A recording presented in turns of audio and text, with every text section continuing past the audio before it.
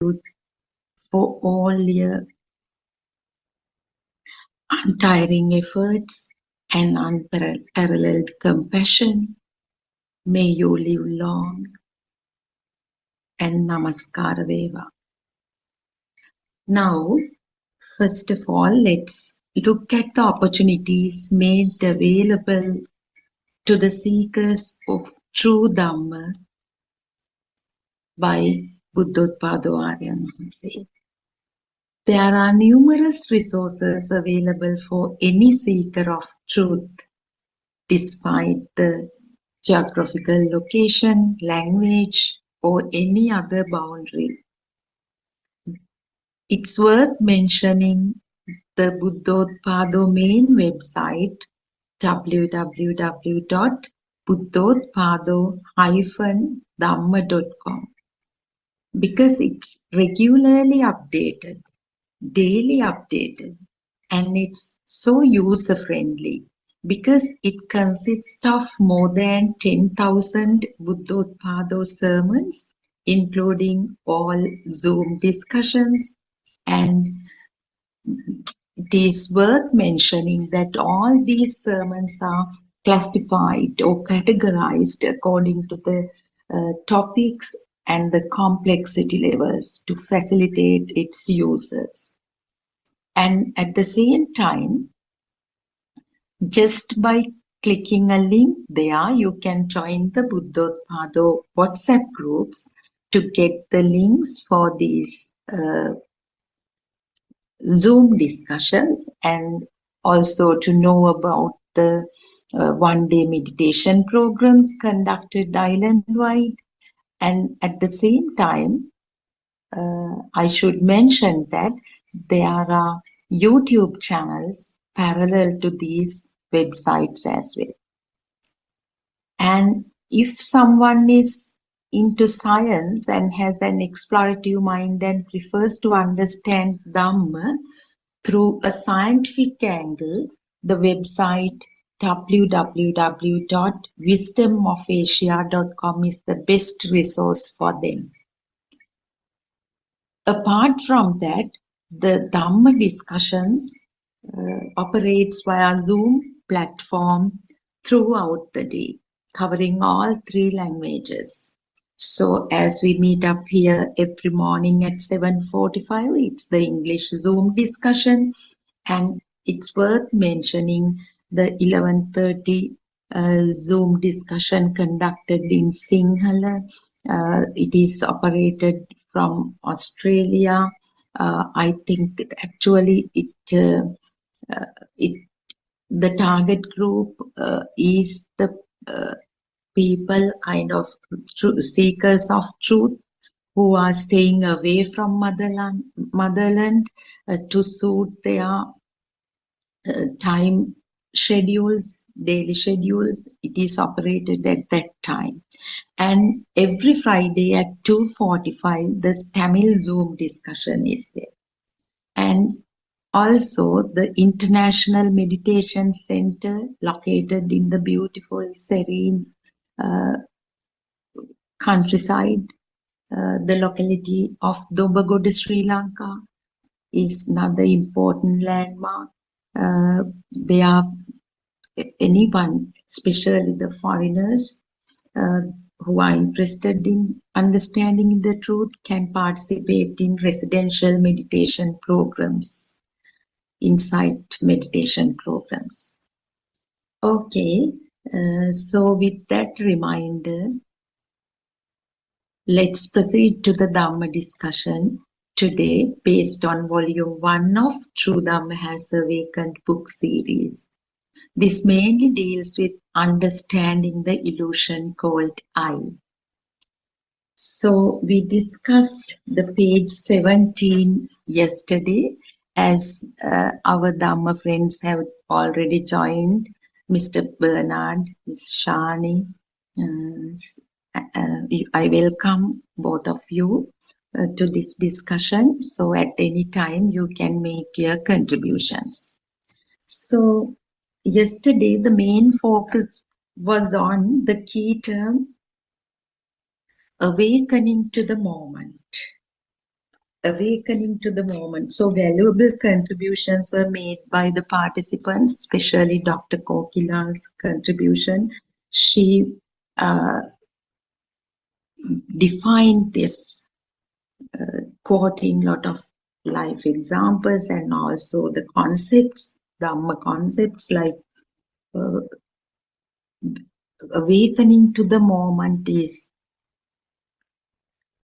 liberating from the mind, liberating from the thoughts or liberating from the name and form, not to get entangled with the projections of six sensory organs, and to have clear knowledge, thorough rather than knowledge, understanding of the mechanism of the sensory organs. So when the shape of light occurs or is perceived by the eye, how do we see it as an object? How does it come real? And how the person who observes it as an object, how the self is created, and how the value for that object, that entity, that person arises with that out of ignorance.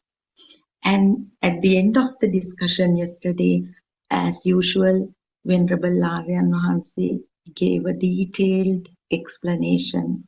He again and again reminded what we mean by nothingness, because that's the people in mundane world cannot understand what this nothingness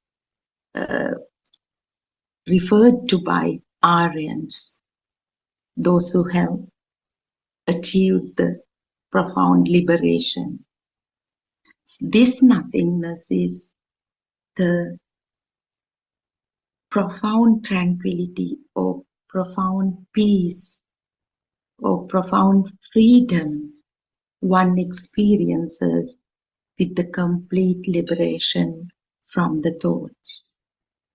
Otherwise, it does not mean demolishing all entities made up of four great elements. So with that, I would like to focus on today's section to be discussed.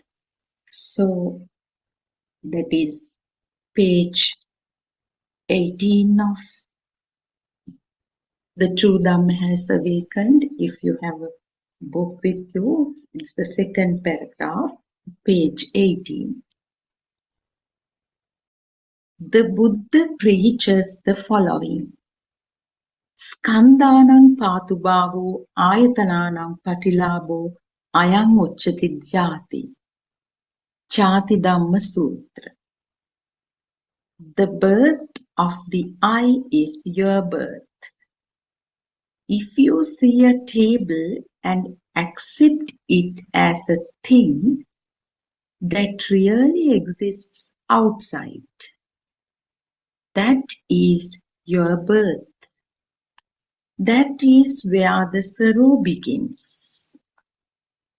That is where the attachment, aversion begins. That is where thoughts begin. Avidya Pachaya Sankara, meaning due to our ignorance, we create thoughts. From that point on, we begin to feel jealousy, revenge, attachments, aversion. Why? Because there are two sides. One side is that we believe we are here and we believe that the outside world exists. There are two sides. The duality. The truth is there is nothing outside. The outside is only a thought. You do not make the thought outside. It is only a meeting of sounds and colors together. coming together of sound, color, smell, taste, and sense of touch causes a spark. The mind or the manovinyana is formed due to this spark. That is why we say that the mind does not exist inside the body. Even the awareness of a color does not arise from a mind inside a body. We see because there is a light. In that case, it is a spark that allows the sense of seeing. The mind does not exist inside the body. The mind does not exist anywhere. Now it is clear to us that the awakening to the moment or Mohotatavadiya is experienced only when you don't have any thoughts. Upasikava. Yes, awakening to the moment. Aryan Mahansi. Yes, at the moment of awakening, there is only an awareness. There is no Nama-Rupa, thoughts. The awareness does not have any thoughts. It is just simply being aware. Thoughts mean that it is an illusion of the mind or Vijnana Maya. And the illusion is made by the coming together of Nama-Rupa. So we can look at the section that was read. So it starts with Skandhanang Patubhavo Ayatananang Patilabo Ayang Bujjati Jati. This comes from Jati Dhamma Sutra. That is what Aryan Mahansi also always mentions. The birth of the I is the birth of the person. The birth of the ear is the birth of the person. The birth of the nose, the sensation, is the birth of the person.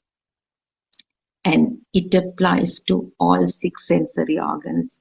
The mind, when we define the sensory organs from a scientific perspective, we leave out the mind. But in the religious perspective, mind is also considered as a sensory faculty, which is so rational, actually. So here we talk about six sensory organs when we analyze Buddhist philosophy and when we try to understand this. So here, what is re-emphasized is the birth of the I is your birth. If you see the bag out there, the person who sees the bag is here. If you see the mango tree in the garden, the person, the self arises, the person who experiences. Observer and the observed. The entity being observed, and on the other side, the person, the observer.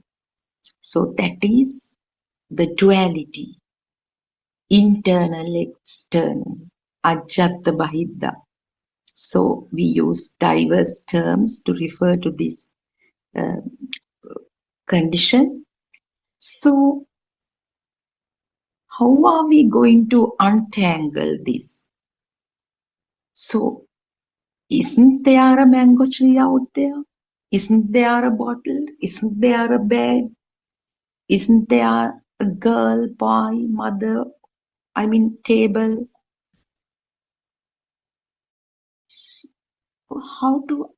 Let's try to untangle this by understanding this mechanism. So The basic concept or the principle is entire universe is made up of vibrations. Let it be solidity, let it be liquidity, let it be heat or cold or space, whatever. Everything is made up of vibrations, which cannot be detected by the human sensory faculties or sensory bases. It is obvious, when we go to face an X-ray, that image, the image of the chest or the spine or whatever comes finally. But do we see the rays? Now you have the mobile phone with you. Somebody from UK calls you. So some vibration is happening. So can we perceive? No. So in the same way, vibrations cannot be detected by the human organs. So the shape of the mango tree out there, it's nothing but a bunch of vibrations. The human eye, nothing but a bunch of vibrations. But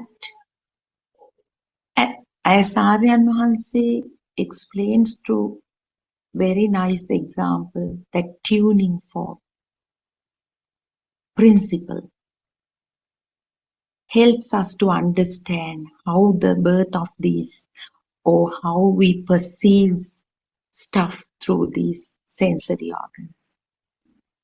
So the moment you open your eye,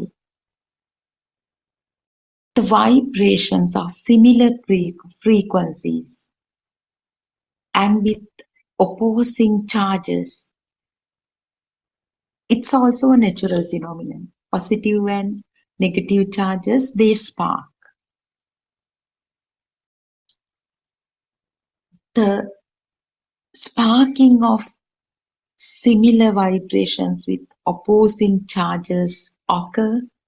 This happens continuously with a very high speed which cannot be measured by human brain. No, we do not have the capacity to see that speed of the rapid occurrence of vibrations and rapid sparking. This sparking itself creates some power, just like in a whirlpool in a river. We know the water spins really fast, and it generates some power there, and it grabs anything around, maybe small sticks, leaves, whatever in the river around it. It happens due to this power generated due to the rapid speed of spinning of water. So same principle is present here, and this continuous sparking that happens with the rapid speed generates some power. That power, now only the eye is at work, but here even Gautama Buddha has explained, Aryan Wahanse has explained, re-explained it nicely, the 2 rounds of the functioning of 6 sensory faculties happen, which is known as Vattang Vattati. Now the eye perceives stuff, so it's nothing more than a shape of light. Some shape only, no identification. At this very moment, instantaneously, what happens is all other rest of the organs, rest of the sensory faculties come to work, and sparking happens The second round, although we say second round, they are immeasurable. All the qualities, properties, previous data related to the name, this is the the color identification. If you have touched the mango tree, that roughness of the trunk. If you have smelled the mango tree, that smell. If you have put your tongue on it, that feeling, all associated data at once come together, and the name mango tree appears, the sound, and that's what we say, sound and color combination, and the mind consciousness finally identifies it as the mango tree. So same mechanism is explained as coming together, or the fusion of ditta sutta mutta. In this analysis also, it's so rational. Ditta is eye, seeing. Seeing means process of seeing, not this muscular eye. The process of seeing, not this physical eye, but the process of. Sutta, process of hearing. Mutta, the feelings that is smelling, tasting, and touch. So visual sensation, auditory sensation, tactile, gustatory, olfactory relation come together, the fusion of all sensory inputs come in one shot, and mind consciousness recognizes the mango tree. It doesn't stop there. That is why it becomes a grave thing. It doesn't stop there due to ignorance. The person, some sort of awareness, it goes beyond actually awareness.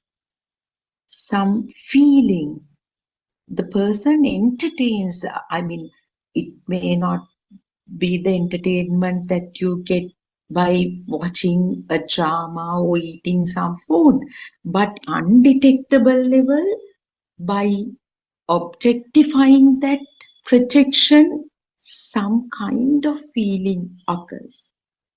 And the perception, that is how the thought or the perception occurs, and the self is created on this side. The moment the mango tree objectifies or solidifies, the person who sees it here on the other side, here and there, or external mango tree, internal the person, ajjatta bahita, the duality arises.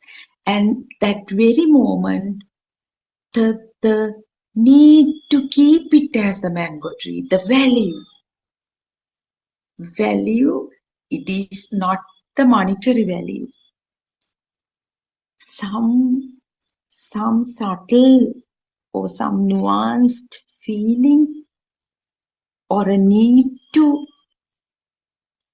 see it as a mango tree, or to have it as an object, occurs. So that is how we get caught in this unreal world, how the external world becomes a reality. So that mind power, the moment the mango tree becomes real, it doesn't stop there. That power, as I explained using the example of whirlpool, that power connects with the nervous system, and it has an ultimate impact on this change, the inner vibration too. So to untangle this knot, we all must have a very thorough understanding, clear understanding of the mechanism of the sensory organs.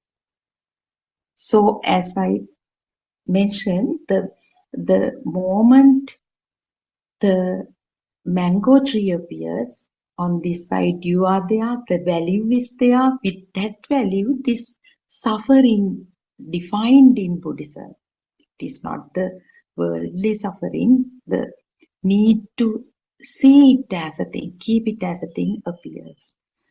Teruvan Saranai, Dr. Kokila.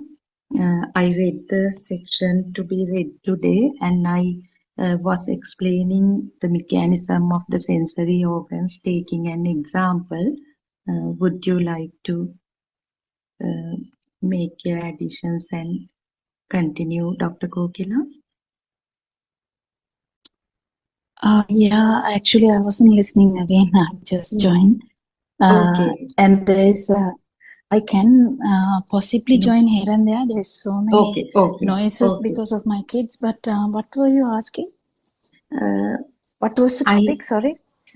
Topic, Dr. Kokila, I was reading page 18 of the book. It's just the continuation of awakening to the moment.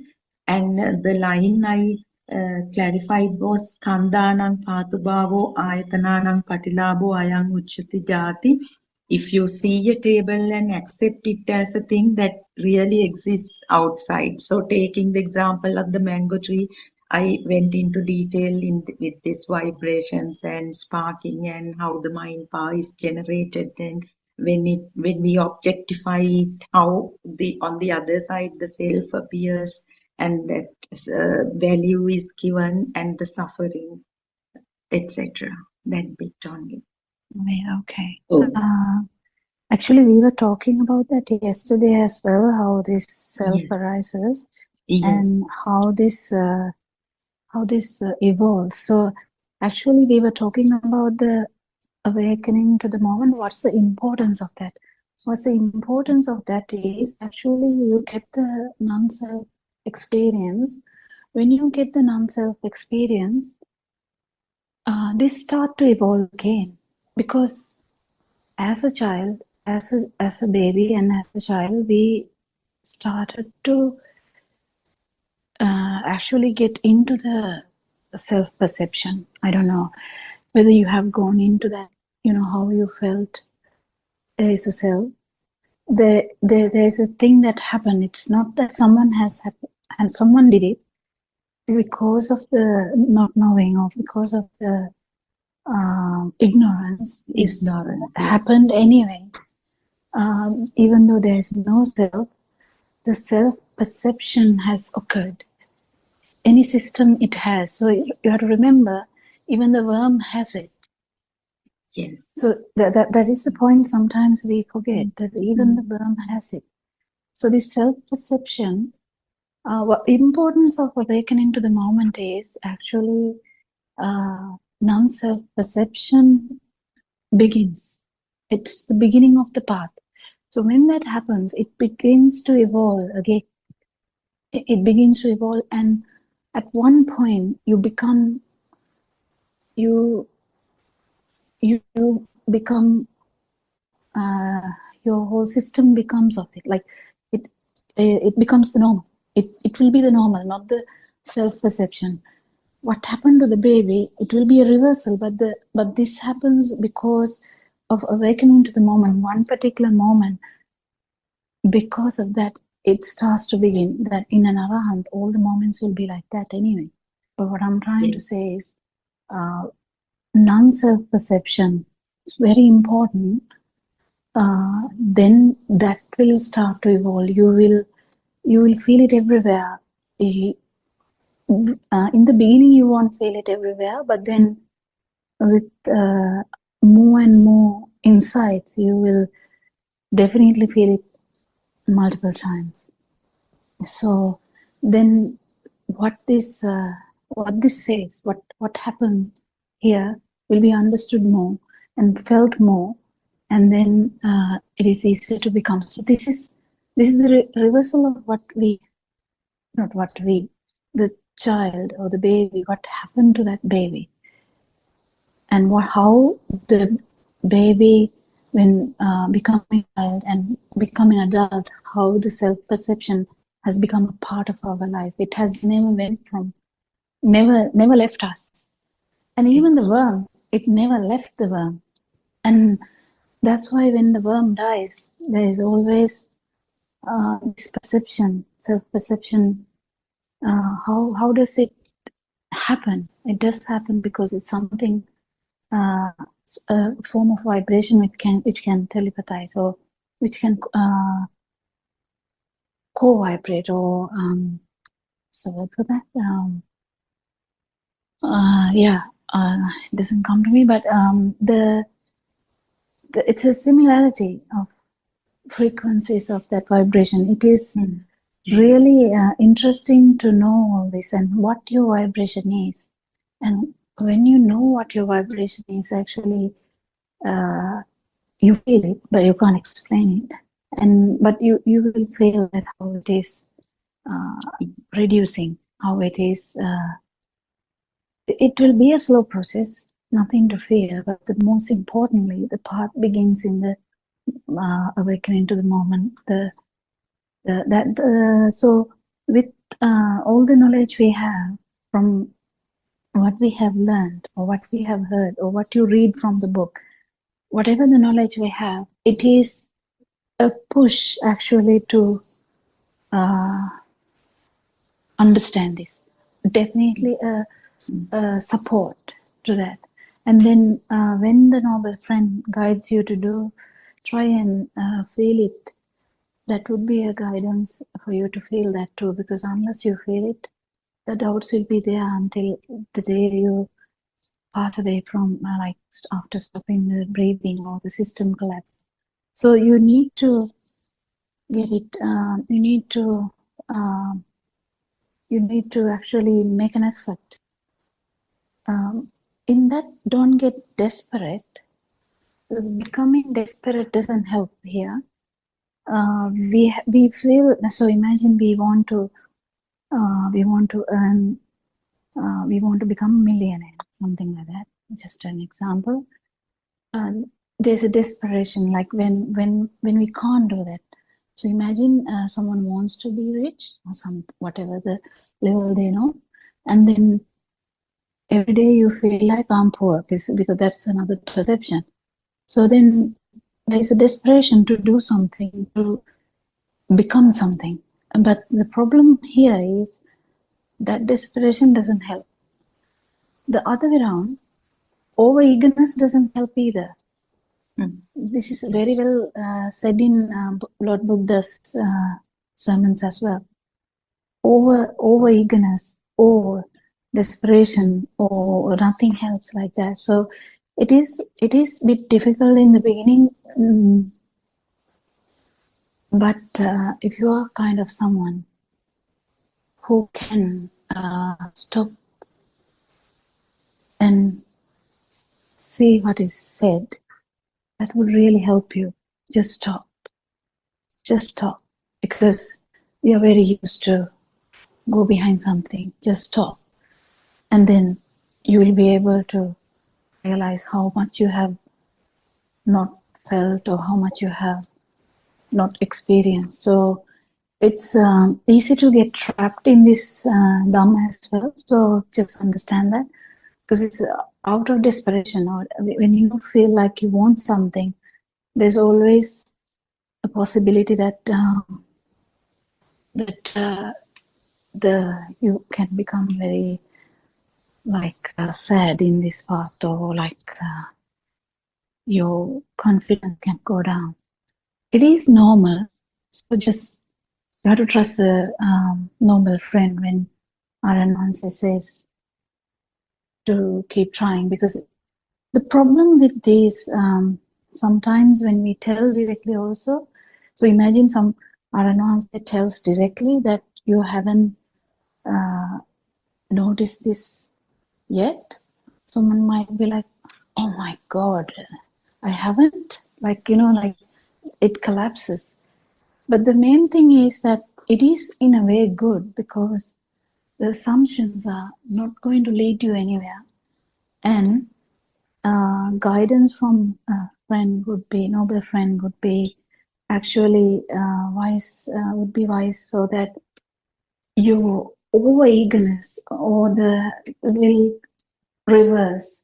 But the problem is the desperation here, because that is why even Aranwanse, I think, I mean, it's my assumption again, but he doesn't tell the same thing every Zoom discussions. He makes it different. He makes it different. I don't know if you have experience. He makes this the discussion pattern also different. So from time to time, he discusses about the awakening to the moment. Then he discusses about the samadhi, or the what is it? What is samadhi in English? The concentration. I don't know about that, but whatever the meditative absorption, right? Is that what is said? So that there is samadhi. So whatever the he might talk about different stuff, because human mind, we should not let go, that we should not drive into being so eager into one, because as you remember, when Aranwansi takes a point, everyone will be thinking about that point. Then he will take another point, and everyone will be thinking about that point. So like it has come into patterns, and here time to time he takes this as well. So it's very important that that Aranwansi is trying to give this in a way that without a human going into desperation. Desperation is sadness, that am I not going to get this, or into over eagerness, like I am doing it, I have done it, kind of thing. So those two ends, it's very normal for you to fall into those two categories. Or in the middle, someone will be like in Thinamid, or what is Thinamid in English, I don't know, but like kind of not doing anything at all. Laziness, yeah. Even the laziness, I don't know whether it is just laziness that we talk about, or whether laziness to understand the truth, because laziness can be laziness to clean the house, but then laziness to understand this truth or to surface this truth would be a bit tricky, isn't it?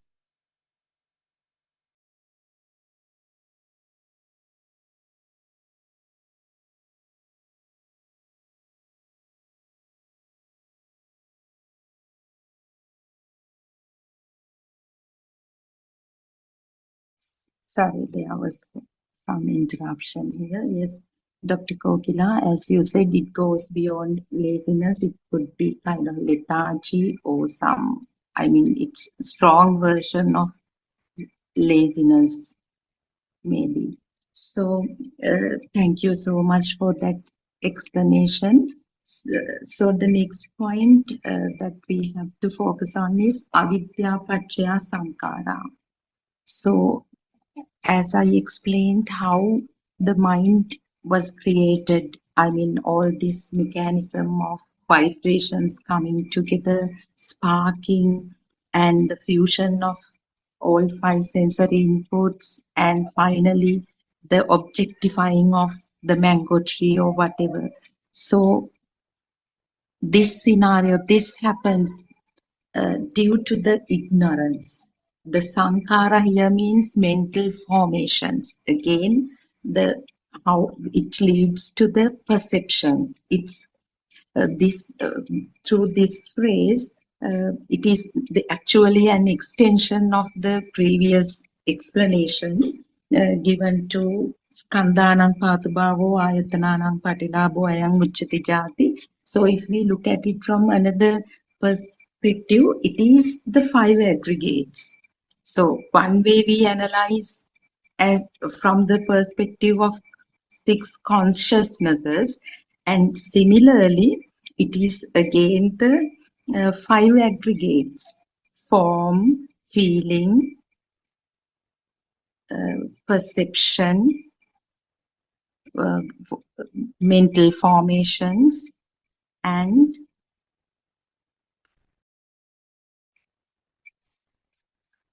the thought, finally. Rupa, Vedana, Sanya, Sankara, Vijnana, consciousness. So that is another analysis that can be given to the mechanism of formation of thought. And all this, as Dr. Kokila very well explained, happens due to the ignorance that there is a person, because she went back to the baby who is in a cot, and how the self-existence feel arises at the basic level. I remember Dr. Kokila Aryan Wahanse mentions that existence feel is what comes first, what is experienced by a living being. And we actually initially we do not know that it happens to a person or a self. But with the later on getting more and more exposure to these external uh, entities and certain incidents and conditions, we gradually develop the self-perception, and we gets the ownership of those manifestations of sensory organs or sensory faculties. So this gets stronger and stronger. Probably a child actually child does not know the face of the person, child himself, unless and until somebody shows the face through a mirror and says, you are Baba, Baba, it's you, it's your image. The child does not have that understanding, at least. But gradually, uh, due to the environmental factors, because on top of the mechanism of the six sensory organs, other environmental factors like family, there are explanations, there are interactions, and telling that you are there, you are hungry, you are thirsty, okay, you are tired, you are crying, why are you crying, you becomes, it's another, I mean, you becomes the other version of I there, and the self-perception gets stronger and stronger. Due to the ignorance, it comes to a position that we experience the existent world, and we also exist happily in that world.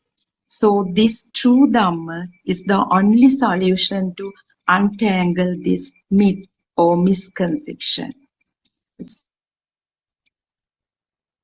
Dr. Sakuntala, would you like to add to this? Therwan Saranai. Yes, Therwan Therwan Saranai. Saranai. Therwan I Saranai, Dr. Sakuntala. pay my homage at Aryan Mahase's feet. Therwan Saranai, Dhamma friends. I was, yes, actually what two of you explained were some very deep facts, which is a part of the darshana or the true Dhamma that we have to understand right at the beginning as the foundation of everything. Because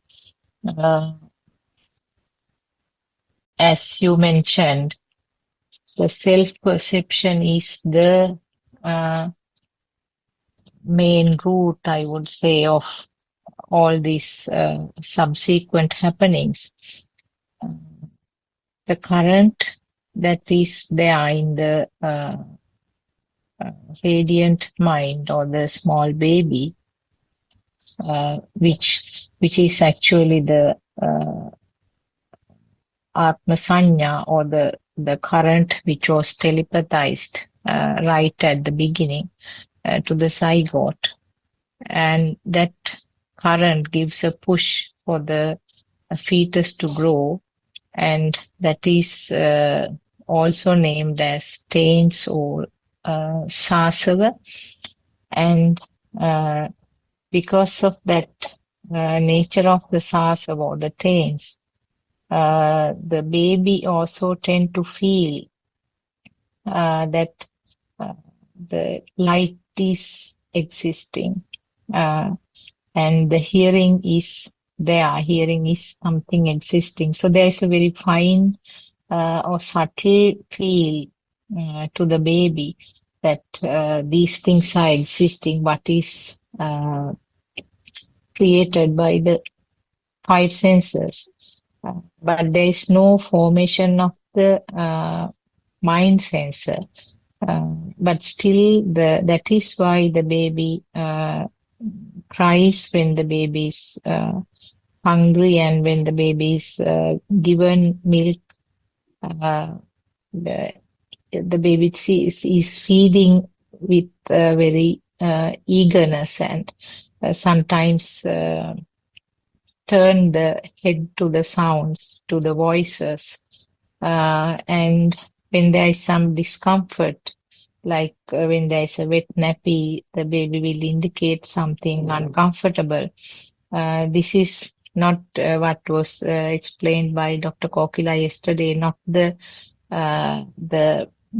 level of intolerance to the sensor, but this is something beyond that. There is eye consciousness, ear consciousness, taste, smell, and the tactile or the skin consciousness, body consciousness. So these things are formed at that level, and in a very subtle way, the baby feel that they are existing, but no defilements are formed at that time, because the mind sensor is not functioning. So in other words, this current which got telepathized is the one which is going like a stream underneath all these things. And when the thoughts are formed, when the child is a little bit bigger, there is a spontaneous creation of the thoughts by merging of these other five senses. So this is what leads to the defilements later on, which are manifested actually when these thoughts are formed. So actually the taints or the sasava are manifested as ashra or defilements later on. So this is a process where the illusion of an existing world also occurs. As you all clearly mentioned, the data gets collected with time. So the data that you have about the mother is by now, if you are 60 years old, for a person who is 60 years old, if I tell the word mother, the spark that occurs right at that moment related to mother has lots and lots of information which has been gathered over like 60 years. Also, now if I tell the word your son, you get certain amounts of data. Maybe if your son is like 20 years old, the data you get. So that means that spark is felt heavy. Whereas if I tell a name of a neighboring house child, the data that you get at that time related to that boy's name is much less heavier. That is because of the nature of each person's thought process. And that current or that heavy feeling is actually, that is the self-perception. There is no different self who is feeling that current. The current that you feel, the current that the system feels, that heaviness that system feels is the self-feeling or self-feeling of self-perception. So when you identify this process, you try to automatically the camera is turned towards that feeling, and that is recognized as the self feeling. More you try to, more the system is capable of identifying this heavy feeling or this current. That is the procedure, or that is the only way to get it lighter and lighter. So there is no specific method to get rid of this current, or there is nothing that can be done to shed all that heavy feeling. But only way is to identify it more and more by focusing. And then when you identify more and more, the strength of the current becomes less and less. So what ultimately will happen is that when I tell the name of your son, and when I tell the name of a neighboring house boy's name, the both ways, it is just a vibration of the ear, and there is my vibration of the mind sensor where the identification happens. But the heavy current that was constructed beneath that becomes more or less equal, or there is no current at all. So that is what this teaching is, because there won't be anything different from outside or from what you feel, but the system feels that there's no difference. The way that you feel, but that current which was underneath is not there. So I think I would like to stop from there. Any comments or any corrections from both of you? Teruvan Saranai. Teruvan Saranai, Dr. Sakuntala, thank you very much for the thought-provoking inputs, because that when you brought about that example of somebody's son and someone else's son. So those are mere two thoughts, right, that occur in the mind. But when we hear that, let's say my son, when you say your son, why is it heavy? Why is that thought heavy? It is because the value, isn't it? Value. Yes. The value attributed to that thought is higher. Neighbor's son or someone else's son, the value is less. So and the other thing that came from your explanation is, Dr. Sakuntala, that this it went away from me. Something very nice came up from that when you were telling, the self-perception. Self-perception. That when the word your son comes, there are no two people as your son, the thought and me, self.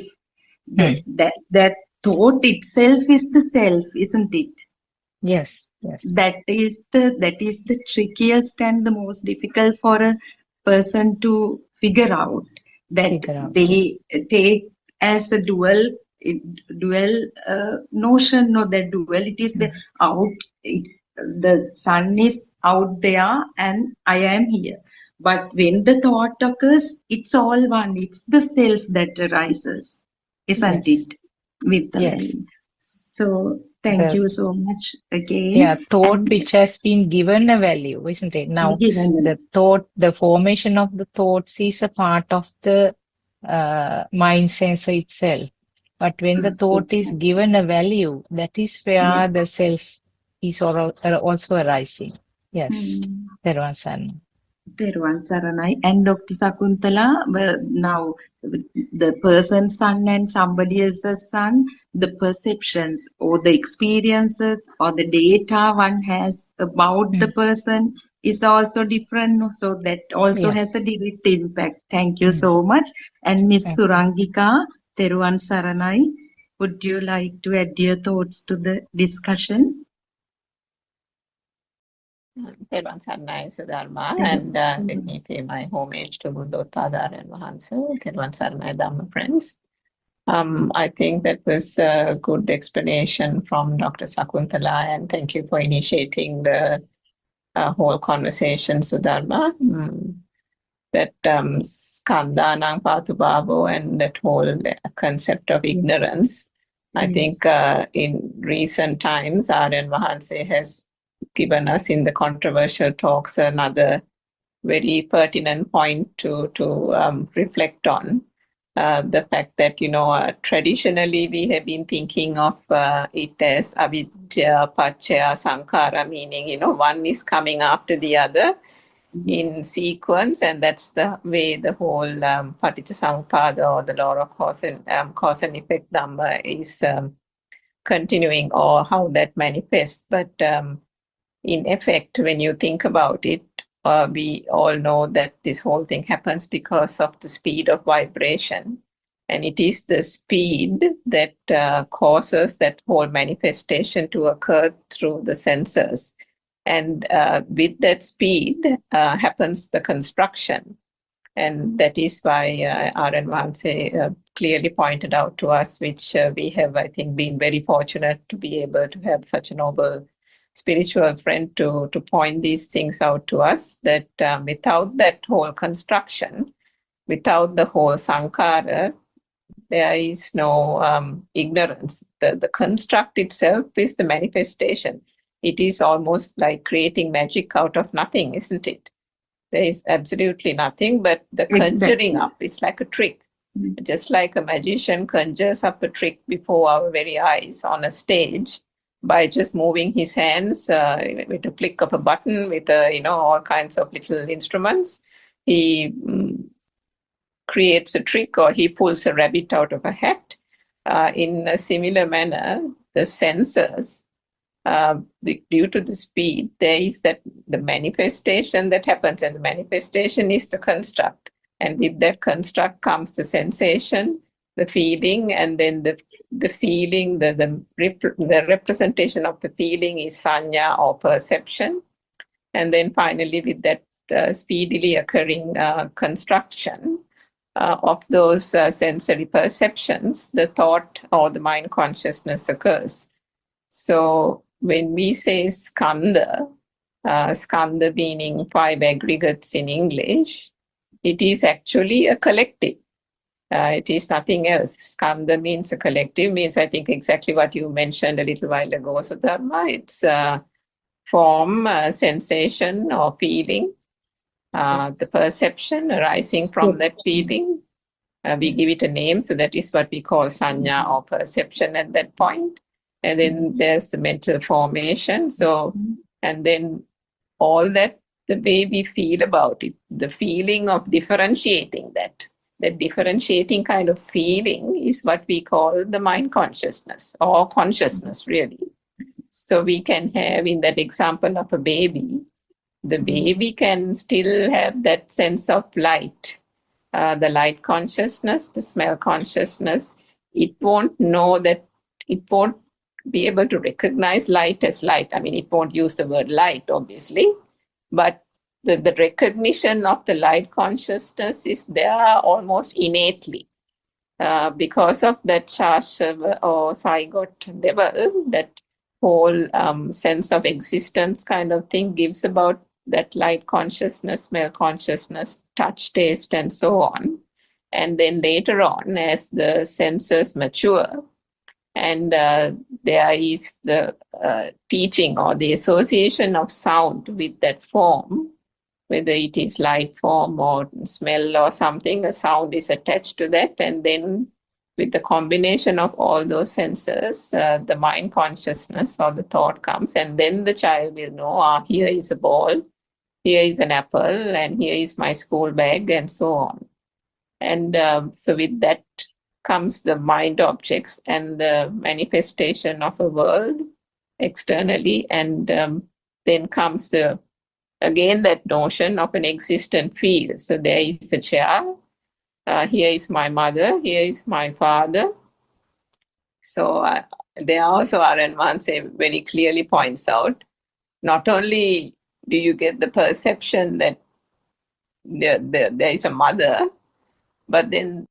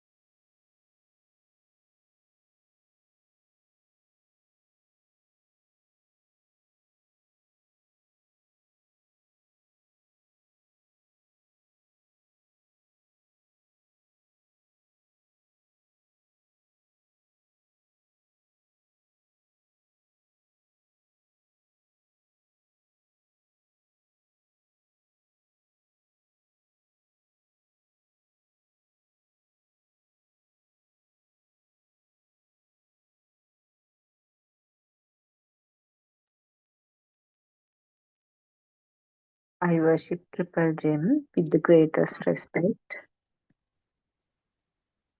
I worship our Aran Wahanse, noble friend, our spiritual teacher, Tiruvasarnai Aran Wahanse. May our Dhamma friends be blessed by Triple Gem. May our friends who are helping with the technology be blessed by Triple Gem. So, as usual, this is our morning 9 a.m. to 11 a.m. Dhamma sermon in English medium as a part of this Buddothpado PeoTV series. And since we do not have a time separated for questions or discussions in these sermons, we have a separate discussion session from 3 p.m. to 5 p.m. daily, Sri Lankan time. So wherever you are from, you are welcome to join us for that discussion. After listening to this Dhamma, you might have certain points which has to be cleared. So you are mostly welcome to join us. Some of us who are doing these sermons will be there. So we are trying in our best to help you, which is going to mutually help the person who is asking the question, as well as the people like us who are coordinating the program. And certainly, if there are any points that we cannot solve ourselves, we can always discuss with our noble friend R.N. Hanse and explain that again to you. So this is the format actually. This program, this English sermon series is starting at 8 o'clock and going on until 8 a.m. to 11 p.m. Sri Lankan time. This was started as a brainchild of our and Hanse, noble friend. He felt that actually in the same name of true Buddhism, there are lots of wrong concepts which is being spreaded throughout the world because with the label of Buddha or Buddhism, these messages are being conveyed which is not correct actually, which we cannot agree or prove. So this is an attempt, maybe percentage-wise, this is a small attempt, but we are trying at least this way to make the correction of those wrong messages which are being spreaded.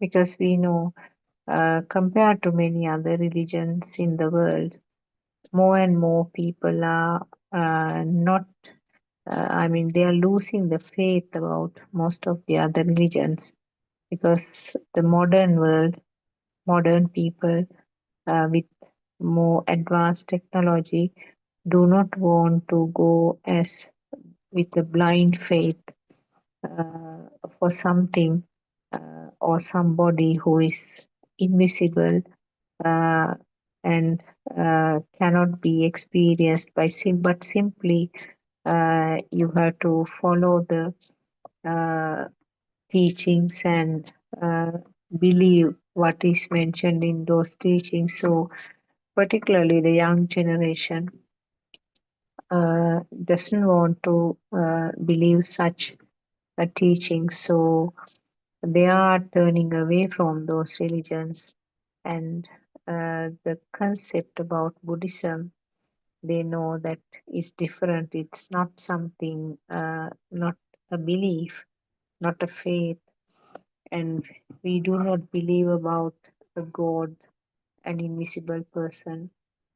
Even Lord Buddha, we know that he was a noble friend who was directing, uh, showing the path, but going along the path is up to each and every person. So that is the difference between the other religions and the Buddhism.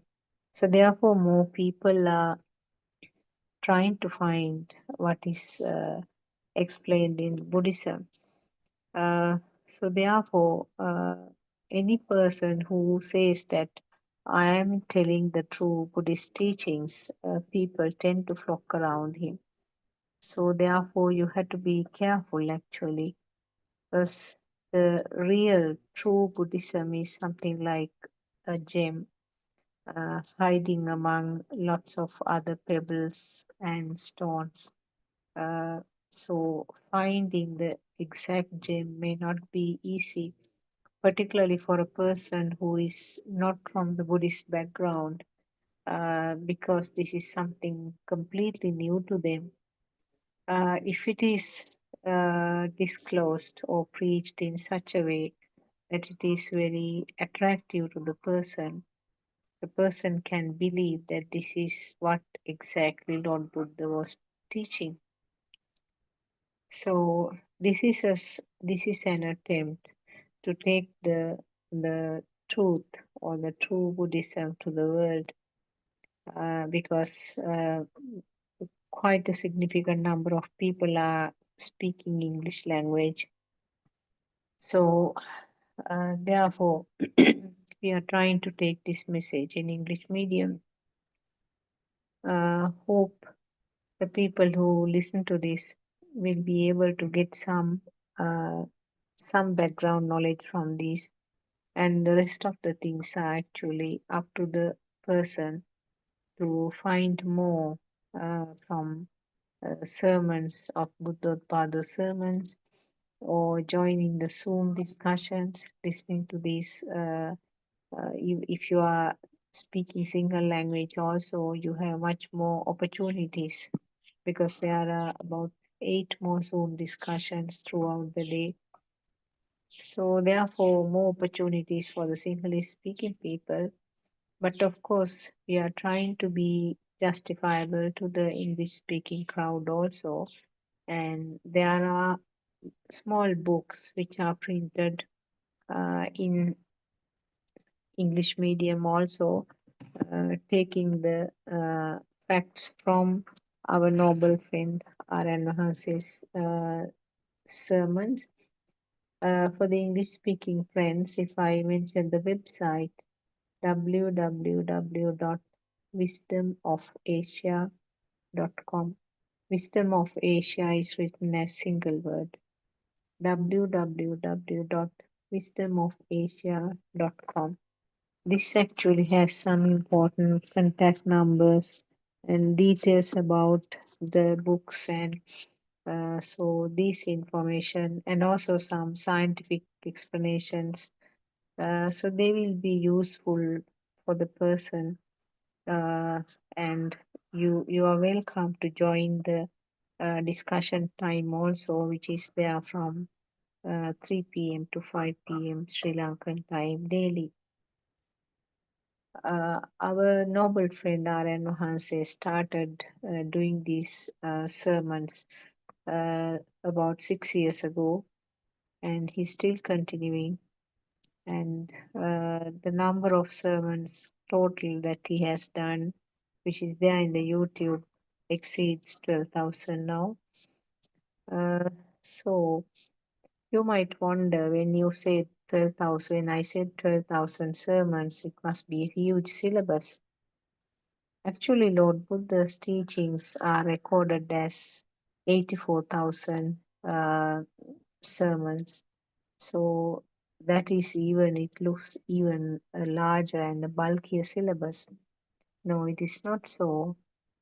Actually, there is no syllabus to study and remember the things. This is yet another, not yet another subject to learn. And the 84,000 means in different places, depending on the person's level who is listening. Lord Buddha has mentioned these facts, but taking it as essence, it's basically very small truth is there, very small in the sense the fact wise, there isn't a huge syllabus. The essence is small, precise, deep. Uh, on the other hand, it's simple also. And I must say, though it is simple, you can't take it as easy also, because Buddhism is meant for the person with wisdom,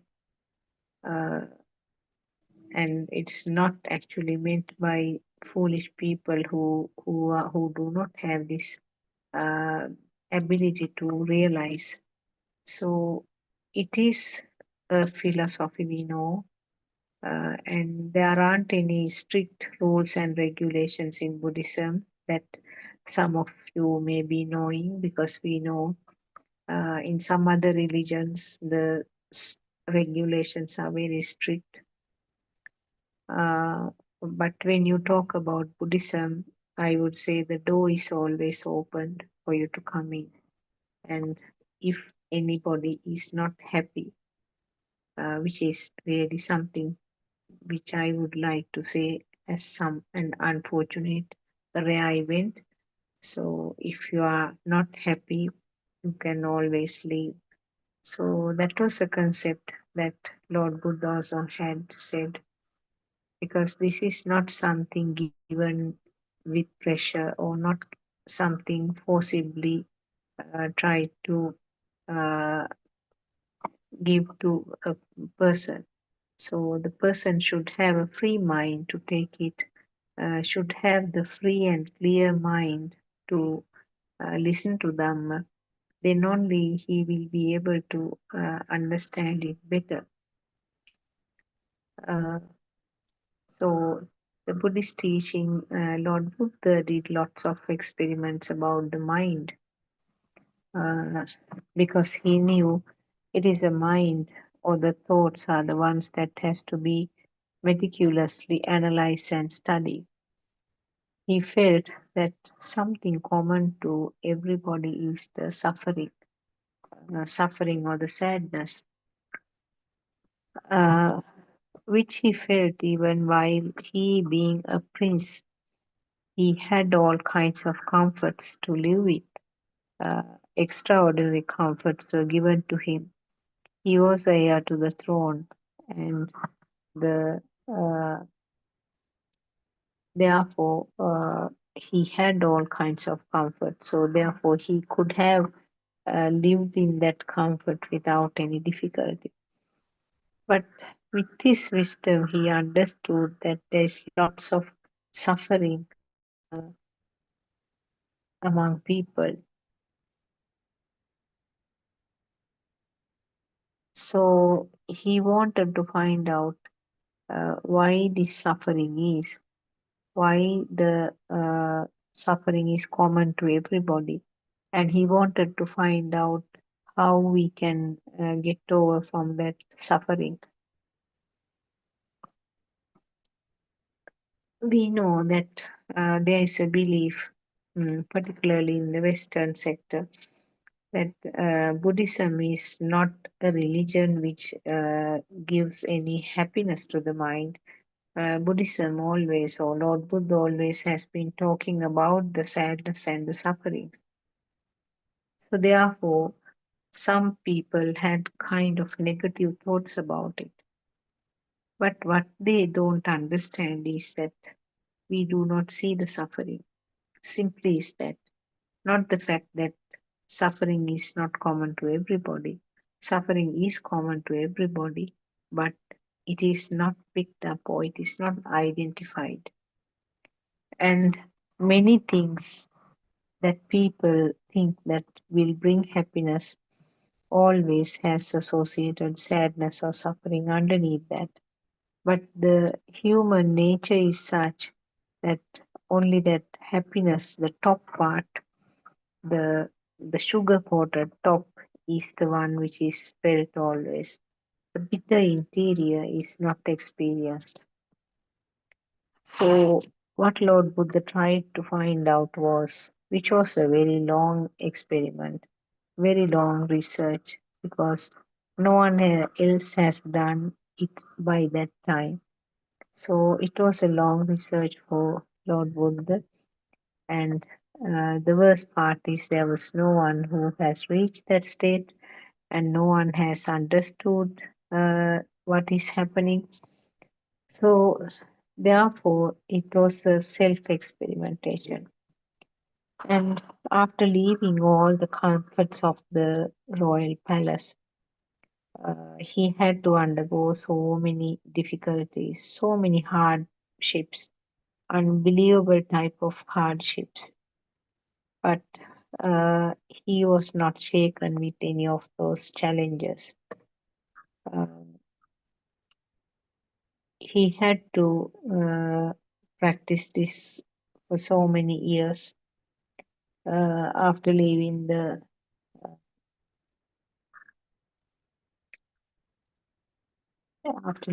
palace. And finally, when he realized that he has come to the end, when he realized that the uh, unshakable stillness or unshakable sukha has established, he realized that there is no self called Buddha also. People may have indicated to his physical body and said that this is Lord Buddha. So from the level of the lay person, yes, that is true. But what Lord Buddha said was that his status, when somebody asked, "Who are you?" the description was that I am Buddha, which is something unique to him, which was not actually shared by any other person. So what our Aran say, our noble friend says is that uh, the the self perception or the self uh, reflection or the self vibration, when it is completely gone, you can't label any person as a self. So that is why Lord Buddha gave the answer to Upaka. I am Buddha, I'm no one else. So you can't label that physical body also as Buddha, because the understanding, with the deep understanding of the mind, Lord Buddha realized that there is no self here. So it is simply a thought. If you accept that this physical body is myself, it is simply another thought.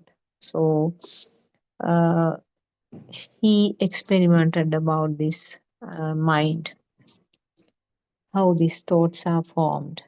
So with the blooming of the wisdom, uh, which was helpful for him to see these things which cannot be experienced by the five senses. It was explained as the Dhamma eye, or in Pali it is called Dhamma Chakshushaya. Dhamma eye is considered as a third eye. Third eye means things that you cannot see with the ordinary material eye, physical eye. These facts were disclosed, and the facts that is mentioned in the very first sutra, Dhammacakkappavattana Sutra, that Lord Buddha did to visible as well as invisible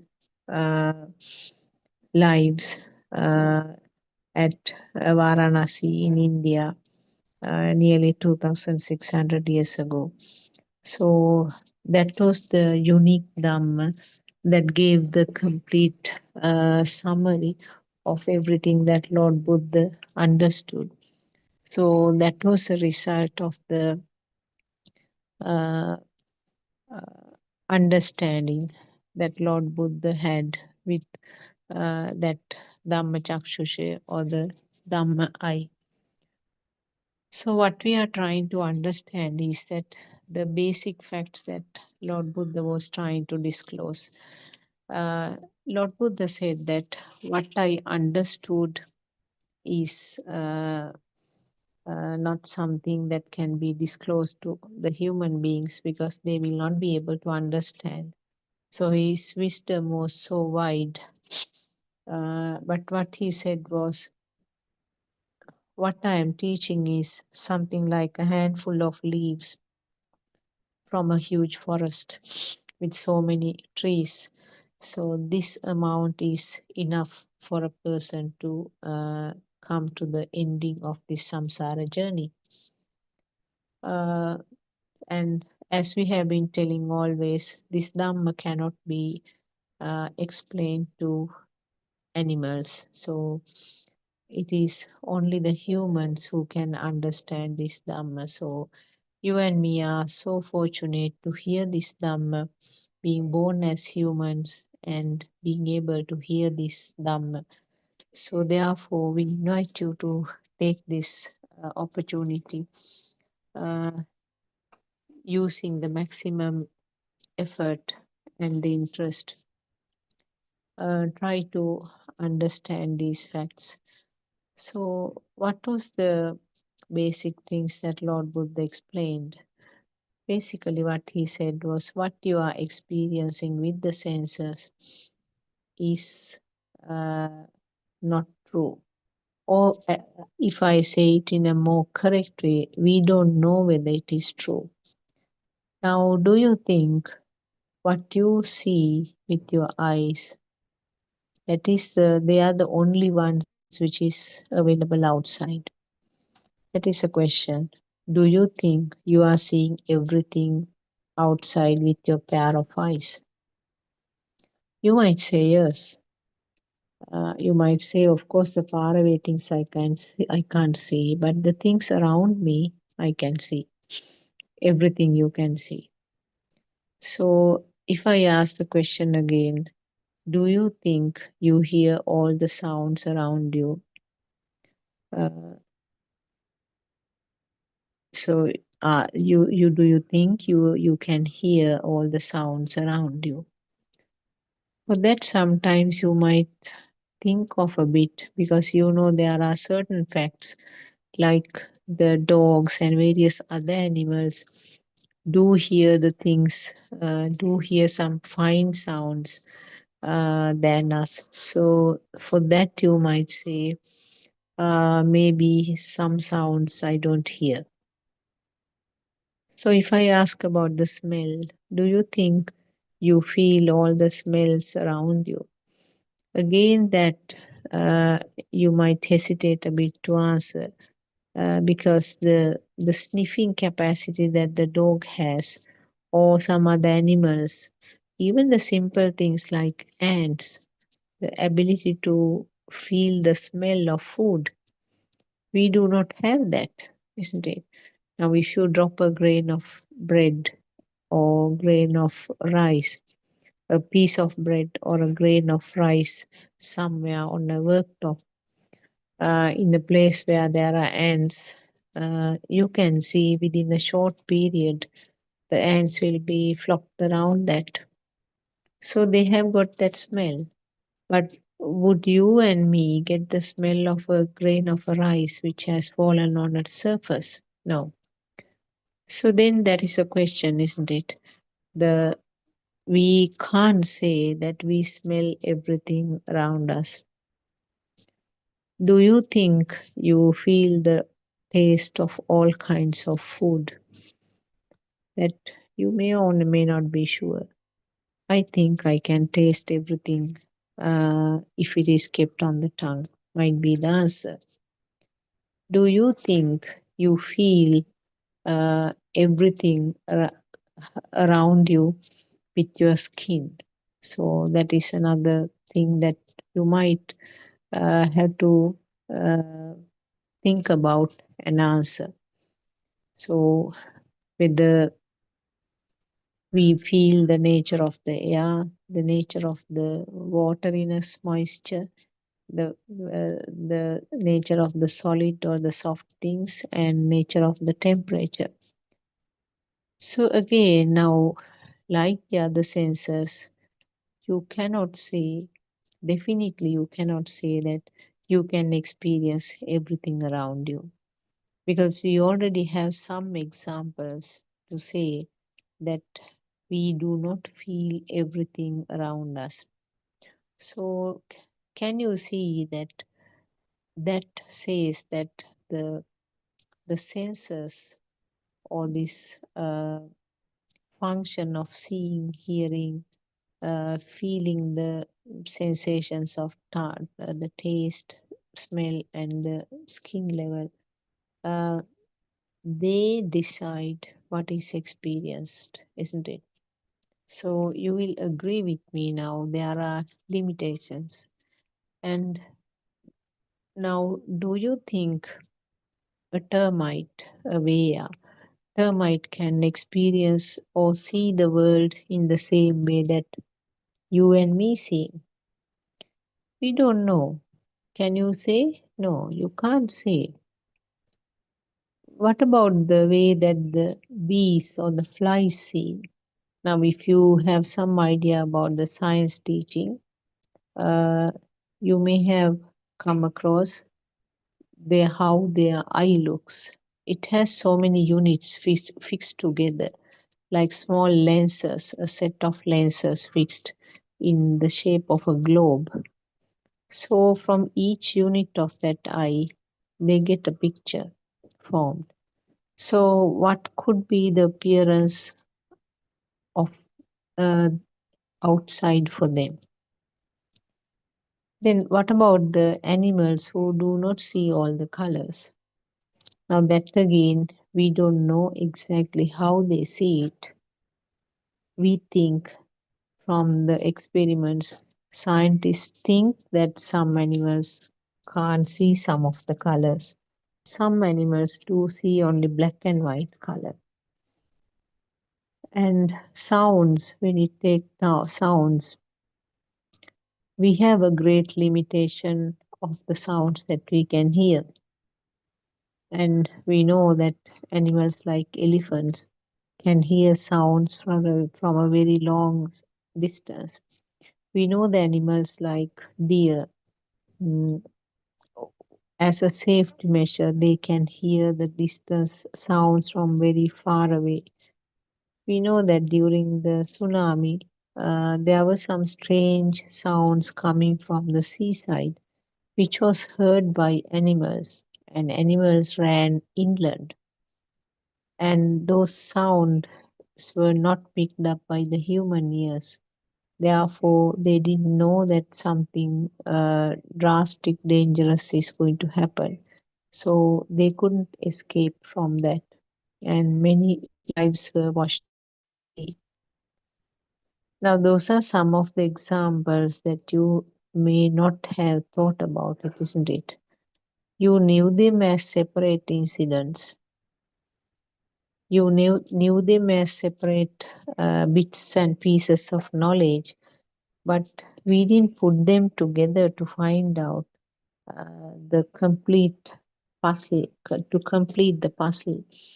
We didn't uh, uh, put the pieces together to complete the jigsaw puzzle, isn't it? We knew the things here and there. And also we know that some animals do have some very strange senses. like picking up the radar-like sounds, which we do not have, especially underwater communications between the types of fish, particularly dolphins and some of the whales. They create some sounds and they are picking up those sounds and communicate with the rest of the herd. So these are very strange things. So we cannot say that there are no such sounds simply because we can't hear.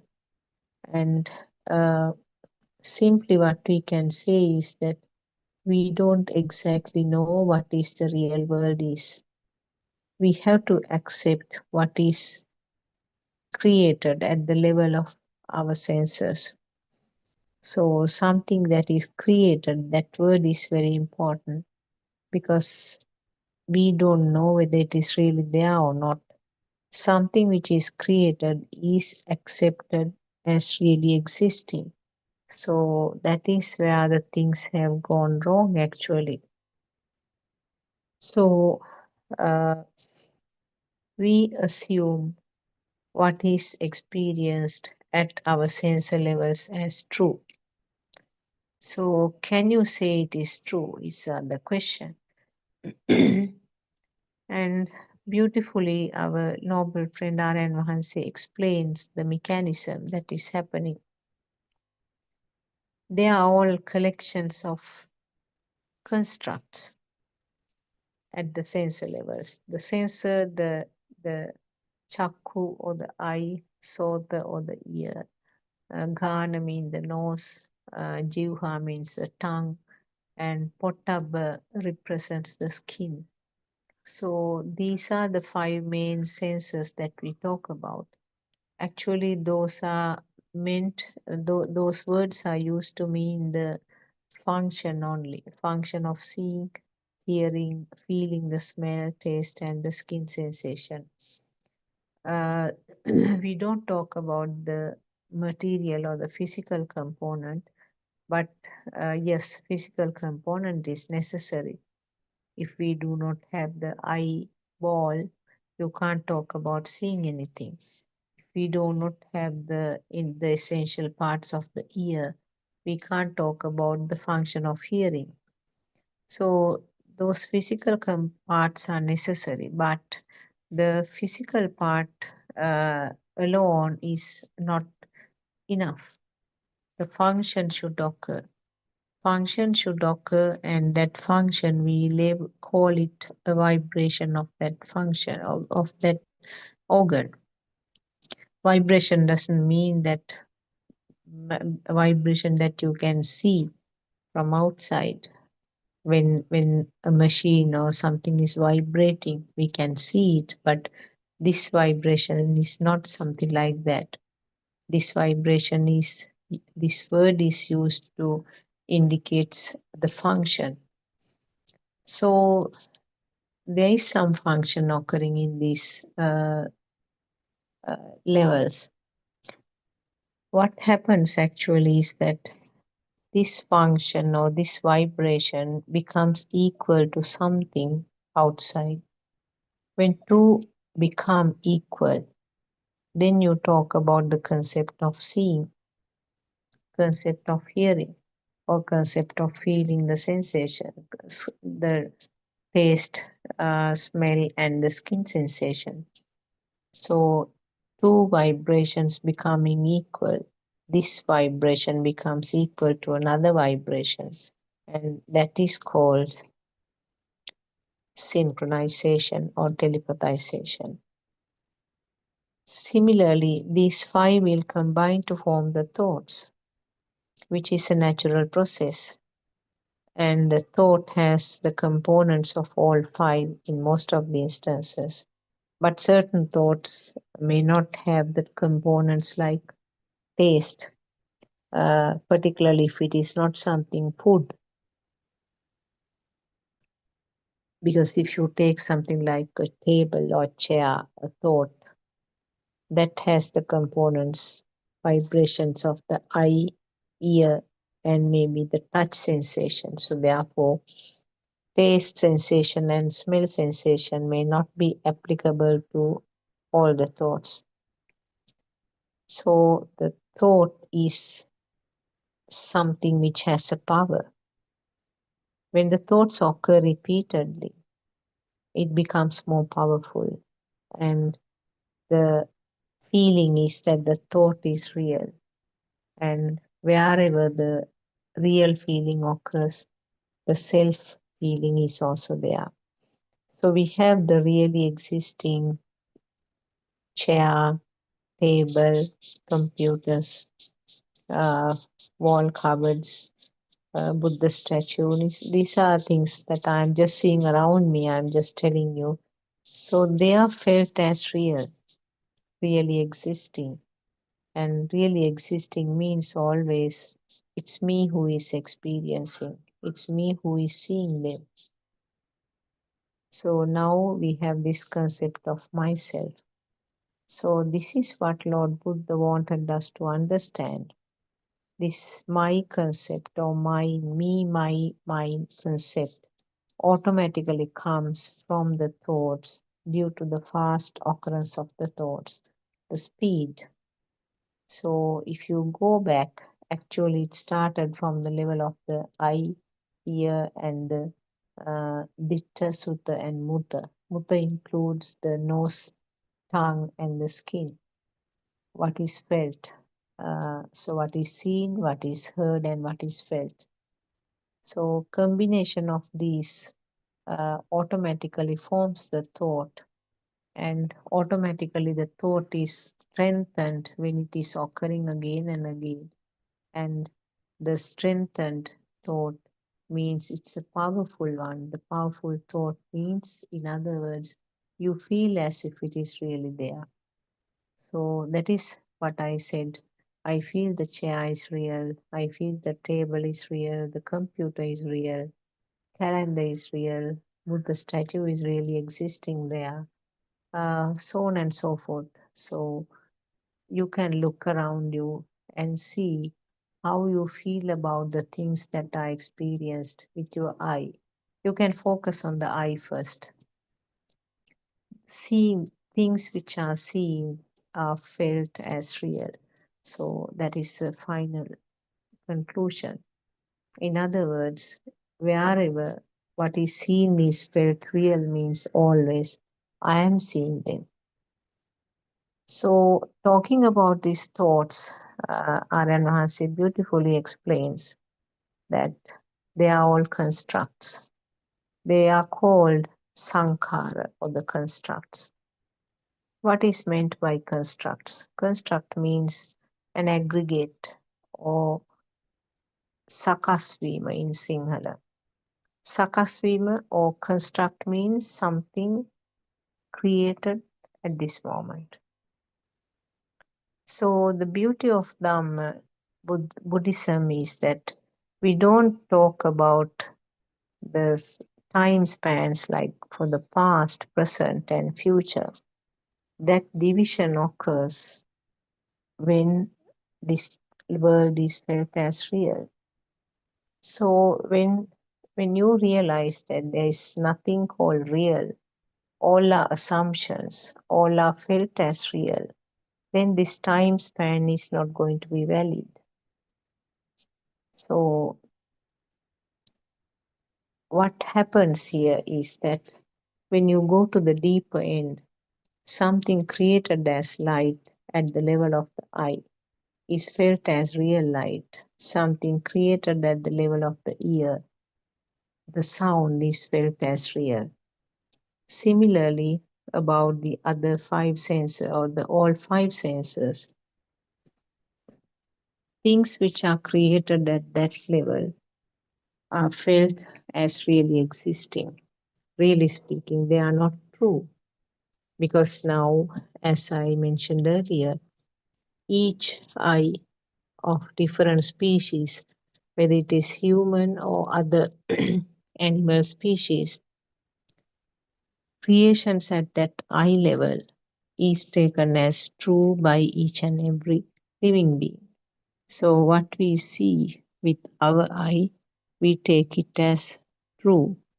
and what is seen by different animals with their eyes, they feel that what they experience is true. So there is no common world, there is no common truth to all of us, none of us.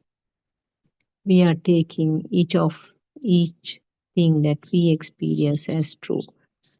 So it's very clear that means something created at the eye level is taken as a shape, or also you can say light. So it is a construct. It is a construct at the eye level due to speedy vibration at that level.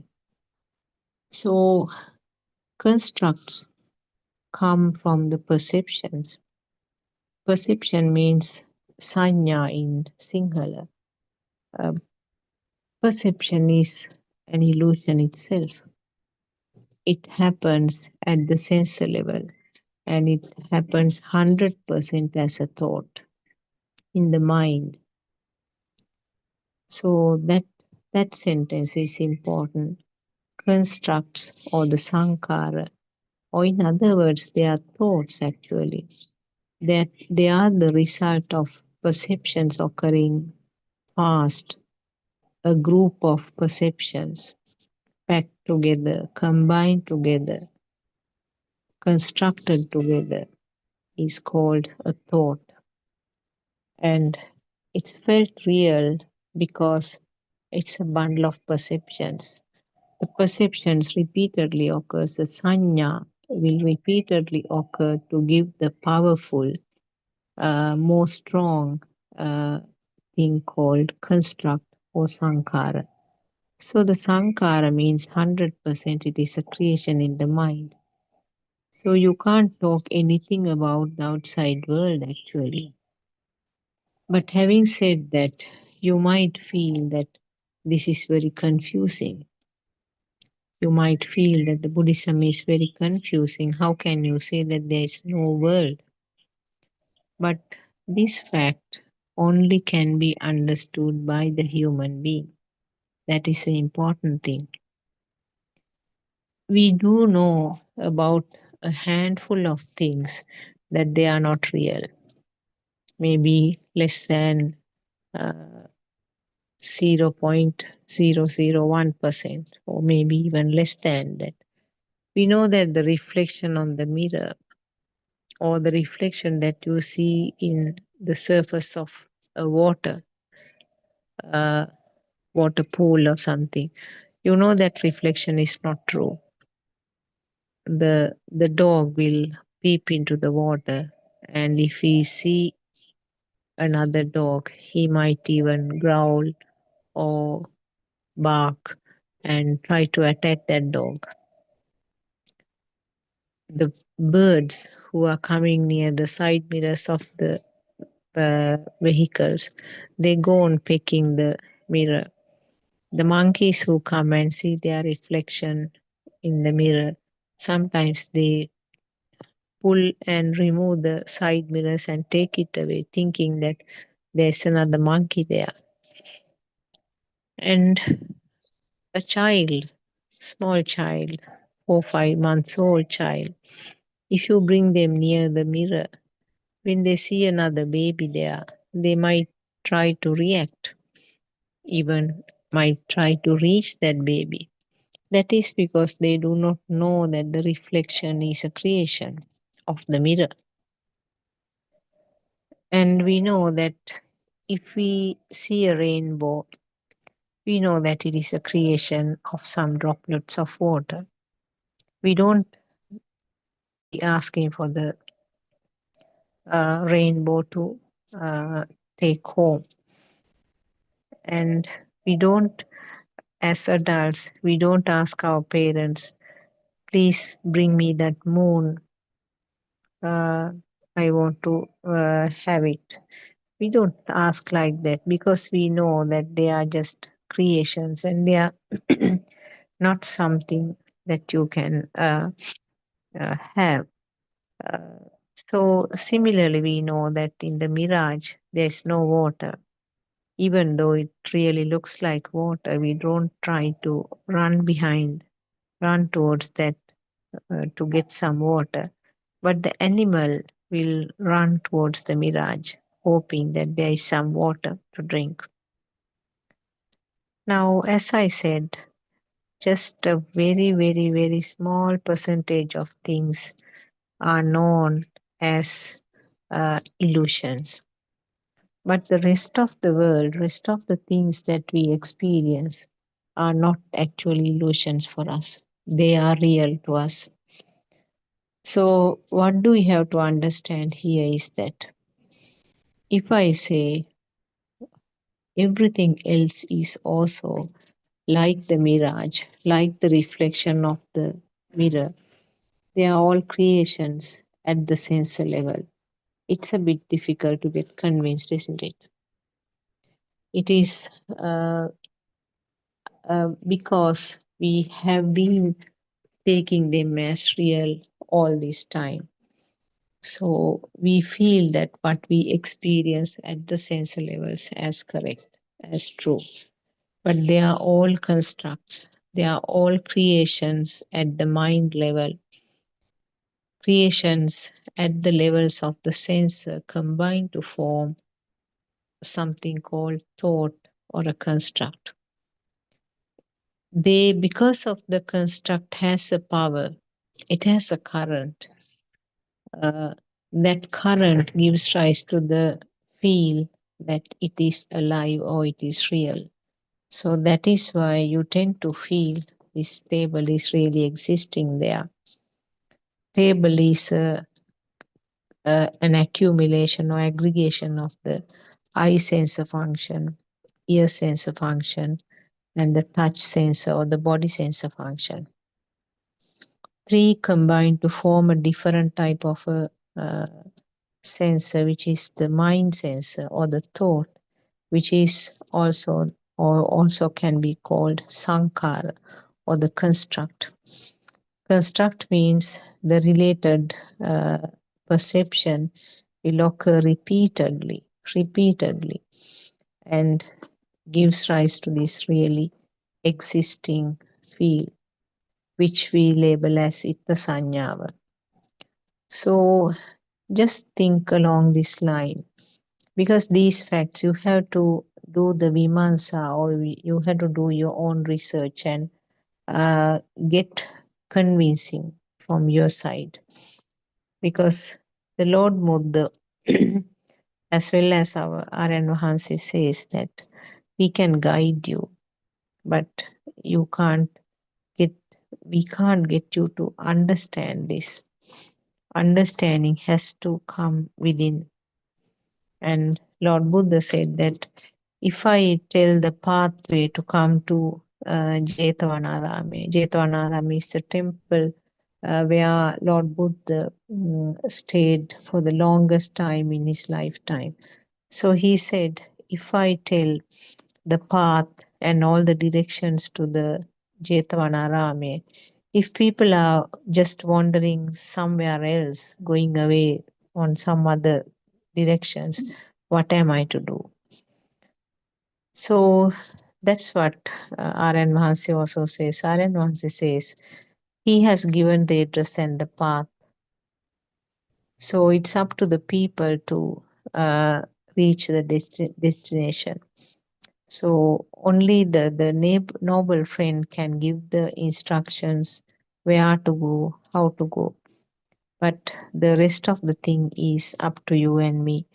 So first, to start with listening to Dhamma, how this world is created, how this system is functioning, and basically that there is no person here. That is the most important thing. So these understandings, little by little, will come to you when you continue to listen to Dhamma sermons. And of course, discussing the material is very important. Discussions among the friends who are following this path, and also joining the Zoom discussions and Getting the doubts clarified is also equally important. And revising the facts that you listened is another important thing. So just going back to the sensor functions, uh, what happens is that these thought patterns are changing. It non-stop it is changing. Why are the thought patterns changing? The perceptions are changing. That is, the sanya are changing. When the sanya changes, the sankara or the constructs also change. When the construction occurs, it is felt as real. That is the consciousness of the vijnana. So this changing pattern of thoughts is the one which gives that lively feeling. And also the power of the power of the thoughts is the one which is responsible for the output, like as words, and also the output as physical activities. Now we always have thoughts about walking, sweeping, eating, those things. Those are constructs. Those are formed with the aggregation or combination of the five senses. Now, this mental picture or the thought called eating, we'll take it as one example. The thought called eating, once that thought is completely formed, you don't need to separate out each and every sense of function, isn't it? That thought was completely formed gradually from the small age. Now the little baby had no idea what is meant by eating. Now that is a data that has to be fed at different levels. It's a sound, isn't it? It's a sound. How does the baby pick up that thing? You try to feed the baby. Eat, baby, eat. You are hungry, you eat this food. Now these are the common words that we are using. So we do the function, that is your body sensor function, and we give the sound at the same time, and we keep some food in the baby's mouth. That gives the taste sensor, and maybe even the smell, the nose, the smell sensor also will come. So combination of this happens again and again and again when you are during this process of feeding. Then the next time you might serve it to a plate and keep it in front of the child and say, eat, baby, eat from this spoon or eat with your fingers. Now more data is being added, isn't it? What is the result ultimately? The mental picture or the complete thought called eating is formed. And this may not happen just in one go. It will happen with repeated inputs almost daily or even maybe several times a day. This eating action called eating is happening. And along with that, the sound is coming, the body sensor, the various movements of the body occurs. And at the same time, the baby feels the taste and the smell also. And of course, the texture of the food is also felt in the mouth. And the baby sees it. So the five senses are functioning, isn't it? And repeatedly, this thought called feeding is strengthened. This mechanism is called abhisankarana. The closest word we could find was the volitional formation. So volitional formation strengthening this thought called eating.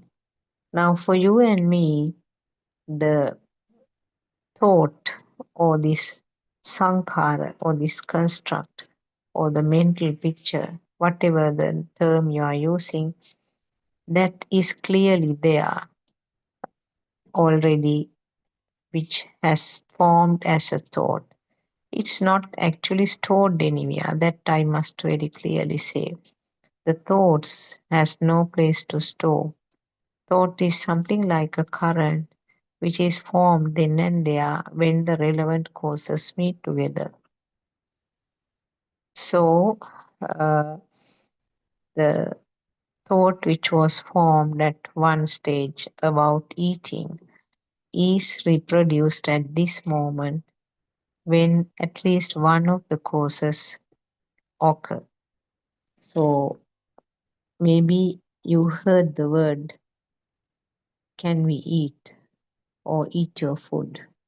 So, that is a sound, isn't it? That sound is completed with the rest of the sensor functions immediately, uh, with the pictures, even though the eye was not directly involved. Even you might feel the taste of the food. You might feel the sound, the noise, the smell of the food. You might have a mental picture of the various types of food that you are going to eat. So the rest of the things complete the mental picture or the complete the sankhara immediately. And now with that mental picture, you don't need to think of each and every sensor function, isn't it? Now you have the mental picture, I'm going to eat now. And see the things happening automatically as a part of the process. You will serve the food, sit there, might even drink a sip of water, and you will be mixing the food and bringing it to the mouth, chewing, swallowing, and the next morsel of food is taken again. So this will go on as a process, and at the time where the body sensor indicates the signal of enough, you will say, I have eaten, I have finished eating. Now, this is a thought, this is the nature of the thought. Once it is formed, you don't need to give different commands. Now mix it, take it up to the mouth, chew it, swallow, all kinds of different uh, different commands are not necessary now. So isn't this a way that the things are happening in every day-to-day life? For almost all of them, you have the mental pictures or you have the thoughts, previously formed thoughts. And once the command is given, the rest of the function occurs. So this is the power of the thoughts actually. The thought is powerful, and that power is distributed throughout the body via this wiring system called nerves, and the muscles and the joints will start functioning, and the process called eating will take place. Now, is it different from a robotic machine? No, because the robotic machine also has been given the pre order, the pre-programming. So the programming, when the program is already there, action will commence and action will continue. So exactly what Lord Buddha said was that even in the human mind, this is what is happening. We are not talking in details about the because the physical body function is something that can be seen and it's not difficult to understand. But the uh, function of the mind is the one which is not easy to understand. So that is what Lord Buddha was trying to help us, how these thoughts are behaved. So we know now that thought has a very strong power a strong current. And that current is the one which leads to Vachi Sankara at one stage. That means coming out as words. And Kaya Sankara. The basic Sankara means the constructs or the thoughts. And it can be manifested in the other two ways also, which means the Vachi Sankara or the words, Kaya Sankara or the body movements. So actually what happens is the thought called eating is powerful enough to cause this Kaya Sankara. So that provides a necessary power to move around, serve, eat, and everything. The whole process takes place. So you can see how powerful when you talk about a situation where another person aggressively attacks another person. So that attacking means the muscles need a real strength, isn't it? That real strength should come from the thought, I'm going to kill him or I'm going to assault him. That thought has a higher current than an ordinary thought. Ordinary thought, something like, I want to eat. That thought has less current.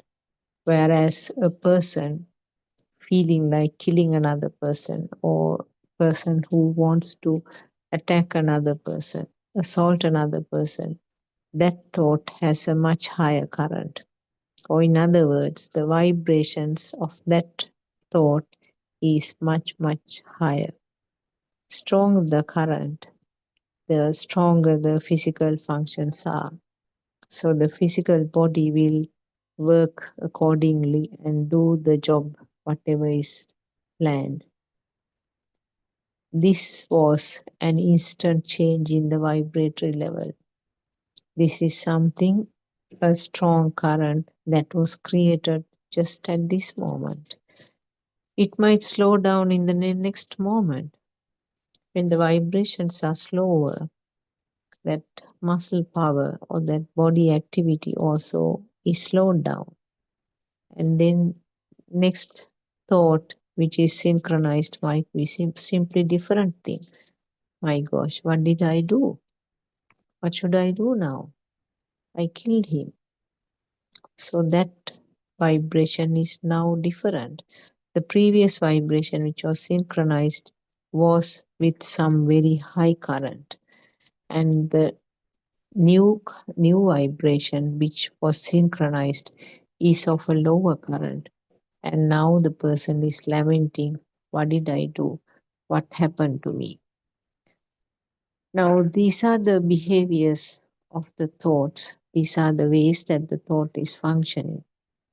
So what we have to understand from Buddha teaching is that in none of these places there was a self. There was no separate self. What was interpreted as a self was that current itself. So even recently, Aryan Mahansa was beautifully explaining how within the same physical body, different mind levels can exist. So if I say at the time that the person was killing the other person, his level of mind may have been maybe something you can call a devil. Even when we in the simple layperson's talk, sometimes they say that he was like a devil at that time. He didn't know what he was doing. So that sort of comments, I'm sure you may have listened.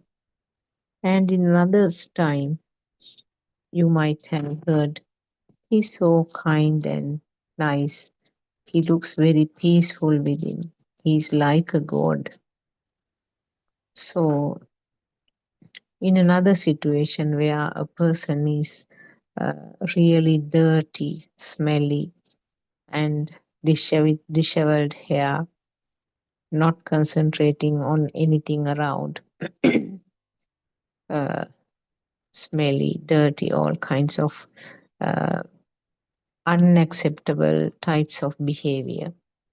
We call him, he's like a peretya. Peretya is the word that is used to interpret uh, a person, a life in a lower realm, uh, where all kinds of unpleasant looks, unpleasant behaviors are explained. So you might say that he's behaving like a peretya or he's living like a peretya. Now these are I'm just giving you some few examples. Sometimes you might even say that they are like dogs. They are not humans. They are like dogs. He's like a bull. He's working like a bull. He's so foolish. He's working like a donkey. He's so foolish and ignorant. Now, these are certain things that are among the regular vocabulary of the people, isn't it? We use those sentences to explain different situations. Now, see how correct it is. In other words, we can very clearly see that it is a level of the mind which is behaving at that time, or the level of the thoughts which are coming up at that moment in that mind. So does it mean that the physical body is the most important thing in this? No, it's not the physical body. Whatever the physical body, the behavior or the vibrations of that mind at that time will be synchronizing to a different type of a life. So that means it is fluctuating actually. It's fluctuating up and down. The level of the devil, level of the Peretya, and sometimes the level of a god, level of a Brahma. So all kinds of comparison is happening.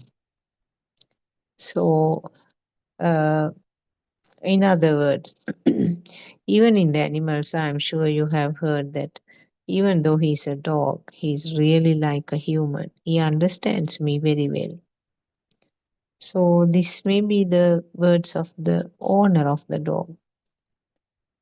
He understands very well. Only thing is that he can't talk, but he understands very well.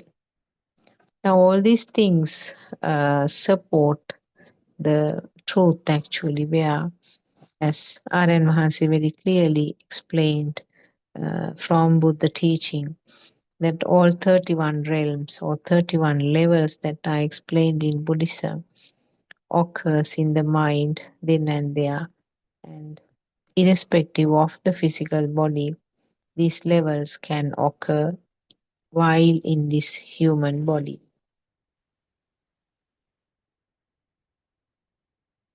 So this is something that we have to understand. These fluctuations of different realms is not something that a person is doing. It's not something that I am doing. So that is a concept that we have to get corrected. There's no self who is fluctuating between these realms. That fluctuation itself, that current itself which is fluctuating, is felt as myself. So recognizing this method, recognizing this system function is the most important thing in Buddhist teaching. So it is something that each and every person can work out. Every person has to understand himself and see how these facts are being applied to day-to-day activities. Now, the other important thing is that always when there is some uh, current which is created, which is labeled as defilements. Uh, so we label certain currents as anger, certain currents as happiness or joy, overwhelming happiness, cravings, uh, ill will, uh, what else? The hatreds, jealousy, all kinds of names can be given to this current or this feeling of this power. And that current is something uh, that has to be recognized from the beginning. That is what is explained by the word feel. So current is actually something felt. Current cannot be a thought. Current is something felt. So one of the examples given by R.N. Mahase is that you can feel the taste of the smell, but you can't tell it exactly how it looks like. But you can explain everything else about the salt, isn't it? How it looks like, where it is made, etc. But you can't explain how the taste of the salt is felt. Similarly, you can't explain the taste of the sweetness. You can't explain the feel that is really experienced, but you try to put a name to that and then give an explanation. So you might call it anger or sadness, like that. So many words can be put, but the current is the same. Current is something which is felt. Also, you can say it is felt as heaviness, hurting, or feeling dark inside. All kinds of words can be used to explain it. So, what is felt is something that you have to identify, something that you have to recognize, the feel. So, it is this feel that very first thing, as the very first step that you have to recognize. Now, this feel is also a part of the system function. It's not myself. So always we tend to think that heavy feel is me. Heavy feel is felt to myself. So when you talk, you say that I got angry. I felt very sad about it. I was so happy with the event. Uh, I felt a bit jealous about it.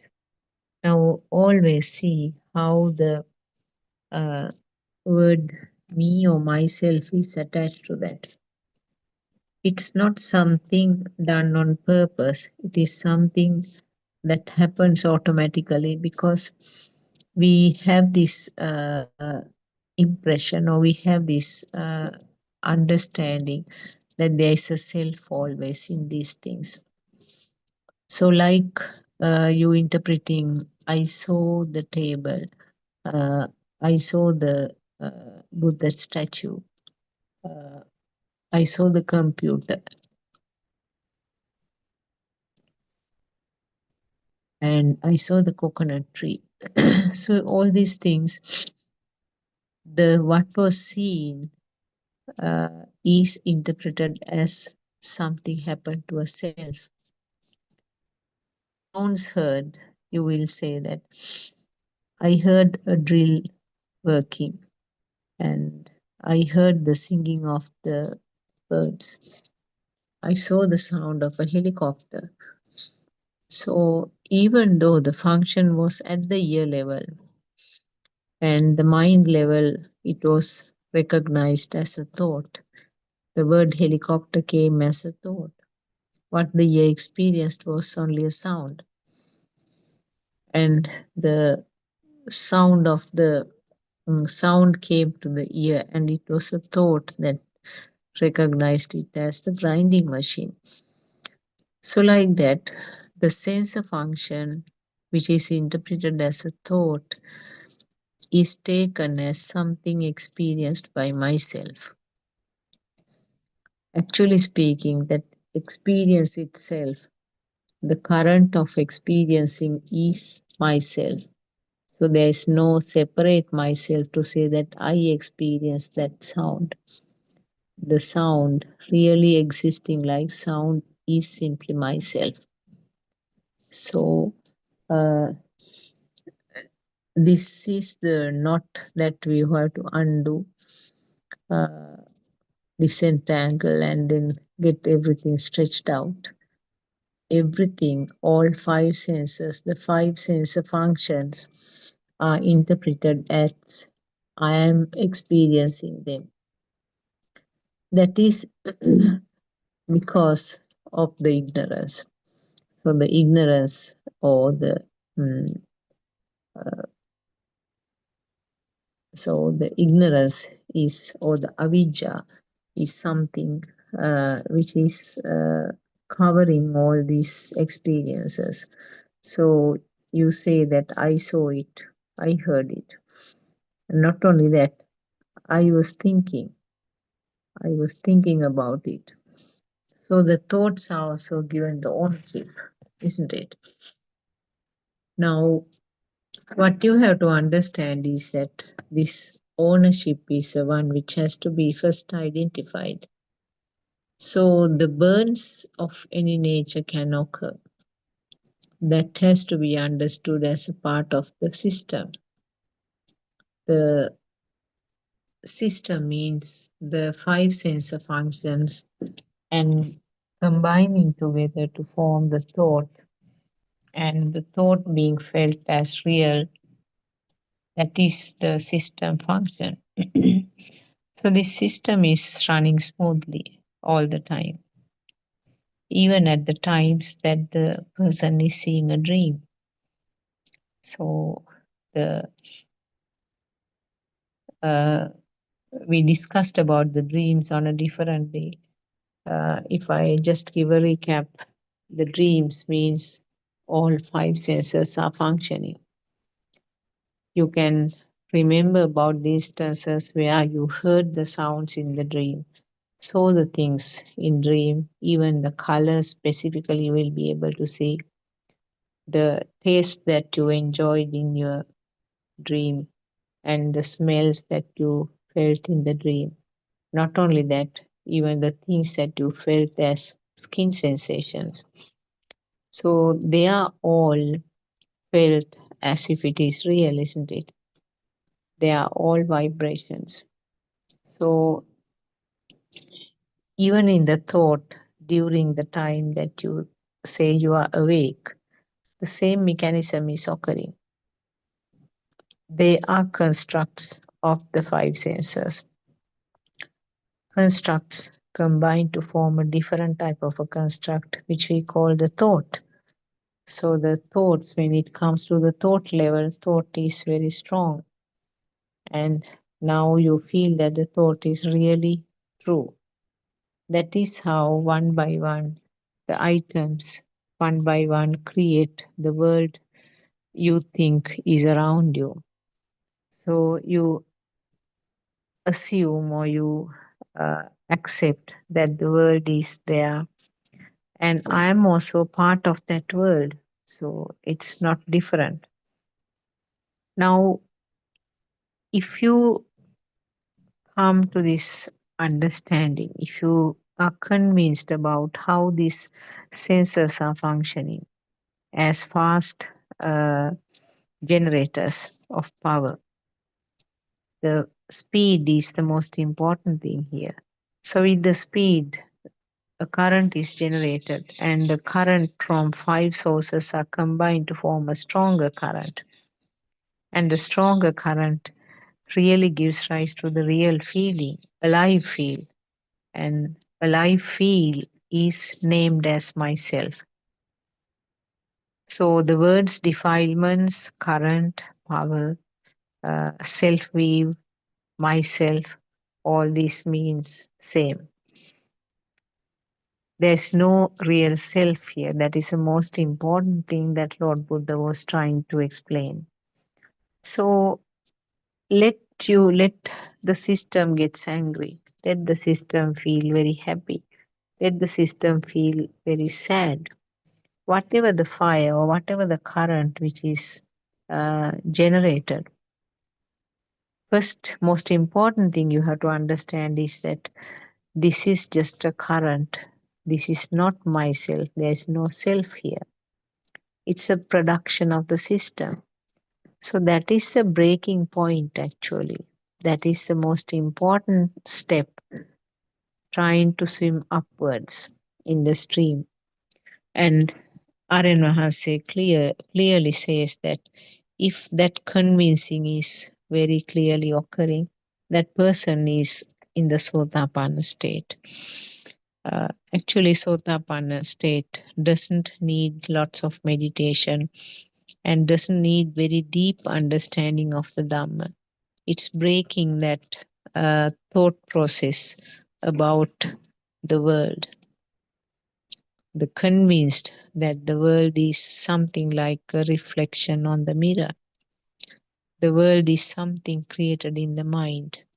So there's no world outside. Something which is created in the mind is taken as world. We don't know exactly whether there is a world or not. We don't know exactly what is there outside, what is the so-called true world. But all what we know is something created at the level of the senses.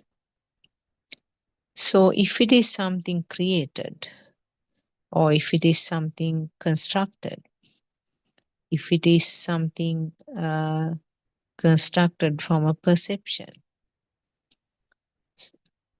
sanya is becoming a sankhara. So if it is something 100% thought creation, then is it fair enough to have any kind of reaction to something which is already created in the mind? That you have to see. I mean, you are trying to fight with somebody outside, but actually you are trying to find with your own thoughts, isn't it? You are craving or attached to something outside, but actually speaking, you are attached or you are having the craving towards a reflection in your mind itself. So now just remember, you try to focus on a girl and a boy who meets for the first time. The very first time meeting, maybe because we know that love is something that is quite natural at that age. So a girl and a boy, young girl and a boy see for the first time, and it is the mind sensor and sometimes maybe the ear sensor if this voice was heard or if the name was mentioned by somebody, then the two senses combine to form a thought. This is so and so. And just imagine a situation where these two are meeting quite often on their way to classes. So daily meeting or frequently meeting means again and again that thought is formed. Again, the eye sensor function, ear sensor function. So those are the two main things here. And this type of strengthening is the one that we called abhisankarane or the volitional formation. That thought becomes more and more stronger and more real. So that real boy or real girl is constructed little by little. Itta sanyava becomes more and more stronger. For that, sometimes certain things may be added. If they are using a particular perfume, even the smell will be added to that. So this is how this volitional formation or abhisankarana occurs. The current, the thought about the boy becomes stronger and stronger, and now there is a really existing real boy, and each time when he's seen, a current is created in the mind. The current is becoming stronger and stronger. This is how actually the inseparable type of bonds occur. In other words, if you take those two systems, the people, the boy and the girl, the vibrations of the minds of those two are more or less equal to each other. That is how you can explain this affection or the love between the two parties. The vibrations become equal. And at one point, you might even hear about the story sudden breakage of love affairs. What happens there? The vibrations of one system suddenly changes to another one. So it's actually not something that he's purposely doing. It's a nature. It's a natural way. So this way also, Dhamma is helpful for the other party to understand the vibrations pattern that is happening in this system. So it is not his fault. You can't blame the person badly and say that you changed. Changing occurs without the self. Changing occurs in the system, and the vibration changes, and they are not matching anymore. So these are the things, I mean, the Dhamma facts that any person, if they know these Dhamma facts, it will be very useful to tackle the day-to-day life events. So, what did Lord Buddha said? He used the word Rupanaya. Rupanaya gives rise to the Rupa. So, Rupa means form. So, different levels of form can be explained. Rupa, that means the light Rupa, the sound Rupa, and the smell Rupa, taste Rupa, and the Pottabha Rupa means the Rupa that is created with the body feelings, body sensations. So these are the types of Rupa explained by Lord Buddha. Actually, Lord Buddha said that there is no real Rupa in these. They are just simply constructs. So construct is something that is felt as real, which we call viññāna or the consciousness. So the rupas or the vibrations which are felt as real, which are manifested in different ways, is a part of this system. So even the things that I mentioned earlier, the anger, happiness, all those things, they are also vibrations. They are also part of the manifestations of these waves or the currents or the vibrations. So, if I summarize all that, what we have to understand is there's a system functioning here. This is what Lord Buddha was trying to explain. There's a system functioning, a programmed system is functioning. Programming occurs from the small age. Programming occurs and it is explained with the words teaching and learning. So teaching and learning means programming this robot from the small age.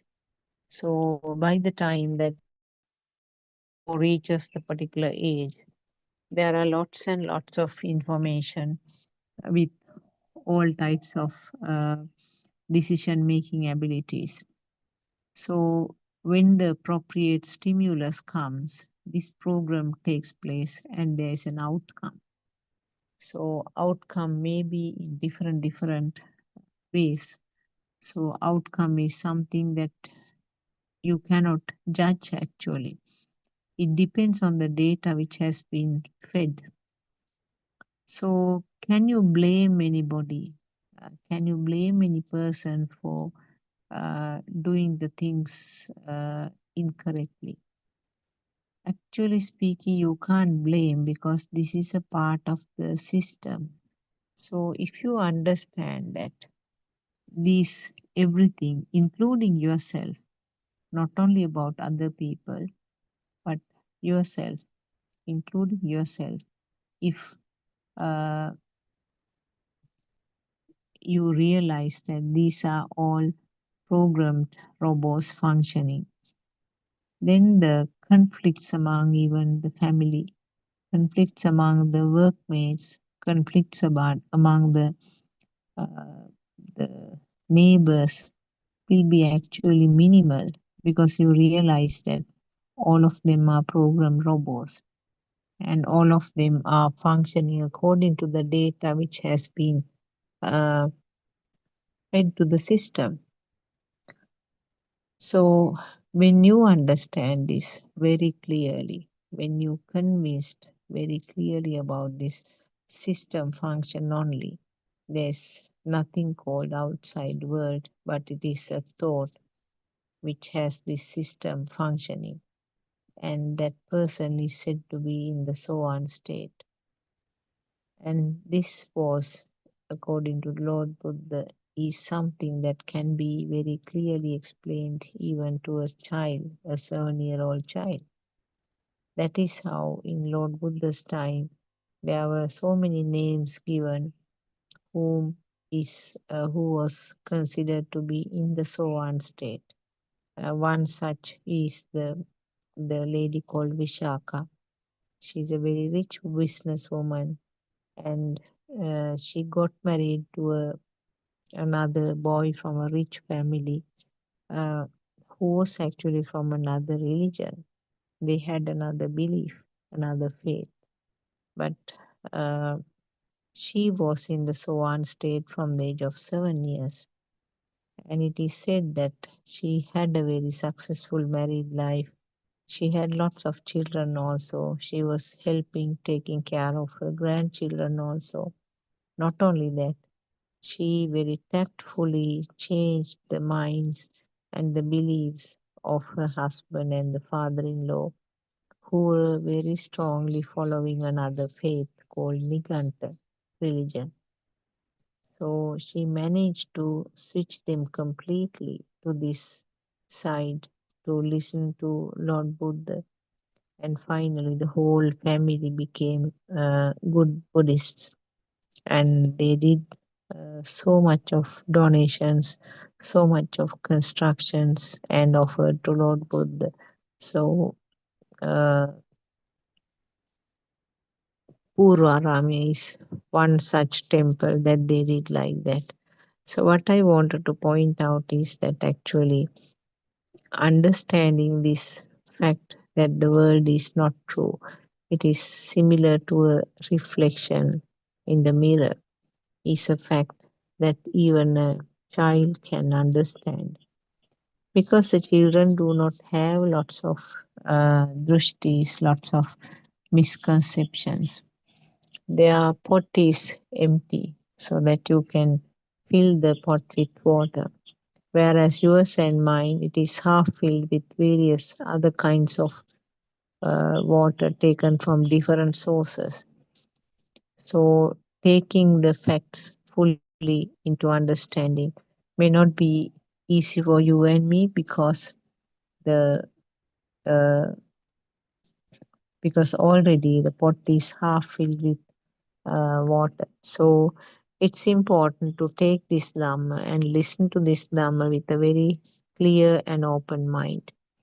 Not trying to argue with the very first statement, but be prepared to listen and see how you feel about it. So, what Lord Buddha said was this current or the power which is created as a part of this thought process is something that will continue to take you in the samsara journey.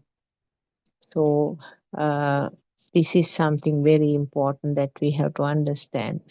The current which is created as a part of this system will actually increase further and further in the normal person, unless the person has turned to this Dhamma path and trying to switch off the current.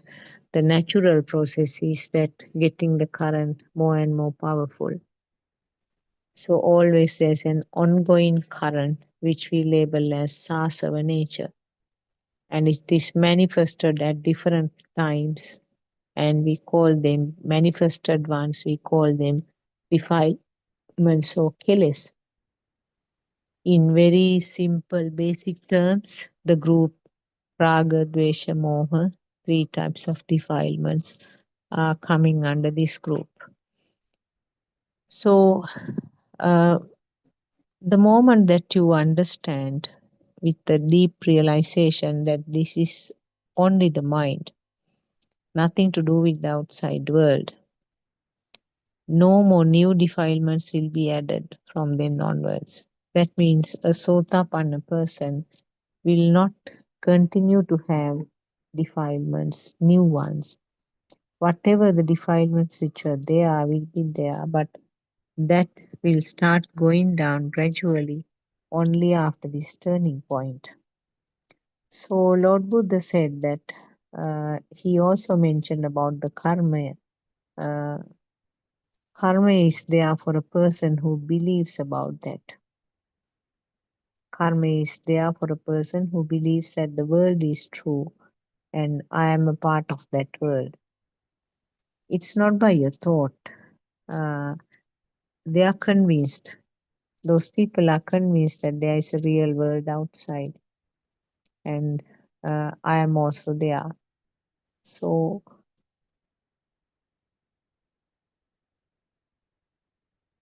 what Lord Buddha said was, for a person who believes about the outside world, yes, then it is true.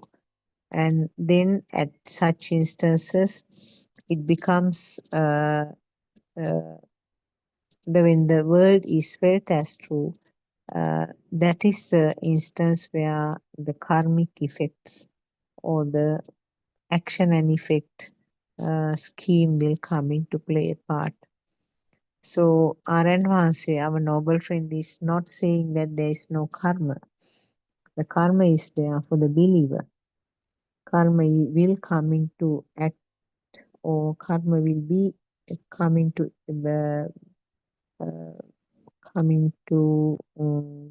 karma will be effective, or the karma will be applicable to the person who believes it.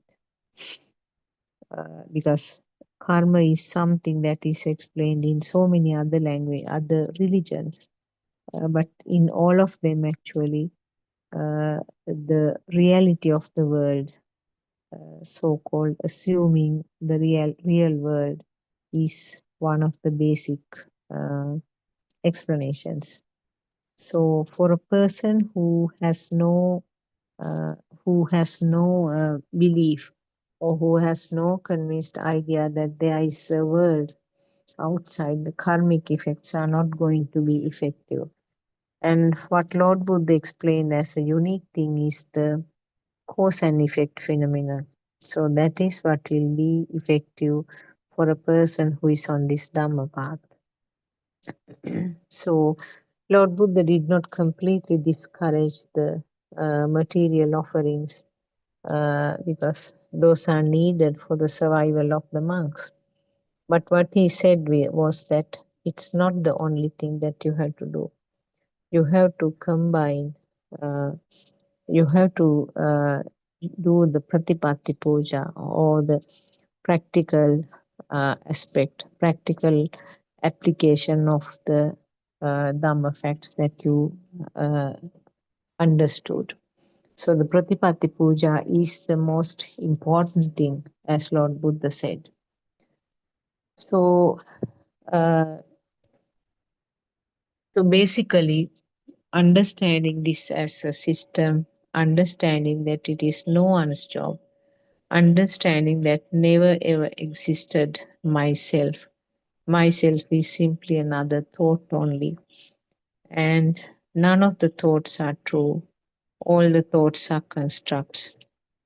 And thought formation is again no one's job. Thought formation is the combination of the five senses. And also, there are no permanent thoughts.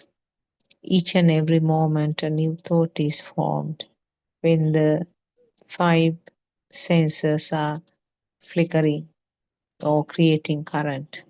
The five senses are like five solar panels, the beautiful example given by Avaran Mahanse to match the present society. So the non-stop flickering of the five senses will create this feeling of being alive, and that feeling of being alive or that current is the one which is labeled as myself. So there are never ever a self was there. So when you have this concept deeply understood or realized, the whatever the thoughts which are coming up, automatically the feel comes that there is no value in this. So when I say the table, chair, Buddha statue, a wall hanger, all those things, it's just a sound, and it has a meaning, of course, but nothing beyond that. And always there's a persisting stillness in that mind. It's like the mind is acting in two layers. The top layer is involved, or you get the changes, even like things like happiness, sadness, those things will come as a part of the superficial layer, which we call the sensor level. So, sensor level is something that you can't change. As long as the sensor functions are there, they will be created. So, Aranvasi says it is not easy to differentiate the happiness or the sadness occurring as a sensor level or occurring as a thought. So, these needs more and more practicing. This needs more and more listening to Dhamma messages and Dhamma discussions. And not only that, discuss whenever the opportunity comes, just to find out whether you are going in the correct direction. Because the direction that you are going has to be sometimes uh, tested and has to be sort of cleared by the noble friend, because there are so many by roads that a person can be directed or dragged into. So if you feel something even comfortable, it's better to explain it in one of the Zoom discussions, because a person who is feeling very comfortable feels that there is no anger nowadays. I don't have any cravings particularly. I'm very neutral. The person is very happy now. He thinks that he has come to the end. And quite often we come across such people. There is a self who is happy now. The self who is happy and contented and think that he has come to the end of it, which is really dangerous, because if it is not picked up by the noble friend, the person might think that he has reached the nirvana, but very well preserving the self. That type of people, Lord Buddha explains that they are born in Brahma levels. So that is a vibration without a body. But when they are born, the vibrations are very fine or not there, but it can occur at any time. So that is a risk. Vibrations can occur at any time and be synchronized to another birth.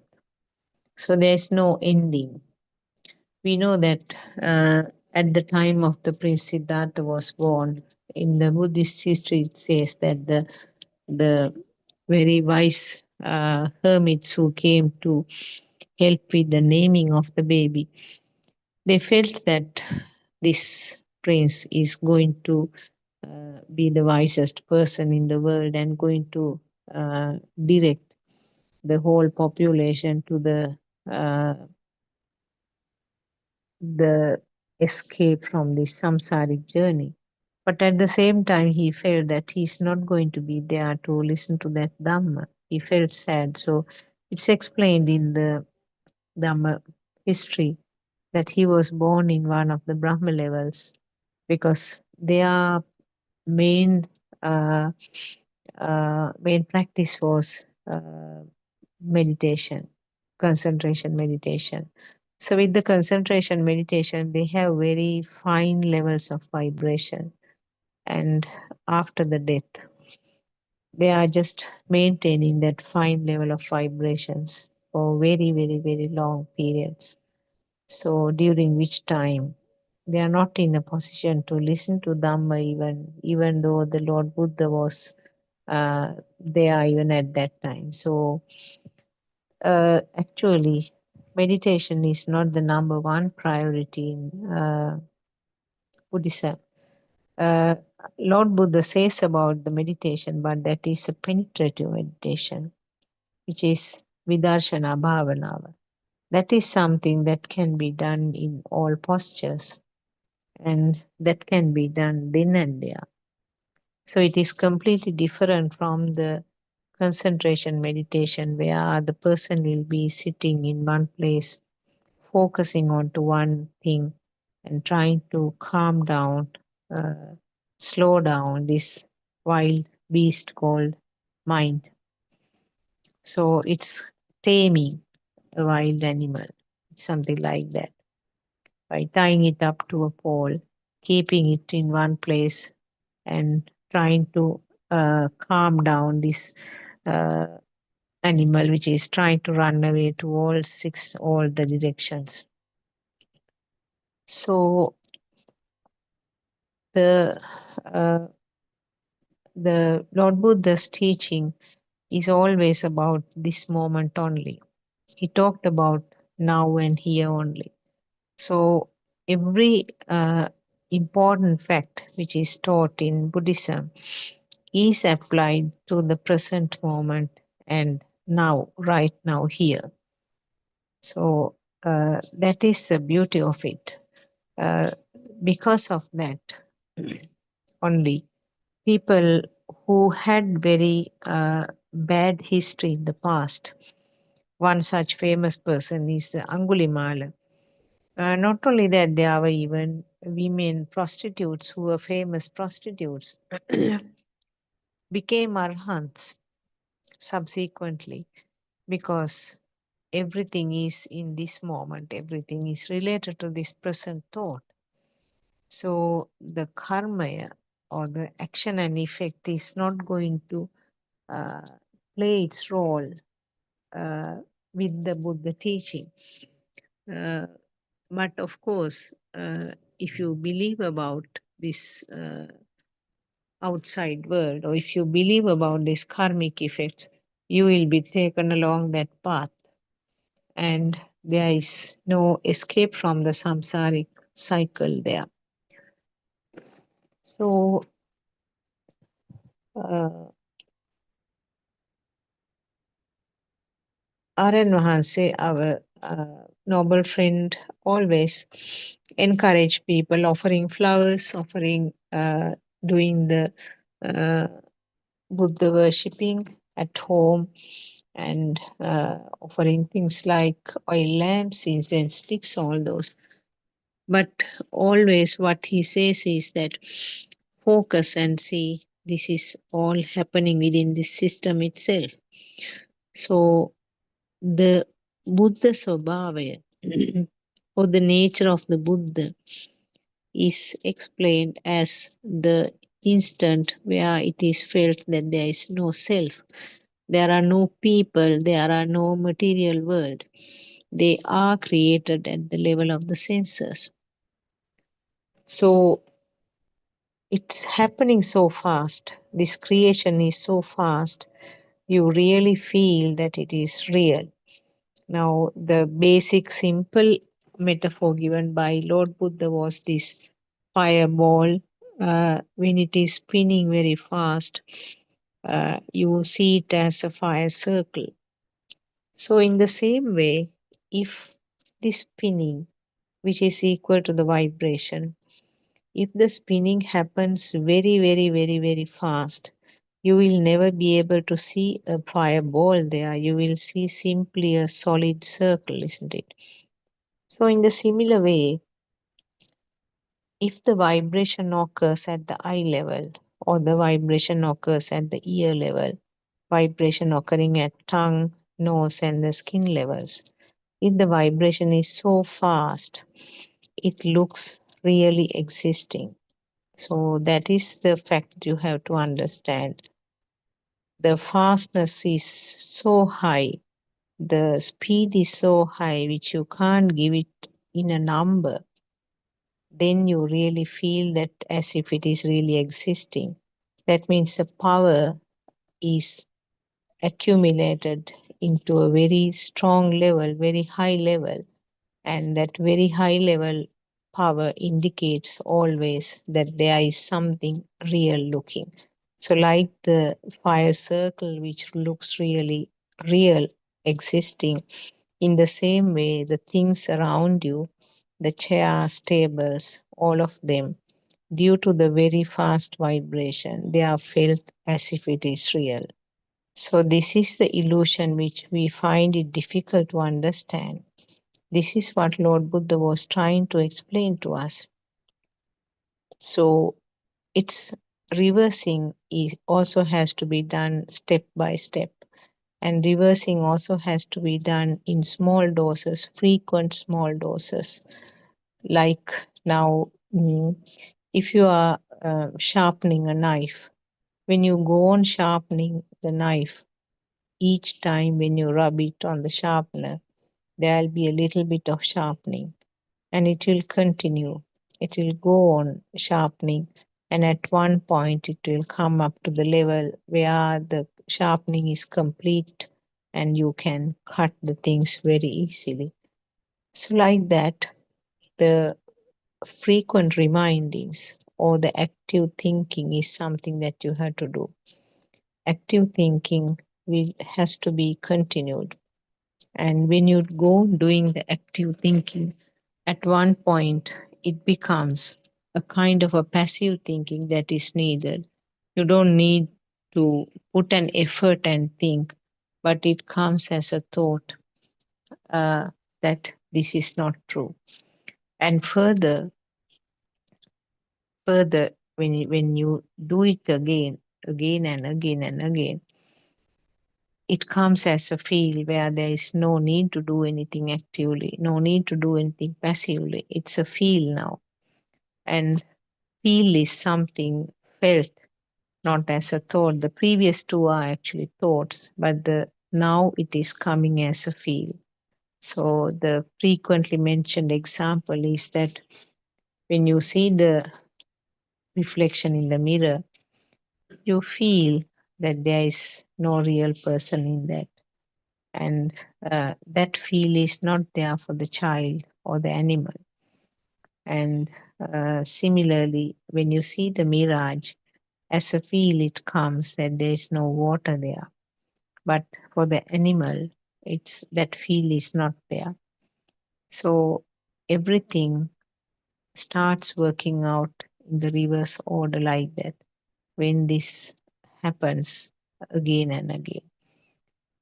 In the same way that the data has been put repeatedly from our small age, and then we have come up to this level now, taking the world as real. Now we have to reverse it and then breaking off little by little, breaking off small chips at a time. Go on doing it, and at one point you will be able to break that rock completely. So These are some of the things that I wanted to mention. There are so many teachings done by R.N. Mahansi, our noble friend. So it is really worth listening to the sermons that he's doing. If you can understand Sinhalese language, of course, in the Wisdom of Asia website, there are short clips done by R.N. Mahansi in English, so you can listen to them. You will be able to get more information and more convincing with those explanations rather than listening to our our sermons. So we request you to listen to those as well.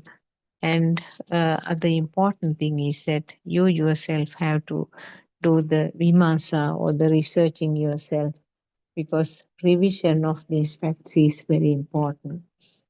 So I will conclude the session from here. I worship Triple Gem with the greatest respect, as I do always, and I worship R.N. Mahasi at his feet, Teruvan Saranai R.N. Mahansa, and may our Dhamma friends be blessed by Triple Gem. May our friends who are helping with the technology be blessed by Triple Gem. Teruvan Saranai.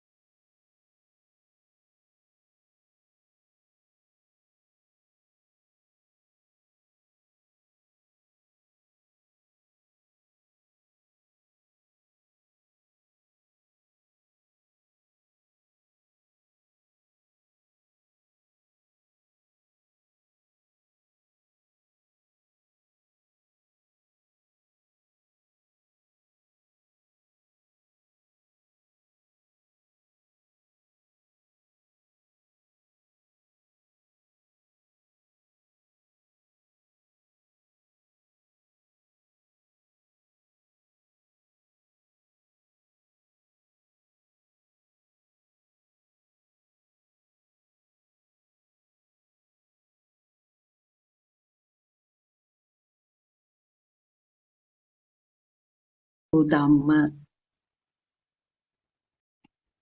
to the mankind out of immense compassion.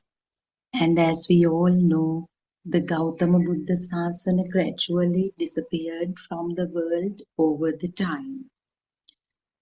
Fortunately, after 2500 years, it has been made available to the mankind by Venerable Buddothpado Aryan Wahanse. Venerable Aryan Wahanse, please accept our gratitude for all your untiring efforts and unparalleled compassion. May you live long, and namaskara veva. So, first of all, as per the custom, let's look at the opportunities made available to the mankind or the seekers of true Dhamma by Buddothpado Aryan Wahanse. So there are countless or numerous resources available for any seeker of truth, despite the geographical location. Whether you stay in Sri Lanka, which is actually the center of this truth, because Aryan Wahanse comes from Sri Lanka, whether you are staying away from your motherland or actually this Dhamma is for the mankind, entire mankind, humanity. So it transcends all boundaries like race, language, geographical background. So humanity is the humanity for the noble teacher.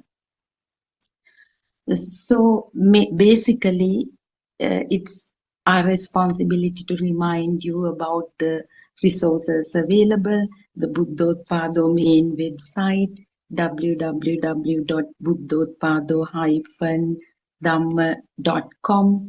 It's a regularly updated, user-friendly website. It consists of more than 10,000 Buddothpado sermons, including all Zoom discussions, and all these sermons are categorized according to the topics probably, or according to the complexity levels, basic sermons about philosophy, Buddha philosophy, and complex ones through the advanced wisdom, how Buddothpado Aryan Wahanse reveals the ultimate truth. Such sermons are also there. So, and also when you visit that website, just by clicking a link there, you can join the Buddothpado WhatsApp groups to get the Zoom links and other useful notifications by yourself, and to be a part of this Buddothpado family. And there are also YouTube channels parallel to these main websites. And actually, if someone is into science and has an explorative mind or prefers to understand Dhamma through a scientific angle, the website www.wisdomofasia.com is the best resource for them. On top of that, the Dhamma discussions operate via Zoom platform right throughout the day, covering all 3 languages. As we meet up here at 7:45, it's daily English Zoom discussion, and every Friday at 2:45, the Tamil Zoom discussion.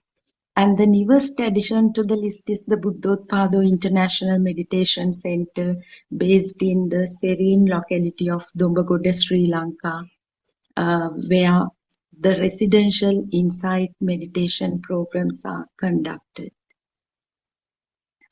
So with that usual reminder, let's proceed to the Dhamma discussion today, based on volume 1 of True Dhamma Has Awakened book series.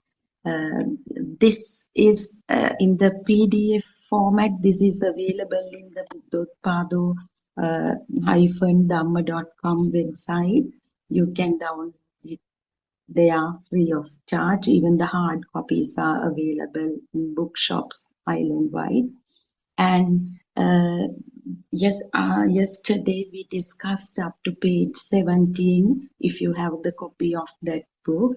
And so we are starting to read from the third paragraph of page 17 today.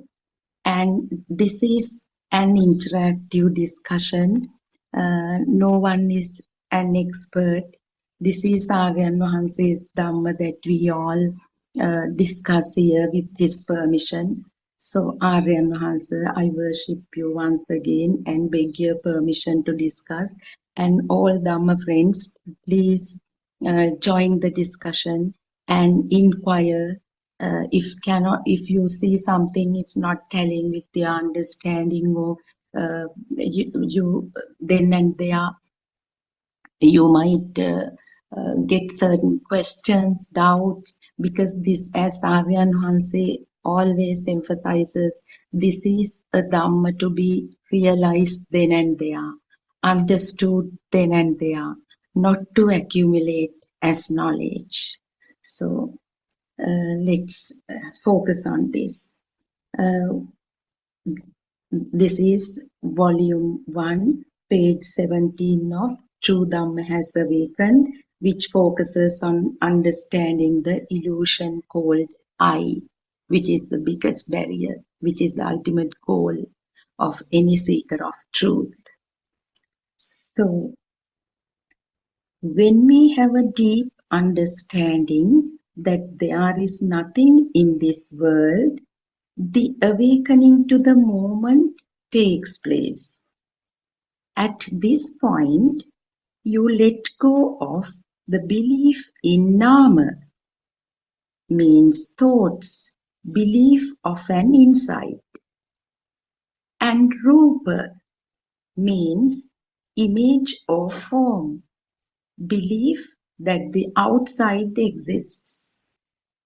Then the awakening to the moment takes place. In Pali, it is said as Viññānaṁ Anidassanaṁ. It is also named as Paccē Pariññāya ஞānaya, awakening to the moment. So let's discuss this section, this extract from the book. So please join in the discussion. So as you heard, the key point here is awakening to the moment. Awakening to the moment or liberation from nama rupa or name and form or the duality. So as listeners of True Dhamma, you might have heard, even a newcomer, if you go through the sermons, you may hear 1,000 times Aryan Hanse mentions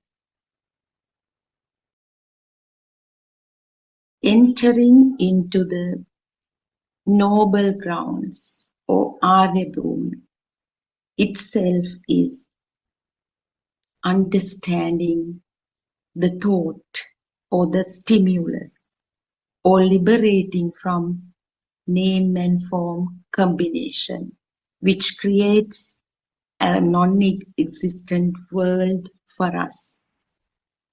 So here, whatever the term we used, we might, Aryan Hanse has told, seeing the truth of the stimulus, liberating from the mind, or understanding the combination of name and form, or awakening the three great wisdoms or Trividya.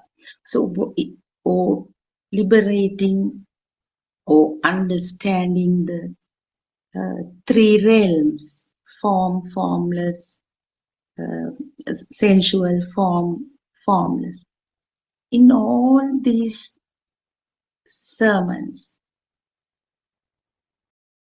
he explains the same message, the truth, in numerous ways, in diverse ways.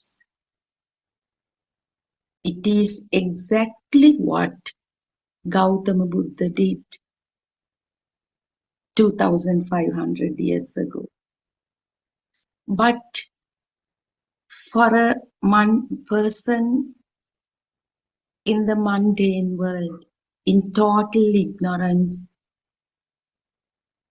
even we used to believe, if we are to be on the path to Nibbana, we should accumulate this knowledge. We should read as much as possible. So, if we refer to Gautama Buddha's doctrine, we have heard that 84,000 sermons.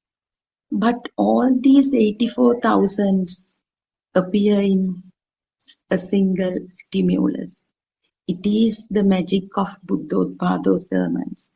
Same message is being repeated with diverse examples to cater to the entire mankind, despite the educational level, level of intelligence, age, etc. So here the key point, liberating from name and form and seeing the truth that the external, both external and internal, are non-existent, or see that is seeing the nothingness. When one has the skill to see this, how this name and form come together to create a thought. Now, if you look around, now here in this place, I can see a bottle. So bottle, is it actually out there in the form of a bottle? Let's try to understand this name and form, what is being highlighted in this extract. So the bottle, it's the name. It comes from within. And the shape of light, that particular shape, that is perceived by the eye, doesn't have a name. It is just a shape, unless and until somebody at some point in the past introduced this label, showing this image that it is a bottle. That suffering of becoming a bottle a reality, and on this end, seeing the person, the rising of the person who sees the bottle, both wouldn't have been there. So, as we all know, as a natural phenomenon, 6 sensory organs are at work. It's nature. It's nature. It's common to anyone.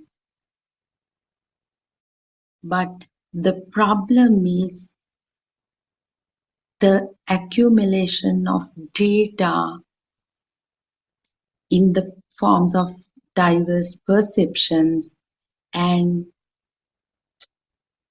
entangling these names and labels to the projections of 6 sensory organs.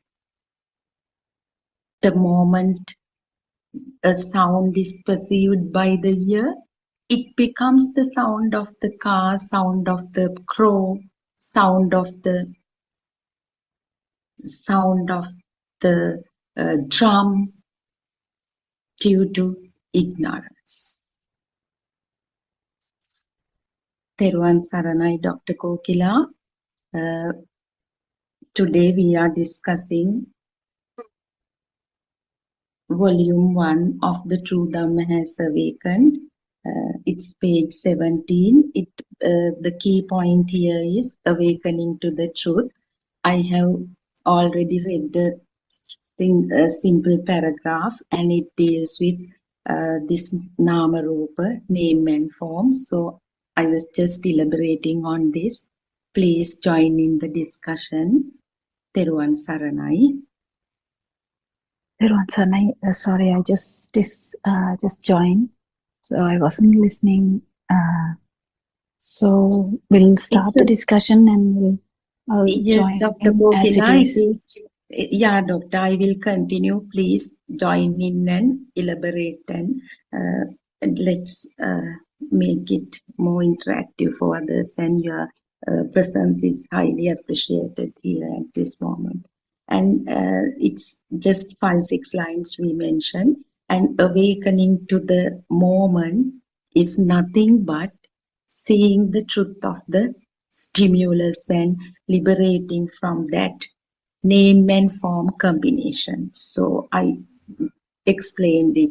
And so moving on to next paragraph, at the point of awakening to the moment, this moment does not belong to the concept of time because there aren't any thoughts at this moment. When you are aware, you don't have any thoughts in that moment. Let us say that you see a brick wall. At the time you see the brick wall, you are aware that you saw a brick wall. It is just an awareness. So that is the next point. Now in this sermon, Aryan Hansi moves on from the basic step to the next step, giving more and more examples. So as mentioned before, awakening to the moment is understanding how when a sensory faculty perceives certain image or sound or smell or some feeling, how the label, the name gets in naturally due to ignorance and create a thought. Now here, awakening to the moment, it is just this moment. This moment, the beauty is, at this moment, we cannot refer to past or future. Even though we refer to past or future ignorantly, that past or future becomes the present moment. For example, at this moment, I think of my village school. At once that telepathizes, I got the thought occurred, the village school. But is it the past? It occurred that very moment and it perished. It vanished. Then okay, even you can join. We can think about something that we are going to do next week, probably to see a drama or a movie. That thought occurs at this very moment. So it's I'll add on something there. Yes, so the yes. awakening to the moment actually is when the value of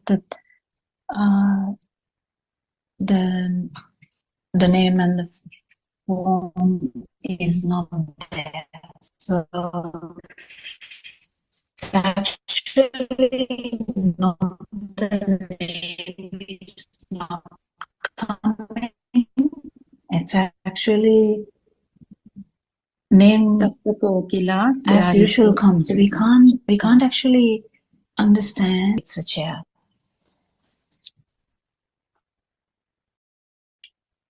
Sorry, do you hear me? Dr. Kokila, Thiruvan Saranai, there is a small signal issue. We can't hear you properly.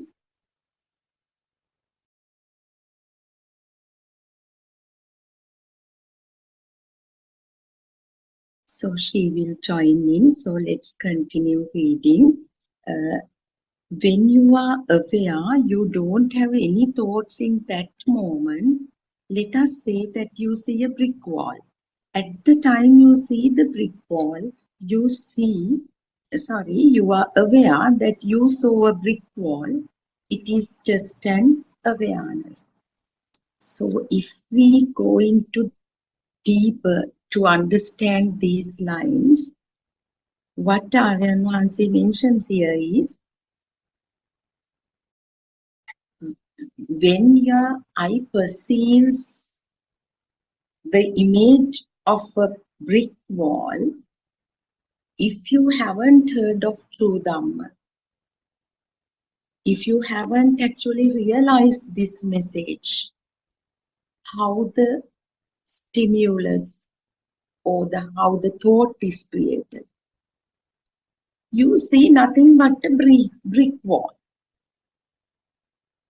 But for a person who knows the truth, that inner mechanism, how that label of the brick wall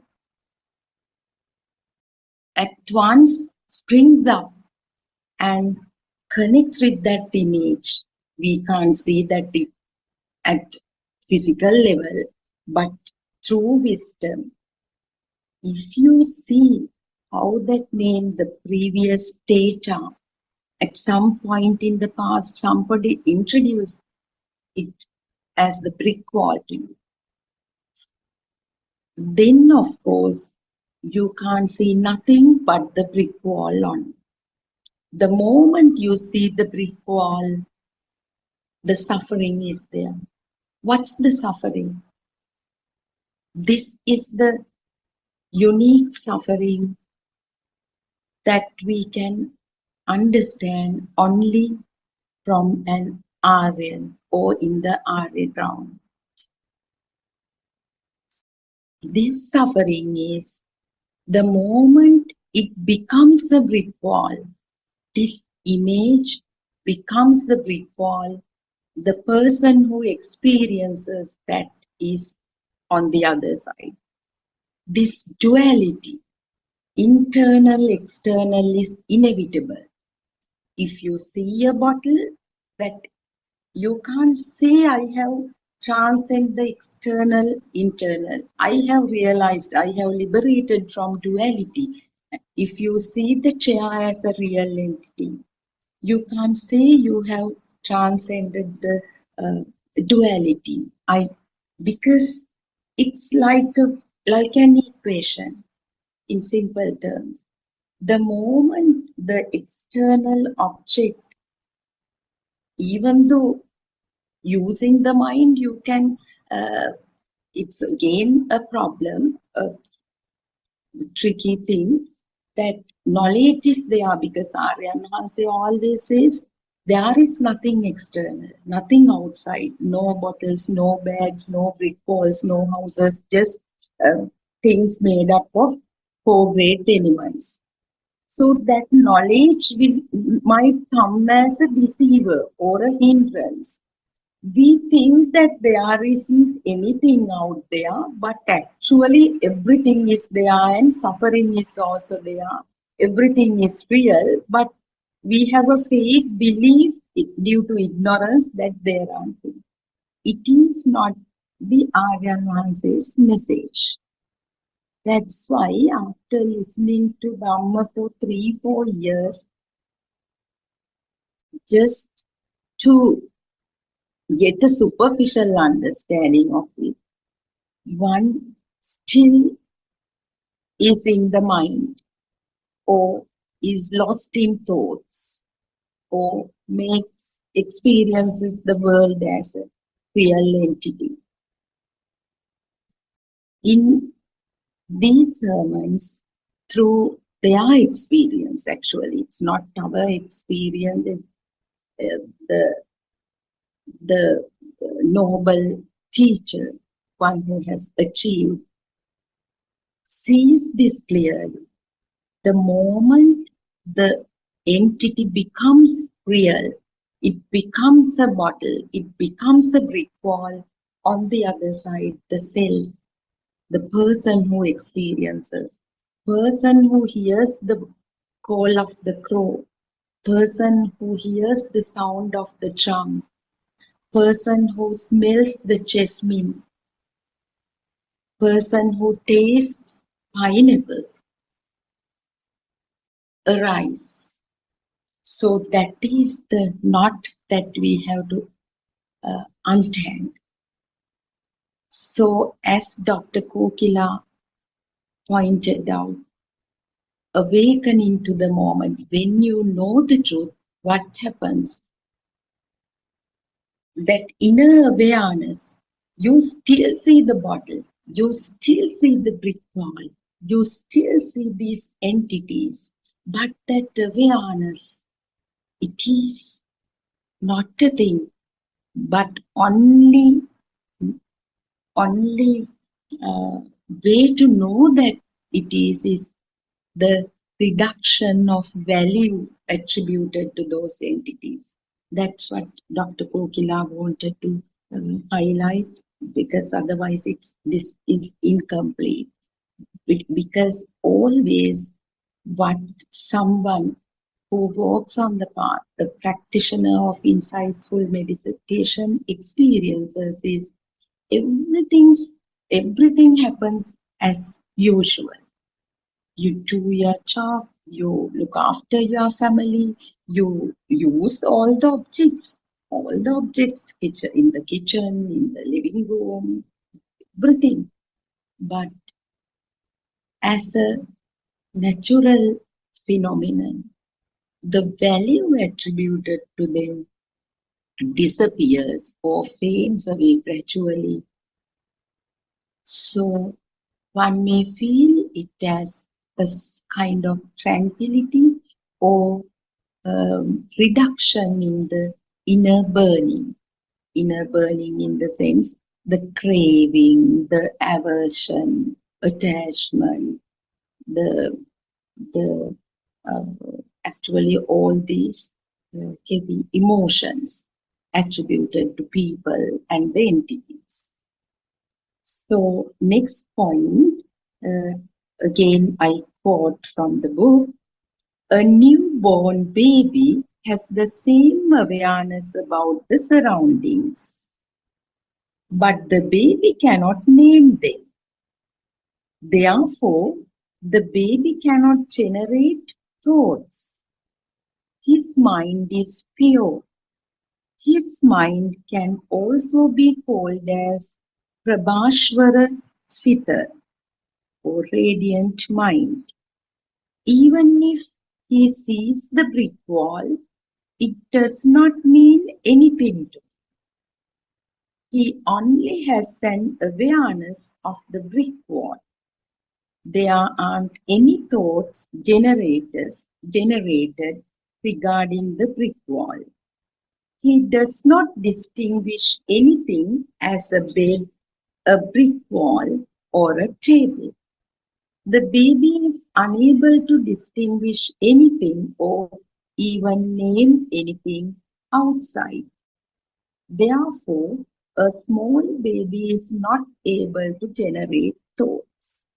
So, in this section, it is further elaborated how the thoughts are formed and how everyone experiences thoughts, how a person who has exposure to the world, to all these sources of knowledge, who has accumulated perceptions, experiences the world, and someone who has the least exposure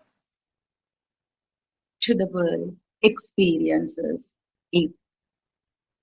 So, Aryan Mahanse's sermons in Venerable Aryan Wahanse's sermons, he always mentions that this existence feel is the biggest challenge. We can't solidify these concepts, but still there is no other way of explaining. So I beg your pardon for using words, to explain all these. So actually, the person who has accumulated a lot of perceptions has to make a backward journey to untangle all those perceptions he or she believed to be real. So, Teruvan Saranai, Dr. Kokila, please. Is it clear now, the voice? Our voice is not clear. What I'm asking is my sound. Now it's clear, Dr. Kokila. Yes. Yeah, okay. Teruvan Saranai. Yes, So Dr. Kokila. This refers to radiant. Yes, please. We don't actually try to reverse everything. If we see one moment, or if we cut one mangosteen, we don't have to cut every mangosteen. Likewise, we don't have to reverse every aspect of these Dhamma, like the perceptions, as you said. There's nothing like that. Then this, like if we have billions of perceptions, are we going to reverse all the billions of perceptions? That's not how it works. We humans, as humans, has a very good mind power, where we can actually understand these things. We can incorporate our understanding and have a idea of exactly prajna, or this ability to understand is really high. So what happens is we see this one moment, as we are talking about this moment. Yes. There we only we see through this how this happens, and actually the baby can only feel. Baby can only feel. Even the light, the sound, they feel it. They can feel the difference in the vibrations of the sound. So if it's a high vibration of a sound, then if it's a low vibration of a sound, and slowly and with the time, they understand. There's no time to the baby, but with the age is when they grow older, they understand that this vibration, the particular sound, came with this particular form. So then they collaborate that.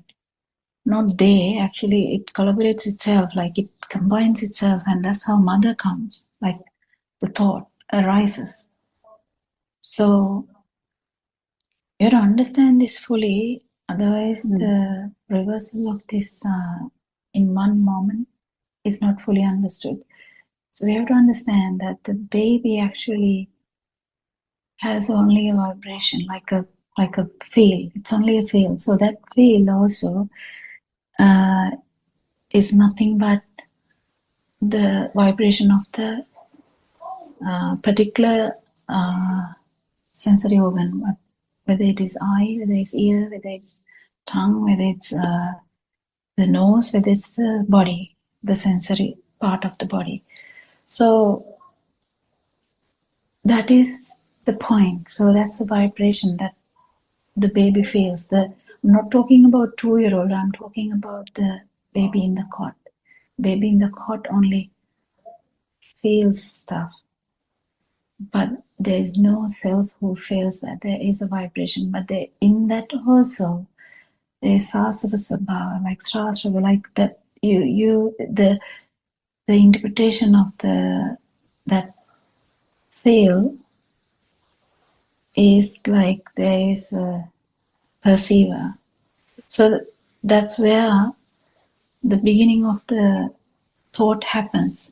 So when we talk about this moment that Sudharma was talking, that moment, actually what happens is the value of the chair is gone. Then you come to that level of perception where it is only a feel. And even that, if you can understand that it's only a sensory formation, then comes the non-vibration, or means the perceiver vanishes, because it is the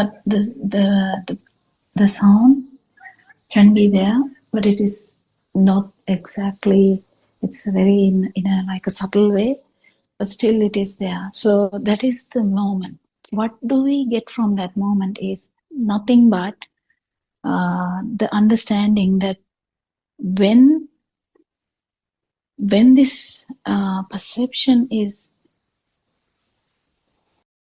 nothing, in the sense it is handed over to the sensory organ, it's not a burden at all. So it's there, just there, but the perceiver, the actual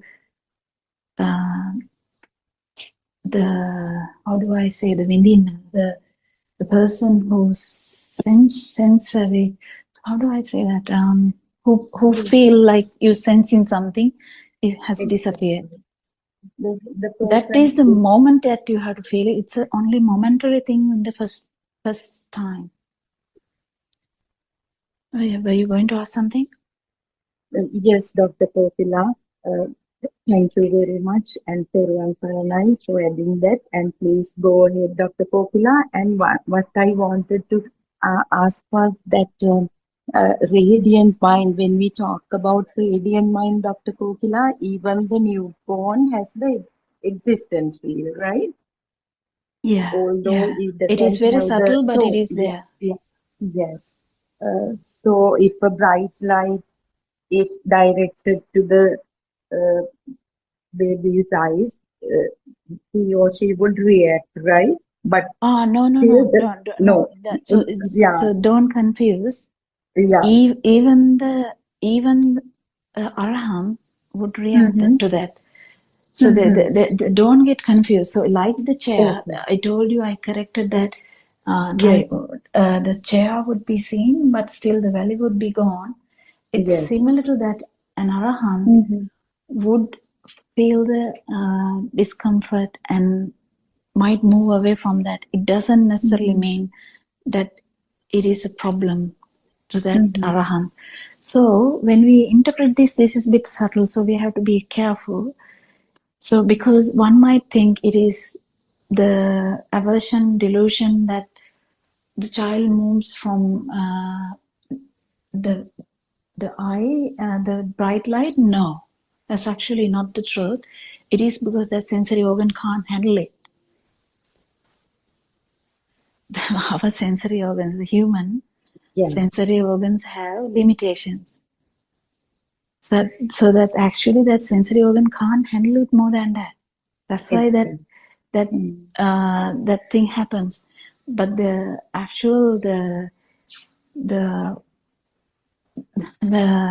it's not because of aversion, delusion, and what is the other one? The aversion, delusion, no attachment. Attachment. It's not because of that the child moves the eye, because it's too bright, means it is limited to the eye. We need to get that. It happens to anyone, and there's no aversion, no like attachment or delusion in that. Just because they are taking the eye away, that's not the truth. But what happens here, the way they perceive that has the ability to. We have to understand this. So, when a vibration happens, because of the not knowing, it produces the feel that it is felt to someone or felt here, like in this area of the body. That is normal, but that brings up the all the other problems with the mind. But only Arahant who has listened to this Dhamma, that's why a child can't attain anything. The small baby in the cot has no ability to do anything because there's no burning. So for the burning to happen, this thought process should start, and they will understand that this is happening to me, and then the sinner, or not sinner, the person who suffering, the person who suffers is born. That's where that happens. So it takes about few years for a child to actually get into this thinking pattern. Once this thinking pattern has begun, then if that child hears this Dhamma, likewise which happened to Vishaka. So at 7 years of age, she listened to Lord Buddha and understood, or listened to Dhamma and then felt that that moment. What happened there was, after listening to Dhamma, whatever Lord Buddha said at that time, she understood that the feeling of self is there only because we take these things for granted. We automatically we have given a value because from radiant mind we didn't stop. We never will stop from the radiant mind. If the radiant mind is only there, then nothing would happen. But the radiant mind, because of the blueness, it goes on to form the thoughts. If it is only radiant mind, no one has to actually attain nirvana because no one is actually suffering here. But it doesn't end up there. The radiant mind actually ends up with the thoughts. So then the suffering begins. Then if the sufferer listens to this Dhamma only, then they understand, okay, this is how the suffering begins. Then if they understand that when a particular some form of something is taken for granted or taken as real, only this is that the feeling of alive feeling comes, then you might feel it too. And that moment, the moment you feel it, nothing, it's only proving that to you that nothing else is happening, because after that, Vishaka led a normal life. Remember, she led a normal life. The only difference is she knows what is the meaning, what Lord Buddha is trying to say. She knows that, but it's only a fraction of a second she felt it. She didn't feel it again. So, but the good thing is that she knows that there is something like this. What is that? Is that if the stimulus is existence feel, isn't it, Dr. Yeah, if the stimulus is not taken as real, there's a chance that you may not feel the existent feel. That is the end part of it. That's what you feel. And in here, so when you ask about the radiant mind actually doesn't have any problem. But radiant mind can't understand Dhamma. So radiant mind will never attain nirvana, because radiant mind actually doesn't know anything about self at all, because the mind hasn't formed yet. So the burning will happen, the baby will cry, eyes will get burned.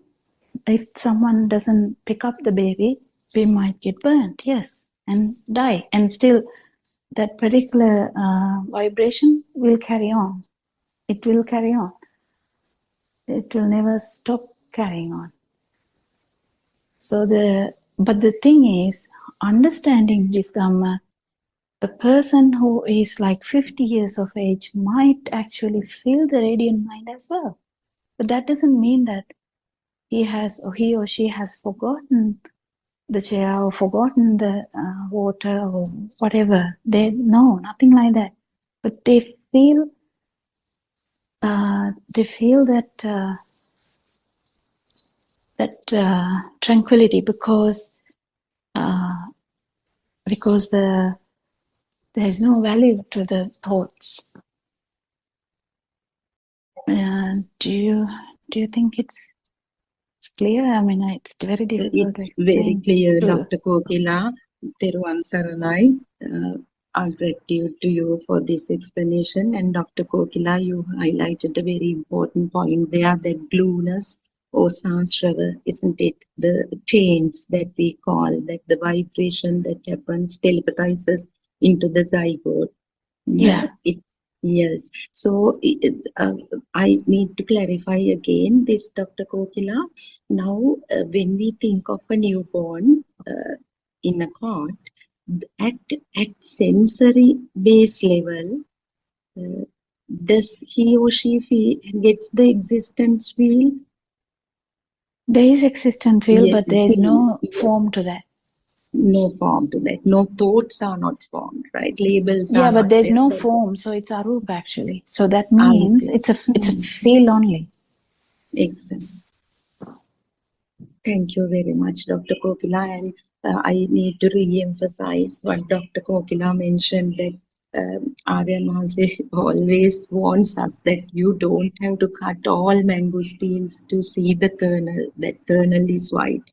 Understanding or penetrating through one single stimulus will awaken the wisdom and contemplation. If, as she also explained, if contemplation happen continuously, that itself becomes a thing for you.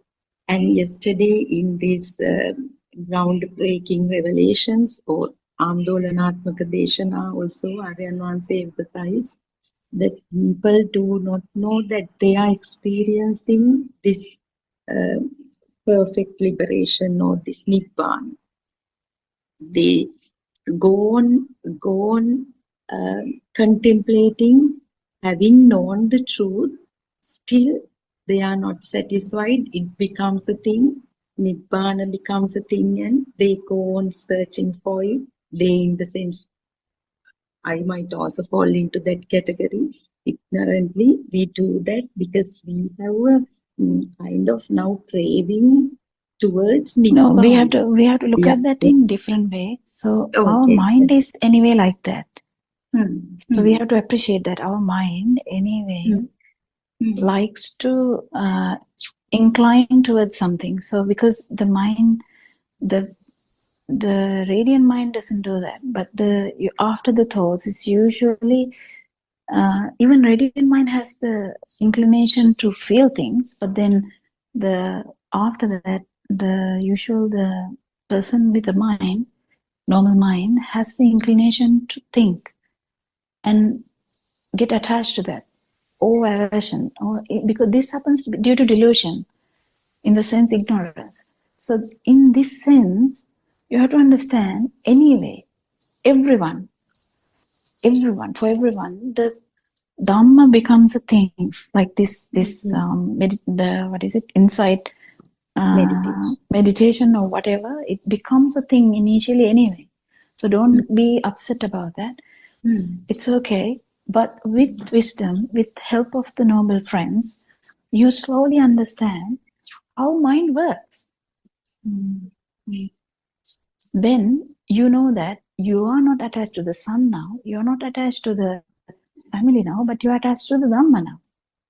Yes. So it is normal, but then you have to keep understanding. That's where actually that the few minutes ago we were talking about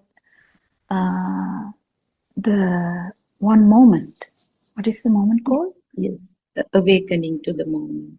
Awakening to the moment. That is the importance of awakening to the moment, because we are actually not exploring whole billions of perceptions we have. We are not doing that. We are actually exploring the self-perception. If we forget that, if we forget that, our journey becomes a different journey, then it becomes complicated. We are only trying to understand this self-perception. Then we understand that the self-perception is related to the other perceptions. Do you understand? Yes, Dr. Because Kokila, absolutely. self-perception is the only main thing that carries on this samsara, not the other perceptions. So what happens is, though, all the other perceptions are actually related to this self-perception, because if the other perceptions are a thing, or is there is a value to that, then only self-perception appears. So then this revelation, this understanding is the groundbreaking moment. So because Yes. then you know, in that moment, that awakening to the moment, you know that that's what didn't happen. You know that in that particular moment that didn't happen, or whatever happening in this samsara didn't happen in that one particular fraction of a moment. It didn't happen. So it's so groundbreaking, because that particular experience makes you to realize the whole truth about what non-self perception is. It's not going to last forever. It's going to, you're going to go to the self-perception again, because things are still things to us. Do you get that point? Exactly. And Dr. Kokila, you highlighted actually a very important point. Now, if we, as you said, if we go on analyzing each and every stimulus, on the other side, it's that internal, external, probably the external experience changes, that eyes perceive images, ear perceives sounds, but still on this side, the perception, the self or the soul who takes everything as I experience will grow. And the contemplation, when it comes to contemplation also, if we try to analyze each and every single thought, the person who analyzes it and sees grows unknowingly. That's what you wanted Yeah. to explain. Yeah, Yes, Dr. true. Kokila, it's a great reminder for all of us.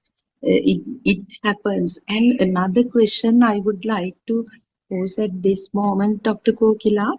Now, when the mothers in Zoom discussions, they mention, okay, now I understand Aryan Mahanse's sermons, the message, everything, it's very clear to me. And with that, the burning diminishes, and I don't feel like attending gatherings, occasions, functions. I more or less feel like avoiding them. So, what was given as an answer was, okay, the person who refuses to attend, the person who kind of drawing little aversion towards such occasions or functions or gatherings, who tries to enjoy solitude or isolation, grows. But Dr. Kokila, can't we take it as the effort the person makes to listens to Dhamma and to like penetrate through this, and to depending on the person's level, if the person has not fully understood the message, that kind of feeling to be in isolation or to be all by the person to discover this more. Can't Yeah, we now, take it as a effort? yeah, we'll take it as an example. See, the radiant mind, we'll talk as about a baby who has a radiant mind. Do you ever think that the radiant mind does something like that knowingly, that they will move away from the light? they don't move away from the light knowingly, do they? That this, my eye will burn, my body will burn, I have to go away from the light, otherwise I will die. Is that why the baby moves from the light? It's a natural reaction, isn't it? Dr. Natural reaction. Yeah. That's the. So there are so many aspects of that question. So one aspect is radiant mind may move from a place. There's no indication for that. That's what that radiant mind felt, right? Yes, yes. Yeah. But now we talk about a person who has not gone yet to radiant mind. So there are stages. So we can't really talk like this, because if we talk about Lord Buddha, we'll take it as an example. Lord Buddha might go to a biggest function ever in that time, biggest function ever. Will Lord Buddha be upset about going there or not upset about going there, or what is it? There's nothing like that. Can we imagine something like that? Lord Buddha is doing something and we try to put interpretations to that. It's useless, isn't it? Because Lord Buddha doesn't feel any existence. That's even different to the radiant mind. Do you understand? Yes, doctor. So the mundane person's mind always has judgments, right? It's judgmental, no? Naturally. Yeah, I'll come to that. So, Yeah. then we talked about Lord Buddha's how he handles things, because Lord Buddha has no delusion, no aversion, no delusion, nothing. So, in that sense, he can actually attend anything, and there's nothing in there as a feel of existence. So, it is nothing abnormal, nothing normal or abnormal. There's nothing like that. So, but normal person, imagine not knowing Dhamma, like haven't heard anything. That person is going to be actually activated into this system, like like you are in the film, inside the film. You are inside the film. You're not outside the film, but you're inside the film. And you're acting in it.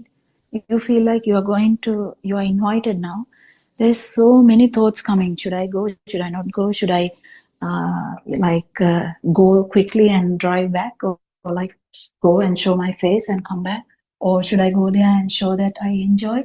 Or should I actually not enjoy? And if I'm not enjoying, should I stay and apologize or tell a lie? So how many things can cross that mind? So are they valuable? These are all thoughts. Yes. But if the thoughts are not important, that if a person has not been an arahant, still hasn't attained that level, but still, if someone has understood this Dhamma and has felt it, whatever that person does is whatever that person feels like doing. That's it. And there's no much judgment on yourself. So it's about actually judging yourself. You said about judgment, but this whole life, what we have done is we judge ourselves. Well, how do we judge ourselves? We think that I saw this, I'm going to do this, I'm going to drive, I'm going to go there, show my face and come back, or I'm going to go there, be there in the party for some time, I'm going to like show that I enjoy. It's all thoughts. What's the nonsense about that? What's the big deal about that? So if it is a big deal, yes, then if you feel that your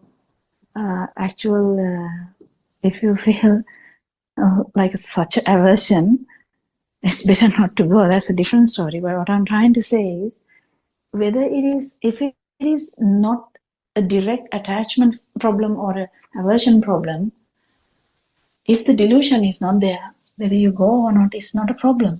You will do whatever you feel like doing. Do you understand? Yes, Dr. Kokila. You quoted a very beautiful example that anybody can understand. Lord Buddha attended the biggest event ever, right? Because it was not a thing for that one that. You can't even talk about that to an arahant. Yeah, exactly. We can't exactly. So that solved a lot of problems and doubts I had, because what happens is, Dr. Kokila, when somebody explains an experience, it becomes our experience. So that way, this entire mundane world is also a single kind of thought or a vibration. Not not talking about the people who have realized, I mean, have walked on the path for some time like you, but still, most of the majority of disciples, listeners, their experiences become our experience as well, and they solve our problems by listening to them. We also come to a lot of realizations, because as you said, I stopped it at that 10. Moving on to what you tried to emphasize, our mind, actually, that is what is being highlighted all the time. One, if you liberate from the mind, you are there, right? It is not an easy thing. Understanding this, as you said, uh, Aryan Hase gives another example, seeing the pattern. What is that stem pattern, or what? I don't get that word. Narati vinyasa of one leaf, of a, say, mango tree or a certain tree, it is applicable to same thing. And as you said, if you cut one mangosteen, it is applicable to all mangosteens. Understanding or penetrating through one thought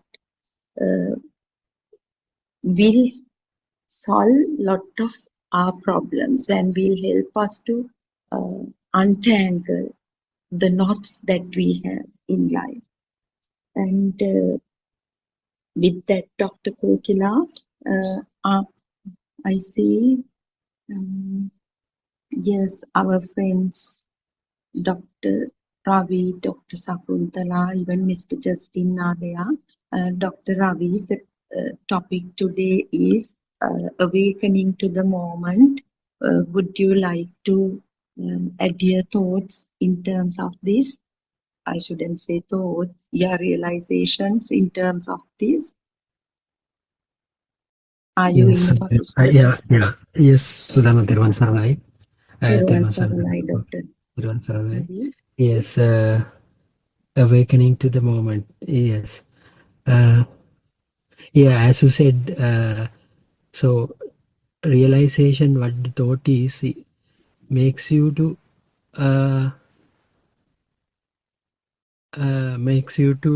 be on the awaken to the moment. That that means that if you can, yeah, that so what the Dhamma talks about the nothingness or the non-soul state. So Yes. what I Lord do Buddha told, apologize, Dr. Ravi. I know you are not well today. yeah, So yeah, you no, find. you said you want to leave now, right? Anyway, that's No, fine. it's You all can. right, Dr. Ravi. It's okay. I will Okay. continue. Thiruvan Uh, Saranai, Dr. it was, Ravi. Yes, please thank relax. you. It's all right. So, Dr. Sakuntala, Thiruvan Saranai. Thiruvan Saranai Sudharma, and all Dhamma friends. I think Dr. Kokila gave a nice detailed explanation, Yes. and discussion by two of you was very interesting. Yes, if I add something shortly something brief. Every teaching, the Lord Buddha's teaching was actually to be aware of this present moment, because uh, the thoughts that uh, come from the past incidents, come as a thought at this moment. And the thoughts about the future also comes as a thought at this moment. So then you can see very clearly that there is nothing called past and there is nothing called future also, because both situations or both timing actually comes to one point where the present moment. But there is nothing called present moment also, nothing sort of solid to Actually, Sakuntala, stand on. Yes. actually, Yes. Sakuntala, that, the awakening to the moment has all these things. In that particular moment, you don't feel a time, and there's no past or present, and even the when you understand that it's a vibration of the sensory organ, and that moment actually there's no this moment either. So that's actually nice to feel. So that is the main thing. So that this whatever we say, it is very, very important to feel this. That's actually the awakening to the moment. Yeah, I just added. Yes. Thank you. Yes, thank you for the correction. Yes. So it's that is why it is called the Akalika Dharma. That means it's a timeless teaching that Lord Buddha did for us. So when you are awake, when you say that you are awakened to the present moment, it indicates that there is no value to the present thought also. The present thought is also a construct, a collection of forms. And right at this moment, a spark which cannot be given any value. So when you sort of analyze in that way, you can see that there's nothingness, but from the nothingness, things have been created as forms of illusions, and there is a baseless construction or baseless construction as an illusion. So this is what we have to understand. The illusion is taken as something really existing in the form of perceptions from different senses. The sensor itself is the function. Actually, there is nothing called existing sensor. Sensor means the function. It's a verb where there is seeing, hearing, feeling the smell, taste, etc.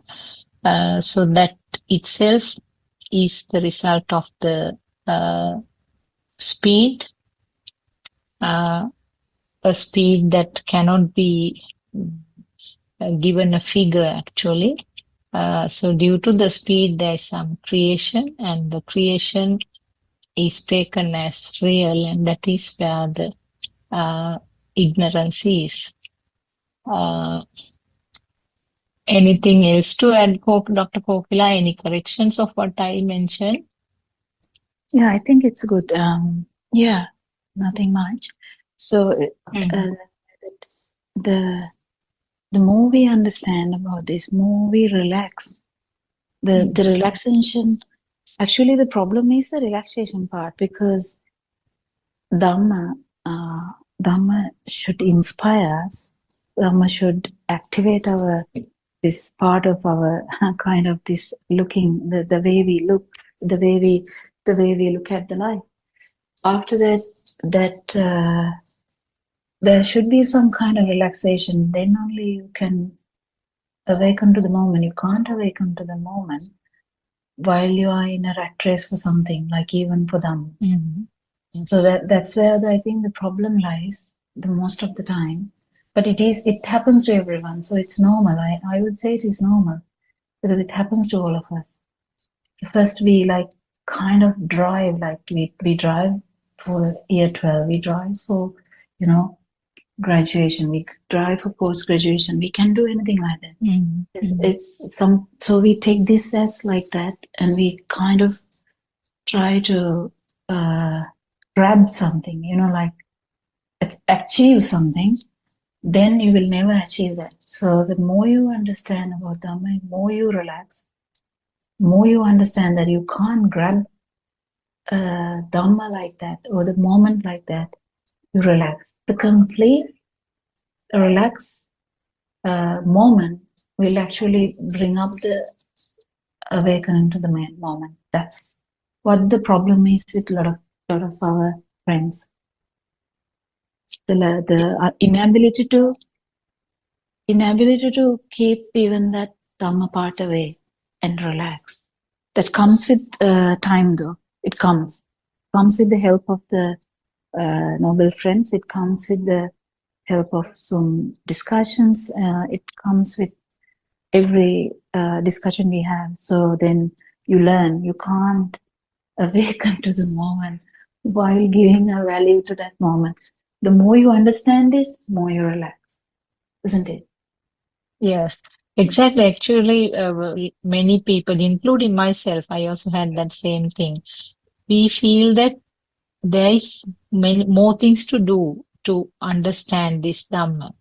What else to do? What else to do? What should I do? That is the thought that was sort of bothering sometimes. Even I mean, I have experienced that. You don't feel like relaxing. The Yeah, even feeling of Sudharma doing has said that in something. Sinhala Zoom discussions. Even Sudharma has said. Yes. So everyone Mm. has that problem, but I think it's normal. I think it is It's normal normal. because it's how we were. I mean, it's normal. Mm. But the problem is with the help of the noble friend, you have to realize this is not something like year 12. This is not something like graduation. It is not something like you buy a house. It is not like that. So if you can't relax, then you have to find ways of relaxation. Yes. So when you go to a place, you feel like relax, then it is some kind of a support to the situation. But you don't have to. You don't necessarily have to. The more you understand Dhamma, you will realize there's nothing like that. Then the value of that moment is gone. Then the awakening to that moment will come. But it doesn't happen because always we are trying to search for the next one, the next one, the next one, the next one. Mm. Until we drop that part, the next one part, the awakening to the moment will never happen. So that realization will settle down us. It will settle down the ego. It will settle down the attachment to Dhamma. It will settle down even the delusion. It will settle down a lot of things. I think so. I don't know. Do you agree, Sudharma? Yeah. Mm. I think she. Peruan Saranai, Dr. Kokila, Dr. Sakuntala, thank you so much for the valuable additions you made. Dr. Kokila, we are fortunate to meet up people like you, although not as people. Nawais, people like you. Actually, when you explain Dhamma points, you always add the things that one should be careful about. That those warnings, little warnings, helps actually maybe for everyone, for me personally, to come to certain realizations then and there. More than you never put a tick. As a normal friend, you always say where we have to be careful. That is the most, essential thing for someone to come to these realizations. As Aryan Yeah, but has said, Sudharma, yes, I will try to add something to that. yeah, Even that, don't take it too harsh. yes. Even Okay. so, these words are meant to correct you, yes, but don't take them too harsh. What Yes. happens? Otherwise, what happens is you self-doubt every step you make. No, this is not the way. That's what I'm trying to say. When you relax fully, not by one. whether you will go, whether you do a mistake or not, you just relax like a child. Do children run around in a garden like thinking?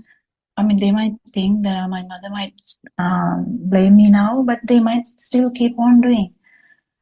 So when I talk about relaxation, the doubts about whether this is correct or not is not necessarily needed, because we have listened to Dhamma for a long time, isn't it? So then these doubts or whatever, this I have to do it this way or that way, drop all of that. Yes. So then when you drop all of that, the relaxation will automatically come and the awakening to the moment will automatically come. Actually speaking, what Arana is trying to tell is, you have passed all these moments. Sometimes you might not know because of due to the agitation or due to the the rat race we have. We might even miss that. That's what it is. That's what Arana is trying to say. Sometimes we pass all these moments. We don't know. So that's why we have to relax a bit more.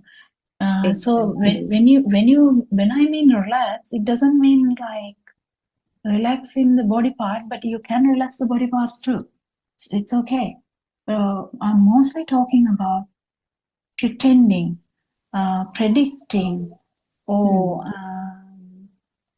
self-doubting, whatever.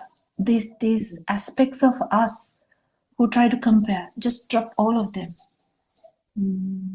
Yeah, I would because like we to know share. Dhamma. We know Dhamma now. Yeah. Dr. Kokila, I would like to share a personal experience. Actually, in my childhood, my father was very strict, very strict. So he used to. We were kind of really scared of him. He was doing the needful. He was actually a principal by profession, but he was very strict. Being the eldest of the family, I suffered a lot, I should say, because he was like, I had two younger sisters, so uh, there's a gap between the second sister and me, 5-year gap. So always, whatever happens, the blame comes upon me. So until I mean at the age of 11, we were sent to boarding houses. We were in the boarding places, but that early childhood period, because I was really scared of my father when I was playing. If I see him coming from a distance, I stop it and run into the house. So like that was the time, and still. He's a father by the name. It may this not be a kind of disgrace to him at all, but still, now also, Dr. Kokila, to be honest, when Aryan Mahanse asked the second question from me, that same fear telepathizes. So, as you said, I am so agitated, I cannot clearly explain the next point. So, it was there, I mean, from the very beginning. So that experience, childhood experience, till hospital, I get really upset, and Aryan Hanse used to ask, why are you so upset and scared and you are not telling a thing? Even a year or two ago, he used to get. Very recently also, now when I explain the point, but when he asked the second question, that fear arises and I go blank and then I start talking nonsense and everybody feels that, Dr. Kokila. So that is the personal experience actually. This is the way. So Yeah, Dr. now a lot of us will have moments like this which are imprinted. The main important thing is to understand the imprint can be there, but there is no self who is feeling that. So what happens is you get used to this imprint. So when you get used to this imprint, it doesn't matter anymore. What happens is any experience, when it is happening now, even though we call it telepathize, it is happening now, isn't it? So when the vibration becomes equal, you feel like it has happened before, but what is actually happening is happening here now. So in that perspective, the self-perception which happened with that previous one also is here. But if someone understands Dhamma, he will feel that, but will not perceive it as private. Because you feel that this is private, something happened to me. Yes. But what actually is, it's another perception. It's another perception where if you combine that with compare it to something else, if you had something, a beautiful experience, imagine something, whatever, even that can come as a beautiful experience. You might telepathize it now, you might telepathize it to a beautiful moment which has happened before. What happens is not these moments overlapping. What happens is the self-perception occurs everywhere. It's the same vibration. There's no change in that. It's the same vibration. Do you understand that? Even though the perception of the actual thought is different, or the perception of the past is different, or whatever that moment, we can name it differently. But the self-perception is one single self-perception. Though it appears at that particular moment, it is the kind of one type of vibration. What happens is that vibration will not start appearing at one moment. So the telepathization will happen. So you will find the similarity, but you're not shaken. How is that? Do you understand? Yes, Dr. Kokila. So in future, what will happen is you will feel the similarity of the vibration. But who cares? It's not your private experience. That's what the problem is. We take all our experiences as private, or like it happened to me. That's what the delusion is. So when you drop the delusion or the idea of the self, who has this experience? It's another experience. That's it. So whenever I try to be brave, it's again the mind. No, now it's crystal clear. No, you have to feel that. Yes, exactly. I guess it becomes worse. So, Teruvan Saranai, Dr. Kokila, may I ask, other friends have left, I think, right? Teruvan Saranai, Dr. Kokila, just I want to make a comment. Actually, that was a beautiful explanation. I also have similar experiences, not from the childhood, of course, later on. There are certain memories like that which keeps on coming. But as you said, if you do not have the ownership to them, and it is just goes to the pile of the normal experiences that goes on telepathizing, isn't it? But automatically what happens is that the ownership label is coming to that particular memory or the thought, which you explained very nicely, so that you leave alone that ownership label, isn't it? It's beautiful. Yes. Thank you, Yeah. Very beautiful, and it will be very useful for most of us, I will say. Yes. And thank you, Sudharma, for asking that question, which brought up a nice explanation. It Thank came naturally. I mean, Yes. it came naturally. Yeah. So, Yes. So Miss Surangika is not there. Yes, Dr. Kokila. If,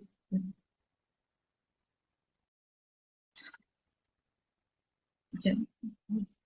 So another question, Dr. Kokila. Yeah, I the asked him ownership. that- yes, please go Yeah. ahead. Please go.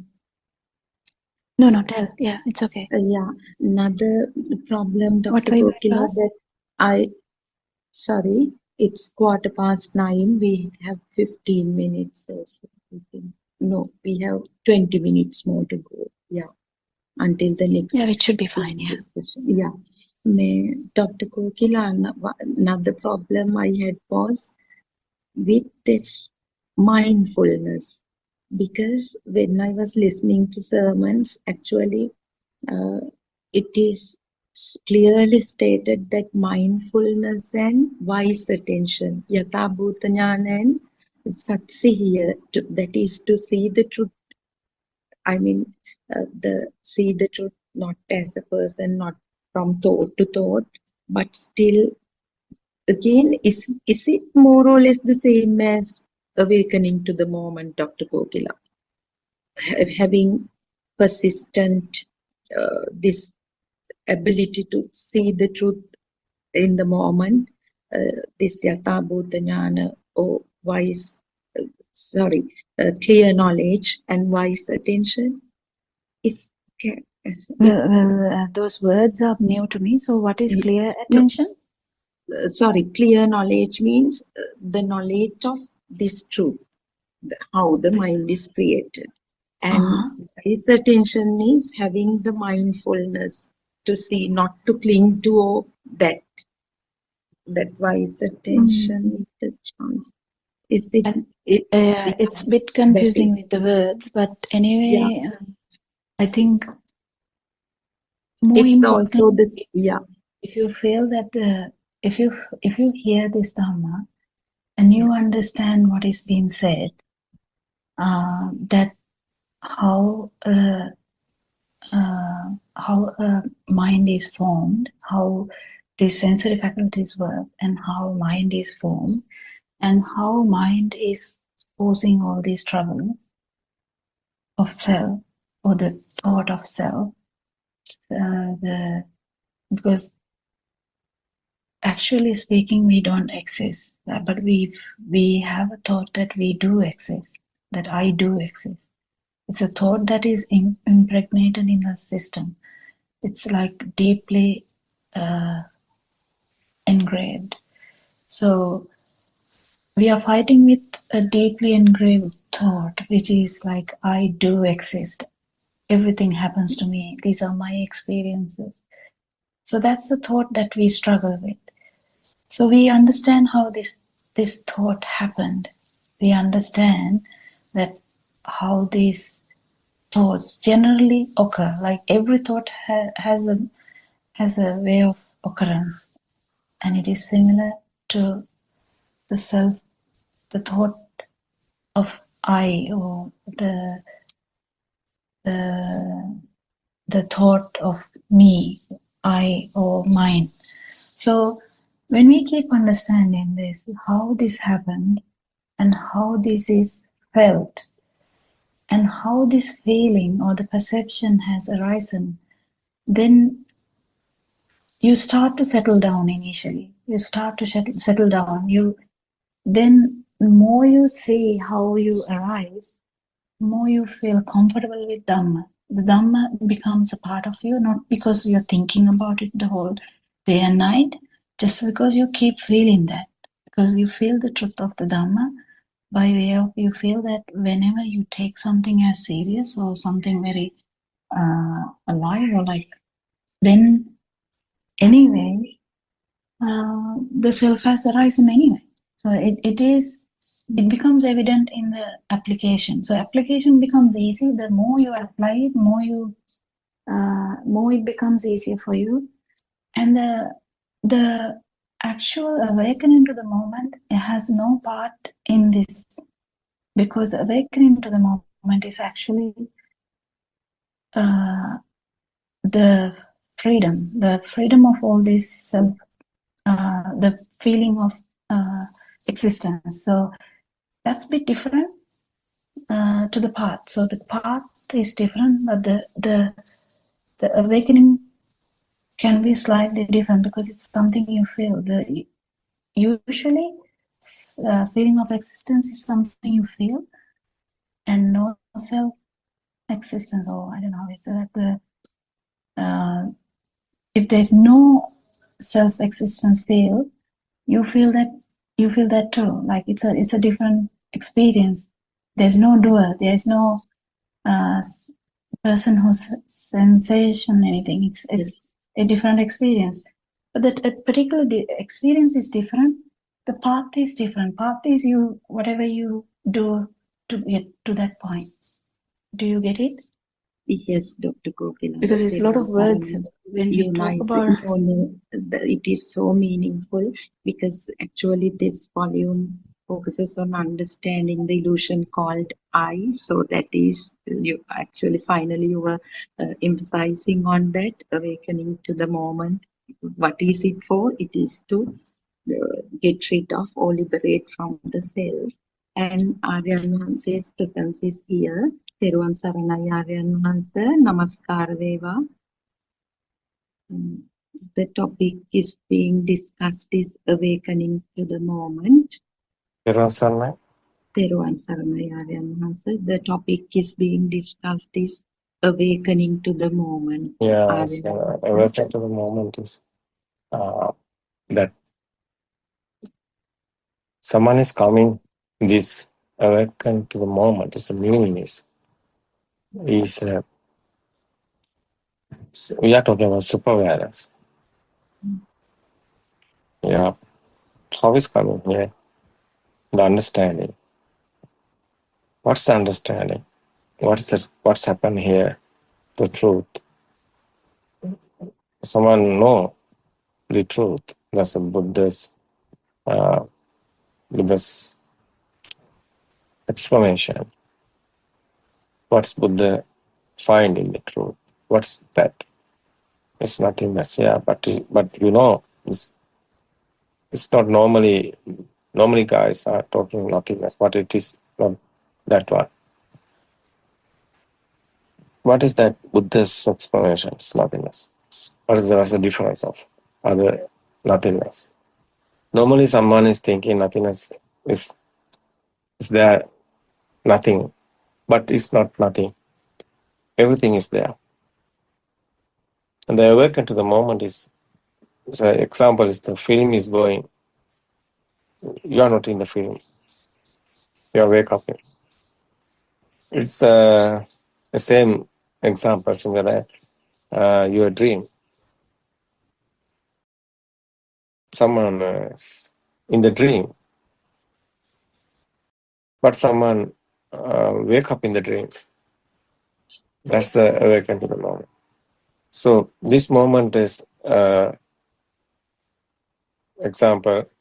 This moment, one thought is here. Every moment, every second, one thought is here.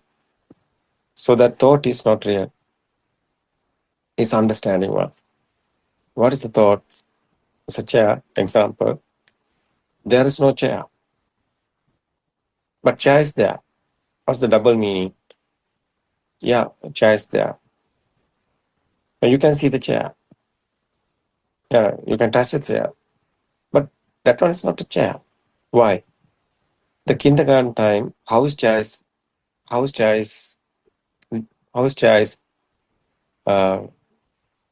How is chair is constructing? How is chair is happening? So little child, little baby in the cot don't know the chair. So that baby in the cot, the little child, have a radiant mind. That's a the radiant mind have the defilements otherwise. Radiant mind don't know anything. That baby don't know anything. But you know, after grow up in this baby, kindergarten time is coming. Teacher given the pictures and given the sound, red, yellow, blue, chair, table, everything like that. Everything like that. So, chair, I given the picture and given the sound. It's chair, sound and form together. That's the chair. It's our sense, five sense creations, sound and picture and feel, touch, solidity, liquidity, and the this type of smell, taste. That's a feel. Ditta Sutta Mutta, Buddha's word. Your eye creation and your ear creation and your body feel. That's smell, taste, and skin sensor. Together coming, that's a feel. So these are one spark happening in the kindergarten time. That's a thought. How thought is creating the chair. That's very important. That's very important one. So that one is understand what is chair. Light also, there's a vibrations, no waves. Sound also vibrations, waves. Otherwise, heat, hot and cool, everything is waves. You know, smell. So these are waves. So these waves combining. That's why these waves are speed. No, rapid speed is there. The sensor given us light, eye given the light, and the ear given the sound, and the body feel given the hot. Like this one time, this sensor creations speedily happening, that's together coming one spark, including this everything, the combining sound and firm and the speed. That's okay. It's together coming. It's very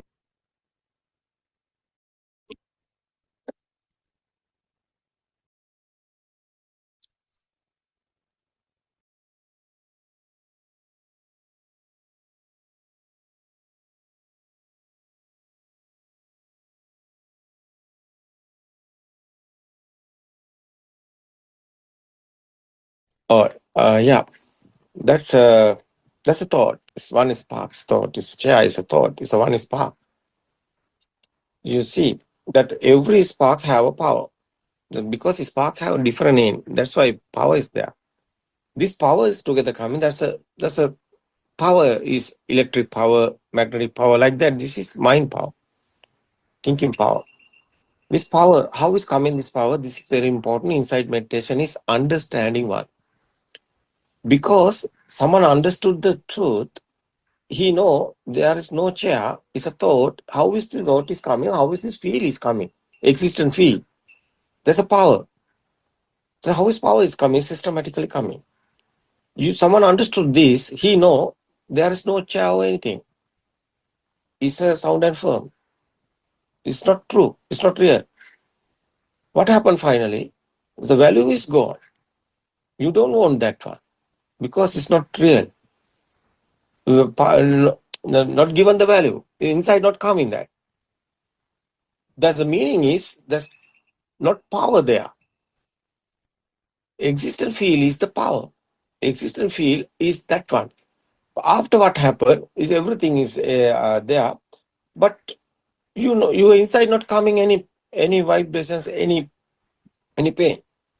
So stimulants are coming, thoughts are here, but not any reactions. That's why this moment is silence. That's awakening. Film is going. Thought is normally film like that, but you are not there. You are awake. Nothing happened. Anything. That's why super awareness. That's why this is samadhi. It's adhigata samadhi. Buddha's word is there is no is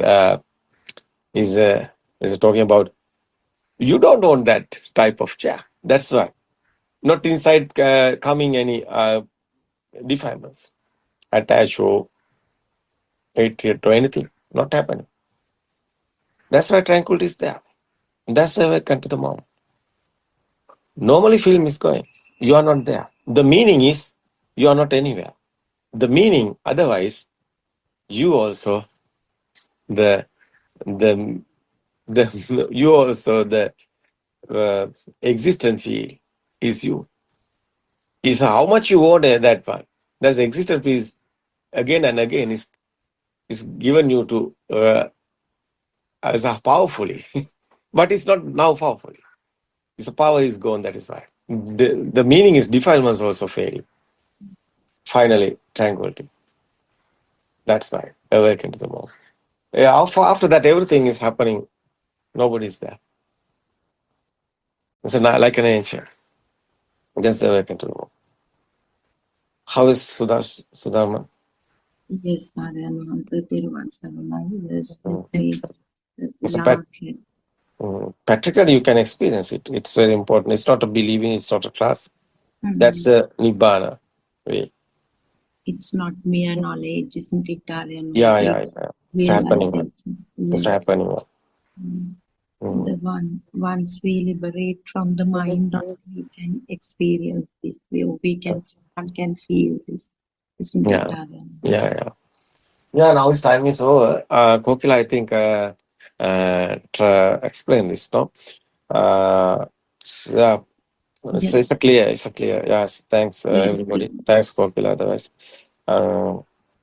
I think it's a very clear. Our guys know this because all of them are studying this. No, as a realizing. No, as a practically the experience is coming is that is why it's getting the Sudharma also. Yeah, because it's experience. It's a defilements are fading. It's you have that experience. That's why Buddha's path is that one. Buddha told this. How is this? Ragakyo, Desakyo, Mohakyo, Nibbana. Meaning is defilements are fading somewhere. There's the truth. No. Yes. Yeah. But that's why we want truth. We want to know the truth. That's why Satyajnana is a true Dhamma. It's the first one. You want to know the truth. That's why inside meditation is there. That's why Kalyana Mitra is very important. The noble friend is very important. It's so evident. Yeah. Without the noble because teachers. noble teacher have the experience. That is why, no? Yes. Yeah. No ego is there. That's very important. Everybody have ego. They don't know how is stopping this ego. How is no without ego. Yes, Aryan, also one in the mundane world cannot define the noble teacher's experiences. It's a fruitless effort. Yeah. Thank you, everybody. Tomorrow we can. Yeah. Teruvan Saranai. Teruvan Saranai. Teruvan Saranai, everybody. Teruvan Saranai, Dr. Kokila. Teruvan Saranai, everybody. Tomorrow we can join again. Teruvan Saranai. We can discuss again tomorrow. It's okay. Teruvan Saranai.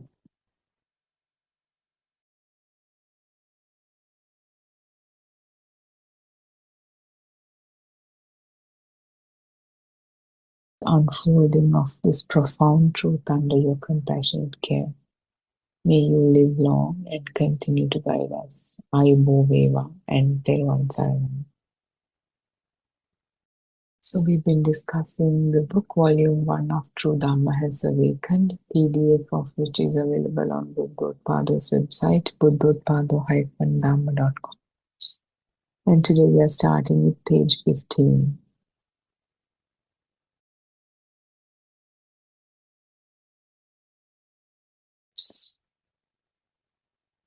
The same process happens in our minds. We assume that the outside world is real and create a complex set of emotions entirely within our mind consciousness. We generate raga, dvesha, and moha, attachment, ill will, and delusion. And these sparks ignite continuously in every moment. These sparks continue as long as we breathe. All of these are thoughts. There is no inside, ajata, or outside, bahidha.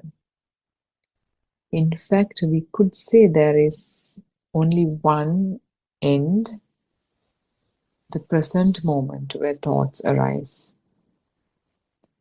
But even this end is ultimately non-existent. A book does not exist outside of thought. It's merely a frequency of sound and a frequency of color that come together to form a thought wave or chitta. Nothing reaches our six senses except for the raw data. Color to the seeing sense, sound to the hearing, smell to the smell sense, taste to taste, temperature touch, and thoughts to mind consciousness. What we perceive is a combination of these sensory inputs. So yesterday we talked about how name and form union occurs, or how mind-made objects come into existence as sound and color and sound get entangled. So this is the process of our minds, and because of this illusion, we assume that the outside world is real. And because of that ignorance, it creates a complex set of emotions, because the mind consciousness is created.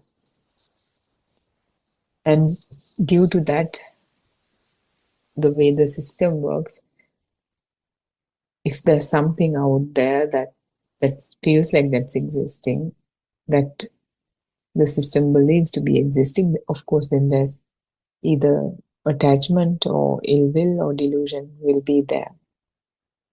These are all due to the sparks we talked about, the continuous sparks. As long as we breathe, these sparks continue and they mature into thoughts. And in reality, there's no inside so-called external or internal world. It's just one feel. But when mind comes alive, it creates this duality, because the function of the mind is always to name something, label something. So when something is labeled, let's say something is labeled as, an image is labeled as a table, that means table is there. So if there's a, if the table is there, and with respect to it, there's a self who's observing it. And also, if there's a table is there, there's the other probability of table is not being there. So that duality is already created. But if you see that it's a creation of the mind that's being projected outside, that's a different scenario to saying that the table is there or table is not there.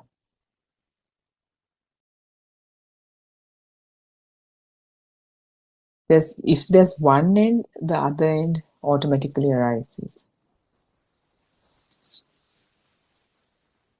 And if this is seen as non-existent, as a function of the mind, as something that comes alive when the necessary conditions are met, that is seeing the truth. Nothing could exist outside of thought. If this truth is seen in the thoughts, in whatever we see, in whatever we hear, smell, taste, and touch, and then we are kind of stripped off of these thoughts, and we are down to the experience itself.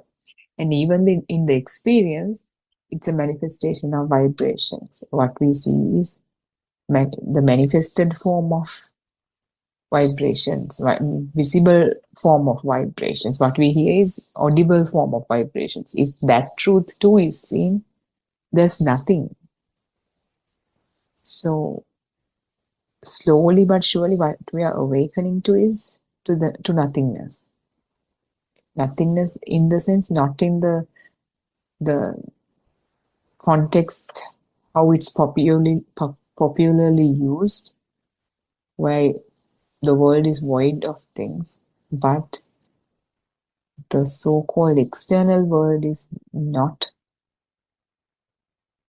in reality existent as we thought it was, but it's an effect that's visible when the necessary conditions are met. Merely a frequency. bunch of frequencies, bunch of vibrations, frequency of sound entangled with frequency of color predominantly to create that sense of something's out there with respect to its sense of self and the self-identifying view. When it's identified as a thing, then the chitta or the mind wave is created out of these frequencies. Nothing reaches our six senses except for the raw data. I'm sorry. R.N. Vahanse, Paticca Samuppanna refers to the coming together of all these senses. This is also known as dependent origination. The dependence on causes and conditions. Through this cycle, we assume that a thing exists. I have explained this in detail in my sermons. Now, let us address how to awaken to the moment. Also, R.N. Vahanse, you understand that the outside does not exist, neither does the inside, nor the concept of me. The thought of a book is just a thought.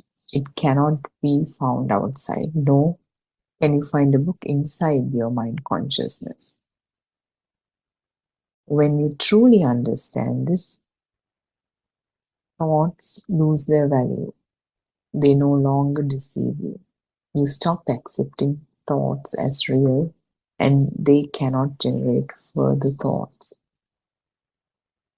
So this process of entanglement, also called as Paticca Samuppanna, being entangled, or when the necessary conditions are met, this effect comes alive. In other words, these senses coming together. However, the way it's explained, it's this dependent origination, because nothing can be existed on its own as an independent thing. Rather, they are dependent on certain causes and conditions. Due to ignorance, when this circle comes alive, we assume that something's out there and we are experiencing that. If we understand and realize this, we awaken to the moment. We no longer cling on to thoughts about the past and the future, and then they lose the power they have over a self or the system, and then slowly it's awakening to the moment.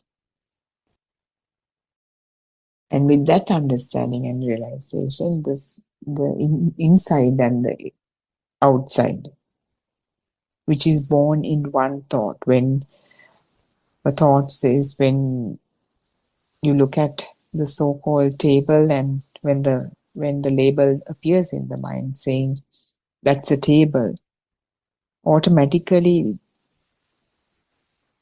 there's the table and the self who's seeing, who's experiencing that, underlying that thought. What is just, so with that, the so-called external world and the internal world is created in that thought in that moment. However, when the truth is seen, the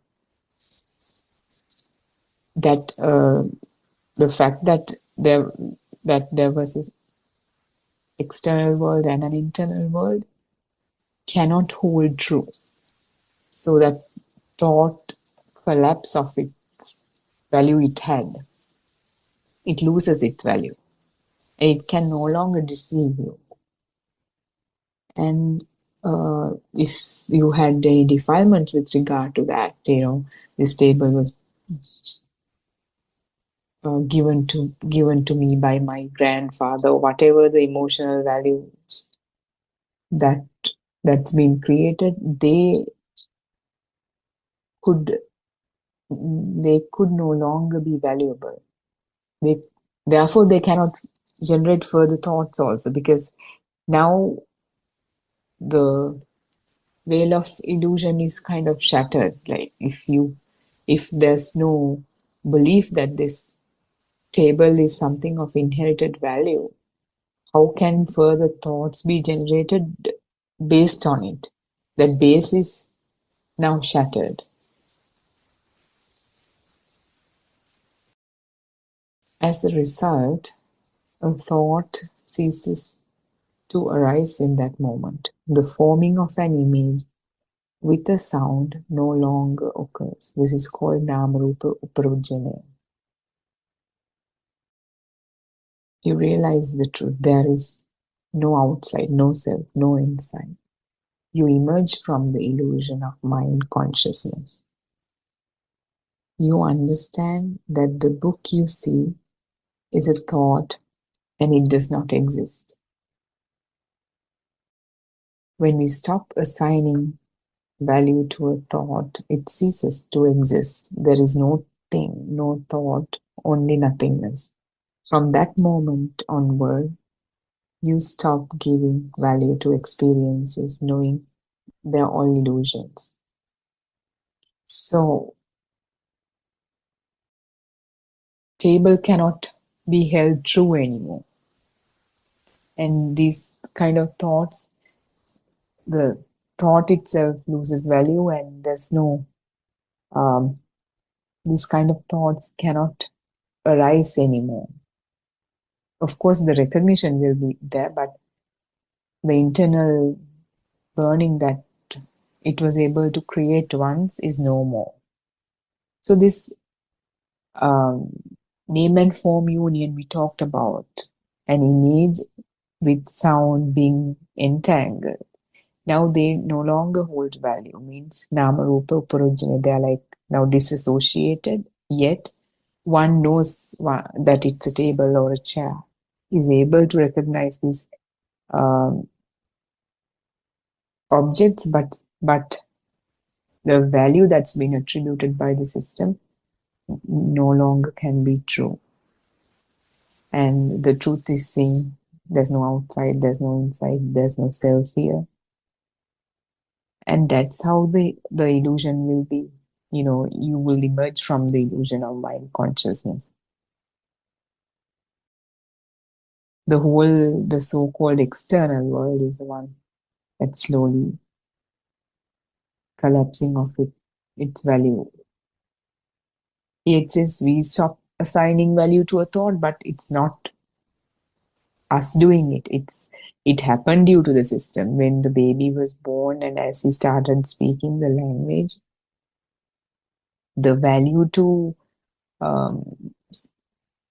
value being assigned to different mind objects differently, that happened due to the system, not a self did that. As we understand and realize Dhamma, what we realize is that there is no self. So it's not that a self assigned the value, but that's how the system was created in the first place. So that is what is losing the value.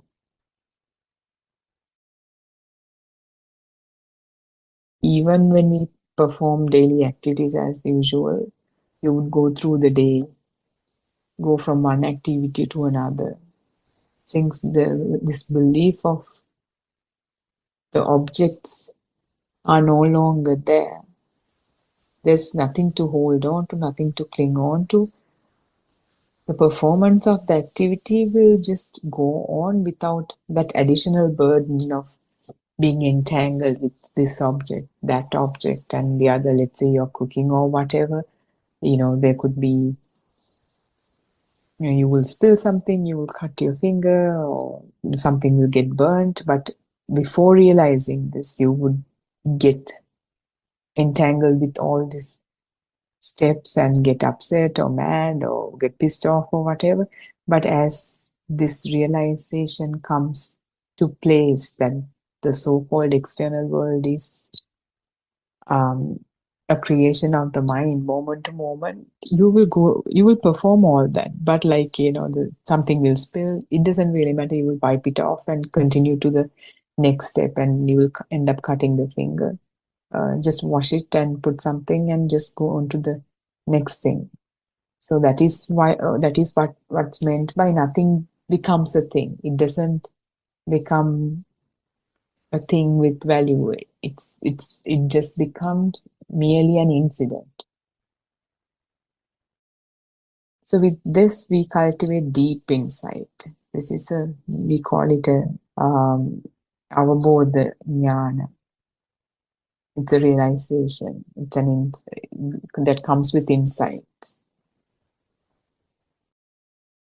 So slowly, it's deepening our understanding and realization that the so-called world is not true. Sankite nibbidaya. That means it's a dhamma that you realize.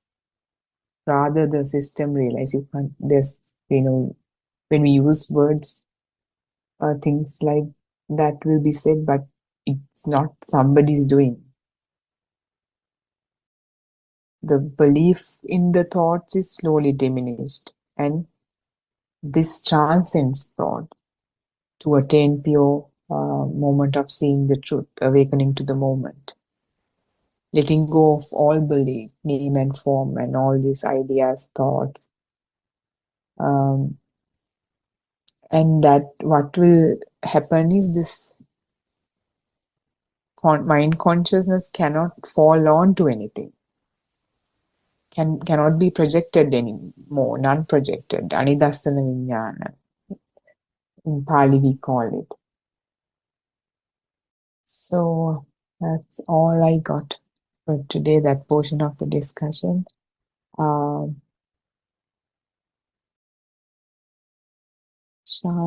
Thiruvan Saravanan, if any of you all have any questions or comments. Shani, you have any questions?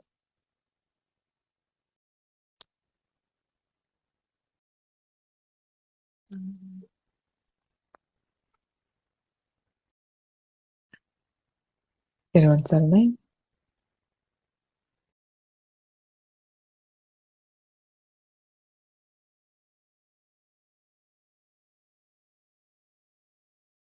Your mic is unmuted. Are you trying to say something? I can't hear.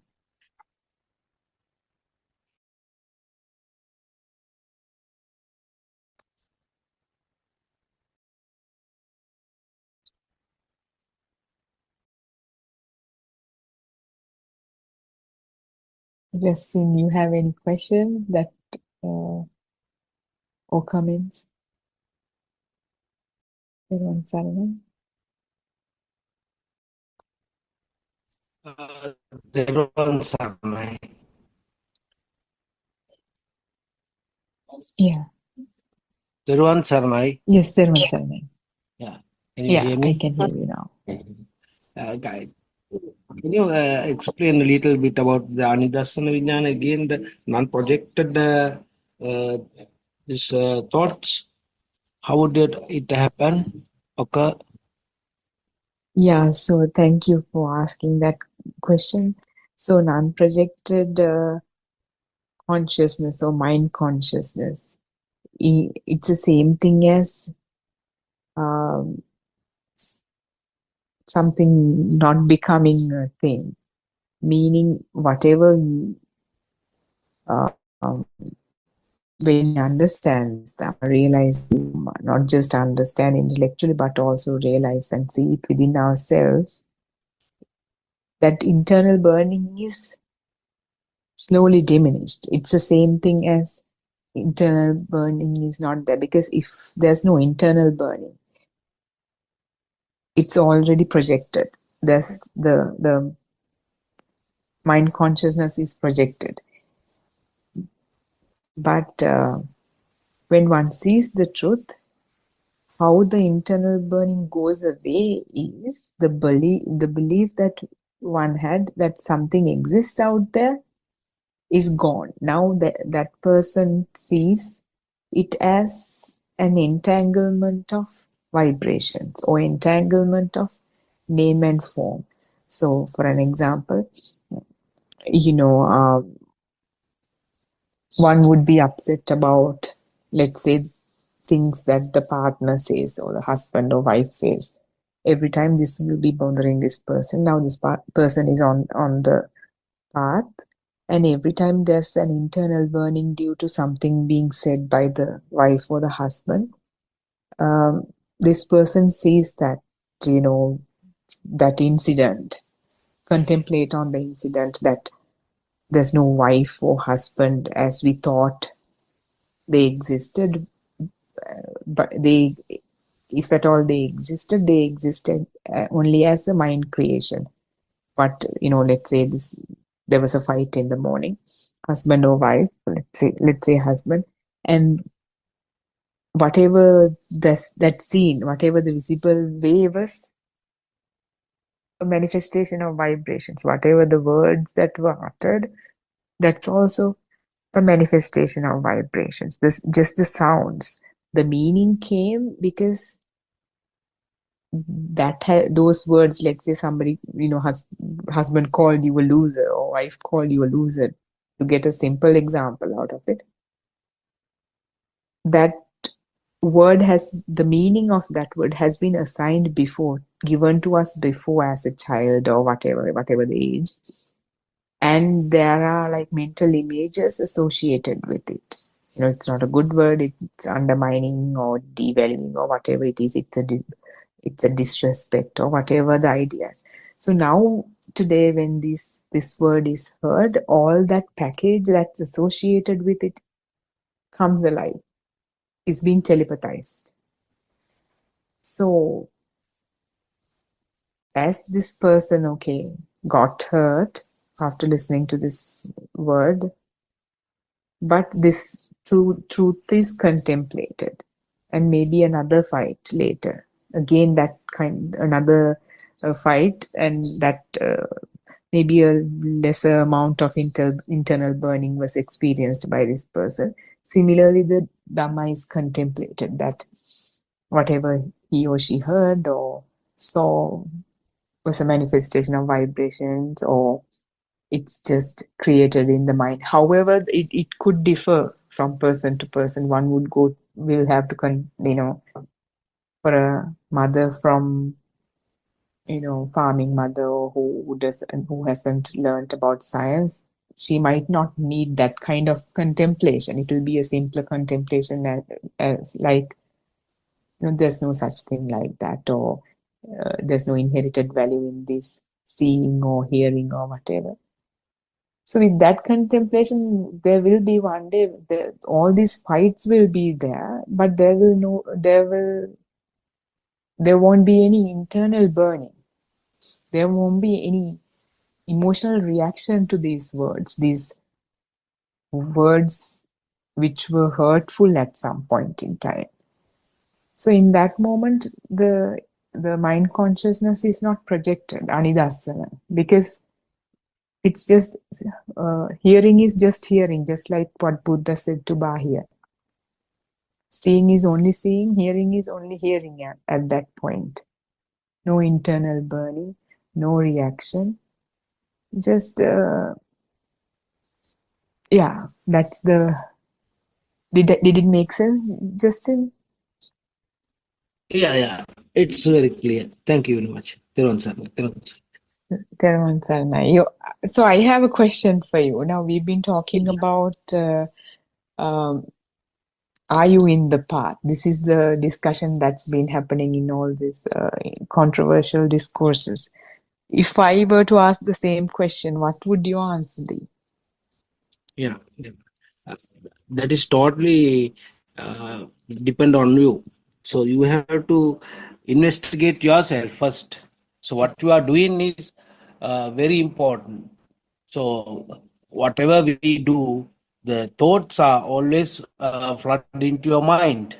You can't get rid of it. So it's an automatic process. So this process is going on. But what we have to test is be conscious about is whether we have burning or not, as you said earlier. Burning sensation. Do we have burning sensation to that particular consciousness? So if that is getting faded slowly, gradually, then we can understand that we are in the path, but at the same time, we have to keep listening to Dhamma, because sometimes we might get deceived by other misconceptions. So it is very important to listen to the true Dhamma.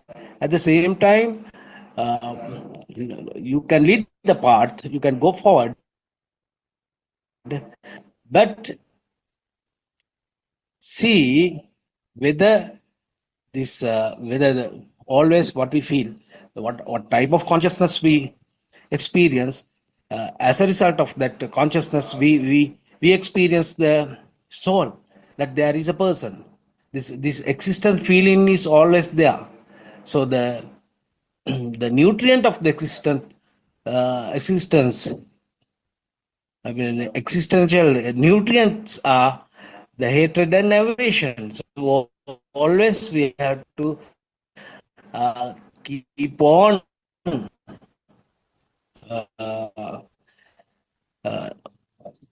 experimenting whether I have a aversion for something, or whether I have a passion for this thing. Did I get upset? Did I get shocked or depressed? Or Your line is am I a little. overwhelmed or overjoyed? So these are the experiment. Can you hear now? Hello? Yeah. Right.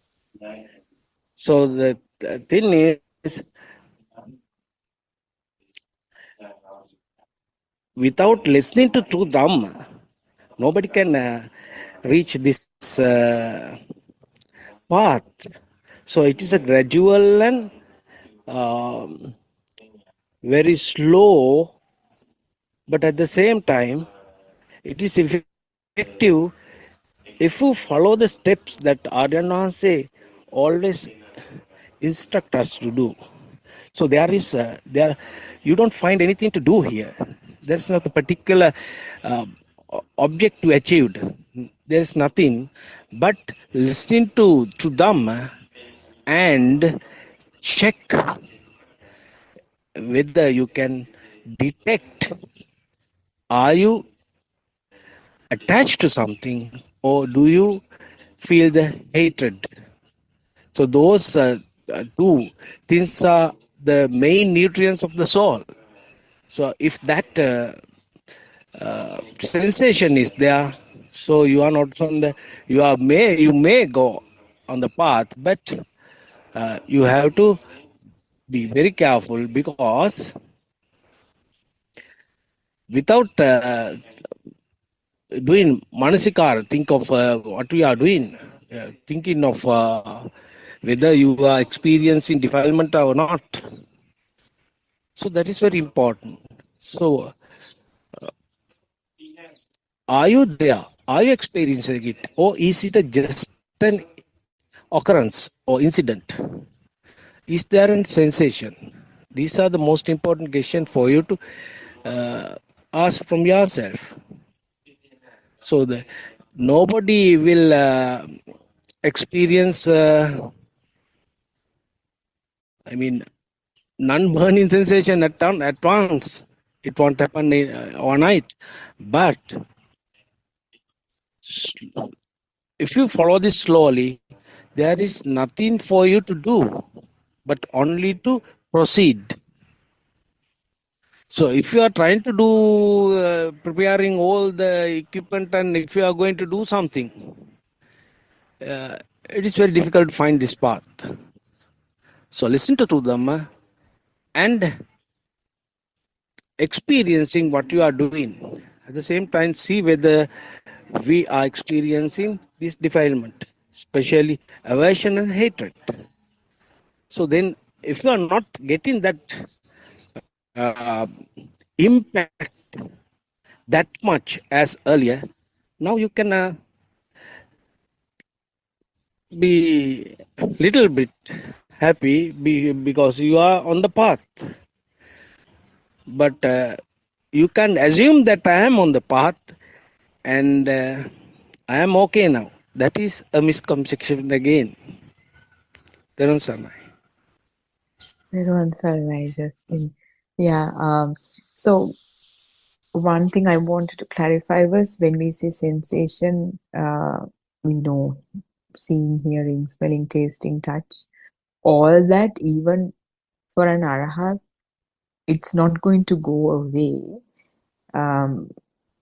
It's just an arahant would see that they are not real. They are just created in the moment as a manifestation. And when we talk about internal burning, that goes a little beyond the sensor level, and it's because there's a self and there's an assumption that this world exists. This person doesn't see these sensations for what it is. He or she sees them as objects that are existing out there. So that clarification, because I know you probably know this, otherwise it might confuse someone. Okay, let me reword the question. So the question is, you, Justin, are you in the path, and how do you see that? How do you recognize that within yourself? How do you? Yeah, I'll share my experience with you. That this is how it happens. At the age of 15, I started searching this to them. 15. Yeah, I'm a Catholic, and I was searching something must be there. Something must be, reality must be there. Truth must be there. So this is not creation. The creator must have the power to do everything. But everything won't happen. The happiness didn't come to our souls, our lives. So I kept on finding it and followed different monks, different type of teachers, and so failed. Here what I found is that how self is created, and how we can get rid of suffering. So these two questions suffered me a lot for a long time. So I kept listening to this for a long time. So I kept listening throughout the day sometimes. Some days I kept on listening to, I did nothing but listening to catch what this is.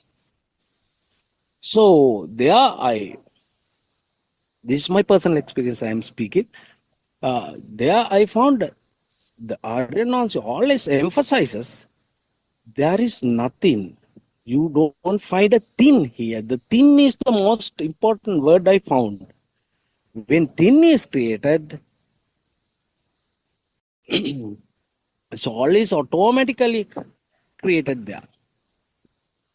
So soul and thin will come into existence because of the consciousness. So there I searched what this consciousness is. Then I found this dependent origination. Although I heard it earlier, but that puzzle was not solved. So this is how I followed the Dhamma. So there, now I thought, okay, now I have the point. Now this is the path, and this is how I find the Nibbana. So still, I try to find Nibbana. I want to find Nibbana. So I want to do something. So Aranansi always says, there is nothing to do. You proceed. Listen to true Dhamma and proceed. So I did it.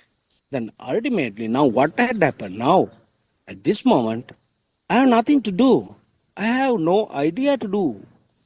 I am not interested in anything. At the same time, I have not a particular objects, the targets or future plans, any preparation for life or existence. That is how I feel from the beginning. So very enthusiastic, energetic, and interested in doing a lot of things to make this life, this existence so powerful and attractive. So now those things are just like toys, no value at all. So that is how I feel, Harshi. Justin. Thank you for giving that answer, sharing your experience. Yeah, I mean, when we go on this path and realize this Dhamma, that weight is lifted off and that worries and burnings are no longer there. But, it's not that we don't make plans. We can, but even before that, before we stumbled upon this Dhamma, we would make plans, but there will be like so much of stress on executing those plans and being on time and whatever is involved comes with it, that internal burning. But that is no longer there. You would still plan if you have to. You would still, nothing actually changes except for that burning, isn't it, Justin?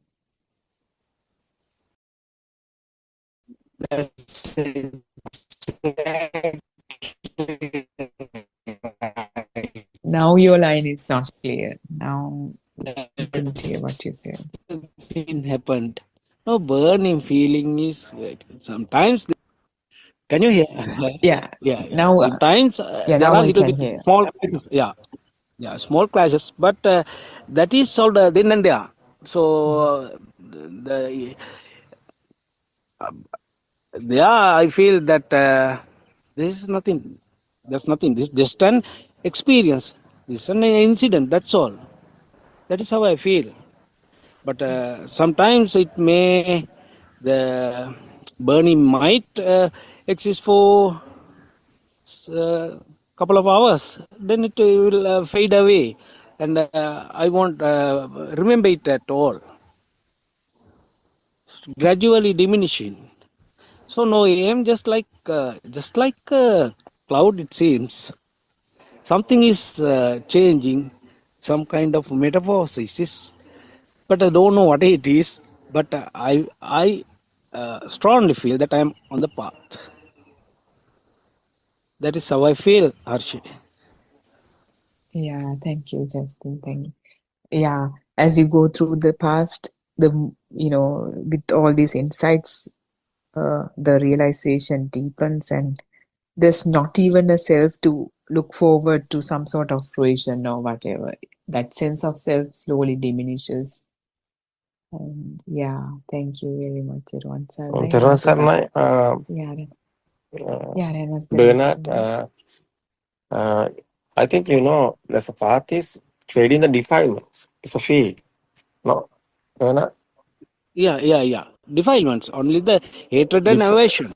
Yeah. It's the fading the defilements. It's the path. Yeah. It's a field. You know that. Yeah, that's right. You can, yourself, you can experience it. It's your, yes, definitely. It's your side. Yeah, it's your side. So Buddha told this is Sandittika, Pratyaksha. No one can tell this otherwise. You are in the path or no. So that question is not coming after that. Path or no, because the defilements are fading. That one is the path. Otherwise, that's right. That is the path. Yeah, that's the path. Yeah, it's good. Yeah, good explanation. Otherwise, it's a practical side. No, it's practical. It's an experience. Yeah. So Dhamma is not the book. Dhamma is your side. Dhamma is your feel. Dhamma is your experience. Practical side.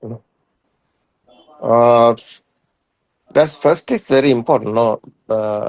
Bernard is understands the truth. It's very important. Truth Dhamma. Dhamma is very important because it's very important. Yeah. After second one is coming, no? Automatically it's coming.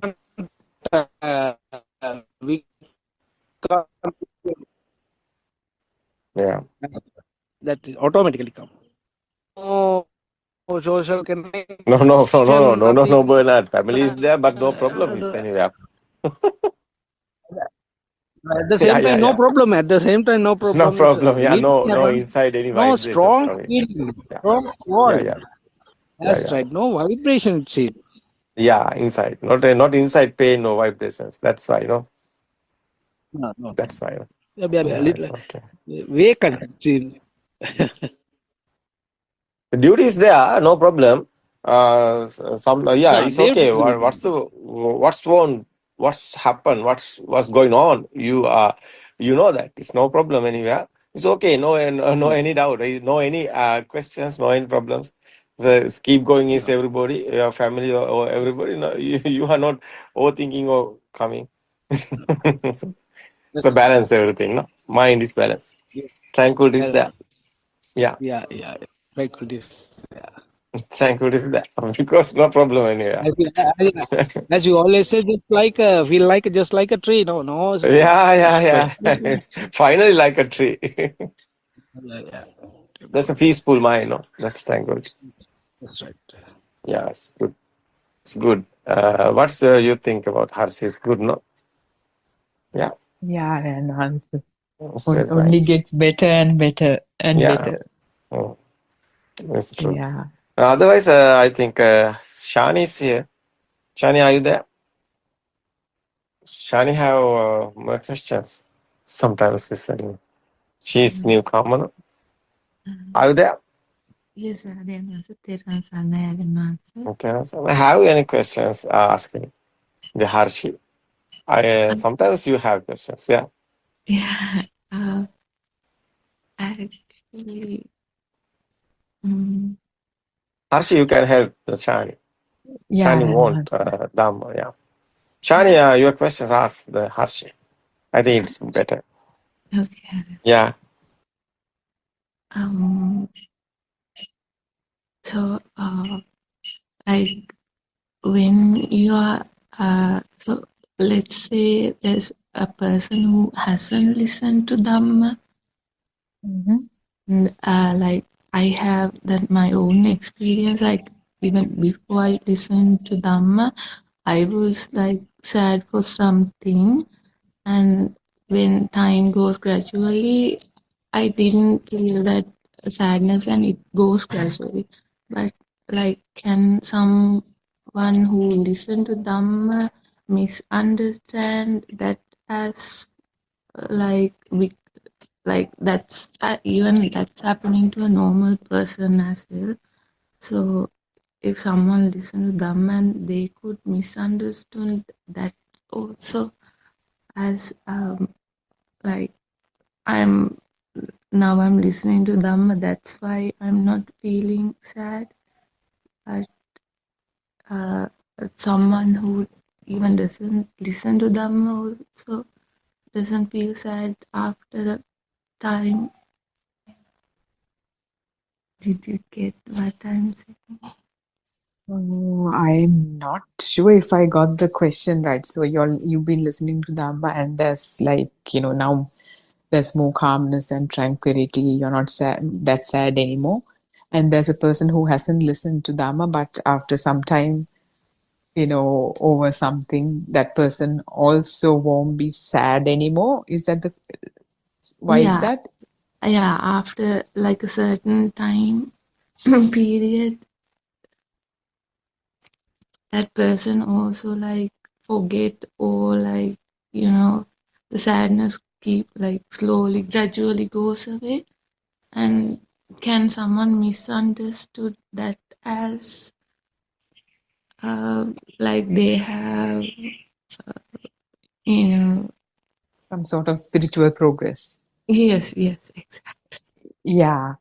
So, I mean, understand that misunderstanding belongs to that person, but the thing is, if you compare a person who has listened to Dhamma and who hasn't listened to Dhamma going through the same life situation, sad situation together, let's say, one gets out of it because that one sees the mind in the moment and the other one doesn't. For that other one who doesn't, let's say after a few months, both of you will go through the same situation again, maybe a different situation together.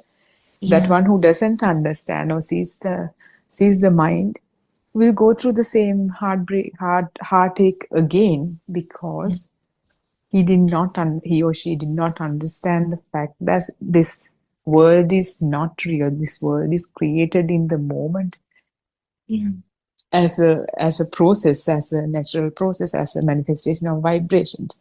So, this time he will be upset over he or she will be upset over a relationship. Next time it will be something else. Somehow he or she will get over it. Another thing will come his or her way, and they will continue to one after another, get into heartaches and get out of it. Get into it, get out of it. Of course, people with time, they don't just harp on the same sadness and continue to live on it. They get out of it. That's how we've been living life. But the person who understands and realizes Dhamma, slowly the whole cycle is kind of reversed now. Now it's not accumulation of these events that gives you more suffering. Instead, that person begins to go against the flow. And what's happening is, whatever happens now, he or she sees the mind, realizes that it's not real, realizes that nothing to harp on anymore, there's nothing of inherited value there. And it only gets better and better. The defilements will get diminished and diminished and diminished, and there will be tranquility. In the shorter run, the other person might think, okay, what progress has this person made after listening to so much of Dhamma? I just got out of the heartache without any help of the Dhammas. But in the long run, there will be a clear difference, because that person still believes this world is true. And every time something happens, it's still that belief of a so-called external world deepens and gets reinforced. Does it make sense? Yes. Yeah, Dr. Sakuntala is also here. She can give an answer to Dr. Sakuntala. I pay my homage at Aryan Hansi's feet. Therwan Saranai, everybody. Yes, I think you explained it correctly. That is what I felt, because a person who has no understanding at all about Dhamma will do various things to suppress. If there is a sad feeling, he will use various tactics, various things to suppress that. Now, one method is concentration meditation. Then there are other various, maybe I would call non-religious methods, where these people are using in the form of counseling to suppress that feeling. So, as Harshi very correctly said, for that incident, there will be a temporary solution. And then when there is a similar or something different experience, which gives rise to sadness, anger, or maybe extreme happiness, whatever. I mean, all of them are kind of currents which erupt as a result of this sense function. So the person will use the tactics like that, and maybe there is some sort of temporary, and sometimes they will experience prolonged effect also. And sometimes the person might change his activities and the way that he responds to various situations, and try to modify the personality, but all of them are done while myself is existing. So I am trying to correct myself. I am trying to change myself to suit the situation. And I am trying to get along with those people to avoid such situations. So it's something like that. You have the solid person here on this side, and that solid person is facing various incidents in the existing world, and the person or the myself, I'm trying to get along with those things and then have minimal clashes. But on the other hand, the person who has understood Dhamma, Darshana, he will, that person will realize when he goes to the root of it, he will find out that the causative agent at the root is the feeling of self-existence. So when you treat the root cause, there is nothing to sort of do as temporary measures.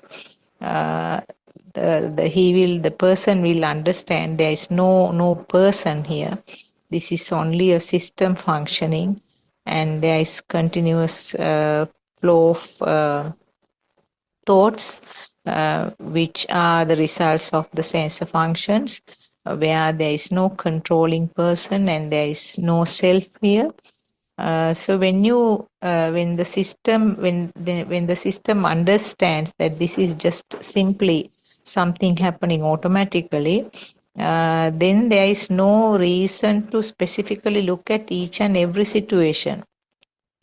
The system will realize that this is just ups and downs of this system, where the clinging or aversions or whatever the defilements are happening as a result, which is a kind of current.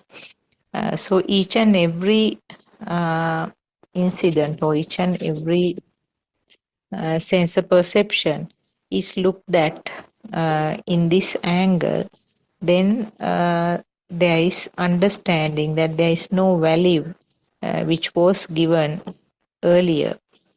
So the value will gradually diminish, and at the end, it's understood that there is just this system functioning. As long as the physical body is there, as long as the organs are functioning, there is sensor creation of light, hear, sound, smell, taste, and the feel of the skin.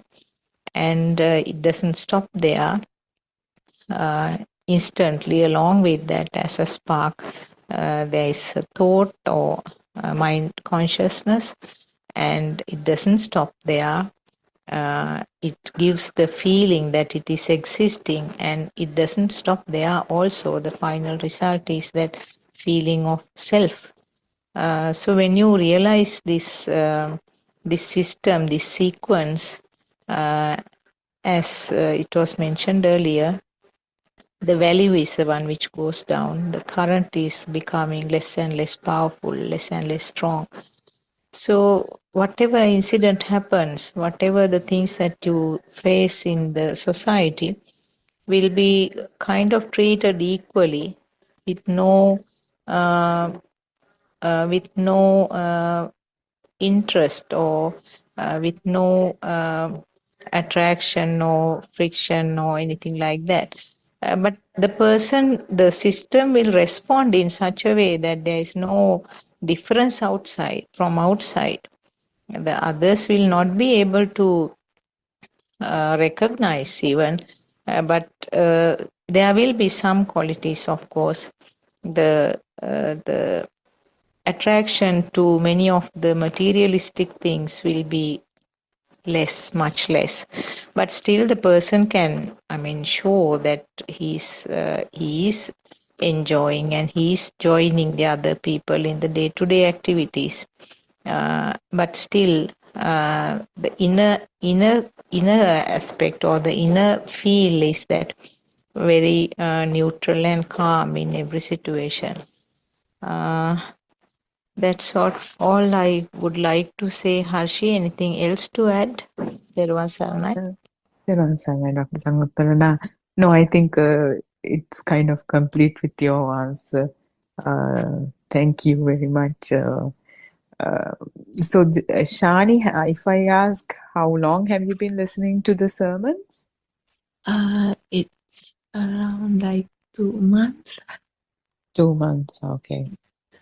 So you kind of notice some sort of a reduction in the defilements, right? Yeah, but like not too much. Not too much, yeah. Little bit. So can I ask, what have you understood so far?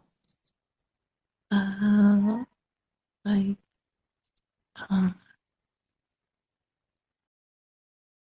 in Just simply whatever you understood after listening to, like, what's the core of what you understood? it's this whole process of how thoughts are created through our senses and how our mind is like created from these thoughts, and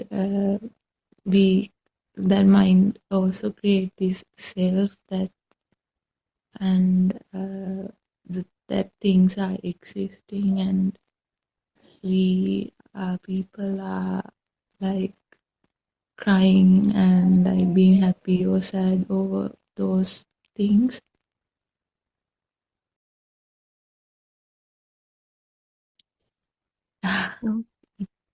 Okay. Yeah, that's good. That makes sense. So I think you're still listening. You will have to, the whole how the mind is created in fully.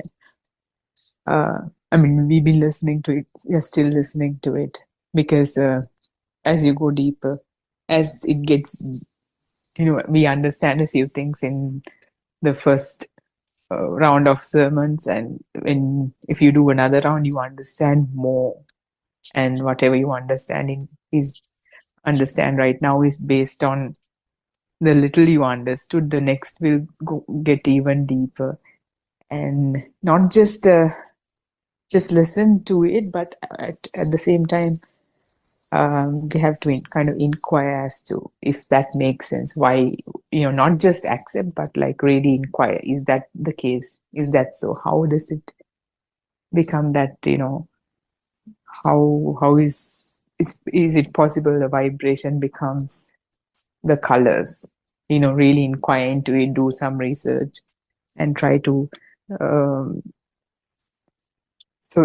try to understand what's actually happening rather than accepting, and always question within yourself and try to see how your thoughts behave. Like, okay, there was some sort of a internal burning. Where did it come from? Or, what kind of thoughts led to it? And then those thoughts, do they make sense? Like, when once you have a good standing on the understanding on intellectual dhamma or the satyajnana, then we already agree on it. So okay, if the thoughts are made up of inputs of sense basis, can there be anything of inherited value? To have that questioning and investigation within you is like really important, because otherwise it just becomes knowledge, just few things for you to be aware of. So that way slowly that internal transformation happens, because some people are like, yeah, I understand that, yeah, it makes sense, but I'm still getting upset over these things. That means that investigation hasn't happened properly, and that knowledge hasn't become their own direct experience. So for that kind of conversion to happen, that investigation as to what is Aryan Maharshi saying, why is he saying this, like that. If not, it becomes like you memorize the multiplication table and do some sums. So 5 times 2 is 10, 10 times 2 is 20, and okay, now this is correct, that's all. But nothing really sinks in for the Dhamma to become, for you to become Dhamma eventually, that genuine investigation, like, what is this world? Why do these things happen? Why good things happen to good people, bad things happen to bad people. Those were like surface kind of level exploration with which we came to this Dhamma for. So it answers all of that. But that investigation has to be there. I think it kind of makes sense. Dr. Sakuntala probably has a nicer Yes, perspective. Harshit. Yeah. Yes, as you very correctly said, actually, the rust has to be cleared little by little, isn't it? The rust which got collected, which became thick and thicker, needs to be scraped little by little. So, just continue listening to the Dhamma discussions, particularly if you have time to listen to the basic ones, the simpler ones where very sort of simple explanations are given. I think that will be useful. So just continue, because all of a sudden you might sort of throw a light and say, feel that, oh, this is what was explained in that previous deshana also. So like that, all of a sudden you feel that a light is just switched on, and then you can connect up some of the things which were mentioned in the previous discussions. So little by little, the things which were sort of looked very complex and then difficult to understand, little by little you will feel that becomes more simpler, and many things are connected to each other. And sometimes, not sometimes, very often, the same thing is being explained in different ways, different angles. So when you listen to more and more discussions, you can see the same thing from different aspects, and then it will become clearer and clearer. So other thing is, it's actually easier when you haven't listened to many other Dhamma discussions of different teachers, different monks.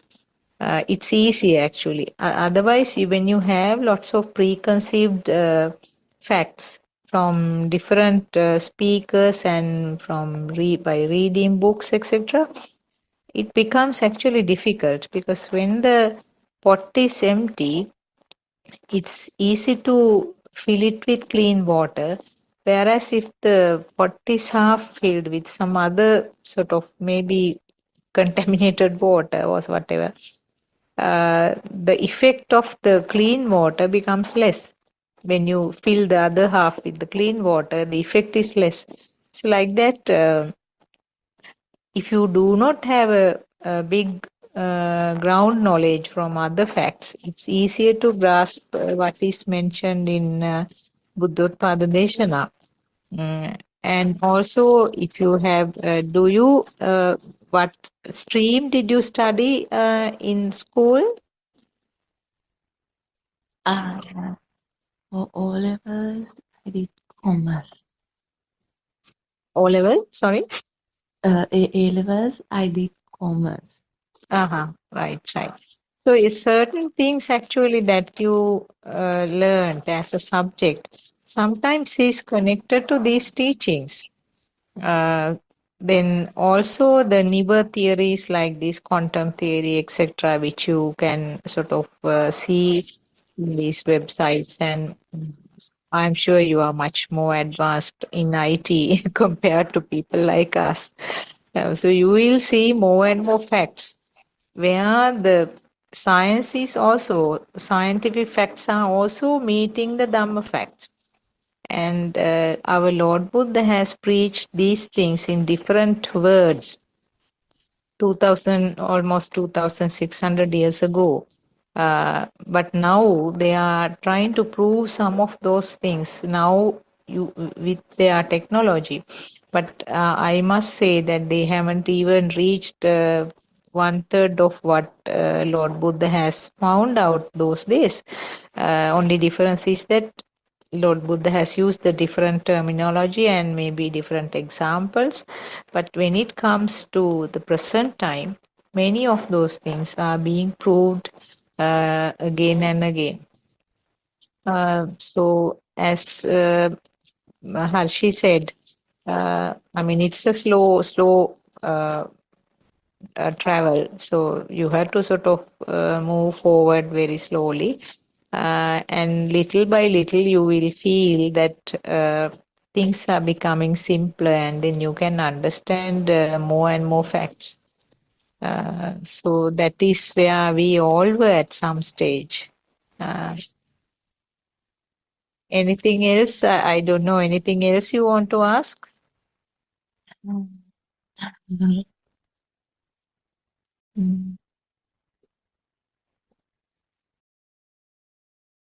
Okay, no, for the time being, I think maybe you can sort of, when you go through these discussions, when you are listening, you can jot down the facts that you want to clarify, and then we can discuss in this morning Zoom whatever you have to clarify, Yes.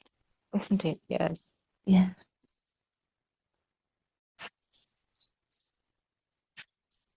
Okay. Yeah. Terasa. Therwan Saranai, Dr. Sakuntala. So, yeah, like Dr. Sakuntala mentioned, if you did a little bit of research on science, you must have, you see that it hasn't still been able to completely explain anything about this world. Like it's just falling apart and it's like so disintegrated in terms of how they do research and all that. So but you will see if you, when you really understand this Dhamma, here that is achieved. Like Buddha has explained all the lengths, breadths, and depths of the world, the experience, the experience, the human experience, and everything in one place. So Aran Mahansa has used certain portions of science to explain it to a person who's more science savvy or whatever. So if you, I mean, you probably have like a good understanding of vibrations or inclination towards that. There are like nice videos out there on YouTube and stuff. Like one is called Virtual Barber, where if you wear your headsets, that it's giving like a haircut. But if you close your eyes and listen to it, it feels like somebody's moving around your head. And you can kind of get an understanding as to how vast this illusion can be. Like just by listening to some vibration that's coming through the eardrum of the ears. That is not exactly how it happens, but like for the ease of explaining, if I use those words, but it creates this illusion of far, near, all that too. So similarly, even the eyes, what we see, this space, closer, far, all that is part of the illusion. So there are many helpful YouTubes out there that you can refer to get a better understanding while you listen to Dhamma. And as Dr. Sakuntala correctly pointed out, just go on listening to, I think Darshana Samapattiya would be a good list on Buddothpado's main YouTube channel. Even though you don't understand those Pali words, just keep on listening. If you move to France, by association, you will learn some French, right? So something like that happens. And just go on listening, finish one time, listen again, continue to listen, and it will eventually become your own direct experience. So a little bit of, I guess, from our experience, what we did. And if you have any questions, feel free to ask here, as it also will help anybody else who's listening to these English Zoom discussions on YouTube. We have noticed there's quite a few who are listening to the English YouTube sermons as well. So, and it'll help for us to navigate the discussion in different directions rather than us kind of explaining the basic aspect of, the wisdom of truth every day. When someone asks questions, it's properly directed the discussion. So just feel free, don't feel obliged or whatever, but it will help you to not be stuck in one place, because there are many pitfalls, as you already know, in this path where one can get stuck, because this mind delusion can play many tricks. It's like this deceitful entity that's capable of doing wonders. So yeah, I guess that's kind of what I had to add to that. Anything else, Dr. Sakuntala? No, I think you have explained the relevant things, isn't it? Yeah, all I have to say is that the what is explained in Pali, the Chanda Chitta Virya Vimasa, that means Chanda means you should have the willingness to know these facts to start with, and then you have to make an effort, that is a virya, courage or effort to learn these things. You have to put some efforts into that. And then you have to analyze and do some research, that is vimasa.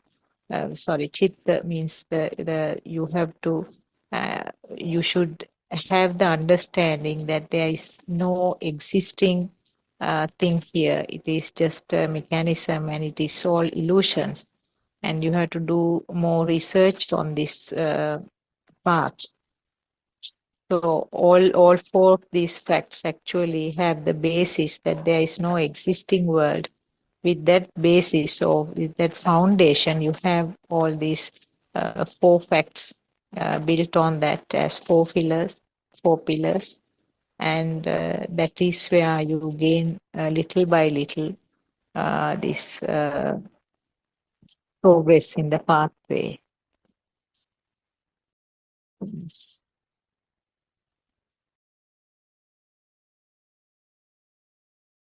Yeah, Dr. Okay, Sakuntala. yes. Thank you. Teruvan Saranai Aran, with your permission, if there's nothing, we can conclude for the day. We can wrap it up. Let's wrap it up for today, right, Dr. Sakuntala? Okay. Yes. Yeah. Thank you, Justin and Shani, for asking questions, and let's all pay homage to Aryan Wahanse at our feet. Teruvan Saranai Aryan Wahanse. Teruvan Saranai, Dr. Sakuntala. Teruvan Saranai all. Tiruvan Saranai, Tiruvan Saranai, everybody. Teran San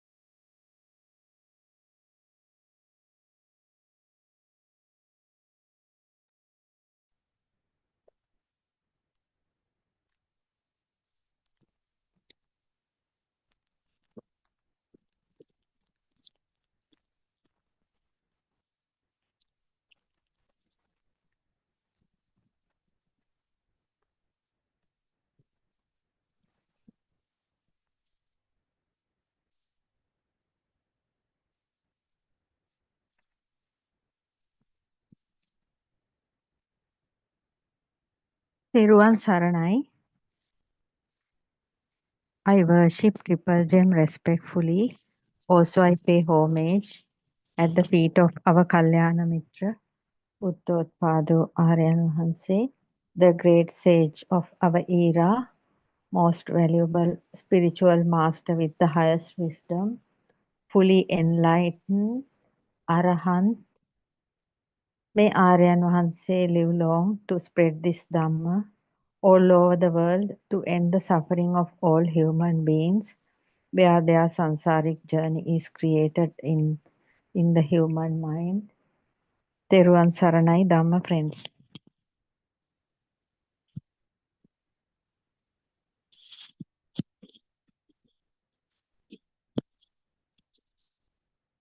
As usual, we have to remind about Lord Gautama Buddha and Buddothpado Aryan Vahanse for few seconds because of the greatest sages among the other billions of people. Lord Gautama Buddha has showed us a path to realization, that means to overcome this illusionary world we are trapped in, and Buddothpado Aryan Vahanse, after 1,000 odd years, now revealing the actual words of Lord Buddha, because the past 1,000 odd years, the true Buddhist philosophy was not there. It was actually hidden. The people who born as Buddhists in Buddhist families, in Buddhist countries also, they just followed the ritual-based cultural Buddhism. So in our period of living in this planet Earth, for so many years we were also lived like that. We thought this world is true, but we knew there is something different, something is wrong here, because all the time we felt the suffering is come in one way or the other. So we understood this, we are not belongs to this world, or this world is not belongs to us. Therefore, from our very young age, we tried to see what is the actual truth of this world. And we have gone through so many books. We have come across so many spiritual masters, nearly about 50 years. After 50 years of searching the truth of the humanity to overcome the correct path of realization, overcome the suffering, only we had that true teachings only from Buddothpado Aryan Vahanse, because he is the only enlightened master on this planet Earth. While listening to his great Dhamma sermons, actually we can feel that our mind is automatically clearing. Some kind of feeling is, we can feel some kind of unusual feeling, some kind of relaxation, relieving from the suffering. Those words are so powerful. Word of truth is so powerful. And that is why we are doing here on this Buddothpada PeoTV English Zoom and YouTube channel. What we actually what we gathered from this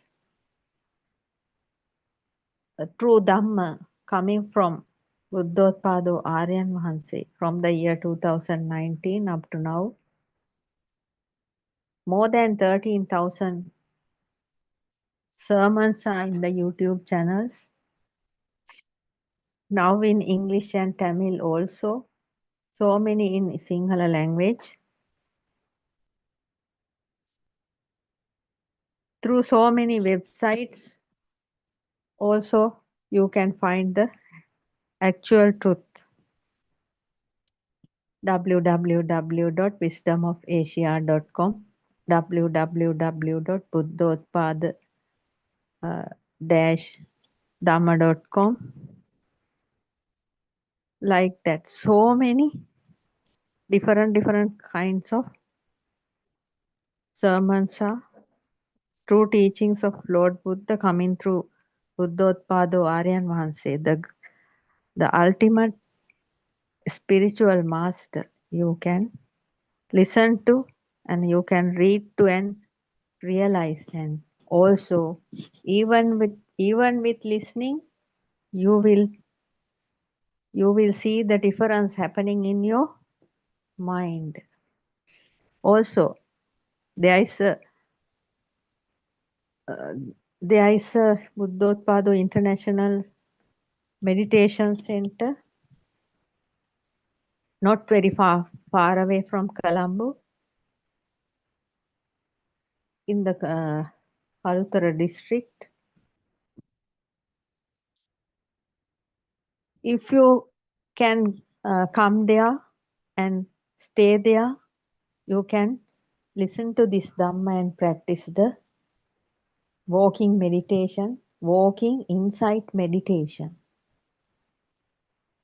to see the differences you feel and to know the ultimate truth of humanity and overcome the wheel of suffering.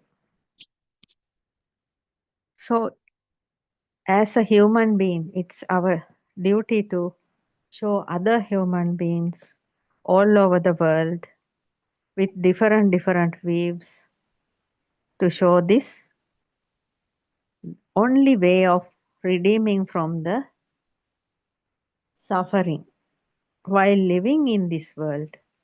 We are not seeking anything after death. If you are listening to this Dhamma, you will never have a death even, because death is only a thought. Birth is also only a thought. Creator is, our world's creator is only us, because though there are 800 billion people living on this planet Earth, each and every person's mind a world is creating with thoughts. In that thought world, mind based, the world created inside the mind with thoughts. We are living in a thought world. That is why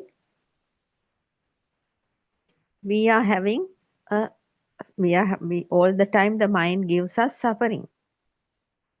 So whatever country you may be in, no matter what color of skin you have, no matter what religion you belongs to, what community you belongs to, no matter what your education level, no matter how powerful you are, no matter what is your status in the society, you are still a human being. Whatever the color of skin, whatever the views have each and every human being, we are still human beings. That means we are made of flesh and bone and blood. That means there is only one truth for us. There are no different truths. Therefore, this path to freedom is not belongs to a separate religion, though Lord Buddha has revealed this and Buddothpado Aryan Vahanse is now describing, doing sermons and educating us, but actually this truth is not belongs to a religion, because this is very much far beyond the religions. Therefore, if you are a human being, you should listen to this Dhamma to understand about you, because this is the story of ours, not others. This is the story of ourselves. We should know that. Today I'm going to talk about the Dhamma discourse, Nibbana Obalangamai 2. That means Nibbana is near you, second sermon. Buddothpado Aryan Vahanse has done this before 6 years and uploaded to YouTube.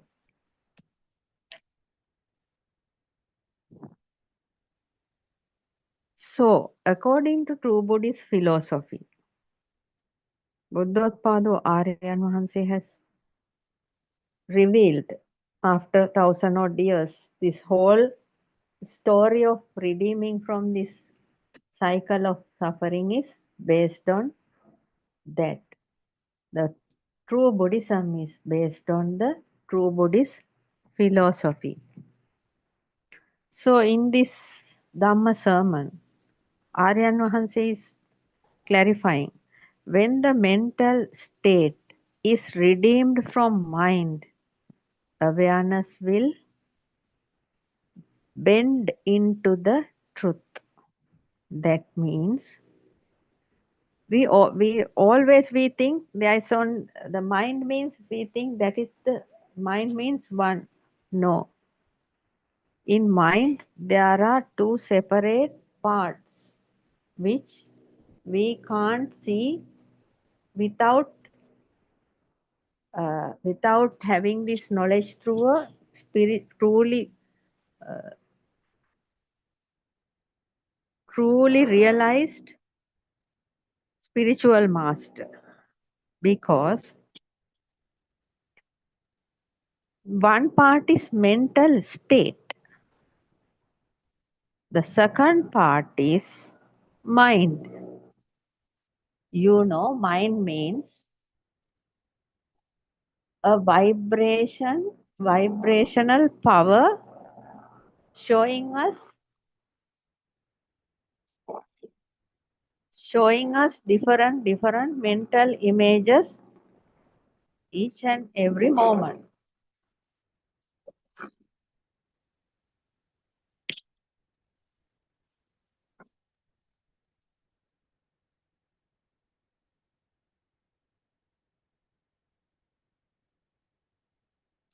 When the mental state is redeeming from mind means, that means normally the mind is, when the mind is calm and there are no much of thoughts, you can just imagine the way when you are sleeping, when you are about to sleep, the thought levels, thought processes are low, somewhat low. Then only you can sleep. Otherwise, if there are so many thought processes, you are unable to sleep. So, at that moment, the memorizing is not there.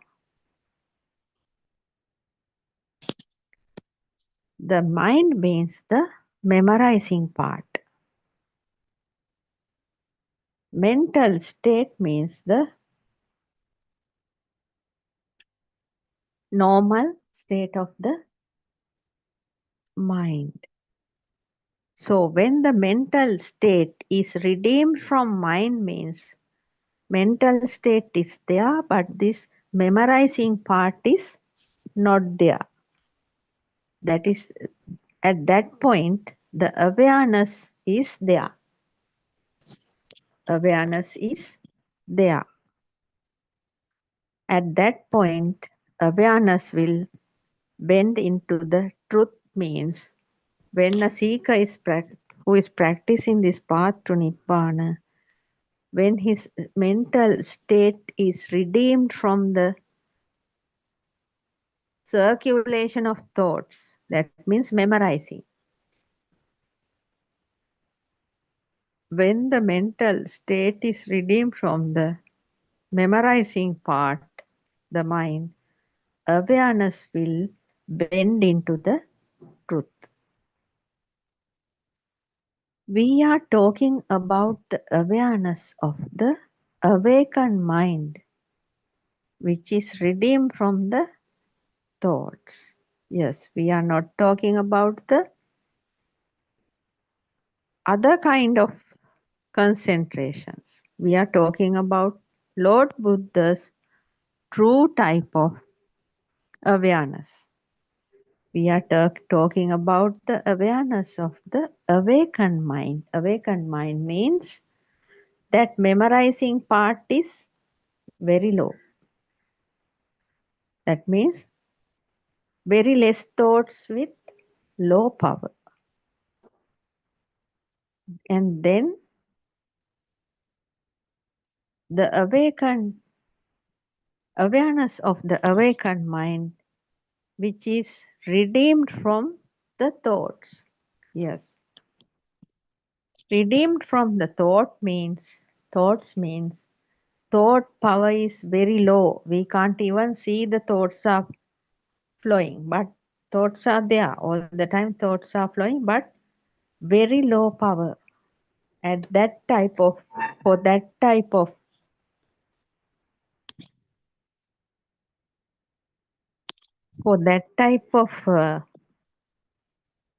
mind,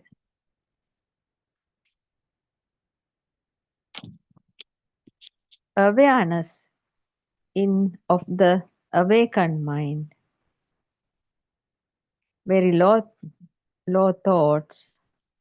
We are telling that there is a sati samadhi. There is a concentration. That means here the mind is redeemed from stimuli and thoughts. The mind is not aiming for any specific things. The mind is calm. That means we are talking about the awareness of the awakened mind, which is redeemed from the thoughts.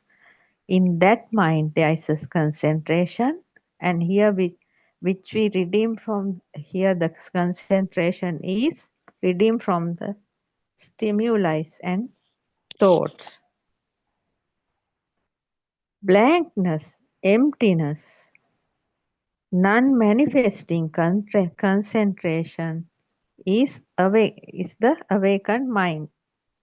All these are talking about the same state of mind. That means when there are no thoughts, that means when there is very low thought power, we can't even feel the thoughts. The mind, there may be so many thoughts, but we are not feeling all the thoughts because their thought power is low. And we are talking about the awakened mind, actually redeemed from the thoughts. In that awakened mind, Aryan Vahanse is telling there is a concentration. There is a concentration.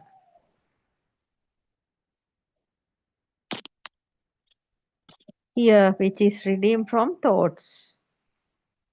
That means when there are no thoughts, that means a very low thought power. There is a concentration, a samadhi is there, that is also redeemed from stimulates and thoughts, a free mind. That type of mind we can call it as blankness, emptiness, and non-manifesting concentration for the awakened mind. Blankness means we are not talking about that Hindu way the blankness or Hindu way the emptiness. We are talking about Lord Buddha's blankness and Lord Buddha's emptiness. That means everything around is there, but we are not clashing or attaching to any stimuli, anything around. Then that is called blankness. Mind is having some kind of blankness without troubling thoughts. And emptiness is also like the same thing. A very relieved state of mind. A very relieved state of mind without any kind of suffering or pressure. This is a best achievement of the spiritual awakening path, because not running around with thoughts, and that is called there is animitta samadhi, that is non-manifesting concentration.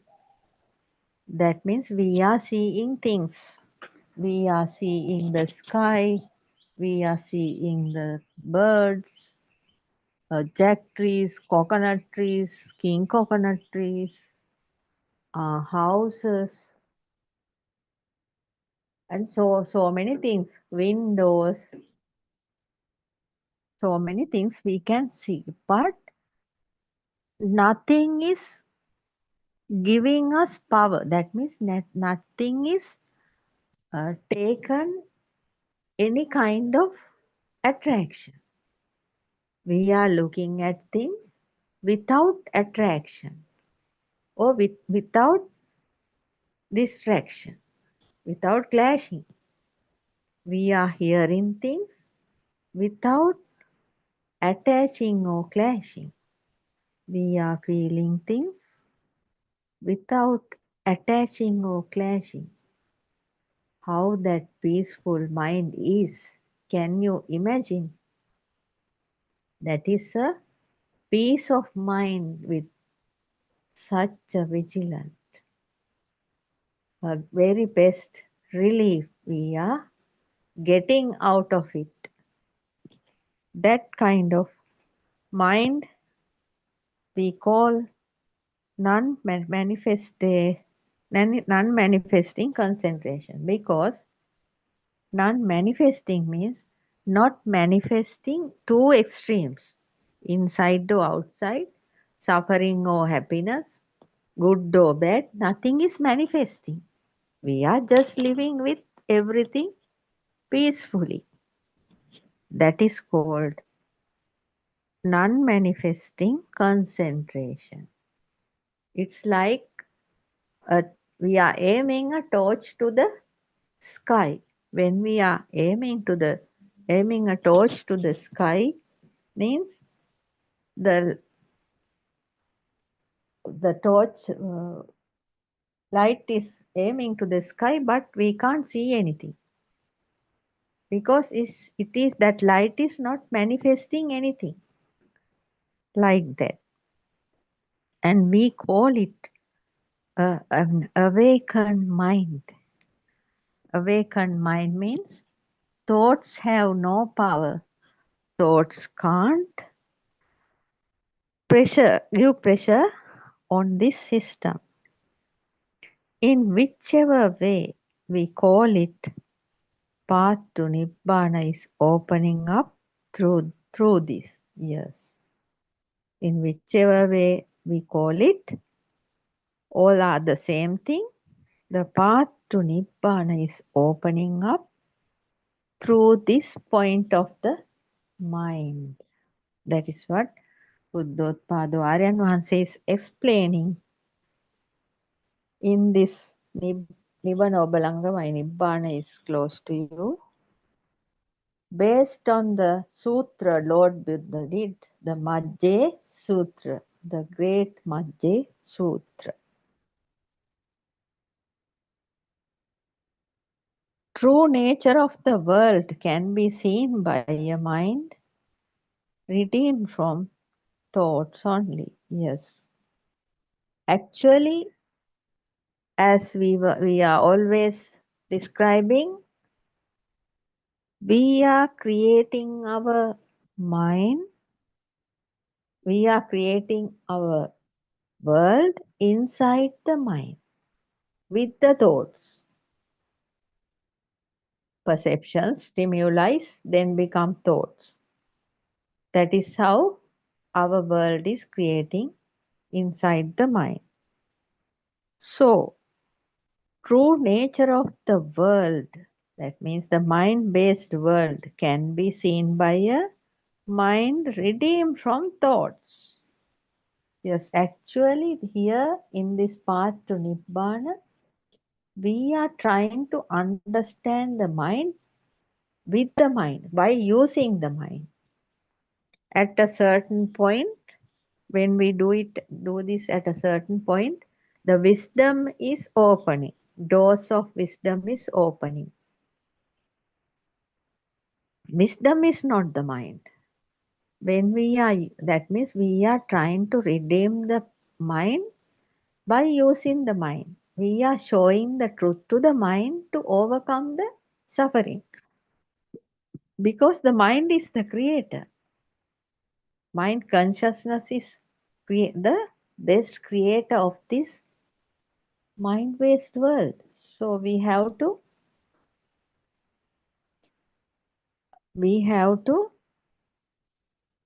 change that mind consciousness into non-manifesting consciousness. That is the same thing as non-manifesting concentration. That is how we are going to redeem from the mind. So, when the mind is redeemed from the thoughts only, we can understand the true nature of the world created inside the mind. Thought means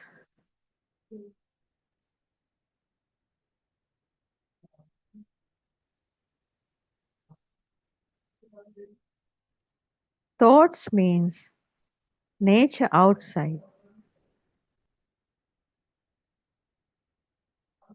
world outside.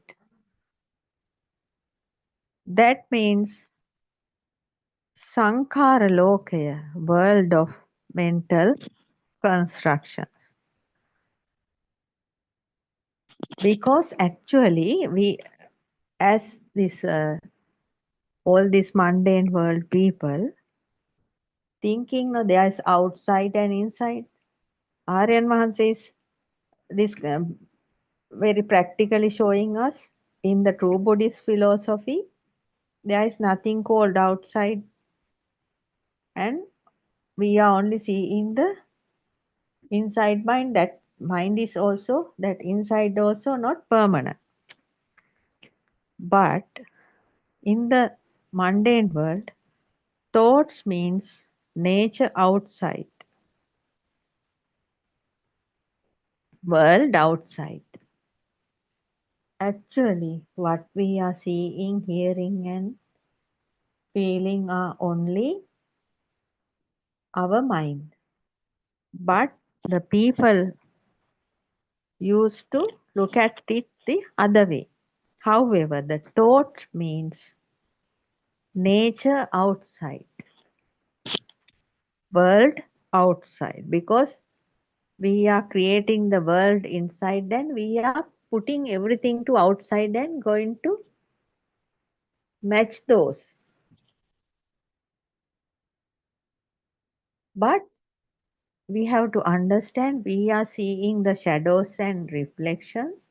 We can't match the shadows and reflections putting out on, and we can't change those also.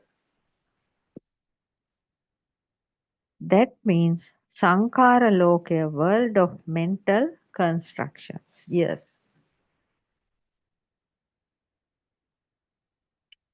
World means a mental construction according to the stimuli coming through the six senses. We are mentally constructing a world and we are living inside this world with the thoughts. That mentally constructed world and memorizing world is one. Yes. We are creating things inside the mind through the six senses. We are getting so many stimuli as nama, rupa, names and forms. Names are given from the early childhood as data, and the forms coming through the eyes. Seeing forms, hearing forms, touching forms, tasting forms, smelling forms. All those are forms. With the help of those forms, mentally constructing a world. And we are memorizing with the data we have. Because when we see something, a form, the name is appearing. This is as described in the true Buddhist philosophy. And this mentally constructed world, we always memorizing the things, thoughts. That is what this the mind consciousness is doing, this memorizing part. Once we saw something, it is in the mind as seen. Again, when the mind consciousness is memorizing, it is coming again and again, again and again.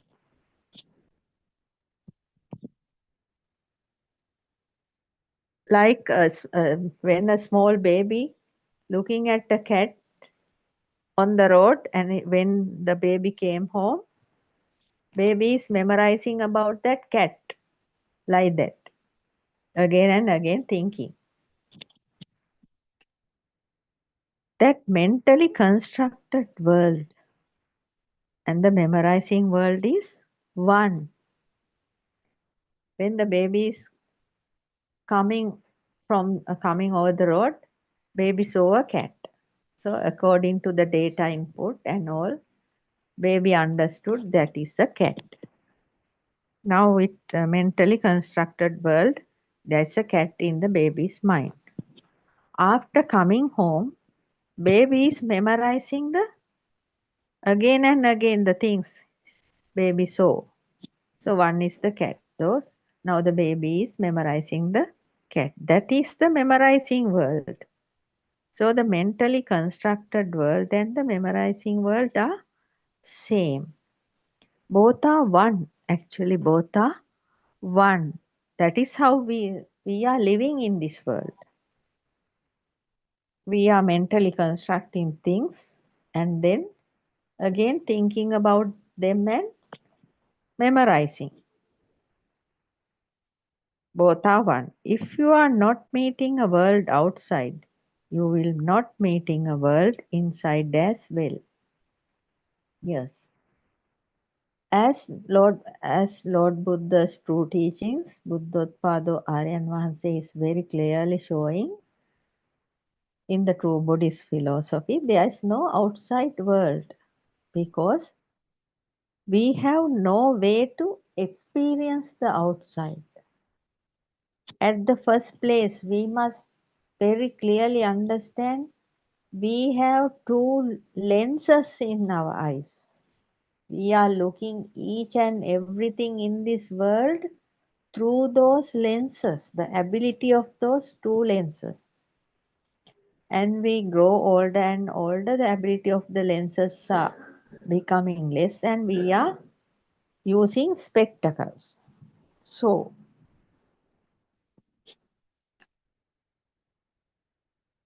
So we are unable to see, that means we are unable to see the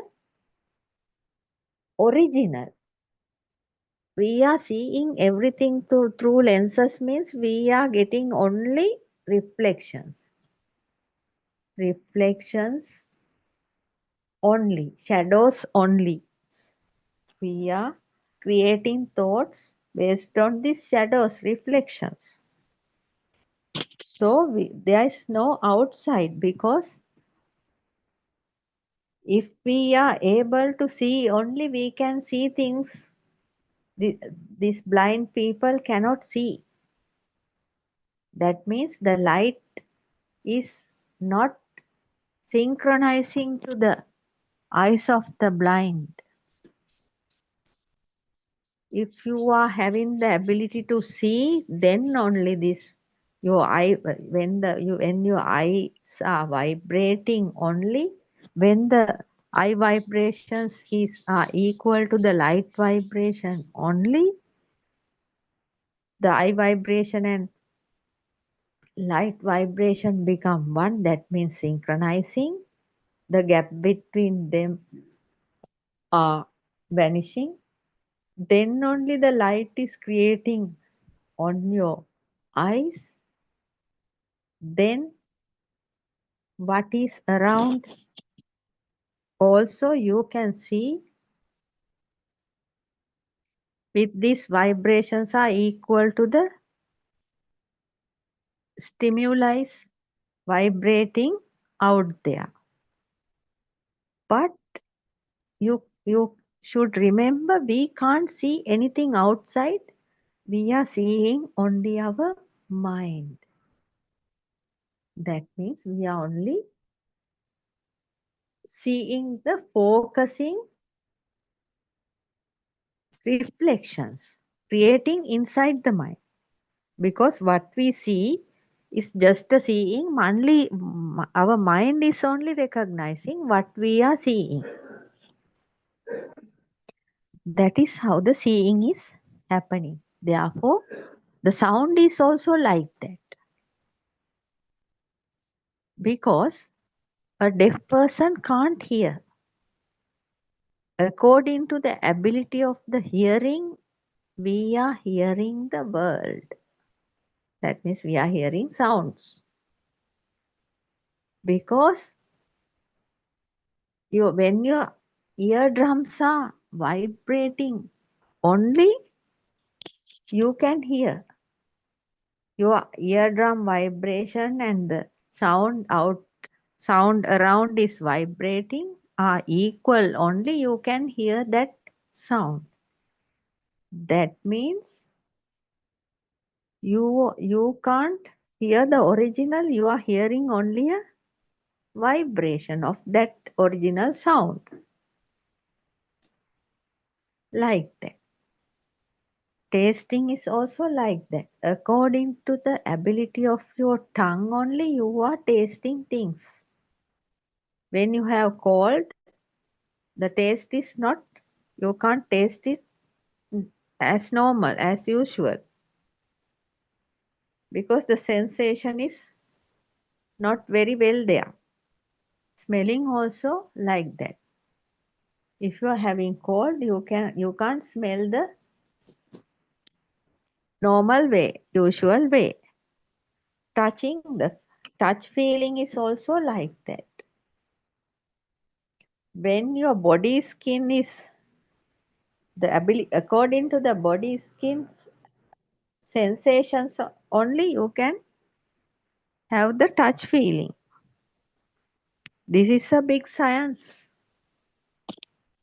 This is a big science Lord Buddha revealed 2600 years ago, and now revealing by the wisdom of Asia, Buddothpado Aryan Wahanse, our Kalyana Mitra.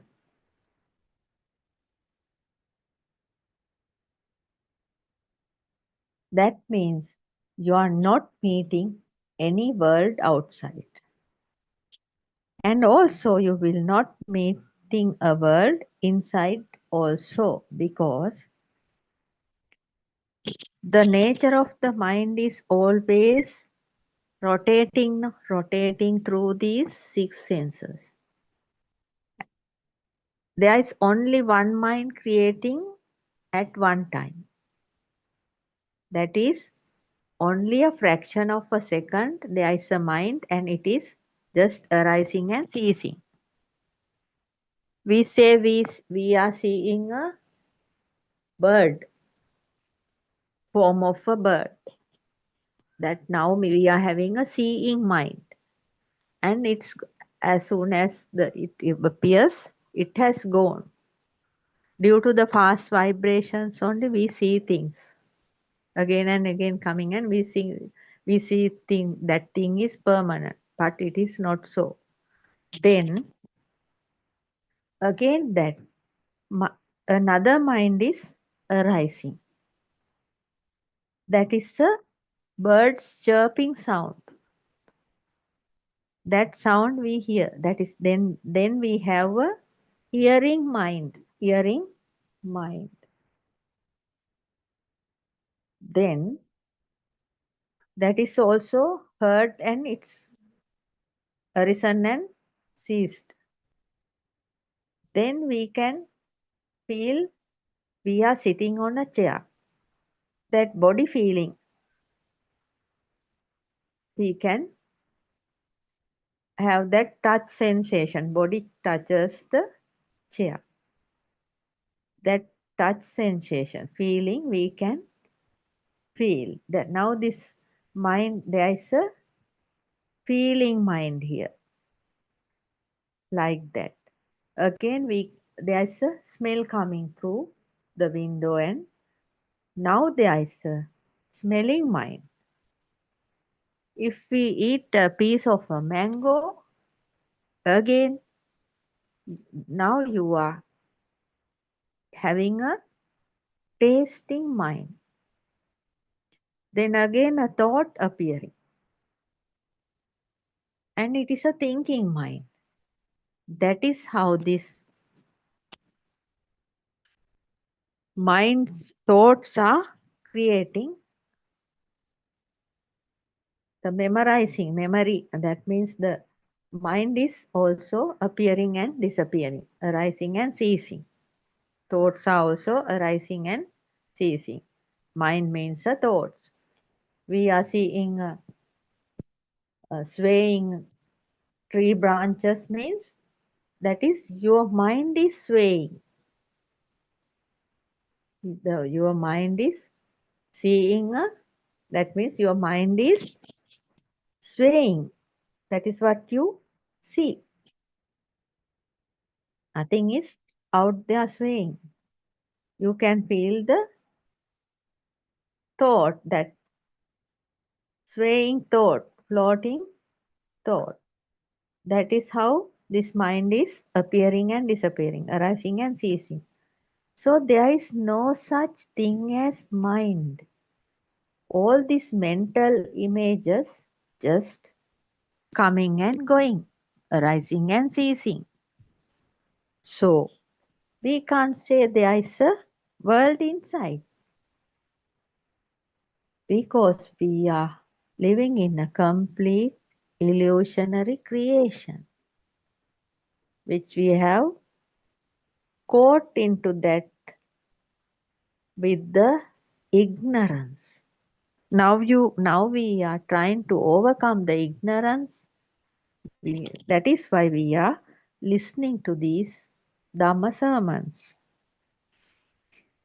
That is why Buddothpado Aryan Vanse is very clearly showing in this Nivana Obalangamaya. Nibbana is near you. Second sermon.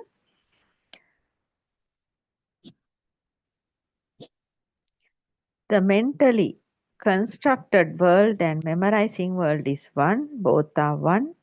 If you are not meeting a world outside, you will not meeting a world inside as well. That story should be tell the other way around. That means when you are not meeting a world outside, you are not meeting a world inside. Accordingly, we can see that the world you see outside is the same world creating inside your mind. Yes, that is why we are trying to say here. From our early childhood, we thought there is a big world outside and we are sitting here. But after hearing the truth through this Buddothpado Aryan Mahanse, based on true teachings of Lord Buddha, now we know, we can see that the world you see outside is the same world you created inside your mind. There is no world out there, there is no world inside here, and there is no self as you, me also here. If so, if there is nothing in front of you, that means you are not there. Yes, because in true Buddhist philosophy, Buddothpado Aryan Mahanse is clearly showing us, if something becomes a thing to you, if some stimuli is established in your mind, then only the self is creating here. The so-called me is creating here. If there is some stimuli is established in your mind. If so, if there is nothing in front of you, that means you are not there.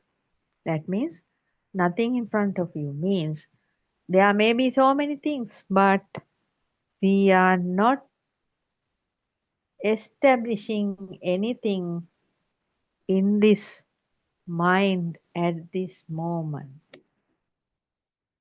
That means your mind is free and there is no self is creating here to see that. Mind is free means there is no self here. If there is, if something is become a thing, that means if some stimuli has established in the mind, then only the self is creating. That means you are, the system is creating a so-called self unknowingly because of ignorance. Actually speaking, this is a human machine, belongs to the nature, and there is no self here. That is the actual truth. Same as the reflection you see in a mirror. Yes, when you see a mirror, there are so many reflections. But actually, there's nothing inside the mirror. This is also like that. If there's nothing inside your mind, there is no self here. If there is nobody in front of you, you are not there. If there is nothing in front of you or there is nobody in front of you, that means you are not there. Because if there is something in front of us, at once the system is catching that person. That means establishing that person's form in the mind and thinking he is there. Then only the self is creating. There is a self and there is a person in front of you and there is a self here. That is how the two extremes are creating with the ignorance. With the ignorance. This is a very subtle story you have to carefully understand. whoever you are, you will become a person in front of you. Yes, that is the next thing. Whoever you are, if there is a person in front of you, you become that person, not a separate self. That is the beauty of it. Aryan Wahanse is explaining a very subtle situation here. Because if somebody is in front of us, it is, that means that it's a stimuli, and the stimuli is becoming a thing. The stimuli is establishing in your mind. That means you become that person. You become that person. If there is no mind occurred, you are not there. There may be somebody in front of you, but if you have no idea about him, that means there is no mind occurred at that point. That means there is no mind is occurring based on that figure in front of you. Then if you are, that means you are not there. If a mind is arising due to a person in front of you, right? If a mind is arising due to a person in front of you, you mean that person. In the earlier situation, no mind occurred based on the person in front of you. You have not taken any notice about him. Then this so-called self not created here. In this second situation, if a mind is arising due to a person in front of you, you mean that person. That means you have become that person. Now there is nobody here, the self is that person. Self become that person. If the mind is you, what is this illusion? Yes. If the mind is doing each and every this type of things now, if the mind is you, what is this illusion? But you know, you are not the mind, you are not the body according to the true Buddhist philosophy. The reflection in front of you is you. If there is a person in front of you, the reflection you see become you. Because everything is creating inside your mind, not outside. For a fraction of a second, you see yourself when you see the outside. This is me. If you see something outside, that means out of this body, that means you.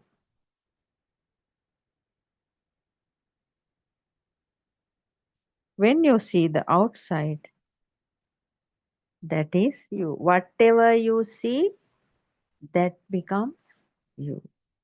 That means whatever you see is established in your mind, then you become that.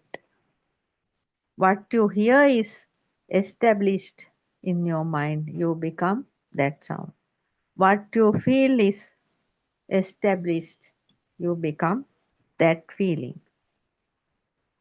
Then you feel that the person scolding you is yourself. Yes, if a person is scolding you, that is also creating inside your mind, because you can see only the reflections and the shadows. So some reflection, some shadow is shouting at you, but the wonder in this is actually you become that person. You become that shadow, not a person. You become that reflection. That means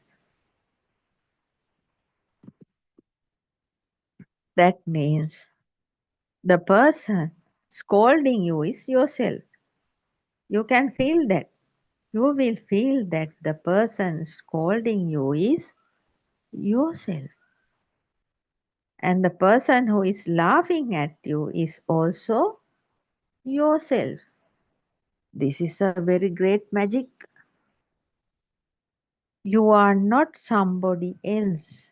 You are the person in front of you. Or you are something that in front of you. Even a wall, if you can see a wall, that is you. See the nature of this illusion, how big it is. This is a very big, very deep story. See through your wisdom. Yes, this we have to use our wisdom to see this. That is so subtle. So for today, I'm going to conclude this session. Teruvan Saranai. I worship Triple Gem respectfully. Also, I pay homage at the feet of our Kalyana Mitra, Buddothpado Aryan Mahanse, the great sage of our era, the most valuable spiritual master with the highest wisdom. May Aryan Mahanse live long to spread this Dhamma all over the world to end the suffering of all human beings. Teruvan Saranai, Dhamma friends.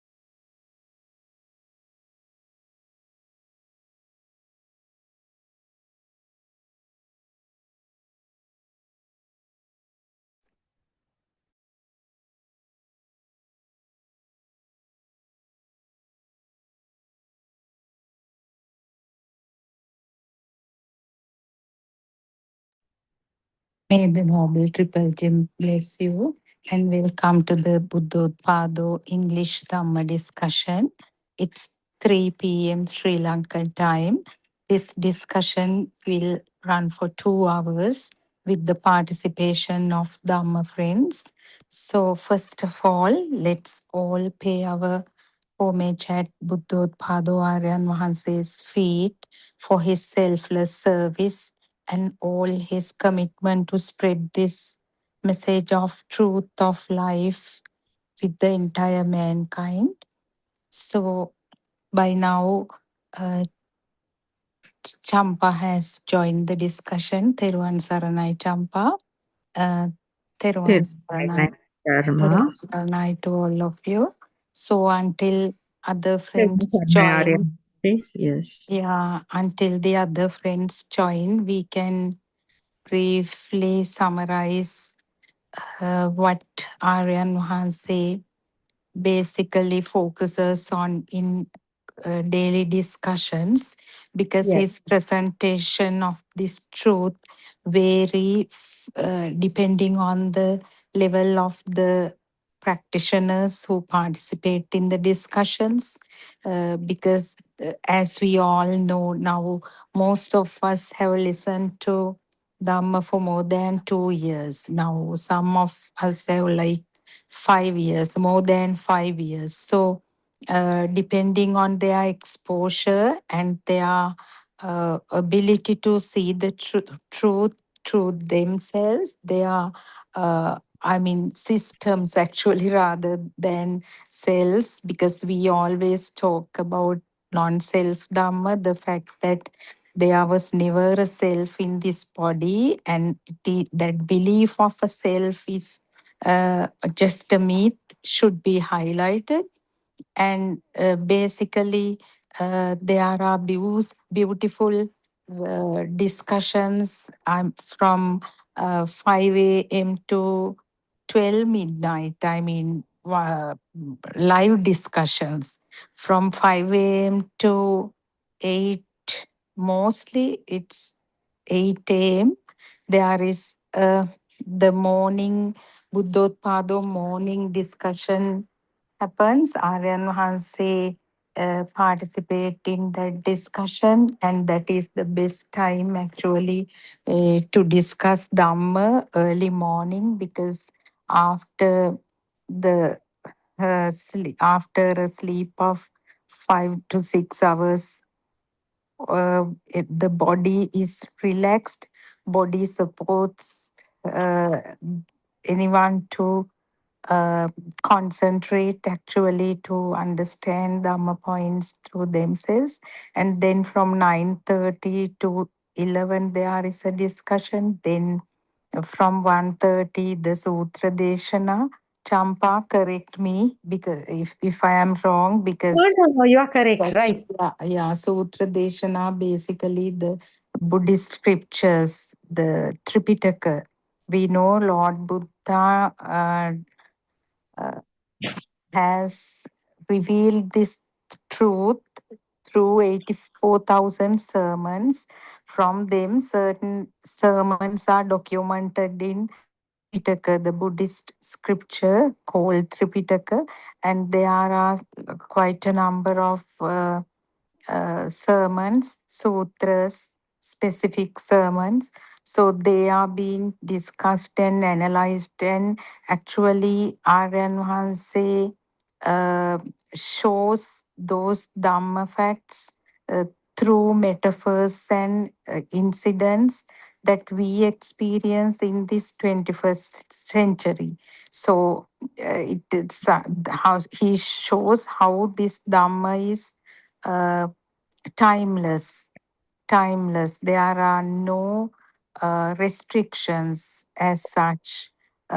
So even a young person who is this Gen Z, now we talk about Gen Z, I don't know, this new generation because of their experiences, then their ideologies. So they even can follow, because Aryan Mahanse mostly compares this Dhamma with AI technology, uh, so that is easy for anyone to understand this true message of Lord Buddha. It is not rocket science, it is all about our life. So then 4 p.m. there is another discussion specifically for the representatives of Buddothpado Forum. Buddothpado, actually, this it's a, what can we say? It's a Practical yeah, experience. Yes, it's experience. practical program. Yes. So the senior practitioners attend this discussion, and basically they talk about ways and means of spreading this message to each and every person in the country and even in the world. So by 7 o'clock is the most Before that, sorry, Teruvan Saranai, before that, five 5:30. 5:30. Before that, 5:30 p.m. specific discussion is there for children, which actually um, it caters to children basically from age 5 to age 18. Even Sri Lanka, we call age 18, below 18 as children. They can talk to Aryan Hanse directly about the problems related to their school education, then personal life, whatever. So it's a really good opportunity for children to uh, acquire the message of truth. And then by 7 p.m. is the most prestigious. I don't, we, although we don't label it so, it is the forum where most of the revolutionary revelations are done by our spiritual teacher, the Andolanatmaka Deshana. So most of the senior practitioners join this discussion, and new groundbreaking revelations happen in this forum. And then from 9:30 onwards, there is another discussion, basically for the people who joined the Buddothpado forums recently to talk to the practitioners about the about their experience with Dhamma, and especially their issues related to the philosophy can be discussed in any of these forums. So we would like to invite all of you to uh, come and see. Even Lord Buddha also said, Aryan has very recently reminded, Lord Buddha also said, come and see. Never forced. If it is, uh, I mean, applicable to you, or if you feel that it is the truth, if you feel it, then continue to be, because this is not a profit oriented business. No, this is not such a business. This is just sharing the truth with the genuine intention of relieving the sufferings of all beings. So that is why we also uh, extend this open invitation to everyone, uh, because all who join these forums except Aryan Mahansi are in different levels of the path. Some are still studying the philosophy. Uh, they are without practical experiences. So it is quite all right. Even Lord Buddha said, if you have the passion to discover the truth, you will find the truth. It's still available. Now it will be there for another 2,500 years. So, in that sense, all who are born to born in the human realm are really fortunate. So that is because human mind can has the capacity to explore the mind. So whatever we associate with as the world or as the self, they are just mental constructs. Whatever the Pali term that we use, Sankara, Aramunu, that is Sinhala, so uh, Prajapti, whatever the word that we use, they are mere mental constructs or perceptions. So once you understand this illusory nature of the mind consciousness or the five aggregates, only we can uh, relieve this burning in the sense it is not I mean, having so much power to get really angry that you feel like smashing something, or you are like now doing some damage to something. Here in this forum, what the burning or the power that we talk about could be so insignificant that one doesn't know there's power, additional power even. It is just accepting the existence of a stone, maybe accepting the existence of a stone or a pebble, or even most unwanted thing, just waste. Now waste, nobody wants waste, but accepting waste to be there is a kind of burning. So we go down to that final level. So that is why this is bit of a challenge.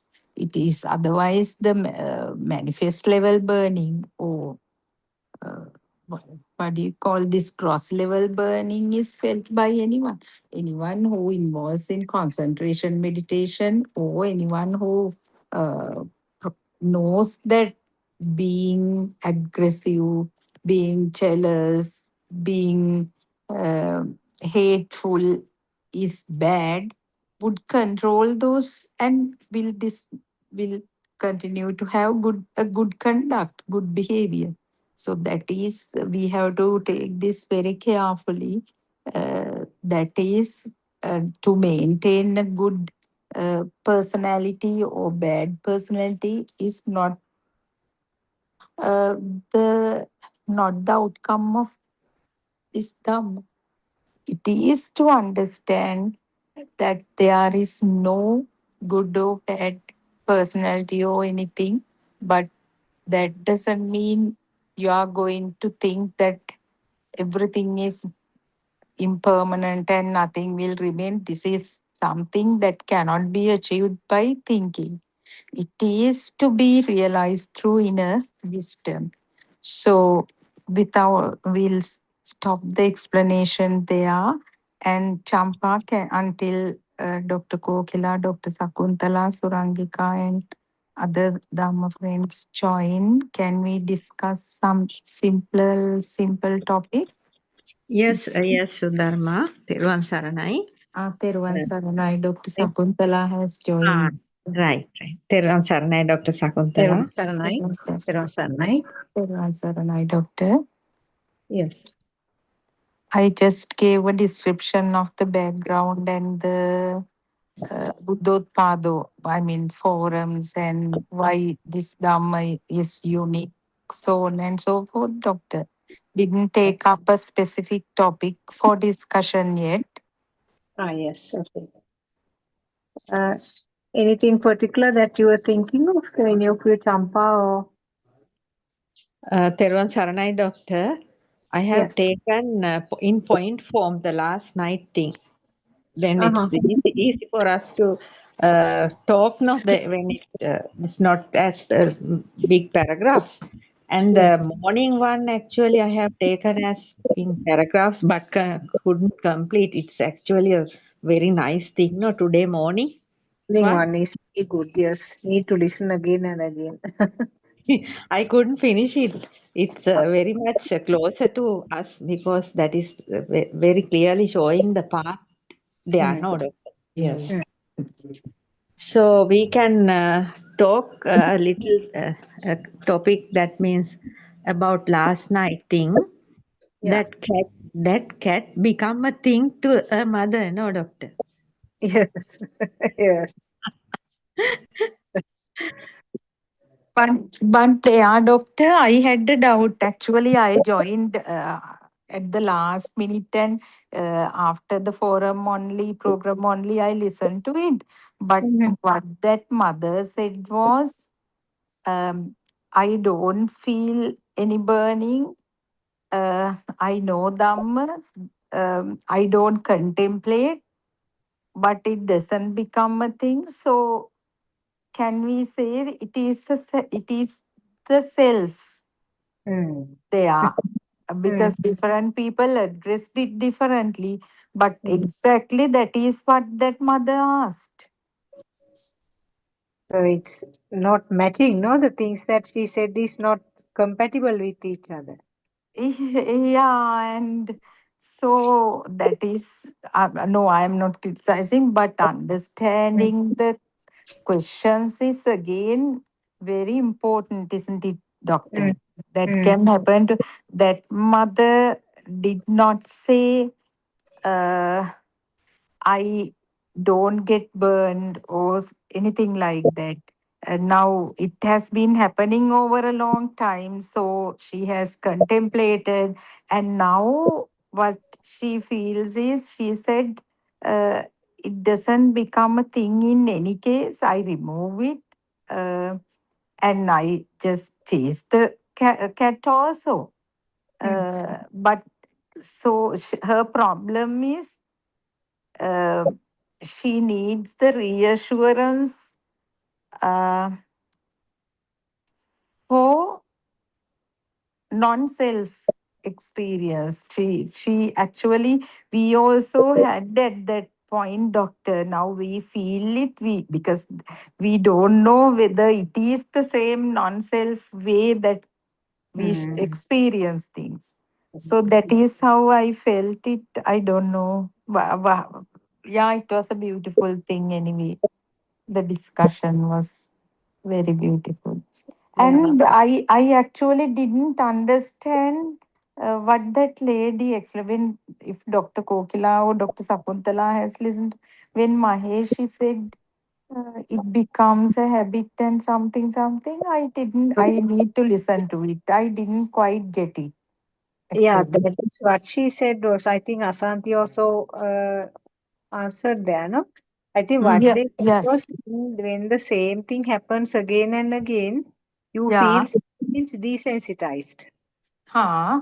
isn't it? So there is the objection comes down, but in that situation, still the self perception is there. The person who got used to the setup, the person who That is just like somebody getting used to a certain smell. yes, and the Ah. person who can tolerate and who is becoming better with the incident is remaining here. That is what Ah. I think she was trying to say. Right. Okay. Mm. Because that can happen as a natural thing. No, now there are Mm. අර Mm. කියන්නේ කම්මලේ බල්ලා වගේ වෙනවා කියලා. Yeah. Yes. But there is some danger in that. Yeah, self is Mm. there, but they are used to the situation now. See, for example, the people who are living by the side of the rail track. Yes. Mm. This time, the sound of the rail is just not a problem for them, but it's Yes. not because they have understood how that thought is formed, and it's not Dhamma, no. Yes. But can we justify it that way for someone who's in the, I mean, practicing this? No, it depends actually if the Mm. person is really understanding, and if the person is having this realization of Dhamma, then it will not apply to such a person. Mm. But still, there are people who listen to this Dhamma for several years. තාම අර ගලපගෙන නෑ කියන්නේ අපි. Still, Yes. just go on listening. For Mm. somebody like that, it can apply, it can happen that way, no? Mm. Mm. Mm. You know, Satyran Saranai doctor, you know what Mm. Yeah. Aryan they said, if the same thing is by that cat, that place we have to put something like some alcohol or something that smell that cat doesn't like that smell and not coming to that place. Aryan once said you should have some kind of wisdom. Yes. Yeah, that is beyond Dhamma. He gave some very good advices about it. Yes, doctor. Yeah, spraying something so that the smell will sort of distract them, not distract. I think they will not like that smell. And also, he said even something gentle like throwing a little bit of water on them will not come inside, something like Yes. that. Yes. And doctor, in another point I have written, it becomes a thing according to the level of the mind for a person with self-view. Yeah. Cat is an index here to check the self-view. Yes, yes. Yeah, I mean, becoming a thing means, in other words, it is the self, no? Self-view or Yes. self-perception. That's Self-view. parallel. Yes. Whatever, if the cat becomes a thing, in parallel, the self is there. Yes. Becoming the thing, if that degree of becoming the thing is coming down, that means the self perception is also coming down. Yes. What else did you say? Well, last thing, what did you say? That means, doctor, it becomes a thing according to the level of the mind for a person with self-view. Cat is an index here to check the Yes, yes. So, yes. whatever the incident, Mm. it can be used now if it has been happening over a time. With Yes. that, she can see whether the degree of becoming a thing is coming down. Yeah. So, cat Index. is, yeah, index is there. That So, actually for all of us, that should be there, no, doctor, some kind of index. yeah. Measure ourselves. Yes. I mean, it depends on it. In another situation, it may be even a family member who is always arguing or kind of having I mean, Unnecessary troubles, yes. trouble or something like that. So it may be a family member, it may be a neighbor.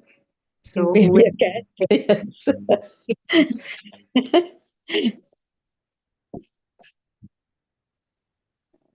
Chasing the cat is a normal thing, Aryan once said, doctor. Yeah, because now even if there is a theft in your house, Yes. you will not be ignoring the things, saying that I am in the Dhamma path and there is no house, there is nothing called thief. Those are sense, no. Yes. Even remember, if you have to go to the police and file a court case or something like that, or make an entry, police entry, lodge a police entry, you should do it, because Yes. whatever is necessary to do to handle that situation, you have to do.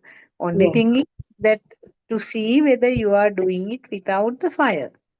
Yes. If you are burning with fire and lamenting about the situation, if you are giving calls to all the known people and sort of lamenting and crying, and that sort of behavior means it has become a thing and you are burning. But Yes. if you are doing it without the fire, whatever action you take is immaterial. Whatever the action which has to be taken at that situation has to be taken, and it Yes. will be effective. Yes, because we are living in a mundane world. No, yes. Yes. So you have to identify the level of vibration of the self at that time. Yes. If you are burning, that means your vibrations are high. Then Yes. whatever you are doing also will not be successful. But Yes. the vibration level is low, Yes. then whatever you are doing will be more effective also. Yes, doctor. Mm. Aryan Wahanse said, doctor, through memorizing only become a stream enterer. Sotapanna. Can you remember? Yes, yes, yes. Sudama, you can add something if you could listen to that. Could you listen to that? Maybe she's busy with something. No, doctor, which one? Cats one? No. Champa, you said something. It's the through memorizing only become a stream enterer. Sotapanna වෙන්න. Memorizing? ඒ කියන්නේ මානසිකාරය කරන්න ඕනලු. Through it memory. is Savitaka. That is a Yes. Savitaka level. Yes. Through memorizing. Sotapanna. that is, one can attain that level when somebody fully liberates from the self-view. Yes. Exactly. Yes. Yeah. Yes. And because there are instances in Buddha era also that Kondanya, Venerable Kondanya attained stream entrance stage merely by listening to sermons. Yes. Yeah. Because that is the point of view, no? Point of view shifts from self-view to non-self-view. Yes. But memorizing is not the, I don't think memorizing is katapadam karnawa kind of thing, no? No, sorry. Mage me vachana. Don't take it. That. No. Yeah, that's I think you meant contemplation of them, Dhamma. Right. Is that what, Champa? Yes, contemplation. Contemplation of Dhamma. I don't know whether it is even the right word. Proper contemplation and listening to sermons. By listening to true Dhamma, one can then Sotapatti fruition chitta will should arise, ne? Sotapanna palasita should arise. That static nature of non-self view. That is not feeling. Still the burning will be felt, but that burning will never be felt as my burning. Yes. Practically. Terwan Saranai Sudharma, Aryan Vanse said Manasikarya. So what is the correct word for Manasikarya? Manasikarya is contemplation, no? Dr. Shakuntala, what is that? Reflection, no contemplation. Reflection is looking back upon it. I think contemplation, no? Menihikirima. Right. That should be the word then. Through contemplation only becoming a stream enterer. Not only through that, not. Yes. Yesterday he said that. Only through. No, he's just said last time. Just said, yeah, that can happen, isn't it? I don't know. Yeah. Through contemplation only. It's a something, no? Anyway, it is by මෙනෙහි කිරීම තමයි මම හිතන්නේ. Contemplation is correct. Yes. At the point of contemplation, insight meditation, it is in the wisdom of truth, darshana jnana, the important wave of breaking the self view is happening.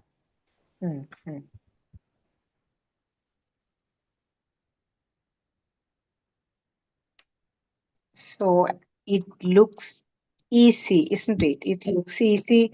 I mean, why can't we just break this self-view? It is simply a thought and just get rid of that thought. But I don't think practically it is that easy. Yes, it is. Yes, doctor. First level of contemplation is the one that we have to practice more and more, no? Yes, that is what yesterday Aryan said. Because whatever we do underneath, some knowing that I am doing it is there. Knowledge we know, that is the big challenge, isn't it, Doctor? Isn't it, Champa? You must be. Yes. It's actually stream enterer means actually it is having a deep realization that there is no self and it is only a system, isn't it? Yes. Perfect realization. Yes. That it is a system only. So such a person will not have whatsoever doubt. Neither any need to go and do, I mean, Bodhi Puja, let's forget about it. Go and make a vow or make a special offering to a particular god. No need of Silabhat Paramasa also. No, when it is quite understandable. When the person is, there's a person view is totally challenged, so there won't be, it would perfectly be realized only if there is no doubt. If there is a little bit of doubt, that will not happen, no, doctor? Yeah. So such a person will not go for any to seek help from any other thing, because we are seeking help with the self, since there is a person, no. Yeah. Silabbata paramasa means having belief in myths and other kind of offerings. If Sila even, Yeah. Sila is actually Yesterday, not the. sorry, Teruvan Sarana, Aryan Wanse yesterday said, you may be, no, that means Aryan Wanse said, when you are fully realizing this world is not true, then the Yes. problem is over. The self is naturally going out when there is no world. Is true. Exactly. If this is, that is something, no, that they know it beautifully. I don't know. Imams means Sati. Nahoti. I don't know, Dr. Sakuntala. What is that?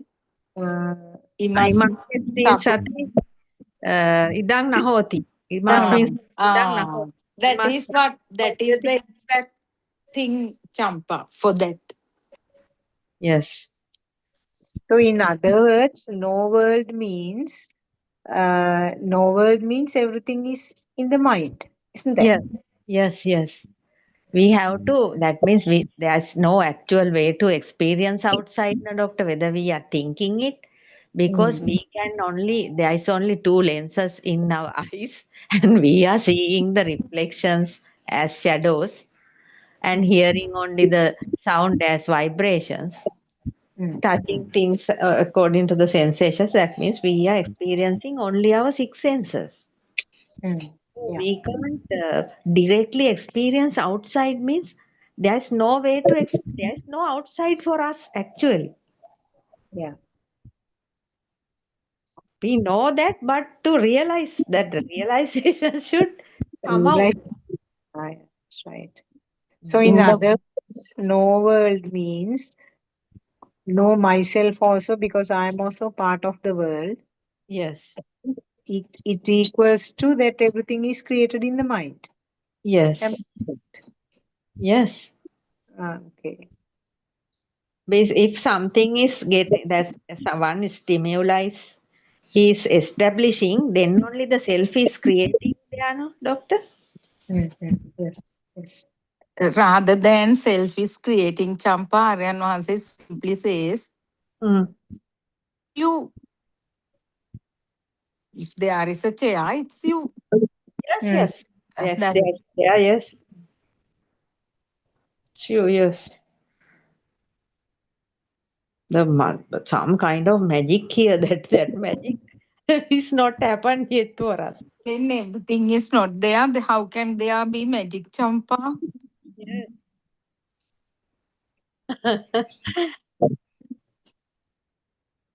We are unable to catch the magic yet. Was it last night that boy from Korea spoke again, or was it today morning? Maybe today morning, doctor. Last night thing I fully listened and taken all the notes. That means points. The morning thing halfway on. Morning thing, I think properly we had to listen again and then discuss. It's very long, doctor. It's very long. Yeah. Aryan Vanse joined at the very beginning, no? And he gave from A to Z today on, I don't know, mind power, how it gets created, how the spark happens. It was a beautiful explanation. I still couldn't finish. Yeah, couldn't finish listening. It's worth listening 100 times. Yes. I couldn't. I did it only a certain amount. I couldn't listen. Yes. And But the way how channels are switched from one to the other, how the different realms are switched from one to the other, that he explained, I think, today morning. Yes. That means our vibration, no? Actually, each and everyone's vibration. Yes. Any other points you have taken down, Champa? I can't often remember the things. All right, I'll tell doctor. World is the fire. Fire towards the world, not the body, not the thoughts. Level of the fire is equal to the level of the mind. Mind-based world is true to you. Index. Shall I read it again? World, Please. world is the fire. So that Fire. is vibrations, no? The world is the fire means the current or whatever. Yes. Yes. Mm. Fire towards the world, not the body, not the thoughts. Mm. Level of the fire is equal to the level of the mind-based world, how much it has been true to you. Index. That means I don't know The- whether Sudha got it better. that means, doctor, that Level level of feel fire. world fire real. yes. The level of the level of the feeling about the realness of the world Yes. equals to the self level. Is that what you mean? Yes, yes. It is like that. That index thing, we have to take it very carefully, isn't it, Champa? Otherwise, it will be like that policeman like thing, no? Trying to check whether I got burned or so that we have to be very careful. Like it is something that we feel. Actually, the wisdom or this true discernment, this reduction of defilements is felt. If we, I mean, at gross level take, there should be a certain index, mean yardstick. No, is that so? I actually No, took. no. What is the index you were talking about? I No, didn't get. Aryan Mahanse is telling now about most of the times about this index means he is asking ourselves to measure the level of our fire. The same thing. But we have to be bit careful. So there will be the person with the yardstick to measure all the time. Teruvan Saranai, Dr. Kokila. Teruvan Saranai. Teruvan Saranai, Dr. Kokila. We are Um, discussing like big people. is that today morning one? No, no, doctor, this is last night one. Morning one is halfway, done halfway. Okay, what happened last night?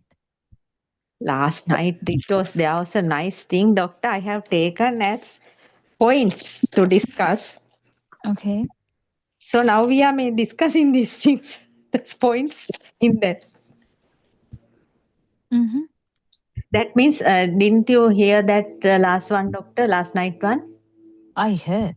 I'm just trying to recollect. What was that? The story about the cat. That story The about cat. No. Okay, now I know. I know the cat. Okay. yes. Now we are the self. We are according to the index. We are measuring the self. Okay. What was the things that you have written? Have you read it already? No, not read. Only Okay. We can read few and then talk about yes. that. That is how I am doing it. Shall I read it from the beginning? It's easy for you. Yeah. Just give me a second. Sudharma, that Viparinama thing, as I think he used that word multiple times. So you may have heard because you asked a question about Viparinama. Actually, it is used everywhere. So, and he used that word even, I don't know whether it's last night or today morning.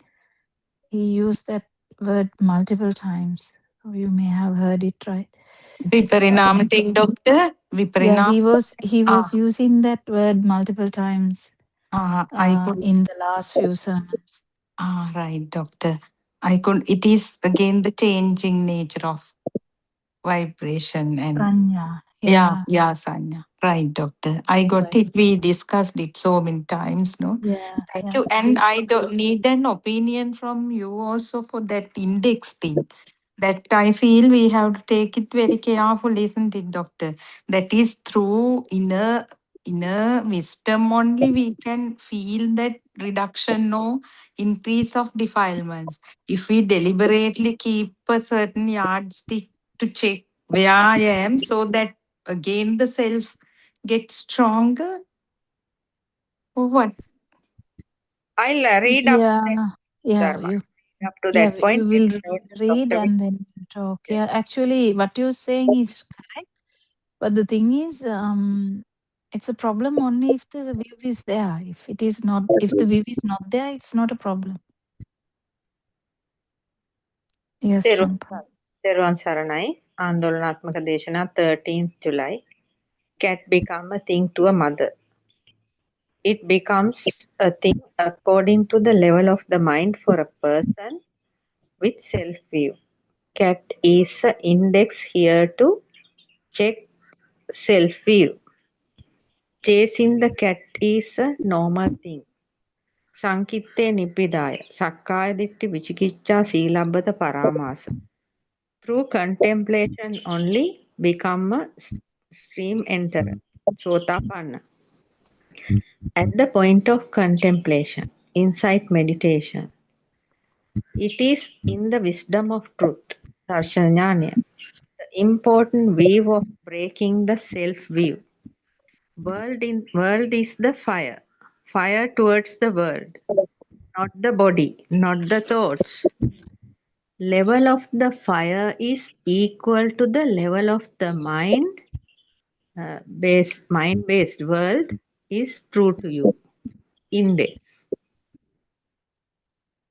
Important here is how much the things you see, hear, and feel are true to you, not the self.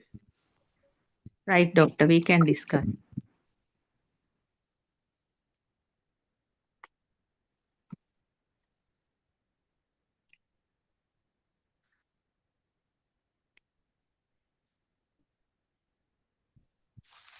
Yeah.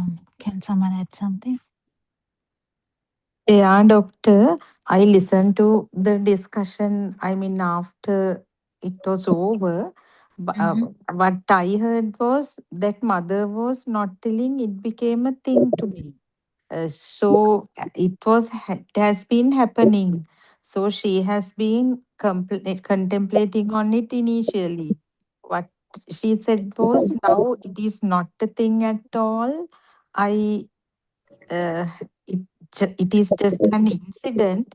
So when we don't feel it as a thing, also whether there is a self, I think that's what she wanted to verify. Yeah, but that's the thing. Again, the self view problem comes. That's the thing. So when there is a question like that, question itself is a question. Yeah. Why does she want to know about that? There is a question in her mind which is very genuine. That's fine, because we can hide our questions and stay also. But there is a question now. Yeah, Question itself is showing that there is a question. What is the question? Whether it's a fire or yeah, not. That's showing the self view. That's the thing. yeah, but not whether fire is there or not. There is a question. There is a person who needs the reassurance. Yeah. Initially we also were unable to. I mean, get it, no, doctor, whether it is non-self or feeling light with the self. So she was in such a dilemma, isn't it? Yeah, now I got it. There is a self who is looking for that. We were also doing the same for quite a long time. Yes. Okay, doctor, it's clear. What do you think, Dr. Sakuntala? What did you understand? Yeah, what I felt was that if she is not sure, that means there's a vichikichava about. Yeah, Sotapanna කියන එක නේ. There is a doubt like that. That means definitely that doubt is correct. That means the self is there. Yes. The doubt about any of this, whatever the level of the stimuli, whether it is the Rupa side or the Nama side. Nama side is the Vedana, Sanya, Sankara, Vijnana. So whether it's whether whatever, any prospect of this stimuli can't have a self. So whether it's a consciousness, whether it's a light consciousness, whether it's a sound consciousness, whether it's a body consciousness, whether it's a thought. So, so if that confirmation is there, there's no question. It was the same thing which happened today morning with that gentleman. The same thing. It only appears after few questions, though. Few discussions that person is going towards the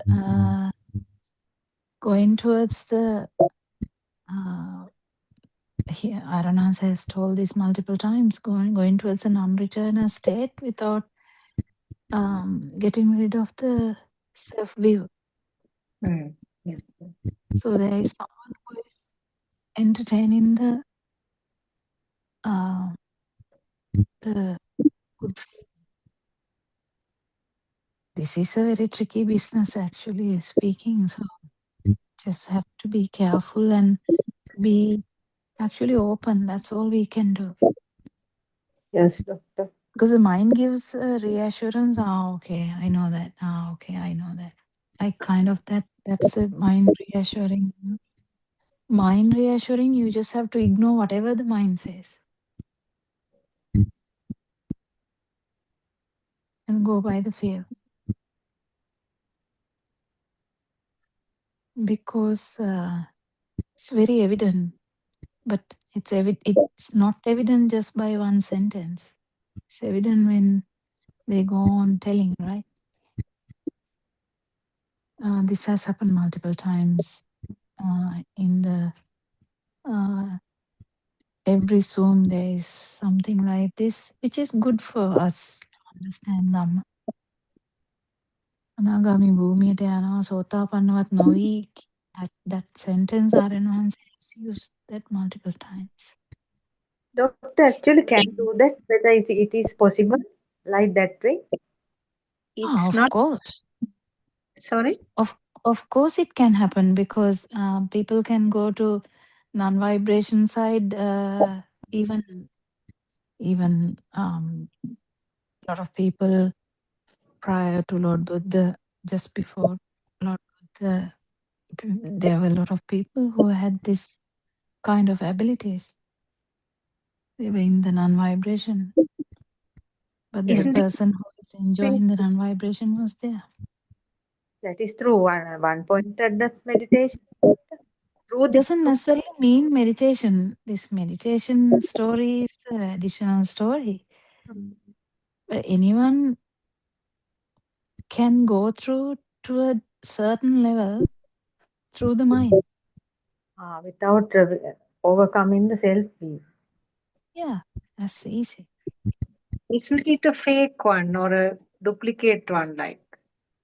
Yeah, how can we say? Unless there is a good discussion with teacher, it's very difficult because the mind says so many things. Yeah, true. Now, it's not anyway. That is not the genuine one, or that is a mind Yeah, it's must. never the genuine one. Yeah. Okay. Yeah.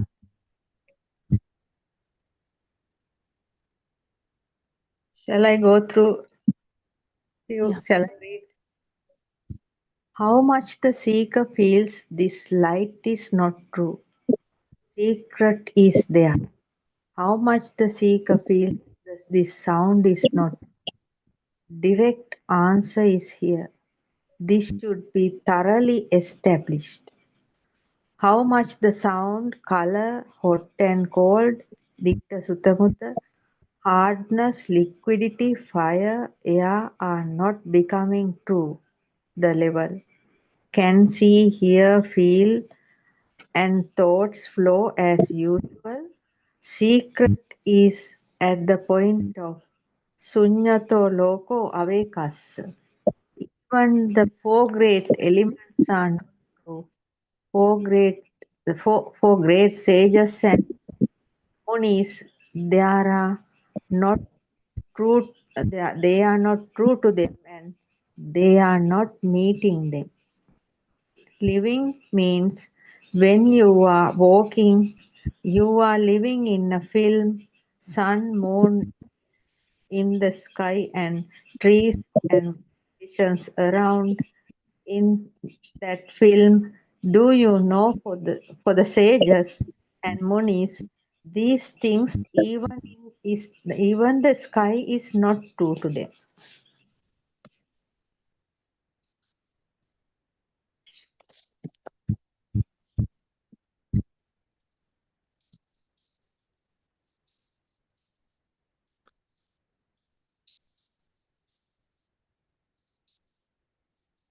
Dear Doctor, Aryan Vahanse said, before fully enlightened, Aryan Vahanse had this experience. That means, Yeah, he has been meditating for a long time. He started with the concentration meditation and he continued. He reached a number of meditative states and he was in Arupa Dhyana, he said.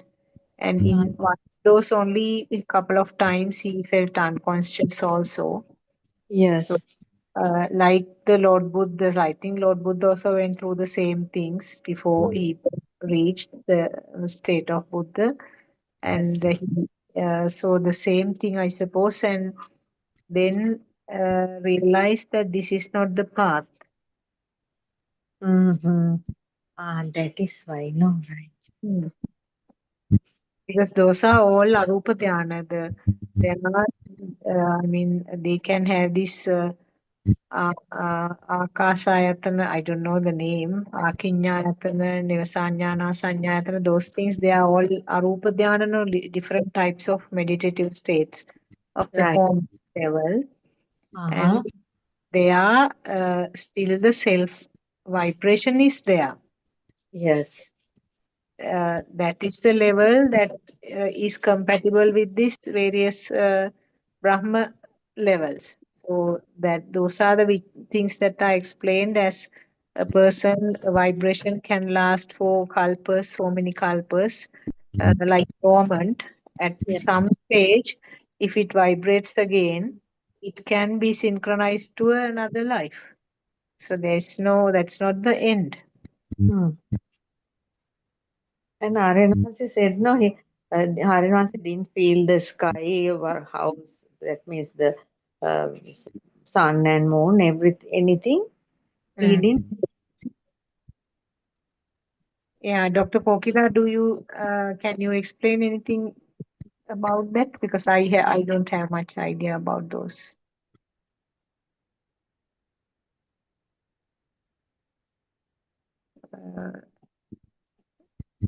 Dr. Kokila must be busy with something. So anyway, the Arupa Dhyana, those meditative states, now they have very fine vibrations. That means the level of vibrations are very low. And Dr. Kokila, I don't know whether you can explain better. I am not very good at it about the Arupa Dhyana.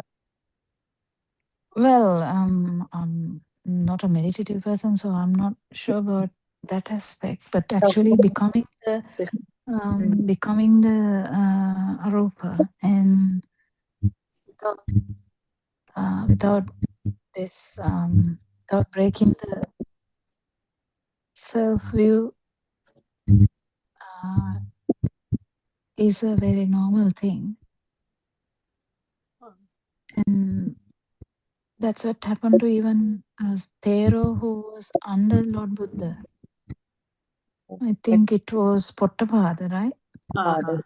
Buddothpado, yes. Yes. Yeah, it is very normal.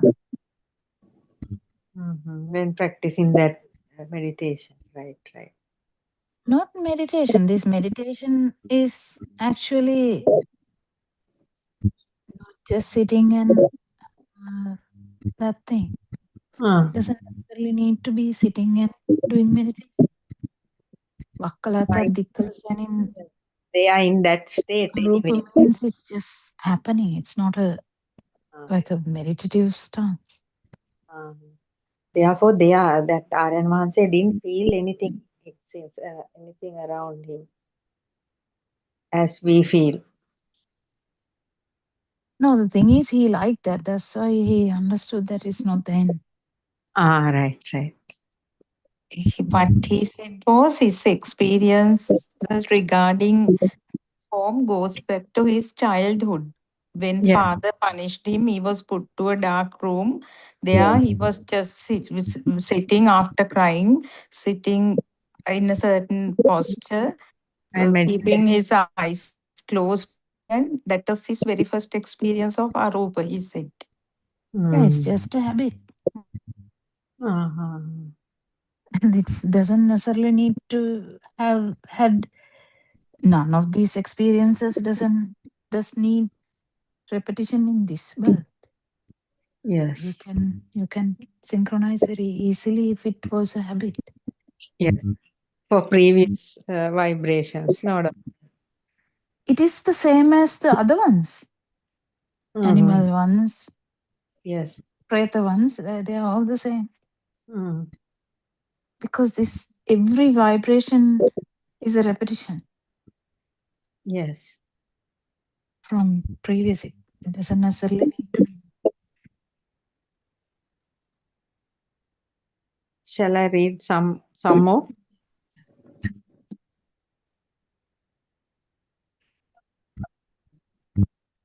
Yeah, we can discuss, no? Yes. They are blind and deaf like. Their senses are changing to another direction. This is called that Munis, sages. Veeri alinta veena vainoa wage. This is a transformation. Before 2015, when Aryan Mahanse was walking in the jungle, when practicing this path, certainly Aryan Mahanse was a great rishi, great sage, because this light was not true to Aryan Mahanse. Sound and four great elements were also not true. Na patavi, na apo, na tejo, na vayo. In Anagami Bhumi, non-returner's land, O Bhashya Matuna, here you cannot meet even four great elements. You are now living in a weave, akalpa, concepts, thinking that sun and moon are there, sky, people, us, and me is there. Some are living in God concepts, and some others are thinking karma will give returns to them. Most of the people are living in a concept that they are going to die in one day. All these are concepts, weaves, but the great sages, Munis, uh, who have followed the path of Lord Buddha, Yo Bante Viditvana Majje Manta Nalibbati, Tam Brohi Mahapuriso Sedasan Simpani Majjaga. Lord Buddha is equal to Mahapurusha.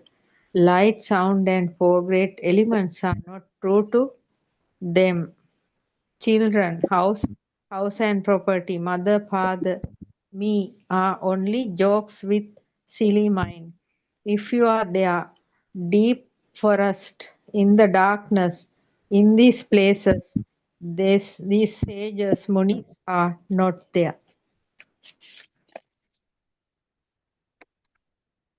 What did you understand from the na patavi, na apo, na tejo, na vayo? That means, doctor, no, those are only vibration, nothing else. Yeah. So, Change. yeah, Kokila, can you explain on that, please?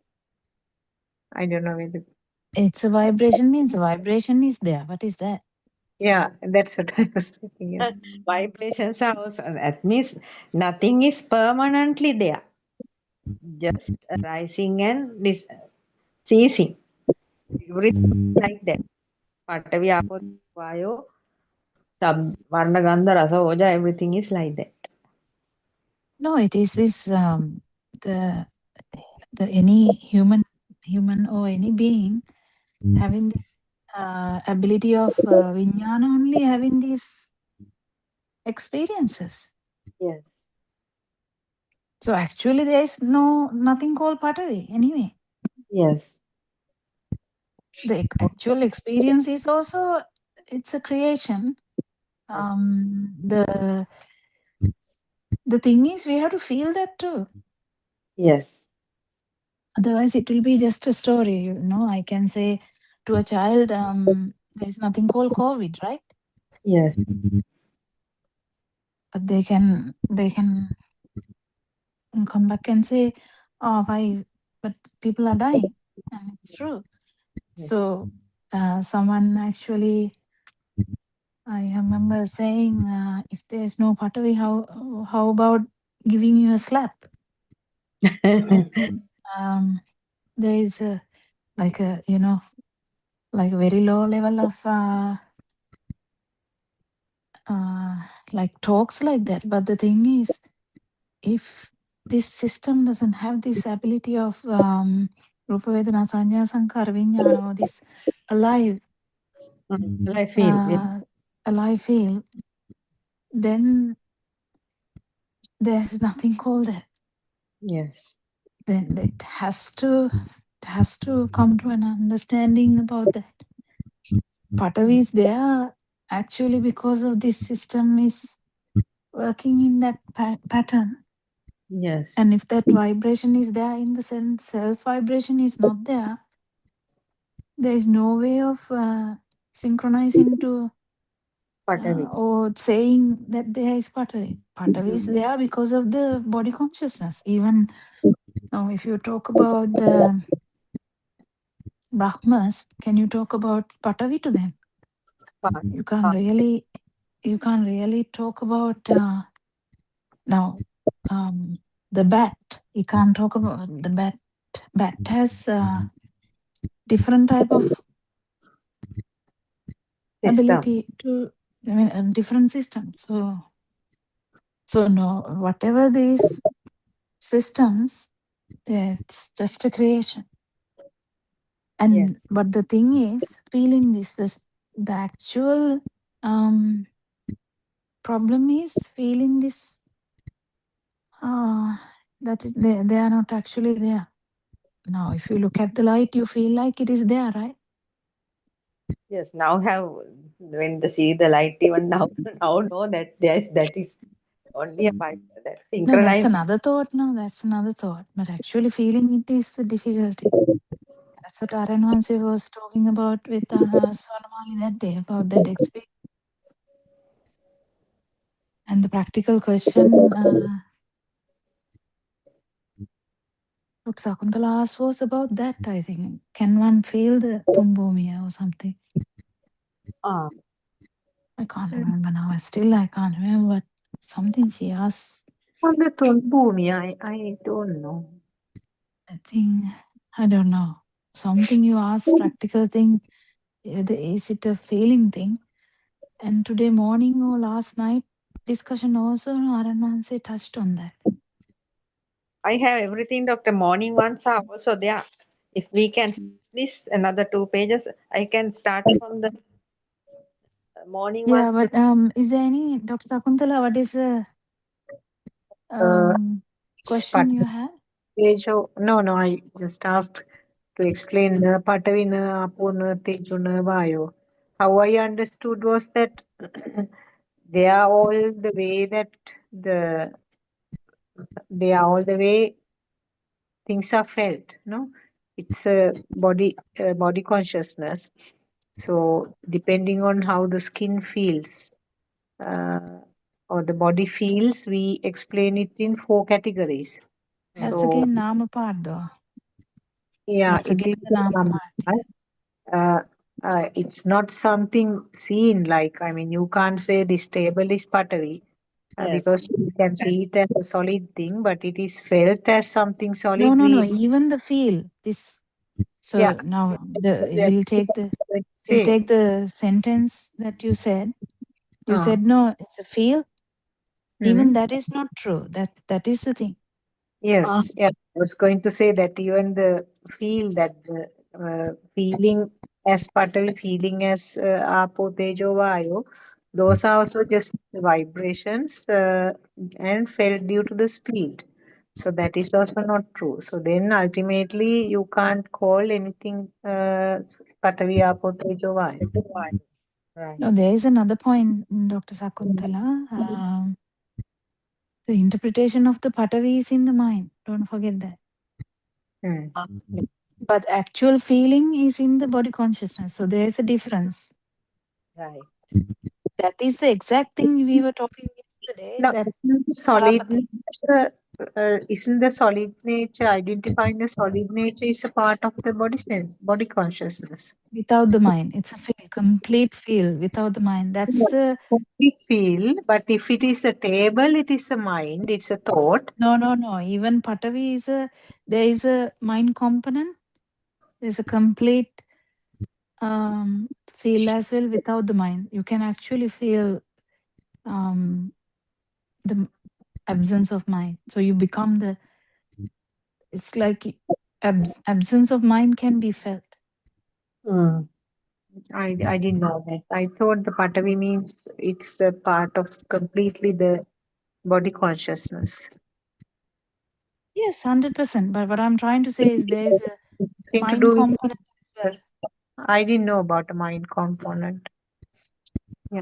Well, now if you go and touch the table, don't you have an idea? And if you think about a table, don't you have the idea? Do you have a watery idea about the table when you think about it? That's what I'm saying. Yes. If you think about a mountain, now I would say Pidru Talagala, do you feel like it's a jelly type of thing? No? Oh, no. So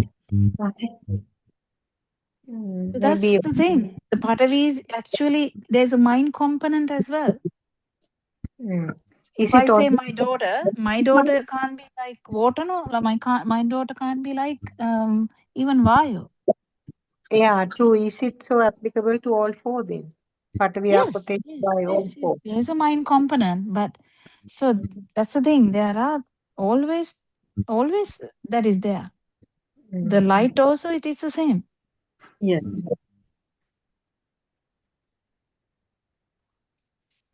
Aloka Sanya is actual light consciousness is different, but the thinking or the mind sanya, mind perception of Aloka is different. Do you understand?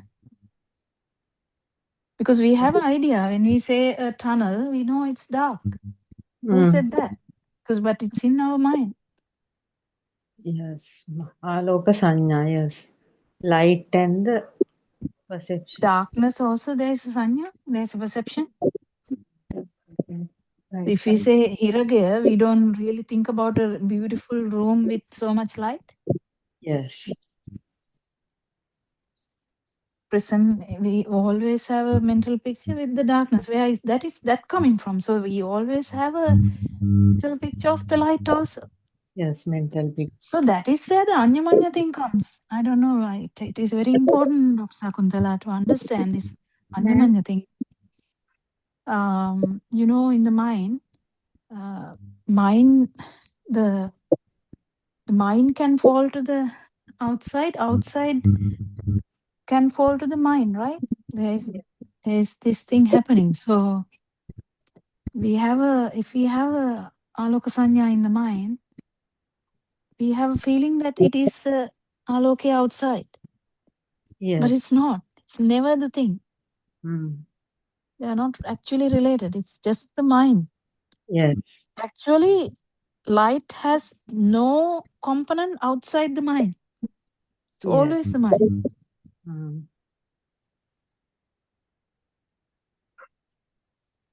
Because you have to exit the mind to actually have the light consciousness thing. But the body consciousness thing, there is you don't need the body consciousness, mind consciousness to actually understand the body consciousness. But there is always a mind component to it. You don't need that to actually feel it. That's why it is easy. Okay. If I say water, even you get the idea of water. Yes. Yeah. But if I say in Japanese, you might not know, right? Yes. So you have no idea about that. You don't have perception about that. You always have an idea in English or in Sinhala. Yes. If you know Tamil, you will have idea in Tamil also. So this mind vibration, we have to investigate further. Mind is a vibration. It's actually a sound vibration kind of thing. But when it comes to the mind vibration, everything is there. Yes. You can't really drop one thing. When Buddothpado mountain we talk about, definitely everything is there. How the solidity, how tall that is, Yes. Temperature, past everything. pictures. That's how the mind works. But actual looking at it is a different thing. Hearing about it is a different thing. Touching the Pitru is a different thing. If you go there and touch it, that's a different thing. Thinking about it is a different thing. Right? Yes, Yeah. sir. But at the end, it is the same Pitru we come back to. Yes. There's always a mind component, but you don't necessarily need the mind component for the body consciousness. But the thing is, as soon as you walk, if there is wet floor, you know it is wet. Yes. It's through the mind. You can't say no. Yes.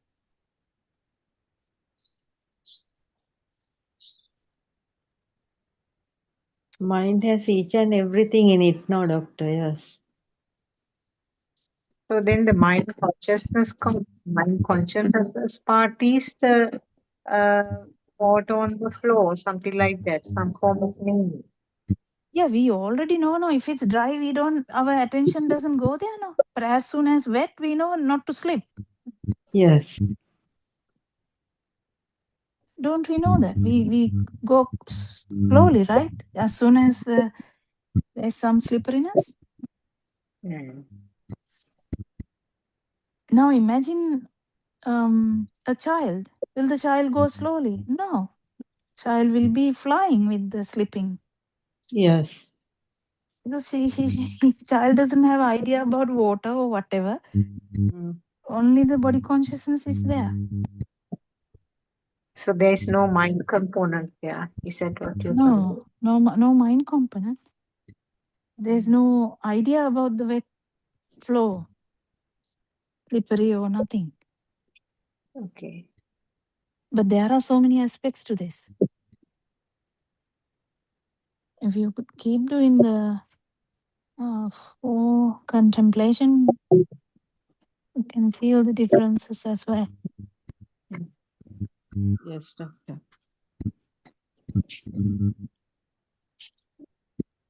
Another 2 pages to finish. Yeah, tell. Morning one. Right. They are in another story. Geyasita Somanassa, Geyasita Domanassa, Kamasita Somanassa, Nekamasita Domanassa. You all have discussed about your non-form Aropa nature, Sasrava nature, in your early childhood. Sasra means your vibe, not the taints. That is the one displaying as color, sound, taints, forms. That is how the film is creating. This talk is for you all to open your eyes, to come into that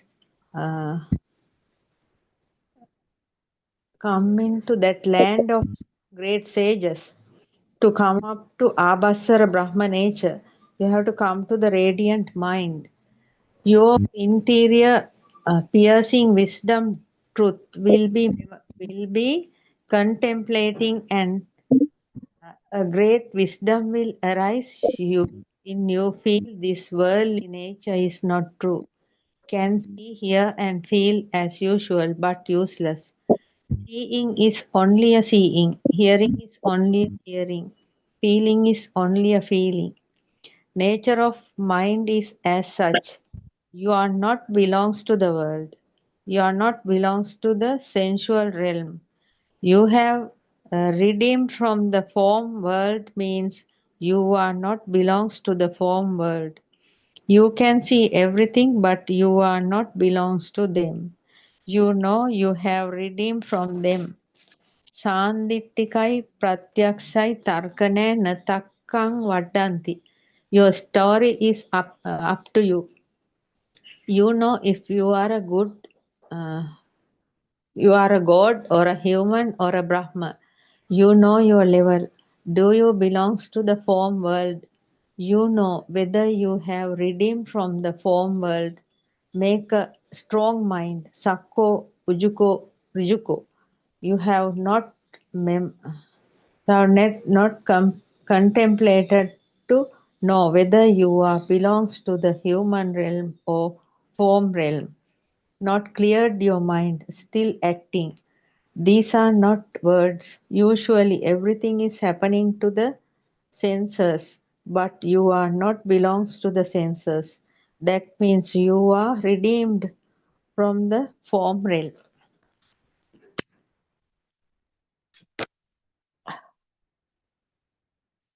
That's all, Doctor. Last night thing. Yeah, anything in that?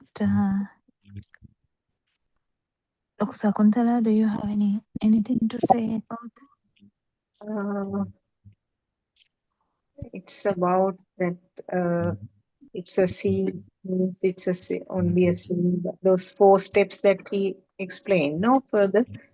See means on seeing, and it's not. It is a thing, that means the self is also there. Uh, Same thing about the hearing. Also, if the hearing becomes a thing, then the self is there. So like that, the 4 steps were explained there, if I remember correctly. Yes, Doctor. And Narayan Vansi asked us to have a strong mind. Sorry, huh? Strong mind. Ah, okay. What do you mean, strong mind? That means without shaking. No, you have to be. You have to have a strong mind to go to Nibbana, to reach Nibbana. Strong urge, maybe. Courage. Strong courage.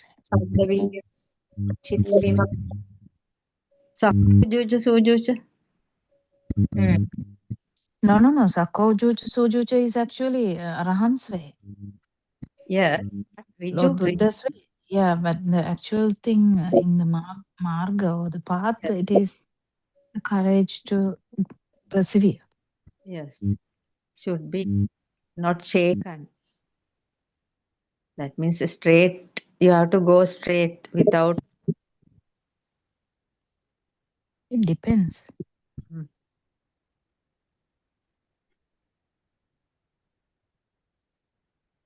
He's telling you your story is up to you. Know if you are a god, a human, or a Brahma. You know your level. Actually, that's what Aranhansa said, not to measure every day, nothing like that. The question and answer to actually Sudharma's question. It's not like measuring every day with I'm a Brahma, whether I'm a. No, those are useless. Yeah, not like that, but actually, one would know whether it is, whether the worldly things are a thing yet, or yes, whether this body consciousness is a thing yet, or whether the outside is a thing yet. Yes, those are the areas. Yes. There's so many aspects to that. I mean, Aranwanse always challenges us, Yes. which is beautiful. Otherwise, no one will be. If you are not sure, of course, that is kind of you just have to discuss about that. Yes, doctor. Sometimes Aranwanse also, questions and things can come out. Today morning and last night discussions were very good actually. Yes, I have written a part of that morning one. Shall I start, doctor? Okay. Himidiri Daham Katikavata, name changed. Dawn Dhamma Discourse, 14th July. People who live close to the earth can feel well. This Dhamma is a feeling. What is this feel? When we have a proper understanding about the mind, we will not caught into the mind illusion.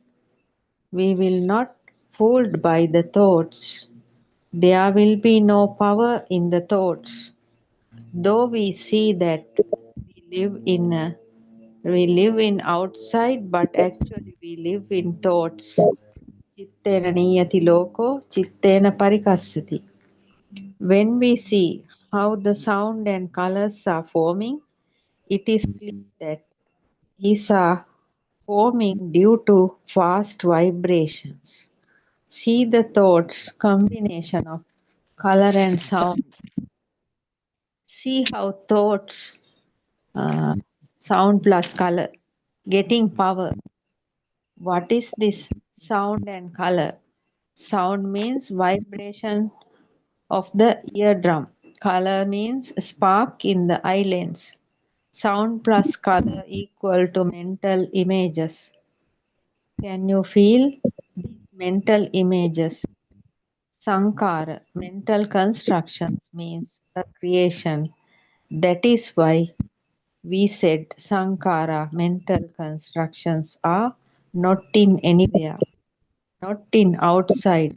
Sankara, mental constructions, has the nature of the mind, characteristics of the mind. Sabbe Sankara means Sankata, Sakassunu, conditioned, compounded, fabricated. You associate these color and sound, nature combined with these vibrations, this Chitta Rupa, mental state. We can talk about those things. Is that the today morning one? Yes, yes, Oh, that's a little bit. yes. Little by little. That means it's useless to read. Just read and stay. No? So Mm. part by So what part. did you understand from that? Actually, doctor, this is about mental constructions and the thoughts mainly. How we are getting caught to this mental constructions. Mm. That is what now happening here. Yeah, it is okay to have mental constructions. They are just not true though. They are creations. Yes, but we are getting caught. That is the problem. Yeah, we get caught. Yeah. If you're getting caught, to what level? That is, yes, that is the way of measuring that. At that point, must we contemplate.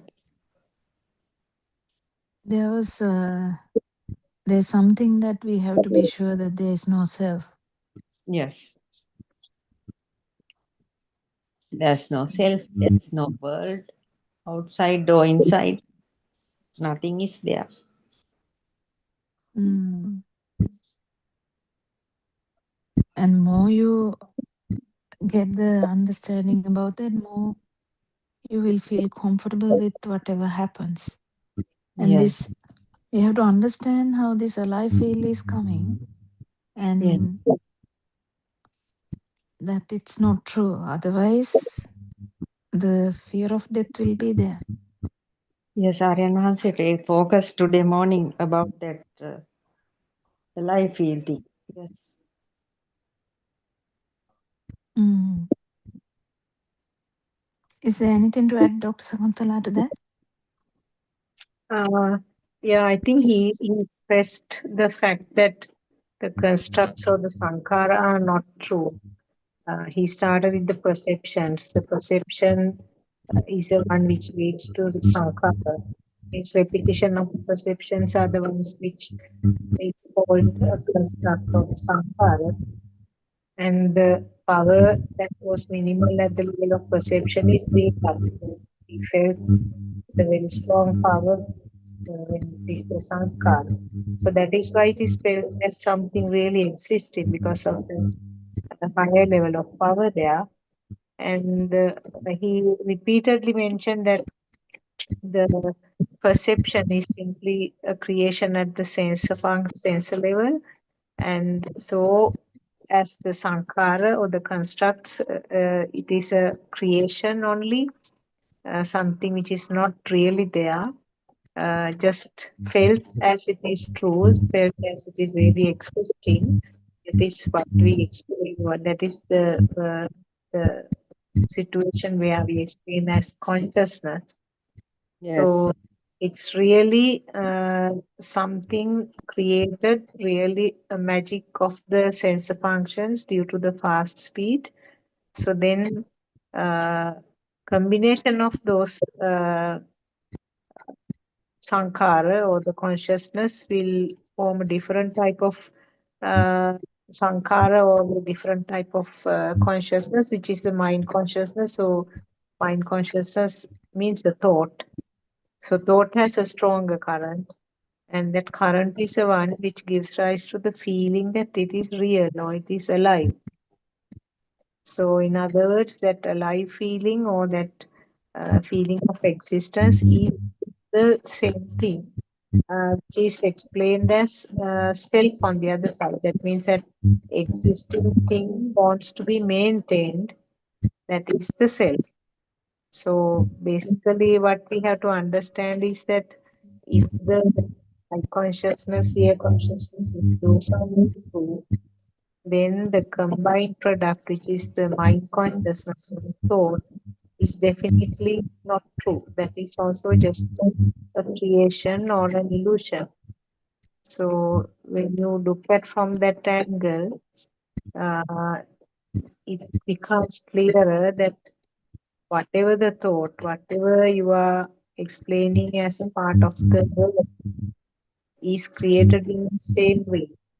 But because of that power which is built up, it gives rise to some form of feeling or some form of experience, liveliness. That is what is explained as the sanya or the perception of existence. And perception of existence, on the other hand, the other side of the coin is the perception of self. So the final product is that feeling as if self is there. So this is the sequence that happens all the time, and the and this telepathization or the synchronization where thoughts are reproduced or thoughts are telepathized again, and that is the result of the previous thought. So always if you get a thought, that is something which formed earlier. So they are all again perceptions. Again, something which is not really there, something created at the sensor level. So that is what. Even the feel side, even if you come to the feel side, whatever you feel also, it could be prior, because unless you are in the mind, it's only synchronizing to this time. But the feel side is much more vast than that. It's extensive, because feel side you can go to anything. There's so much in that area. The non-form, form, everything is in that side. But in the mind, it is mainly the sensual world aspect. Mm. Yeah. Not only that, mind actually has the form, right? Yeah, so the mind actually has the form as well as the sensual world. So Aranvansi today morning was trying to actually highlight three areas. Do you remember that, Champa? I'll read. I have written. I have listened to a certain point and written, Doctor. Shall I Yeah, read? okay. Yeah.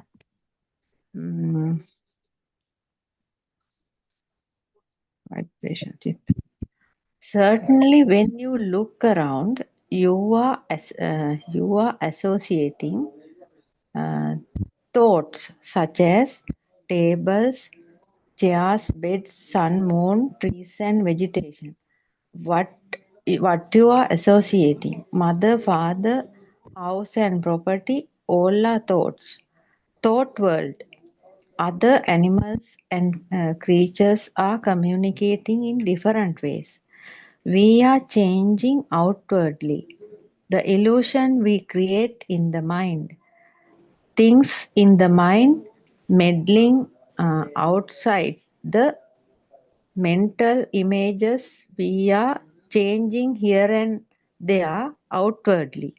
We associate mental images. See how your thought world is becoming powerful. Study this power of formation, power of conditioning, constructing, Abhisankarana Balaya, and see. You have reconciled this illusion. If you can realize correctly the color and sound, thoughts, those natures of seeing, hearing, and feeling as self.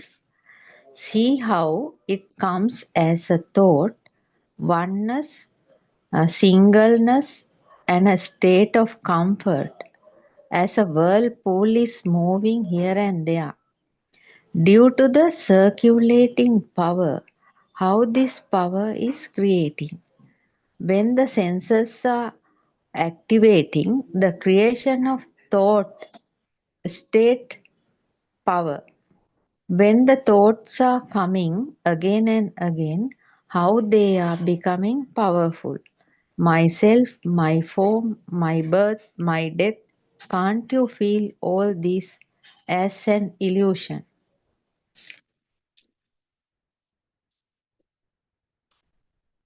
Yes, Doctor. Yeah, anything to add there, Dr. Sakuntala?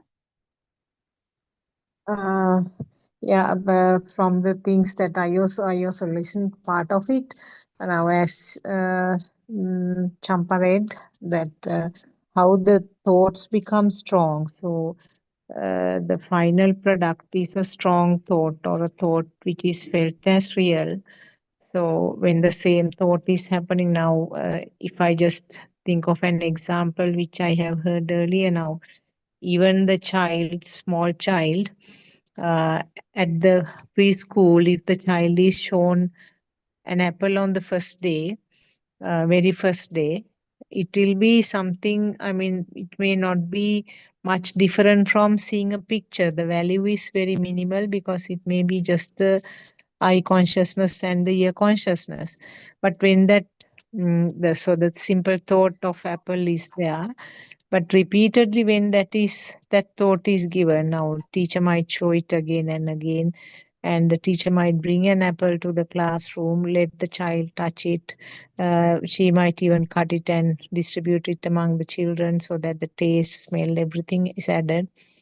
And then same thing is being repeated now where the apples are grown and where it is for sale, what colors, all kinds of thoughts, new information, new data is added, and then that thought becomes very strong.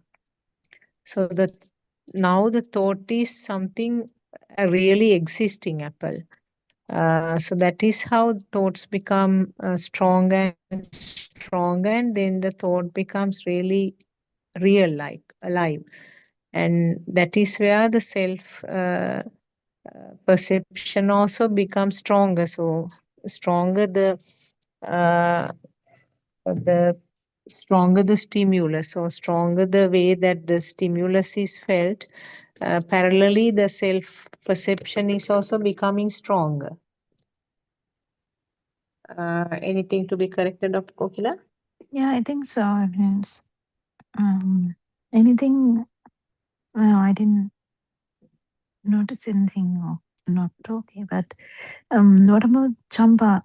Champa, what did you understand from that? I mean, I know you are the writer, but what are you busy? Your mic is muted. Sorry.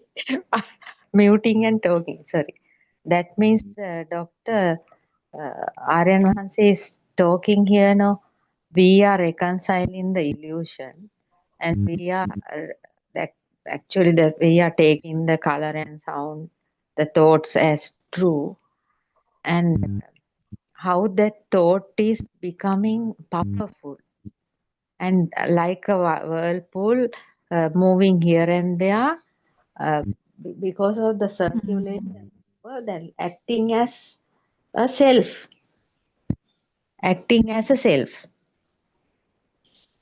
then that means the sense, when the senses are activating, uh, the thoughts are rising with power. No, the duality anyway gives us an idea that there is self. It doesn't happen immediately, but duality starts now. Yes. Duality, as soon as the duality starts, that's the start of the mind.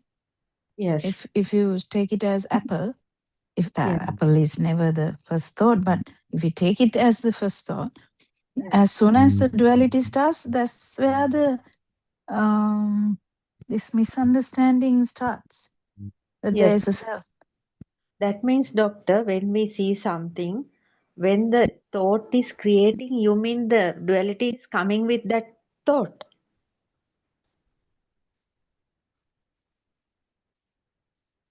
Why did you ask that question? What made you to ask that question?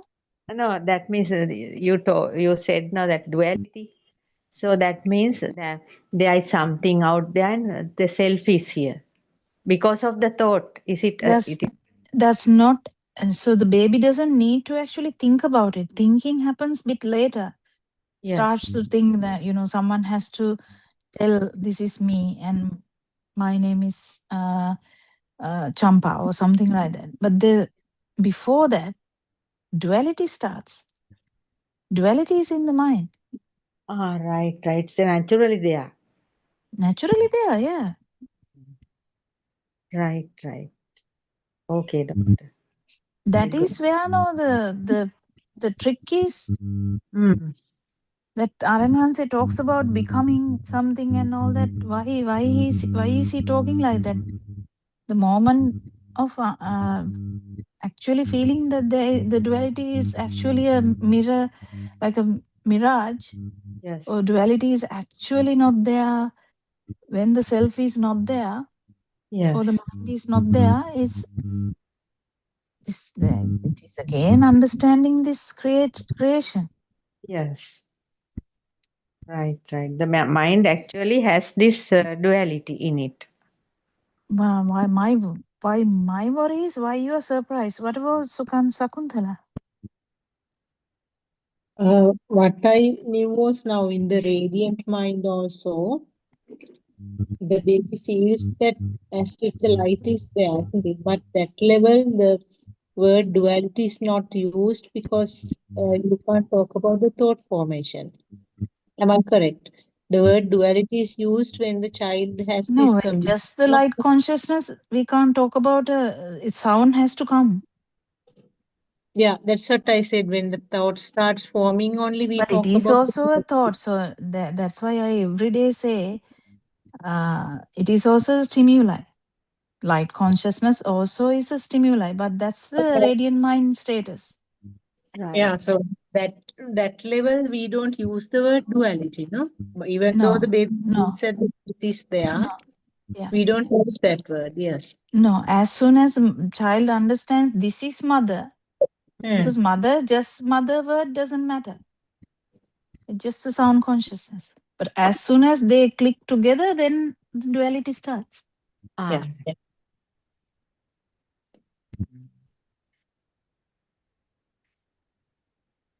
Myself, my mother, my form, my birth, my No, death. myself is not there yet. Self is after that, yes. Not there. I mean, someone has to tell the child, no, that this is you. My story, I, me, mine story comes bit later. Right. Yes, doctor. But my worry is if you actually not sure about this, then the mind bubble is not clear. Yes, still this mind bubble has problems, doctor. But radiant mind has no such things. Thereafter duality comes. Thereafter self comes. Yeah, because the repetition should be there for child to keep thinking, make a mom, make mom. The me story doesn't come just by one, no? Yes, doctor. So the view comes late, view goes first as well. View comes late, right. It comes late and giving us problems. Late in the sense, not very late, but Yes. that's where the Sotapanna time goes to 7-year-old. At least 7 years is gone to actually get the drushti. Yes. Otherwise, if there's no drushti, what to do? I mean, you can't actually change something which is not there. Yes. Child has to have an understanding about this is me, this is my family, this is me. When that understanding comes, only the problem is magnified. But before that, the form world is there. Form world is there, yes. Non-form is there in the baby in the cot has the non-form nicely. Right. Then the form, then the sensual realm, right. Yeah, but now you are translating all the Aranhanse's old sermons. And you sounded surprised. That's the thing. No, doctor, actually. That means I am not a genius.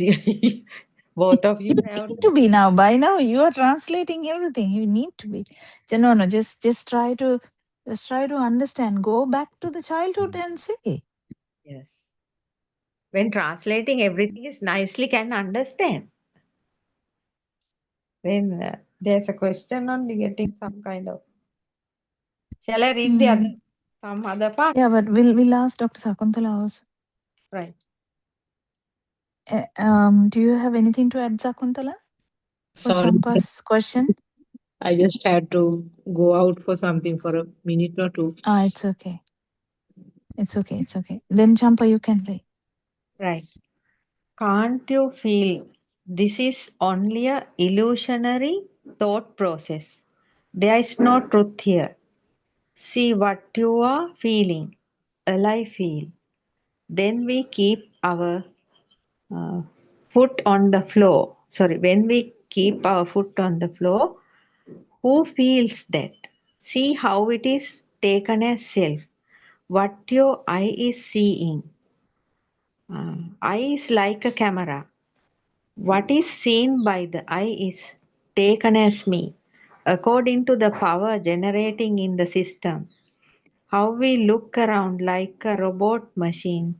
When the mental images are appearing, the thoughts arise in the mind sensor. According to that, how these sensors are activating, working, how the eye sensor is seeing.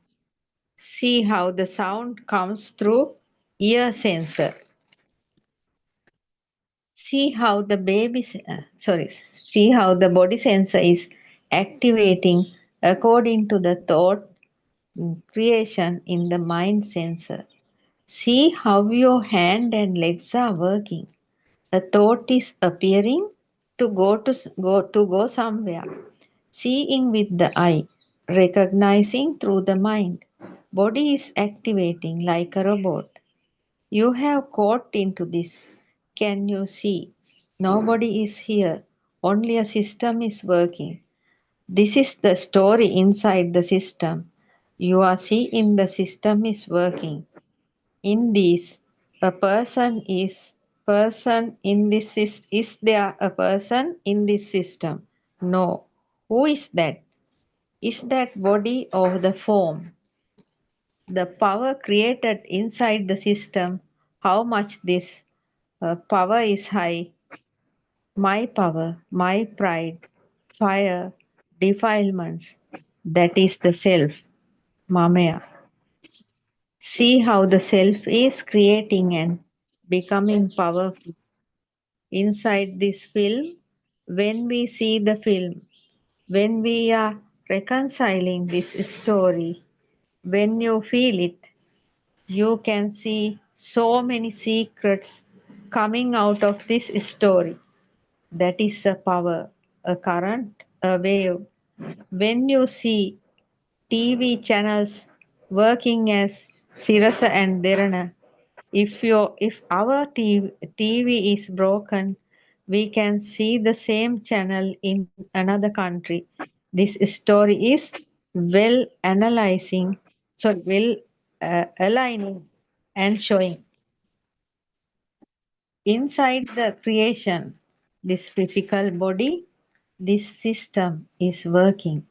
The vibration arisen, the power, the vibrational power, that static power of thought like a TV. In the TV, on the plastic panel, through the circuit, tuning channel is going on the panel. Your panel of eye, ear, tongue, nose, body, skin, that power coming from inside is like that wave. That panel is like that TV panel. Your, your, both, your both eyes, both ears are creating a film. Film is creating on the spot. Eye is seeing, ear is hearing, thoughts are creating. When the power comes to the thoughts, like the wave in the circuit is auto-turning the power, creating at the point. The static power of thoughts are coming again and again. Automatically, a wave is creating.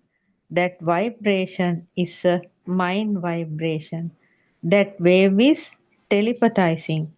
As the early childhood chair is coming now and you are seeing a chair now, that kind of system is working.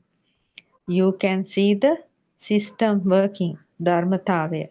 Then for these mind vibrations, such as Perasanya, Navasanya, previous stimuli, new stimuli. This is wonderful but true. Millions of eons vibrations are catching by this wave. That is telepathizing and tuning at the point automatically.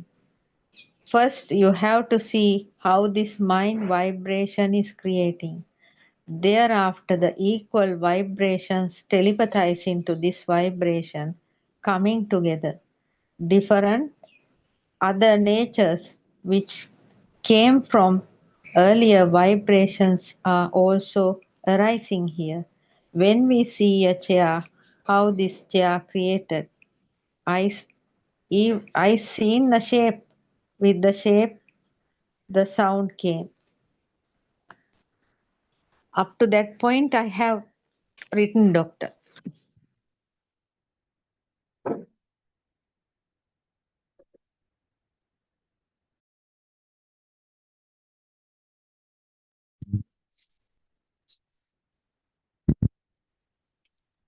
Actually, it explains how that different systems, different minds, the depending on the data that has been there for each and every system, the thought, the final thought or the final vibration can vary. And Yes. now, I remember that Sudharma that day was explaining that when she was doing that little Dhamma discussion for those children from grade 1 to 5, I don't know whether you remember, Yes. uh, Yes. that she said the word balloon and she asked what were the types of balloons that you could remember. Some remembered white balloon, some remembered blue, some remembered red, like that. Yes. So depending on the data uh, or the depending on the previous vibrations, the ultimate outcome changes. Yes, doctor. Yes. And then also another thing I remember now, as Aryan said, now if you talk about the chair, if you say the word chair, uh, not only the pure and simple chair, the things are related to chair as side thoughts, side information also can come along with that thought called chair. Now, for example, if you say, now we'll take something else like uh, uh, orange color. If I say orange color, Yes. rather than just getting the thought as a simple orange color thing, even we might get the picture of a robe or one of your favorite frocks which has some orange color flowers, or Yes. even orange, the fruit orange. So all Background. kind, Background. yeah, various other side thoughts are also coming up. Yes, doctor. And also, I think in the morning one, maybe you have not reached that part. Another thing that Aryan has explained was that Yes. now tell one particular stimulus. Now, say for example, we can take the word chair again. Ah. For 10 people will have different kind of. They are not exactly the same thoughts, isn't it? Yes. Yes. 10 different chairs. Yes. Different chairs in the mind, and each of them actually will have the vibrations of their previous lives even. Yes, So doctor. that is why the pictures which are created in each mind is different, because the each person is different from the other persons. Yes. So that is something that he explained today morning. Yes. Anything else that you want to sorry, yes, Dr. Kokila. And he also was talking about this three stages, like one having fire in the film and one outside the film but having fire and one without fire. And I thought Yeah. it was beautiful. Yeah, it was beautiful. Actually, that thing that he has explained earlier, the anger, which is not a thing, happiness, It's the which is second one. that is the second one. Yes, yes. That was something new that he that I learned actually. I don't know whether he has mentioned it earlier, but I picked up that today. I mean, I think this anger means not the outside perceived anger. This is the inner burning. Inner Inner burning. burning. Because we can look like angry, right? Yeah.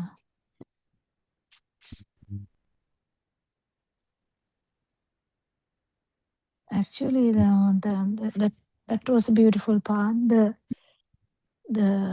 Aranhansi sometimes talk about this in different angles. Yes. 4 stages also he says. Sometimes today he talked about 3 ways. And he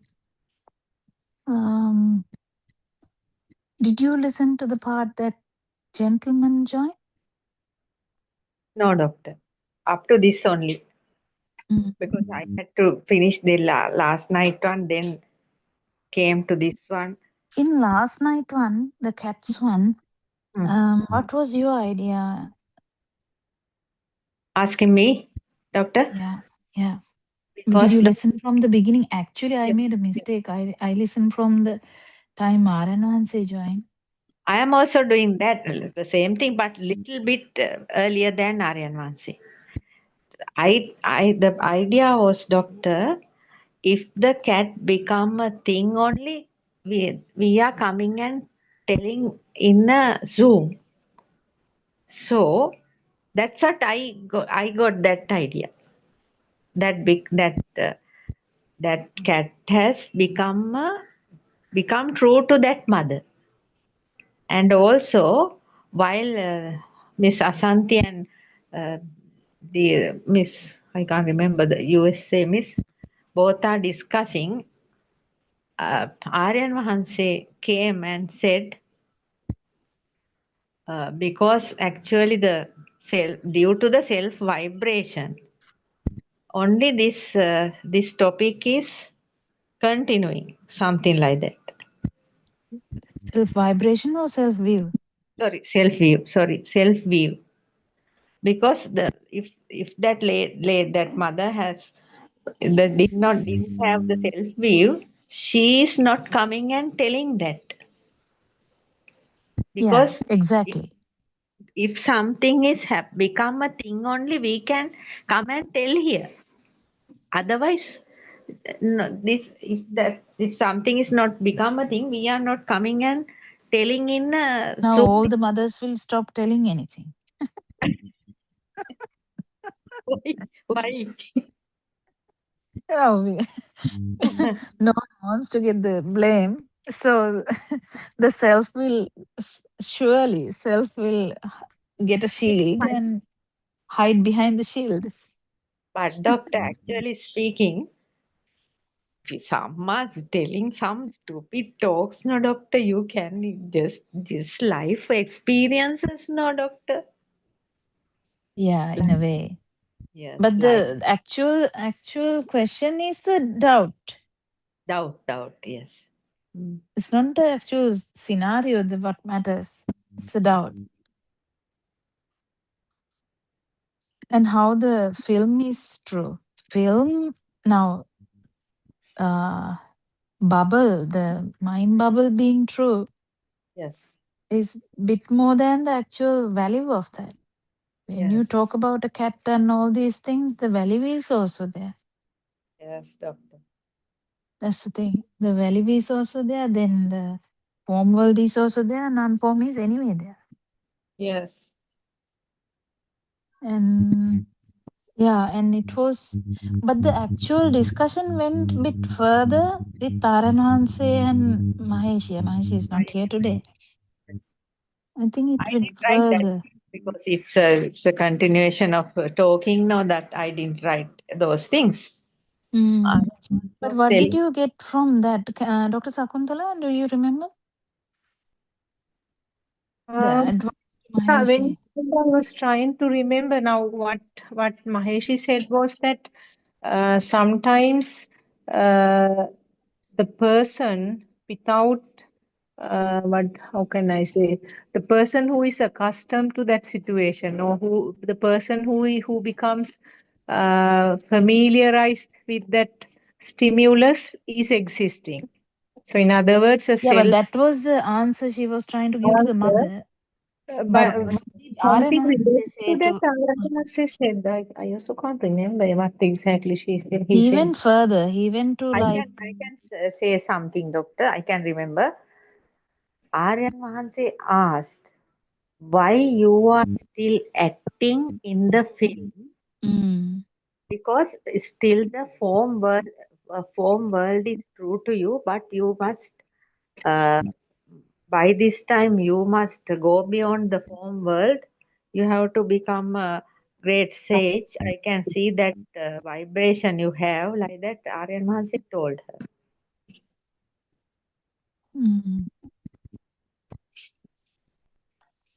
yeah. Maybe we can discuss it tomorrow after listening. I also want to listen again.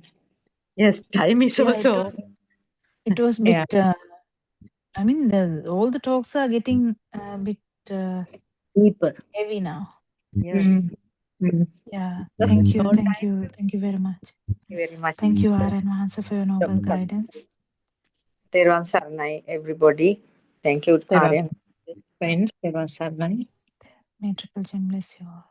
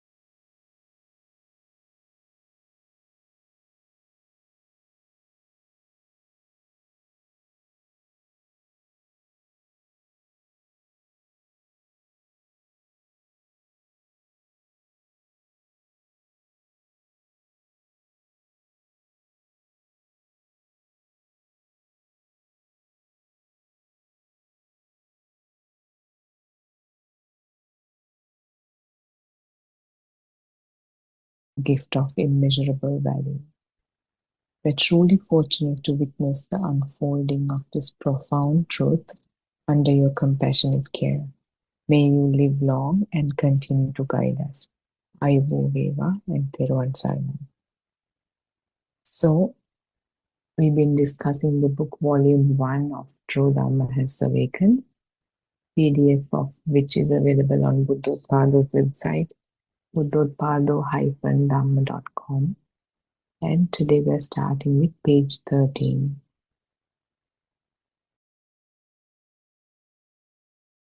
These two, color and sound, together form what we call a chittaya. A chittaya is a thought. When a sound signal and a color signal combine, they create a chitta taranga or a mental wave. When we hear a sound, we recall the shape. When we see a shape, we recall the sound.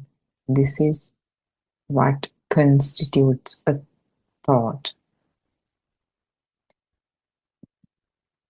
Aran Vahanse, if someone says pineapple, we remember the shape of the pineapple. That shape and sound together, is that not a thought? If we tell a foreigner the word annasi for pineapple, they would not understand. They would not know the shape either, because they were never taught that word as children. In our mind consciousness, trillions of sounds and shapes come together at incredible speed, igniting like sparks continuously. These sparks of thoughts rotate rapidly, giving the illusion that thoughts are real and external. So this we were talking about yesterday too. These two questions asked about the practitioner, about how to awaken to the moment, and what this Ajatta Bahidao, the external and the internal world is. So, and yesterday our discussion came to where thoughts are formed by the entanglement of sound and the image, so or the sound and the color. When they come together, a thought is created. It's predominantly color and sound.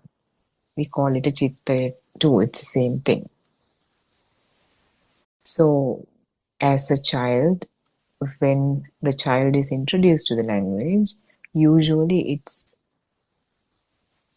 a sound given through the ear while they're pointed at something is being pointed at, and then the child recognizes that image or that color as the label given through the ear. So this entanglement of sound and color together creates the thought. Even now, after he grows up, when he or she hears that sound, that shape could be recalled. And if he or she sees the shape, and the sound could be recalled. This is the mechanism in which thoughts appear in our awareness. So, for an example, when someone says pineapple, we can remember the color, the shape, and when we last had pineapple, a lot of thoughts that are entangled with that label or the sound pineapple. So that sound is attached to these images. And just by simply somebody saying pineapple, this thought could be brought alive. But if we tell a foreigner, annasi, the word annasi, nothing will happen to him because he doesn't have that, he hasn't been introduced to this perception. And neither there would be any images attached to annasi in his awareness because they were never taught of this as children or at some prior time. But if we teach a foreigner the word in Sinhala for the pineapple is annasi, then after that moment onwards, he is able to, whenever we say annasi, the image will appear in his awareness.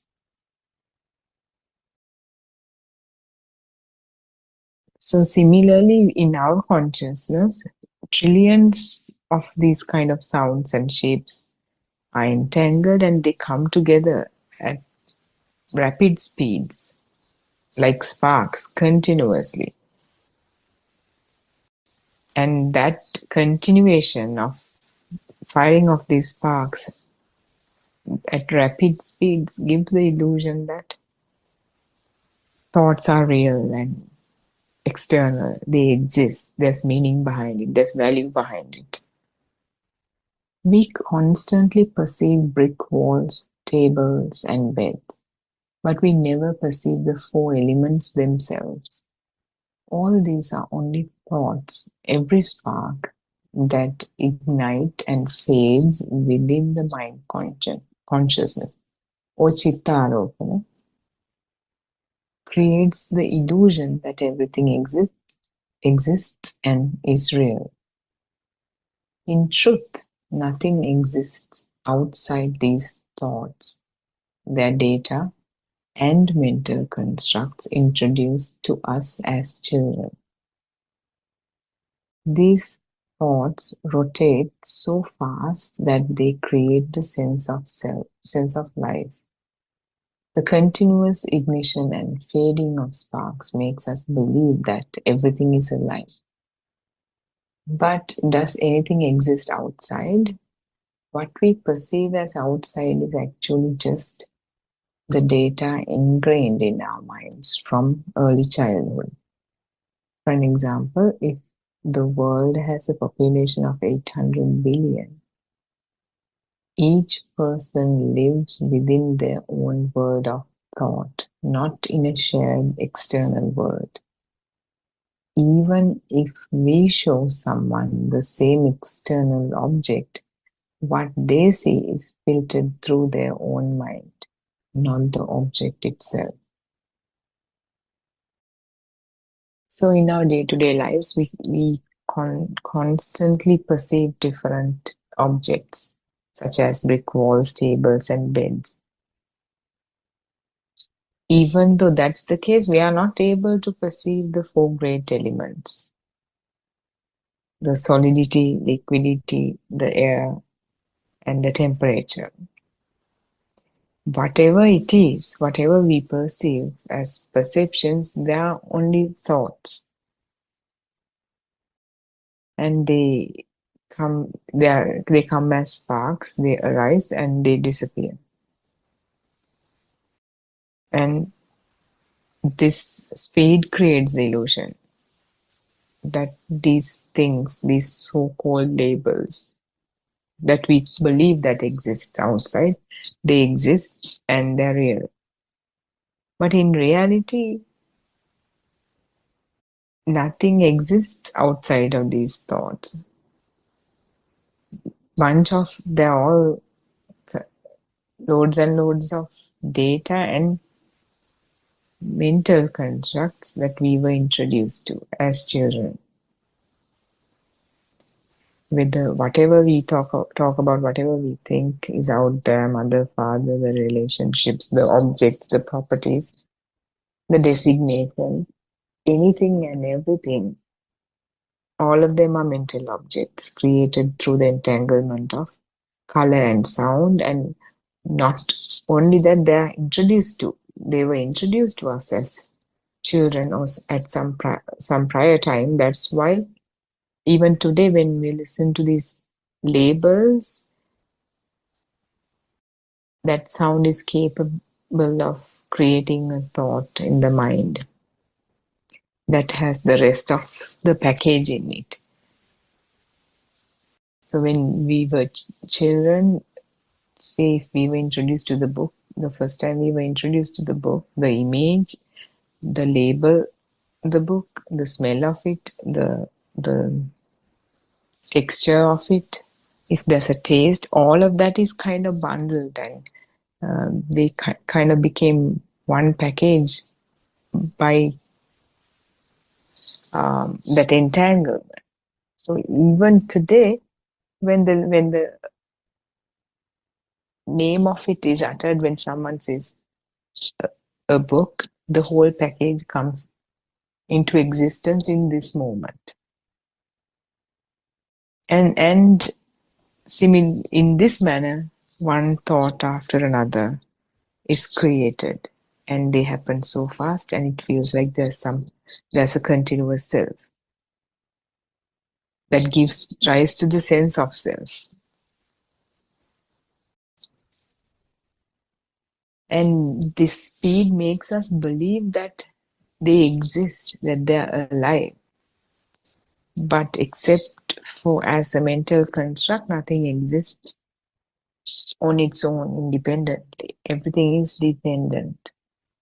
Even when we say the label or the image or the color, smell, taste, all that too, again, if we kind of contemplate on how the image, the sound, the smell, taste, touch, they come alive. They are manifestations of vibrations. Certain, some vibrations could be seen, and there's a different range of vibrations that could be heard, smelled, tasted, touched. So whatever could be seen is detected through the eye. Whatever could be heard is detected through the ear, so on and so forth. So this whole experience is different manifestations of vibrations that's taking place at rapid speeds and creating this so-called world in the moment to moment. So it's not, because we have, as humans, the sense faculties have similarity in terms of the ranges of vibrations that could be detected. We share a similar experience, but the world that you live in right now is whatever the thought you have, whatever the attention is focusing on. So even though it may look like we're living in the same world, that is not the case. That seems that way because of the similarities of the sense faculties that the humans have, but the individual world, the individual experience is unique to whatever the vibrations are manifested and wherever the attention is landed on. And if there are 800 billion people in this world, there are 800 billion words in these experiences. Upasikawa, this Honorable Sir, Aranvanse, even in dreams we experience our own thought world. The Buddha said that our thoughts create our world. Chitte niyati loke. We see only thoughts. When a sound and a color combine, they form a spark, making us believe that the external world is real. Mind consciousness or manovinyana then turns this spark into a thing, and we accept it as a book, a table, or any object. This continuous firing and fading of sparks renews our thoughts constantly. Dreams are a reflection of this perpetual renewal of thoughts. Upasika, yes, Honorable Sir, Aranvanse, because of our six senses we feel alive. We assume that everything we perceive truly exists. This sense of being alive creates the illusion of a self. We believe that we exist and that we experience sensations. We also believe the table and the bed in front of us truly exist. The book exists too, doesn't it? This is the feeling of self. It is an illusion. We are being tricked by our mind.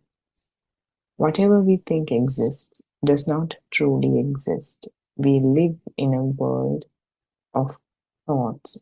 This is why I say life is a world of thoughts. It is like watching a story on television. While we watch, our mind creates raga, attachment, dvesha, anger, and moha, delusion. Sometimes we like or dislike what we see, but in reality, there are no actors, no objects, no flowing rivers inside the television screen. It's only a screen, yet countless emotions arise purely in our mind. So now here,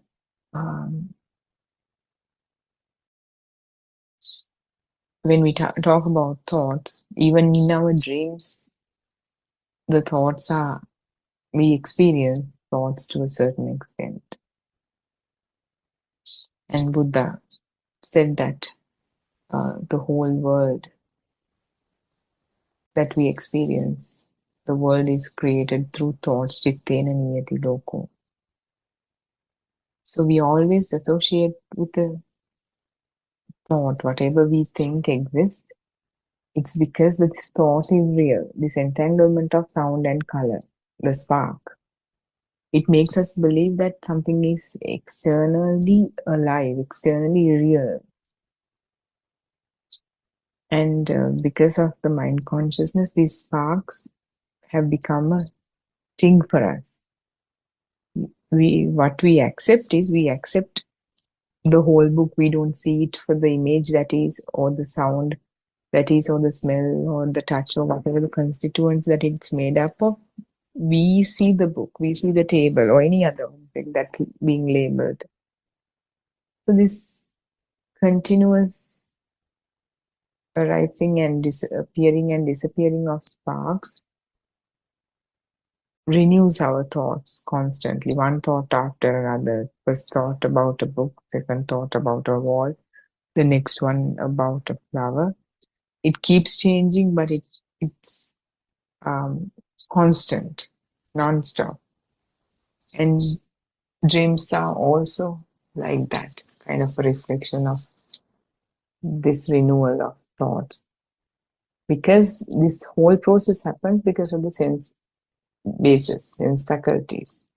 And this speed makes us feel alive, as in it feels like that thing that is out there is really existing, and because of the speed, because of the continued speed, it feels like the self is here. That it's like the same existent field becomes the sense of self, like an extension of the existent field becomes a sense of self. And when the mind is created, there's this duality. But in the field that's experienced, there's no duality. It's one experience, one feel, one sense of existent, which is kind of extended to become the sense of self. And as long as we don't see that, we believe that whatever is in front of us is us truly exists. And the feeling of self, that there's a self. And that is why as long as one doesn't recognize that we live in a world of thoughts, everything is real. He lives in the illusion. World of thought. It's like watching a film on a television. While we watch, let's say there's a fight or something on the TV, and we get so attached to the characters and the incidents, and automatically it creates anger in us, it creates sadness in us, the delusion, everything. We like certain things, we don't like certain things, we get mad at certain things, we get upset over certain things. But if we really kind of focus on this, there's no, even the so-called actors, the objects we see, the fights, the rivers, the forests, whatever we see in the movie, they do not exist for real. They're just bunch of colors varying at different speeds to create that motion. And there's nothing called colors even. If we call it a TV, there's nothing to call a TV too. So if we see this truth, we realize that what we were getting upset and sad and mad over was nothing that was existing, but an illusion. So that's all I got for that section of the discussion. Peron Sarvai, I don't know, would you like to say something or maybe ask a question so we can continue the discussion?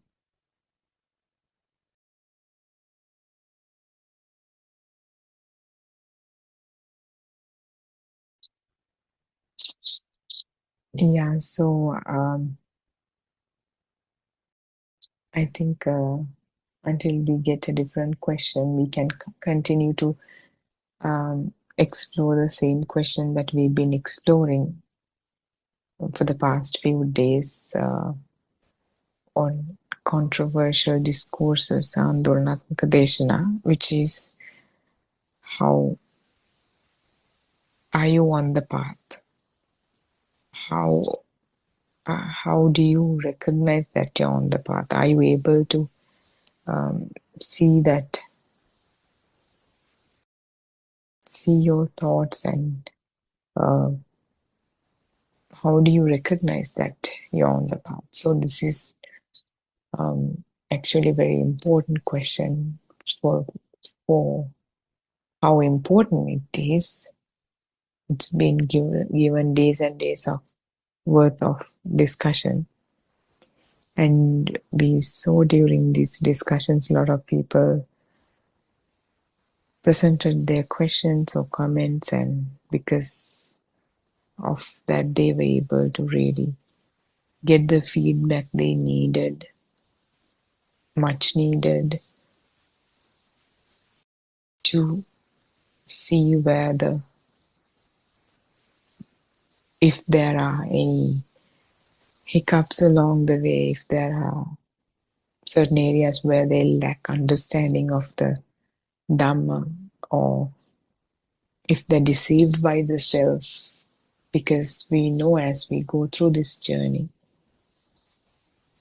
the mind consciousness is very tricky, very deceitful, and there are many pitfalls along the path, and you could get really be deceived by this mind consciousness. So without the help of the noble friend, it's really difficult for someone to see if someone is stuck somewhere. Sometimes one could be even stuck along the path for a long time, thinking that they're making progress. But turns out, no, that's not the case, that they're stuck and their whole journey is kind of blocked. So that is why the guidance of the noble friend is a must until one is fully realized. So even today so there was this certain discussion. This person, she thought, for the past 4 or 5 days or whatever we've been talking about this topic. So she thought, I don't have any questions to ask, because what is there to ask? There's no point in words. Words don't mean anything. There's no meaning behind words. So if I were to ask a question, it wouldn't mean anything. And when she presented that she's been advised by Aryan Mahansi before, Aryan Mahansi has pointed out to her that too is a much stronger version of the self. And it didn't still seem like she were able to see what it was. So what's happening is, okay, eventually we realize that there's no meaning behind anything. Like we discussed even today, like the thoughts, they're created by the manifestations of vibration. So when we call something a mother or father or my child or my loved one, in our minds we feel that there's value. Mother is more valuable than the father or the next door neighbor, or there's like a ranking system in how the value has been attributed by the system to these different thoughts. But in essence, they are made up of the same material. We can't even say materials, but like in the context, if we use it like that, which is the materials are the vibrations.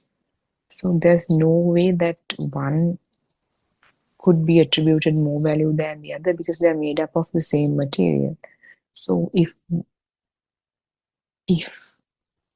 when we see that, and even when we kind of zoom in on the vibrations, there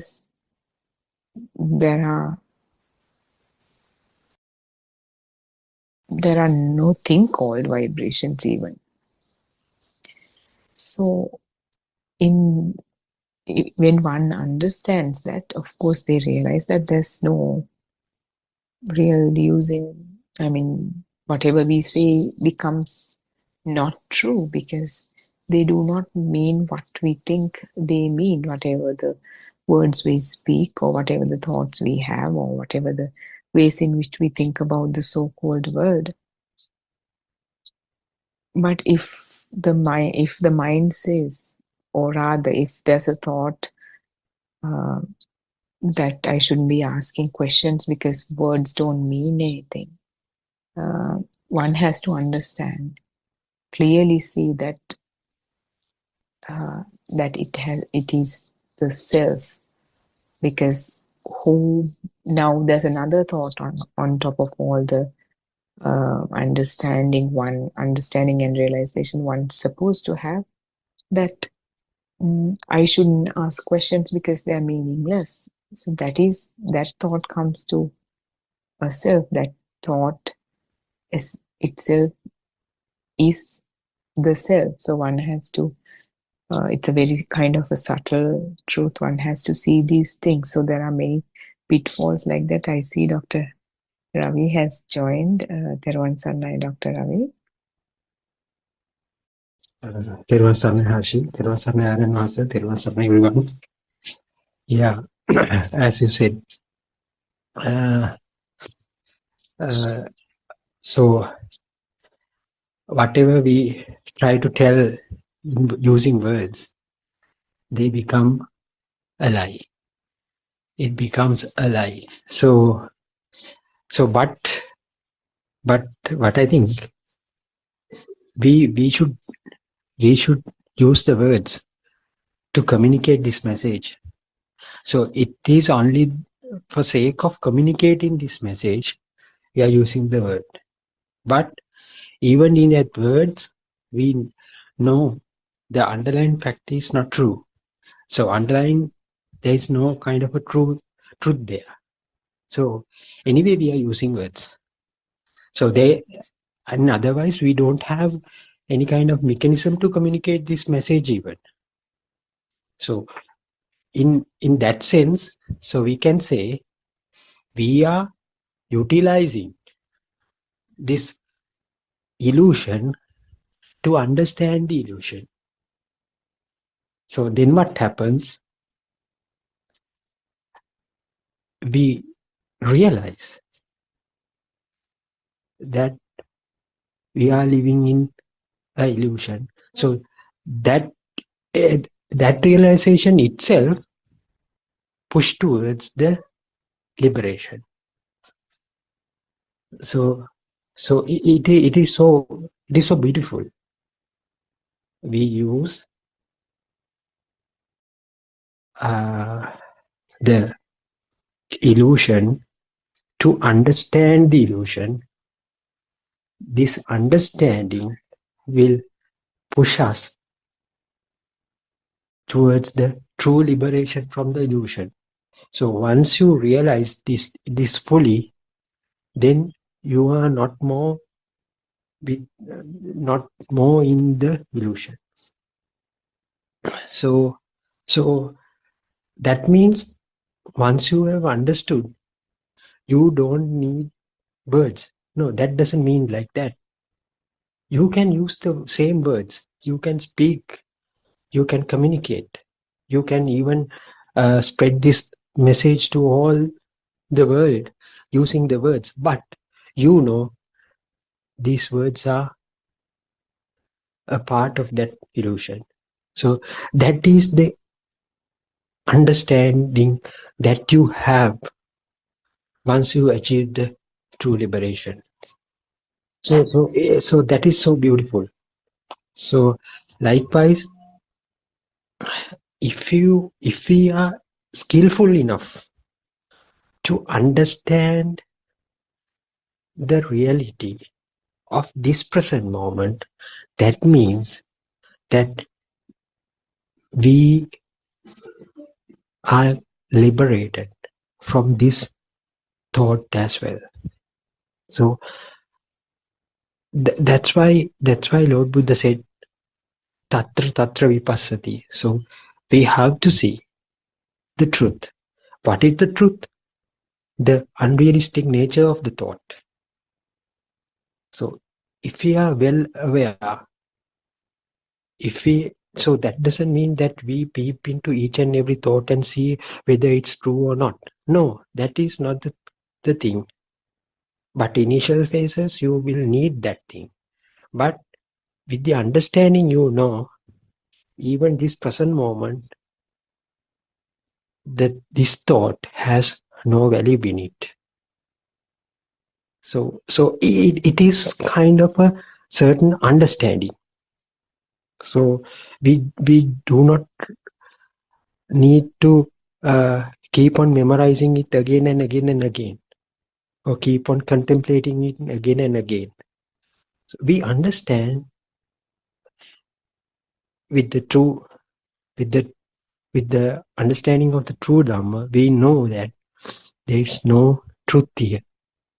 Even within this discussion, actually,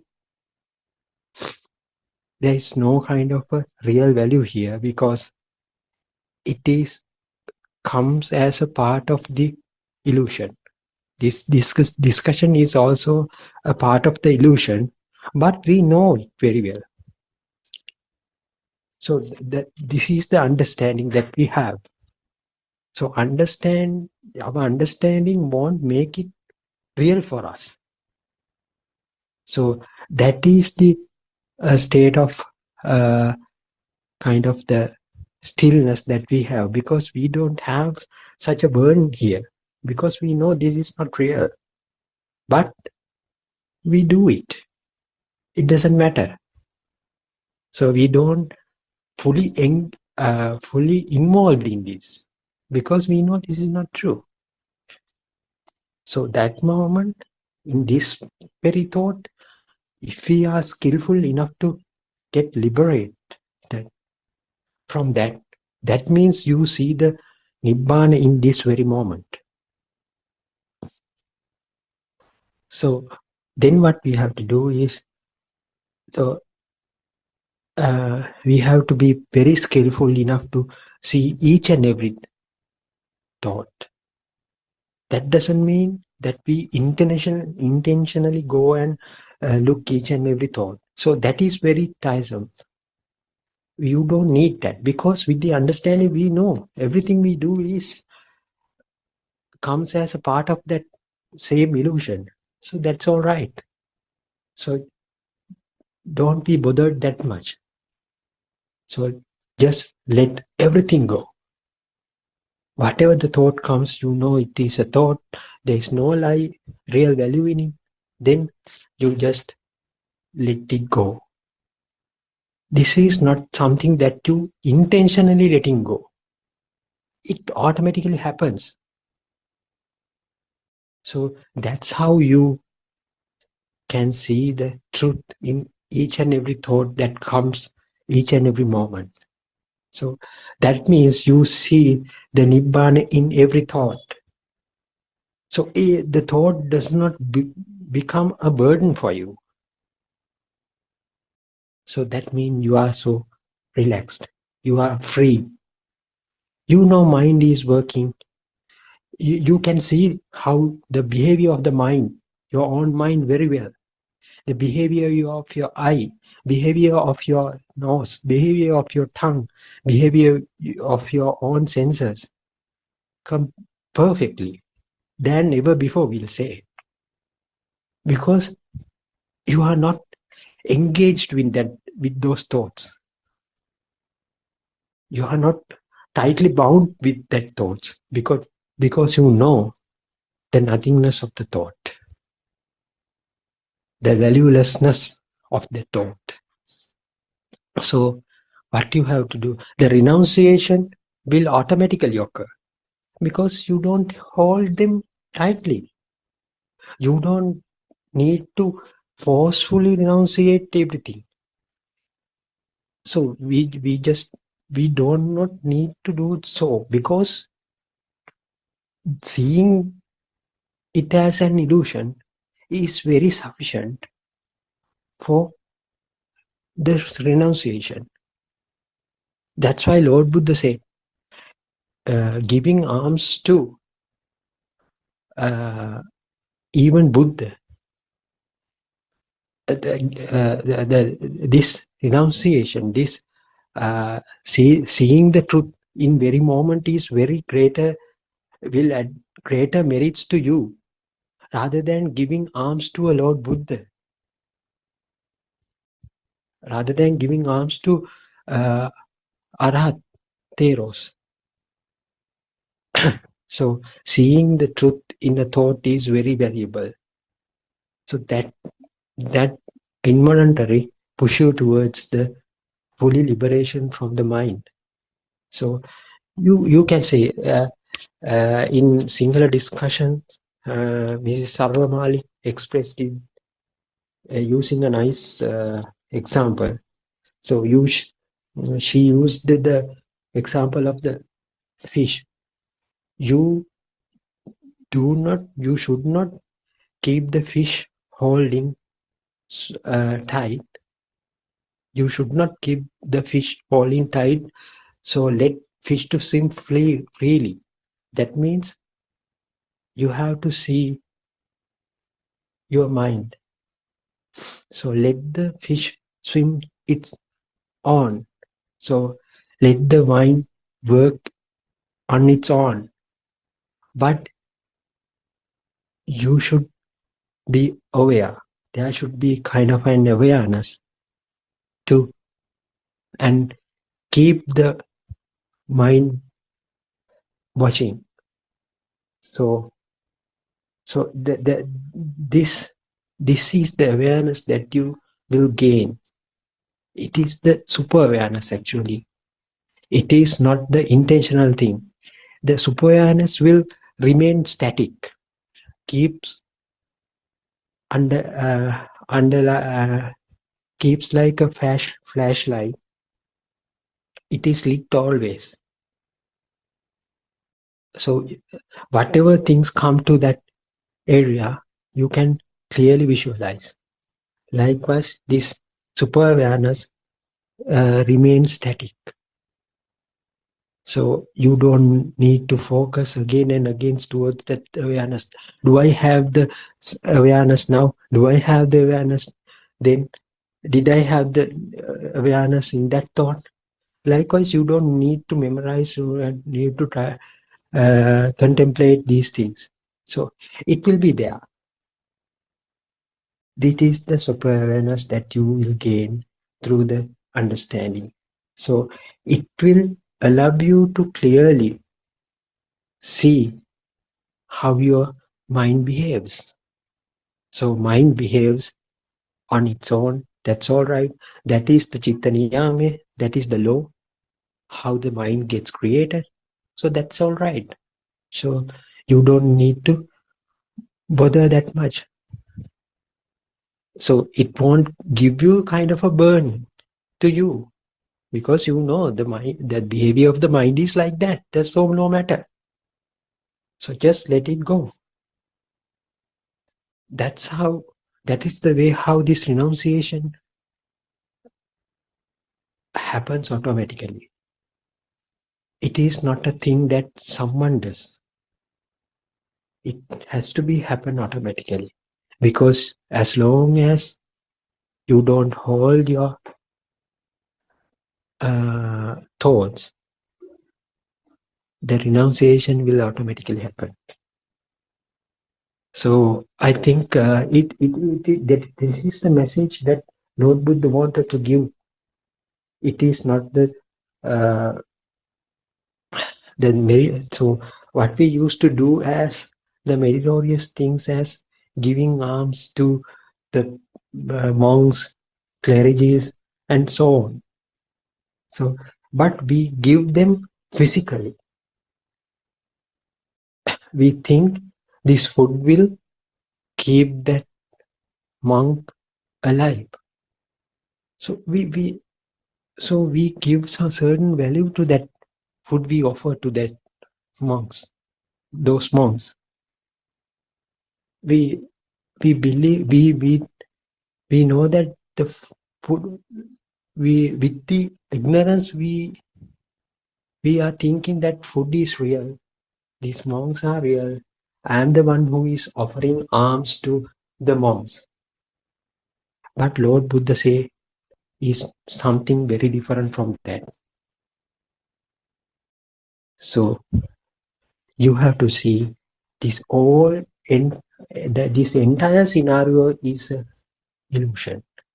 Entire thing is an illusion.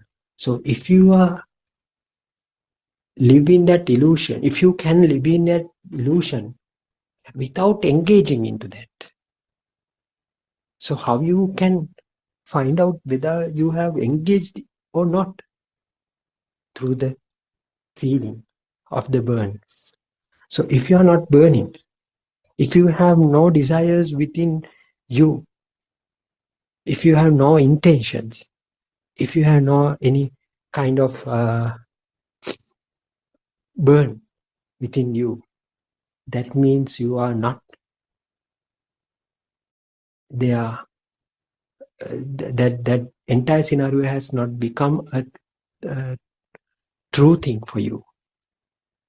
It has become very, very valueless. So you can do those things as usual without engaging into that, because your super awareness is always there. Keep on watching every time your mind, how your mind behaves. So everything is in your mind. That's the message that Lord Buddha wanted to give us. Chitte niyati loko. So whatever the things we do in this mundane world is done with our mind. So that is why the second stage of this practical in the practice of this Dhamma is very important. So seeing that every thought is a creation of a mind. So even we see things, even we deal with things, even we talk in this present moment, even this is the way how our mind gets created. So without a mental image, can I speak now? No. I'm speaking with an mental image. So do I feel that I am talking to such a big forum? No. Because this is how my minds get created then and there, now. So if I realize this very correctly, so there is no need to have kind of a burning sensation in this particular moment as well. So that means that I am not engaged in this moment. So ability to seeing this moment as not real is the skill that we should have. This is the kusala. So that means that we are seeing the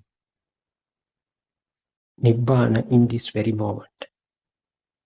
So if we can keep on doing it each and every time, if it happens each and every time, so that means you will be able to fully liberation from the mind. So you see the movie is running in the TV screen very well. So you can actually enjoy that movie than ever before because your mind does not flooded with so many thoughts. You can enjoy this very moment with the peaceful mind because you have understood the truth. So you know how your mind behaves. You can see, you can keep sitting and watching your mind very peacefully, very quietly, because you have now you have the ability to see your senses, the behavior of the senses. So that's all right. Let them happen. Let them work. Who bother? Will there be a person behind for that? No. Because you know there is no doer here. No soul here. That means that you have liberated from your own mind. So it is some kind of a beautiful thing that has never been taught by anybody else in the world.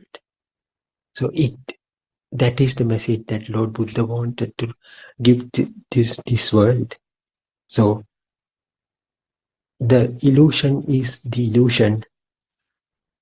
What you think is not true. You are creating your own mind from your mind. Just don't assign a kind of value to this illusion. So if you put value, that means that you are still in the drushti, that you are empowering the illusion. So that will lead to continue the illusion furthermore. continue to happen. So what you can do is you can put full stop to your samsaric journey in this moment. So you have to, you have your own responsibility to put the full stop into your samsaric journey. So how you can put the full stop there?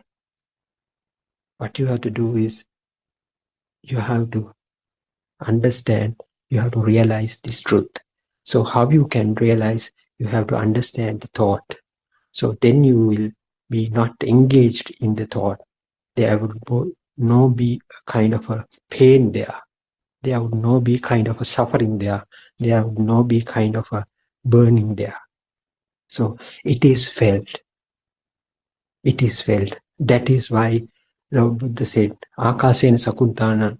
Likewise, it's like a bird who is flying in the sky, which leave no traces, which leaves no traces in the sky. No trail marks are there when a bird flies in the sky.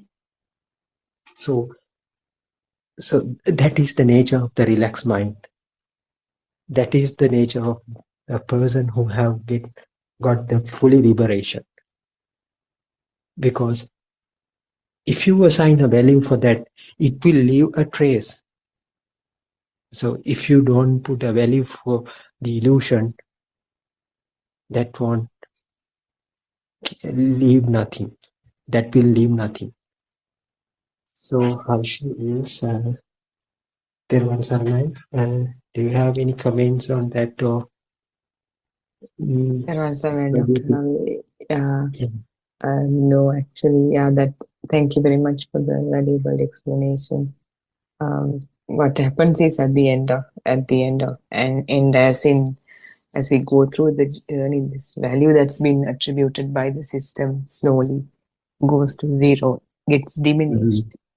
And as you pointed out, and then we also can experience it. And that's kind of one of the very first things a listener would notice after getting to this journey, after a few months of practicing this, that the lightness, that burden of this so-called world is slowly lifted off, even in that knowledge that they take in of what Dhamma is. Even in that knowledge, there's some sort of a liberation. But the real transformation, internal transformation happens when one sees this Dhamma within themselves, within their minds, in their day-to-day activities, isn't it, Dr. Arvind? Yeah, as you said, so we can't, by looking at a person, we can't say he's the person, he's a real Buddhist or not. So Buddhist, being a Buddhist is something that happens internally. So if he don't have a burn in a thought, if he doesn't have kind of a burn in thoughts, he's the real Buddhist. So we can't see by looking at a person who is walking very slowly, who is doing his works peacefully. We can't say he is a person who has a very good Buddhist explanation is wrong. Yeah. What Buddha said, something existent is real. Someone getting. He's not a Buddha. He's not a Buddhist. He's Anusotana. Outside is existent. Outside or inside. Something is there. That's a Bhava Sanya. It's a Bhava. Nirodho. Bauddha. Bhava Buddha meaning is Bauddha. What is it?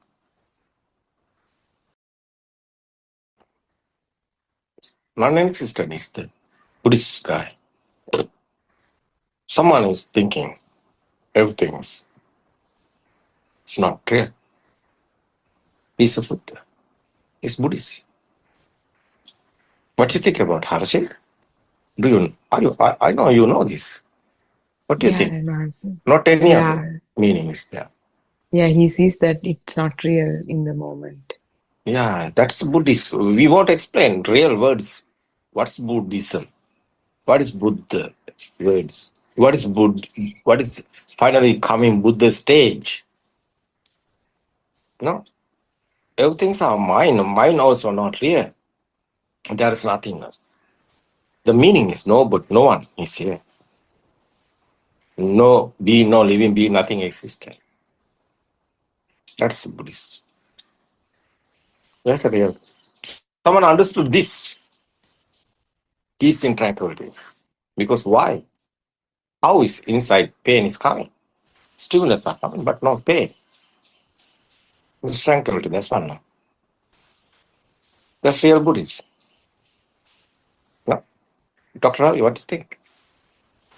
Yes, Arenvans. Yes. Yes. There's a Bhapacha Jati, meaning is something is there, exists and feel. Otherwise, is there I feel the same. That's why. It's a pain. It's a fire. No, it's a mind. So, no, it's okay. Nobody's here. Everything is happening. Nature like that. So, these feelings, it's a feel. It's a non-existent feel. Otherwise, non-alive feel. No, there's a non. There is not. There is. How is this? It's a non-soul. It's important. Non-soul feeling is the Buddhist. It's Buddha's feeling. That's the Buddha's stage. That's the super awareness is there. That's the stage of awareness, super awareness. That's the stage of Adhigata Samadhi, Buddha's word. That's super awareness we are talking about, Adhigata Samadhi. So enlightenment word is using Hindu guys. So they are thinking someone is there in enlightenment. It's okay, someone is there. But it's different. Absolutely. It's a opposite word is the Buddha's word. It's Hindu's words. Opposite word is the Buddha's word. No. What I Yes, say, yeah, what I want to say, do you, I think you can, you have that feel, not perfectly, but you have this feel because Nibbana is everywhere, but you're not becoming a Nibbana, but you know this is the Nibbana. These two meanings here. No, there's a new you can so you can see Nibbana, but it's not happen. It's two sides, no? You can see Nibbana, it's a Sotapanna state. You know this is Nibbana. It's okay. 1 second or you have this experience. That's a Sotapanna. No? It's a permanent coming nothingness feel. It's a non-soul. Especially the non-soul feel. It's a nature like that, everything is happening. That's the stage of that's Arhat Samadhi. Yeah, okay. It's is the final. Is Arahat. No, what is that? Raha, and Araha. You see, you want something. You don't want that. The meaning is you want, you have the power. But it's don't care. Because it's necessary. Not necessary. No value is there. How is telling this? Not easy. Because it's feel. No, nothingness feel. It's not normal guys normal Mandarin guy talking about nothingness. But they are talking, there is no anything material. They are talking material nothingness. But Buddha is not telling this material nothingness. Buddha is telling everything is here, but you haven't a value. Value is gone. Everything is there. This other one is the Buddha's explaining. I think we want, given the message, the real experience, no, real message. Perfectly, we want given this experience. No ego is there. We can tell these words only. You have that ego, but you are talking about non-ego. It's not real one. Because you have that experience. What you want to do? Yeah, you try it. You want to do that.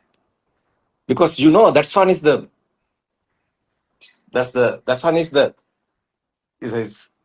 important, because that one is the final, your circle of birth and everything. Circle of birth is not after the death. Is this present moment is the everything is happening.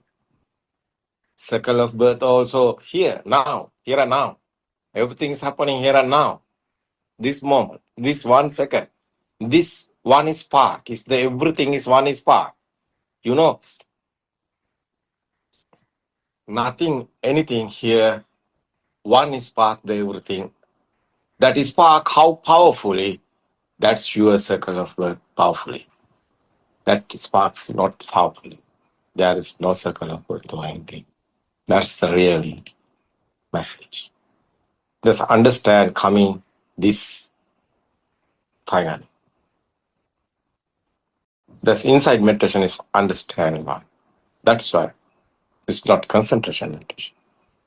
That's why I never heard before Dhamma Buddha explain this 5 teachers after becoming a Buddha. What do you think about Harsh? Yeah, Renhans, it's very beautiful. And, before coming across this Dhamma, we also didn't understand what the real meaning of being a Buddhist was. Now, as we see moment to moment that this whole thing is an illusion that's created due to the sense faculties, that internal burning is diminished automatically. So it's a very nice journey, Aryan. It's beautiful. Yeah. Harshi, today's picture, you know what is this picture? Meditation center. International Meditation Center. You know, Buddothpado International Meditation Centers. This is the place of, this is the picture. This is the picture inside there. Very, very nice picture. No, Dr. Ravi? This picture? Yes, I think you saw. I think you saw this. Yeah. Once you get entered to the this monastery, you will see this site, beautiful site. It is in front of the main door. Every day there is that place. This present moment also happening is a Pindapata. There's a spectacle is there happening. So all of them are doing this. Monks are coming Pindapata, and they are that's one is practical is happening there. And so also, what is that word's fun then? They are doing this present moment in this time. So what is this times now? 8 o'clock? Yeah, 8 o'clock is happening. So beginning time is programming on time before they get in the breakfast. So Pindapata. So that timetable is very important, because 5 o'clock they want to be wake up and concentration and silence themselves. They are doing that.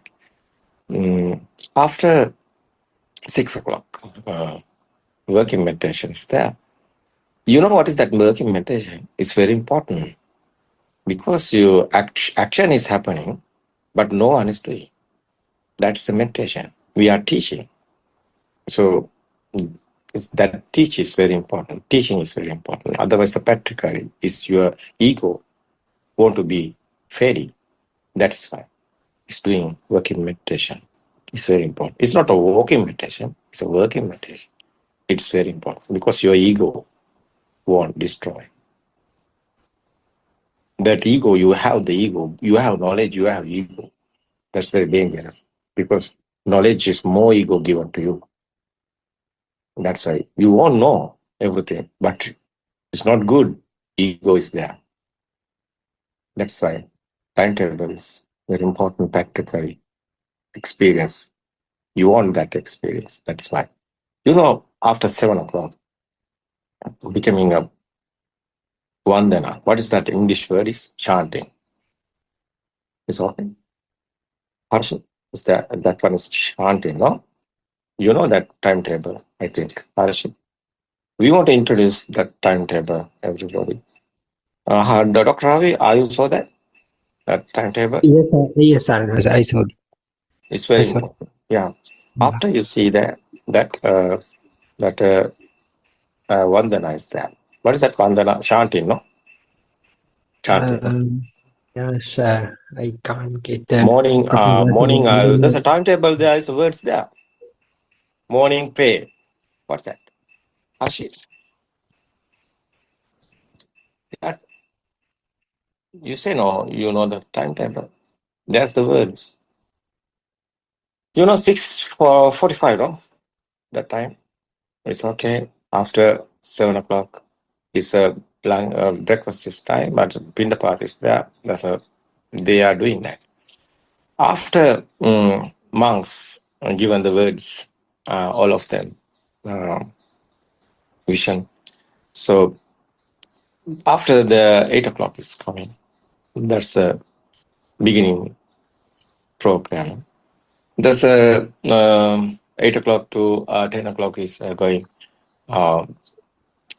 It's explaining what the Buddha's words. Insight meditation. So we are talking about that dependent origin is how is our mind are creating, how is our thoughts are coming, how is our alive feel is coming. That one is the teaching. After 10 o'clock is free time is coming. It's a tea time. It's a coffee time. It's your self-services. Everything is there. No one is that one is doing. You yourself, everything is preparing. You know, otherwise it's everything is not. Everything is happening that they are volunteer. No, it's volunteer. So that's very important. Otherwise, everything is there are nice feelings inside there. Otherwise, that place is very relaxing place.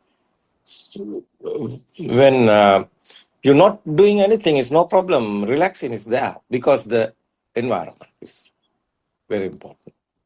It's relaxing. It's automatically happening. No any noisy, no any sounds. Very important that one. So that's the nature sounds are there. Nature feel also there. Early morning, very, very nice feelings coming. Today I'm in my father's place. Last couple of days, I was there. So I had that experience. I know that now so you don't want anything to do. You are still you want to stay there. Automatically, it's relaxing coming. It's a nature relaxing. It's a nature, I think, given to you. Your depression or your everything is recovered. You can recover. It's cool down. Cool mind is coming. So healing is there.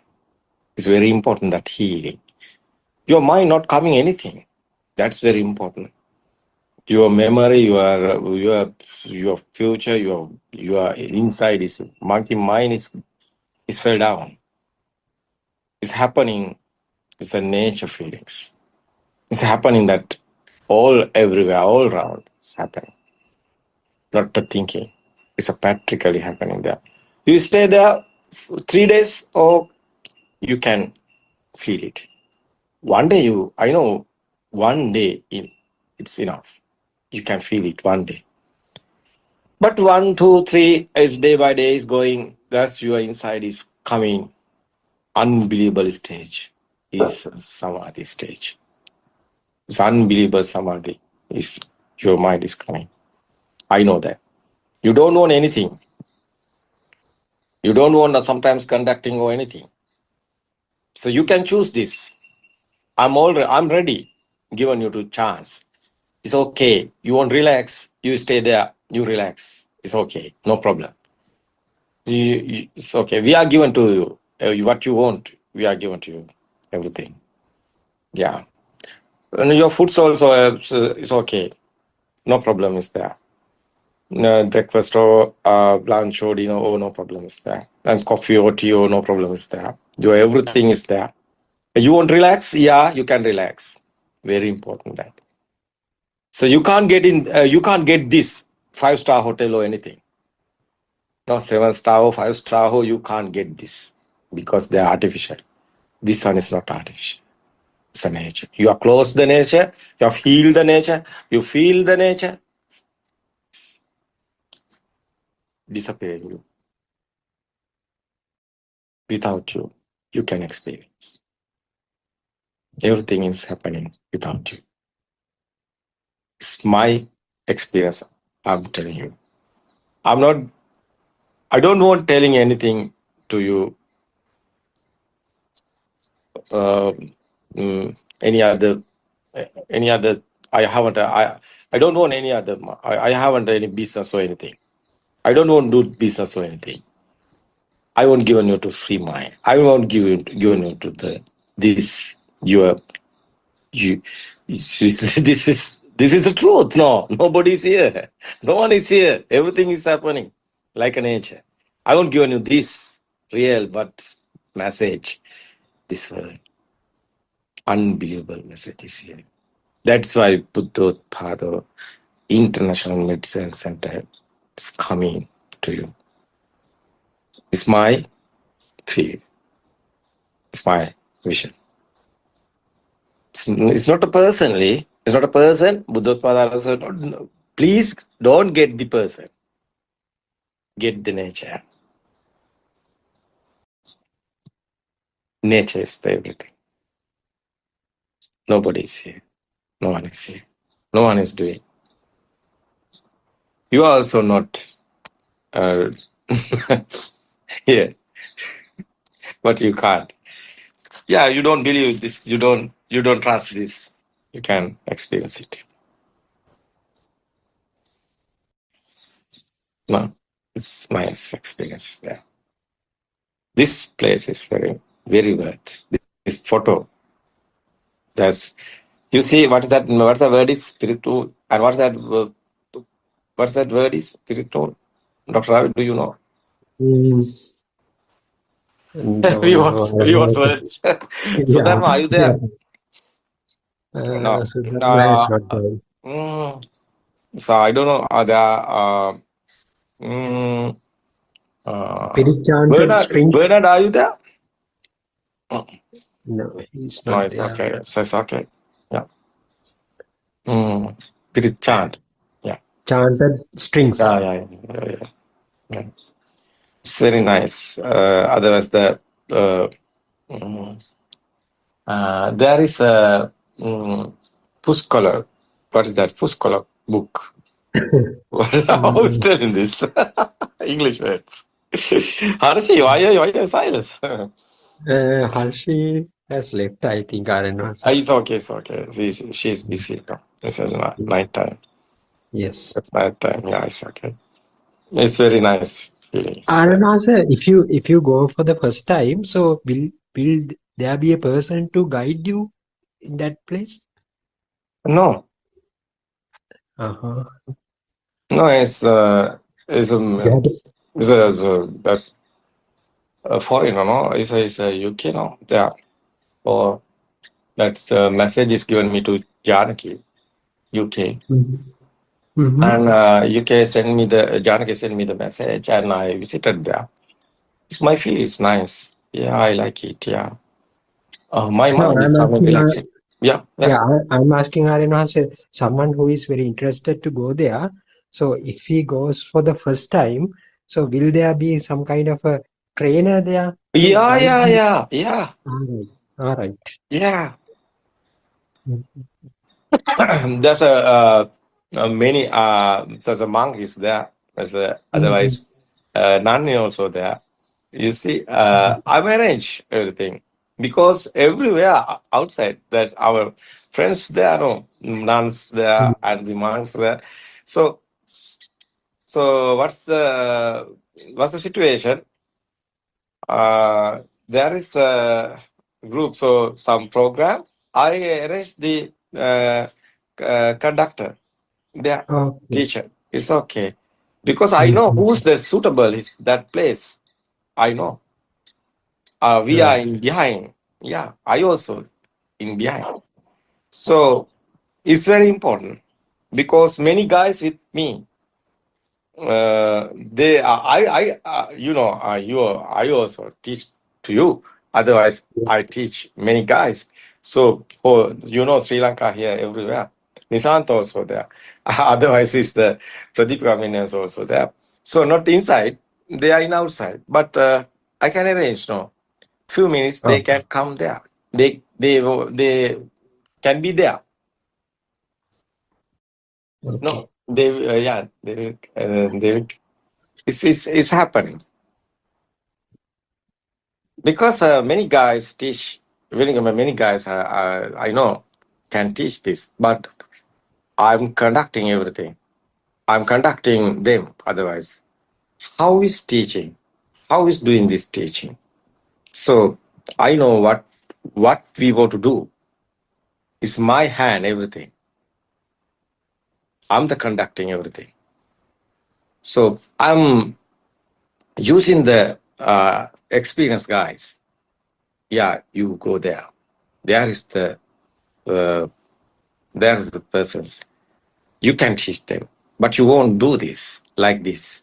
You want silence, keep there. I teach everyone there. How is this International Meditation Center want to be go? They know now. They know everybody wants silence. They know what is the time of silence, what is the want to be, what's the they want to do. Everybody know now. 6 guys I train. Yes, this cover this period. Last week, I trained 6 guys. So that's our Bernard also there. I trained the Bernard. You want to do this, and Chani also there. I trained the Chani. You do this.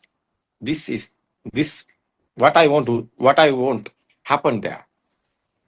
Yeah, I'm conducting them. So Pradipika means also the nun. It's okay. Pradipika. I teach Pradipika. I teached Pradipika and nuns many. This part is going to be there. Woman is there. She know what she won't do. How won't this train? So because 16 camera is there, my phone have 16 camera. So otherwise I speak also there. My voice is there. I'm teaching. Where am I? No problem. I am teaching all everybody. Is okay. I'm explaining the Dhamma. Otherwise, so I'm using everybody to this staff. Is uniform also I given, and who's they are coming getting the train. I'm given them also uniform. So they can't dress their own dresses. They won't wearing our uniform. Otherwise, we want everybody's want to be similar. That situation we want given the everybody mind cool down. That's why. Like there's a program. It's very important. But it's okay. We can give the relax. Someone want relax. It's okay without program. He can stay there. It's okay, no problem.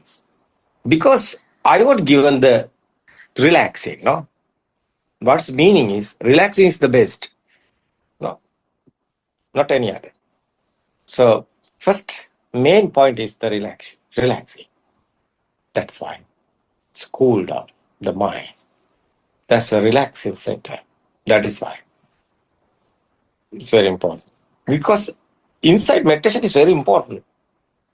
Because otherwise inside meditation is understanding. First you want what is the truth. So most of people don't know the truth. Is teaching is very important. So someone know this. He is going there. He wants that Dhamma, that truth. It's okay. I'm ready for given this truth. I'm using everybody. You know, Dr. Ravi, Kokila also, Kavindya also, Harshi also, you also, everybody. Helping me, this time. So your recordings, these days, these Dhamma discussions, everything is there. We can play there. They can hear. They can get in the truth. So otherwise, this Dhamma forum, this Dhamma forum is going. Time is 7:45 to 9:30. No, so this Dhamma forum connecting that time, connecting that newcomers. They can ask the questions. Dr. Ravi also, this Dhamma forum teachers, Dhamma friends can teach them otherwise. What do you think about? Yes, sir, and also yes. Yes, this is the opportunity that they have, and also they can ask directly questions from us and even everybody from can. Everybody can support him. It's very nice, no? Because he can ask the questions, you can ask the answer. Dr. Ravi, you are in other place, but at that time you are hearing the questions. No. Yes. You can guide that guy other place. How nice this, no? Mm-hmm. Yes. It's very important. It's not difficult. It's simply happening everything. Nice, no? Nice arrangement, yeah. Everything is nice. Otherwise, they can go village, bicycle also there. They can visit the village farmers, paddy fields. So they can stay there, village places. I arrange everything. You want get in hoppers? You can get in hoppers. That village, there's a home. I arrange. I have numbers. I'm telling them. It's okay. Foreigner is coming. You support him. So you want one duo, pituo, something to eat to Sri Lankan dresses. It's okay. I will give the number. So foreigner can tell our monastery's guide and guide. So he arrange everything. It's okay. He can bike and ride and go in there and few times stay there and village home and get in that dresses. So it's okay. Getting then dress. What's that? It's food. It's okay. After he can come cool mind. So cool mind is the very important. No, relax is very, very important. So every activities we are aim the relaxing. So Yeah. other place is there. So 1.5 kilometer is going. It's a river side is coming. It's a river nearby. Our another place is there. It's relaxing place.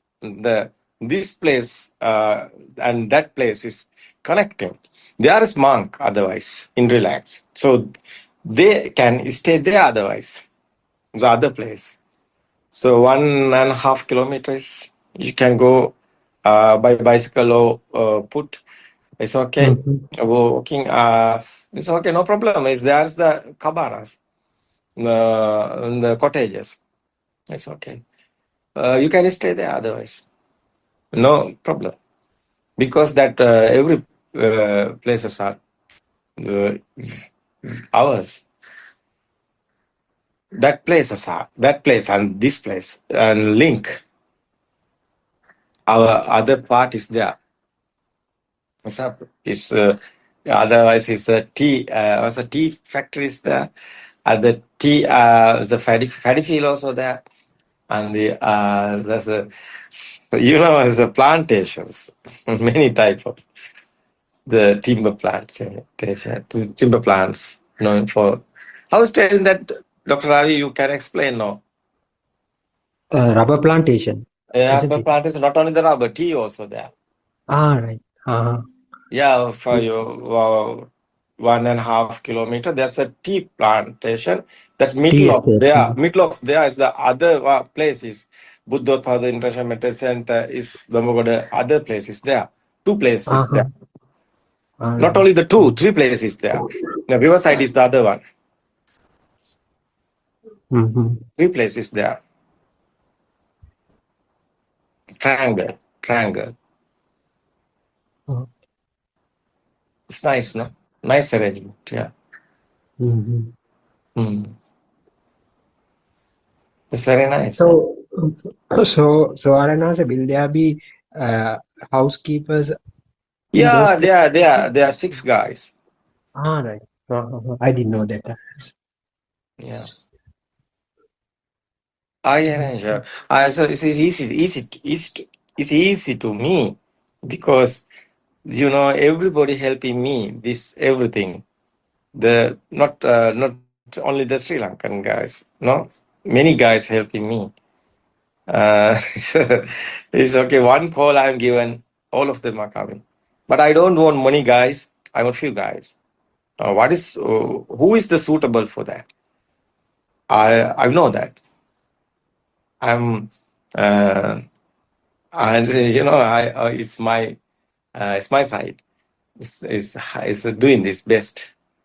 It's my best. It's mine for my side. No, it's okay. I can arrange. No, it's my field. Yeah. Yes, Aranas, and also Lord Buddha also said that the physical relaxation is very essential for the mental relaxation. Yeah. Automatically coming. Physically is mentally is physically you are in cool. You are in relax. This is mentally also automatically coming. It's easy, but you can do everywhere. But it's easy for that. Yes, sir. Yeah, it's okay.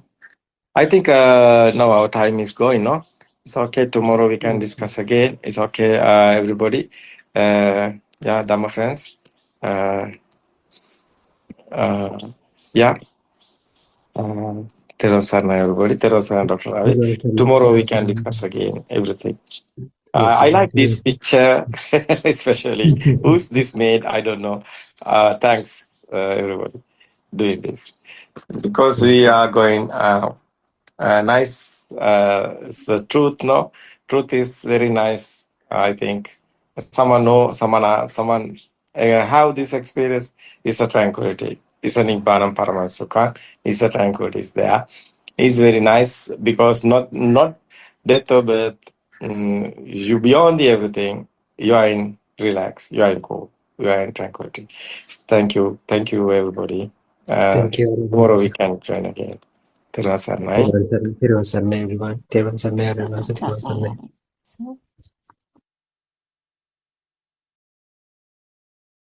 Pay homage to Buddothpado Aryan Wahanse, our noble friend and teacher. Theruvan Saranai Aryan Wahanse, your noble guidance has illuminated our path to Nirvana. Your unwavering dedication to sharing the ultimate truth and reviving the wisdom of the Arahants is a gift of immeasurable value. We're truly fortunate to witness the unfolding of this profound truth under your compassionate care. May you live long and continue to guide us. Ayubo Veva and Theruvan Saranai.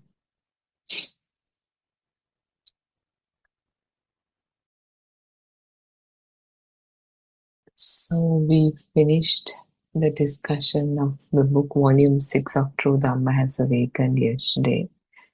And as instructed by Aryan Wahanse, today we are starting from the beginning with volume 1 of True Dhamma Has Awakened, PDF of which is available on Buddothpado's website, buddothpado-dhamma.com. So once again, this is the True Dhamma Has Awakened, volume 1. The subtitle of the book is Understanding the Illusion Called I.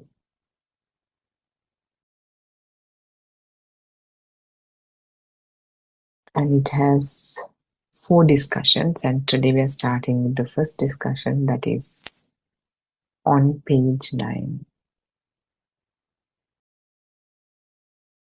Again, we're back to the dialogue format between the meditators and Aryan Wahanse. So this is a dialogue between a practitioner and Aryan Wahanse. So this is a lady, Upasika. I am speaking from Gampura, Aryan Wahanse. May I speak with you? Aryan Wahanse, may I know your question? And Upasika, Aryan Wahanse, for the past 10 years, we've been practicing Sila and also listening to various sermons. About 3 months ago, I started listening to your sermons on the Metmalana Buddothpado YouTube channel. I have learned a great deal from them. I have listened to approximately 40 to 50 sermons, but I still have some questions I would like to resolve. I feel that you have truly realized the truth, Aryan Wahanse. Aryan Wahanse, please ask your questions.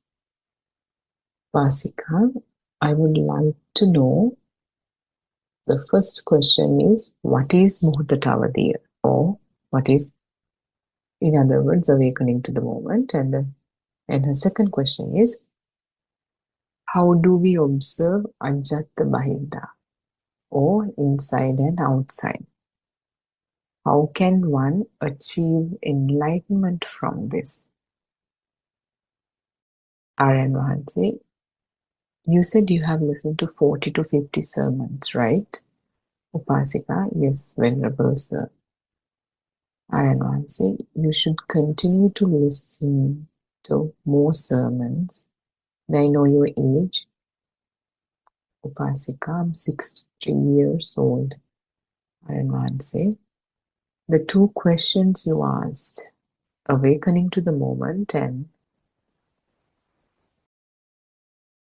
Ajata Bahida, or the inside and outside, or the external world and the internal world, are closely connected and lead to the same understanding. The meaning of Muhurta is this moment.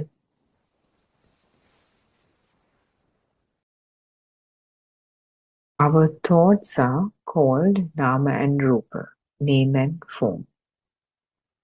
The Muhurta, or the present moment, is usually clouded by our thoughts.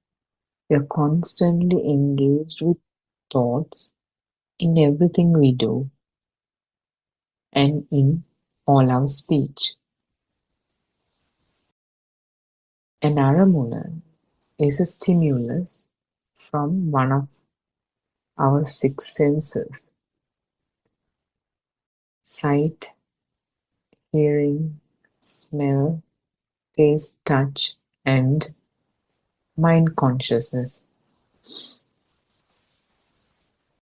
When we accept a stimulus or an aramuna as a thing, as an existing thing, it becomes a citta or a thought. A citta simply means a thought. At every moment, a stimulus or thought arises in the mind and immediately disappears. Aran Mahanse, the thought you have when you see a brick wall changes when you see a book. The thought when you see a flower changes when you look at the ground. When you turn your head, a thought arises and disappears even before the next one appears. If we are able to fully observe just one thought, it is equivalent to understanding all thoughts.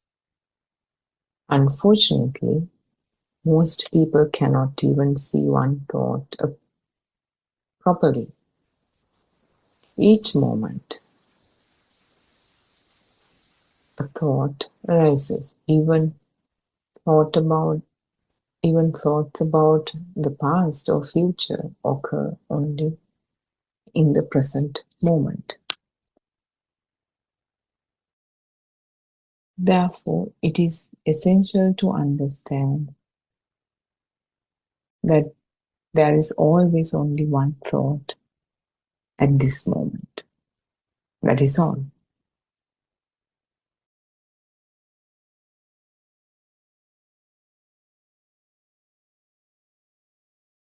So, this conversation between this practitioner and Mahanse about awakening to the moment and the so-called external world and the internal world.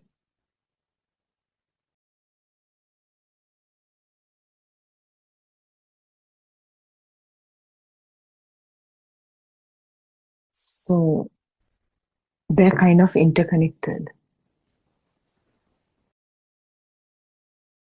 And closely connected.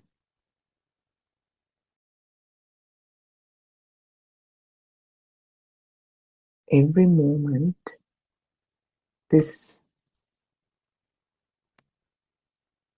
give me a minute.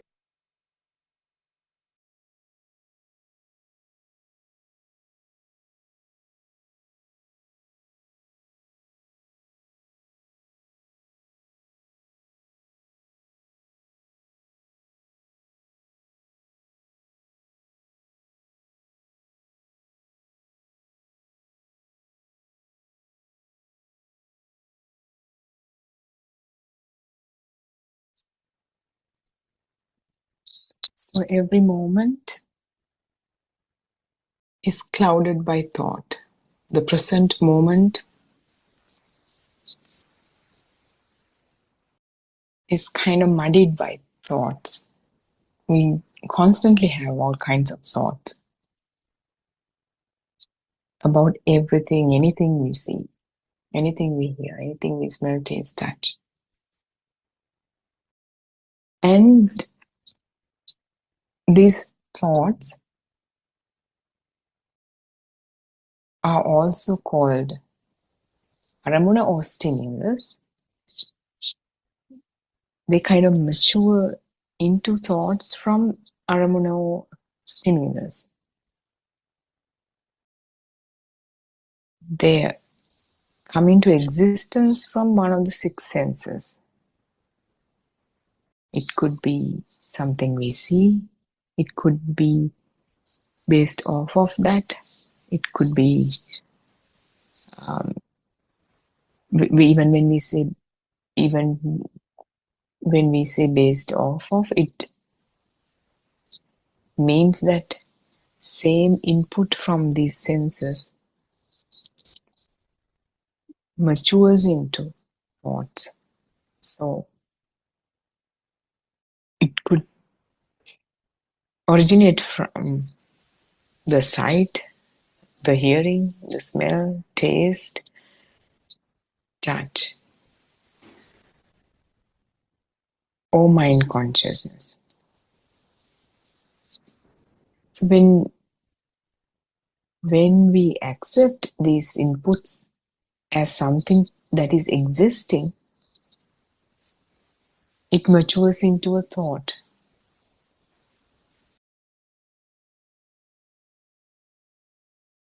And they appear and disappear. Say for an example, you look at a brick wall, the thought arises that it is a brick wall, but the experience of seeing is different to that thought.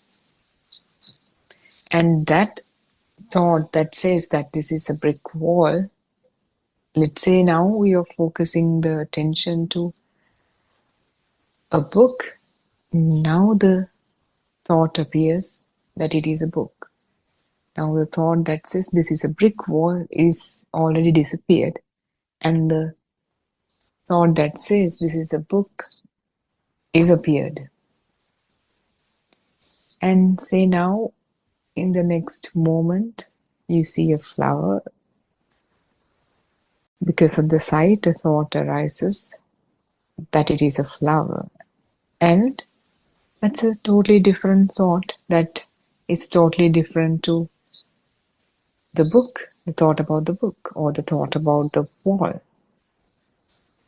As the system continues to switch attention from the brick wall to the book to the flower, as you turn your head around, a thought appears and disappears, even before the next thought appears. If we are able to observe this, observe just one thought, it is equivalent to understanding the whole mind. What is the mind? Mind is nothing but a flowing of thoughts. But if you try to grasp the mind, experience the mind, what you will end up experiencing is just one thought that arises and disappears in this moment. When we say a river, when we talk about a river, it's flowing of water. You can never touch a river. If you try to touch a river, you will end up touching water, because momentarily a snapshot of a river is nothing but water. A snapshot of a mind is nothing but a thought. So, understanding one thought, how one thought is created, is understanding the whole mind. For an example, if there is a mango tree with 5,000 leaves, if to understand venation patterns of all the leaves in the mango tree, you do not have to examine all 5,000 leaves. Just only by examining venation patterns of one leaf, the whole tree, the venation patterns of the whole tree is understood. Just like that, by examining one thought, how it arises and disappears in the moment, how it comes into existence in the moment, the whole mind is understood. But unfortunately, people are not able to do that. People are not even able to observe just one thought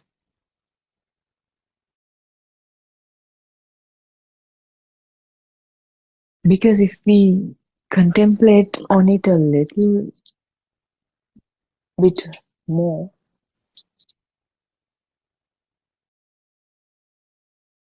what we feel like there's a person that has been living this life since the day we were born. But the baby who was just born, the newborn, doesn't have any idea about the birth. He or she doesn't have any concept of a birth, no any concept of death. As the baby starts speaking the language,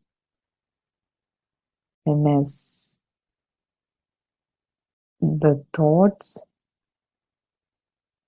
appear and disappear in the baby's awareness, baby starts speaking, asks questions and inquires about how he or she came about, how he or she came into existence. And the mother or the father would explain how the baby was born. Probably initially wouldn't even explain properly, wouldn't even go into all the details. But as the child grows up, he may look into this further, inquire about this deeply, and learn how the birth of a child happens. So until he or she learns this fully, there's no birth to this child.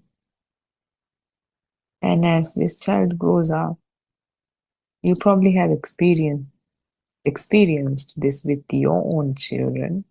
They may ask, Amma, how was I born?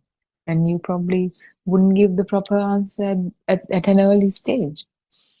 And similarly, you would go to a funeral house, and your child would ask, what is this? Why is that uncle in the coffin? What is that?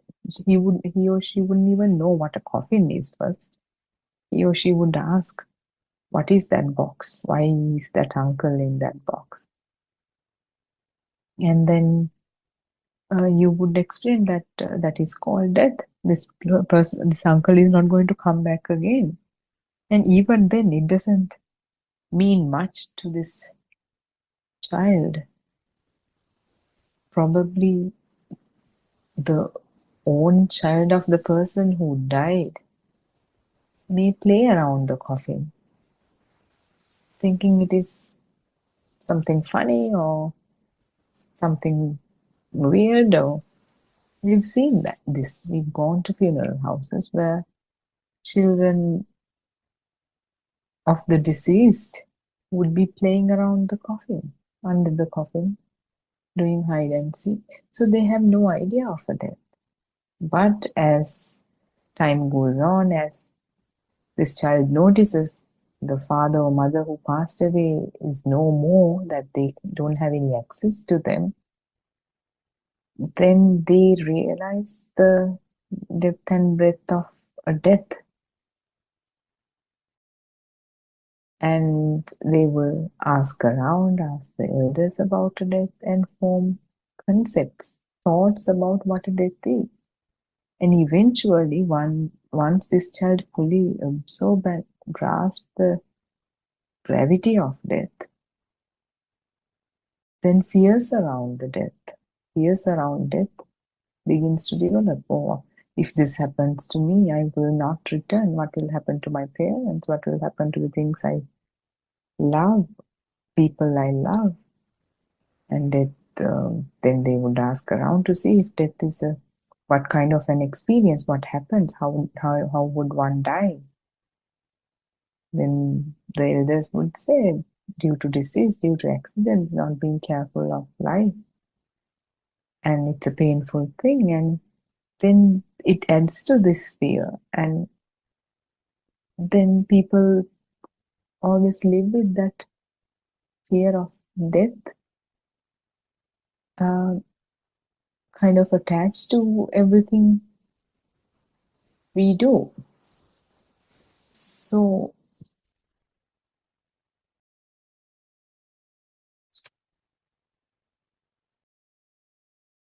and in this moment, before we started talking about death, there were no thoughts about a death. There was only what we were talking about. Whatever the thoughts you had in the moment, and now all of a sudden you're contemplating about your own death. So was the death in some place? Could we have attributed some physical location to the death? Or was it in a thought that was called upon by the label death? As soon as you heard the word death, you started contemplating about it. As soon as you heard the word birth, you started contemplating about birth. So isn't birth and death, aren't they thoughts too?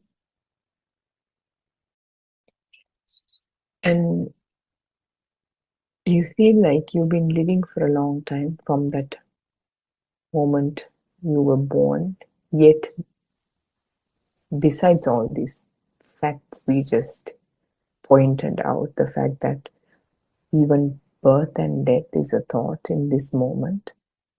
There's no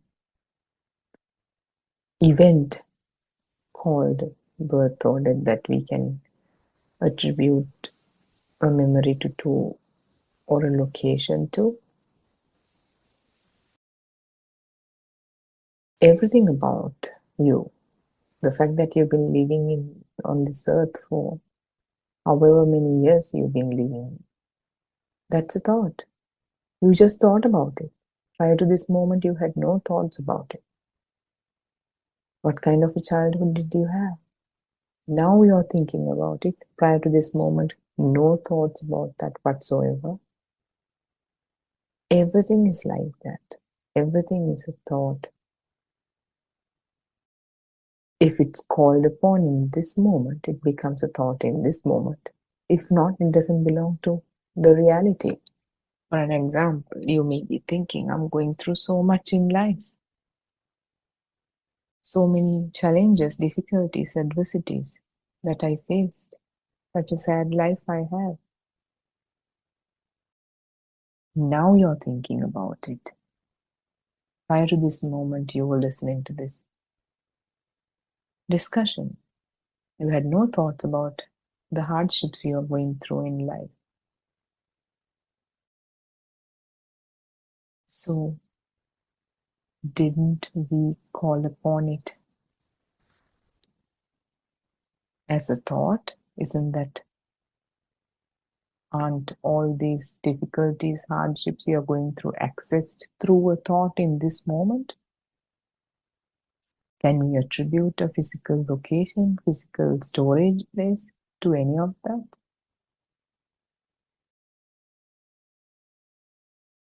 The thought that was created as you were going through these difficulties, that I'm going through such a bad time. When this conversation about hardships came up, that thought was accessed and brought into the moment. Now you're thinking about it in this moment. Who is thinking about it in this moment? If you ask yourself, the answer will be, I'm thinking about it in this moment. So there is a self that's created with that thought in this moment.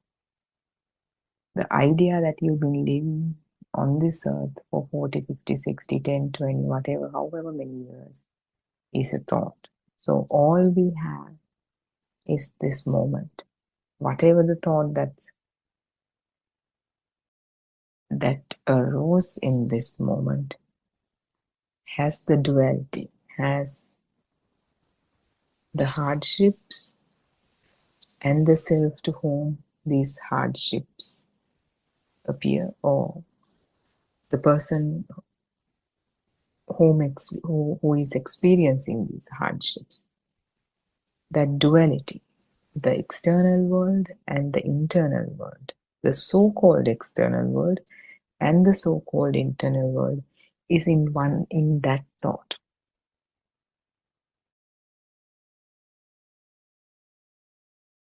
Think about a moment, one of the most beautiful moments in your life, in your relationship with your mother. Maybe she cared for you in a way that you really felt cared for. You really felt her love. Now you're thinking about it. Prior to this moment, no mother, no self. Now in this thought, we have that moment as a mental image and as a knowing. My mother was combing my hair or taking care of me when I was ill. Now we called upon that thought. In that thought, there's the so-called external world, which is the mother taking care of the mother taking care of someone. What is the internal world? The so-called self. She was taking care of me. So in this moment, this so-called external world and the so-called internal world is created. The so-called self is created in this moment in a single thought. Prior to this moment, what was the thought? About all the hardships you went through. In that thought, there was the self created. In this thought, the mother and the self created. Next, we'll think about your father. One of your favorite moments with your father. Maybe one time he took you to see a magic show. Now that mental image and the knowing about it, the scenario, my father who loves me so much, who took me to the magic show, or whatever it is, whatever your situation is. That's the so-called external world. What is the so-called internal world? Me. It always centered around me. All these three experiences we discussed about centers around this so-called internal world, the so-called self. Was there an existing self in any of the situations? No. Only a sense of existence. But the so-called self was created in that particular thought, in that moment. Yet, we went to the past to think about the hardships, think about the mother, think about the father. Did we even leave our own chairs? All it happened, all that contemplation about the past happened in this moment. There's people have been talking about time travel and all that, but to this date, they stay as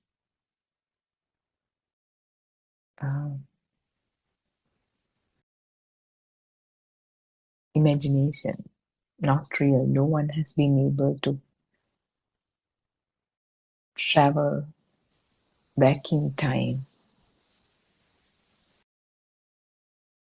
because the world that you experience, if you want to go back in time, that's an individual experience. The relationship with you and your mother, how she took care of you, that is a memory that is in your mind. How can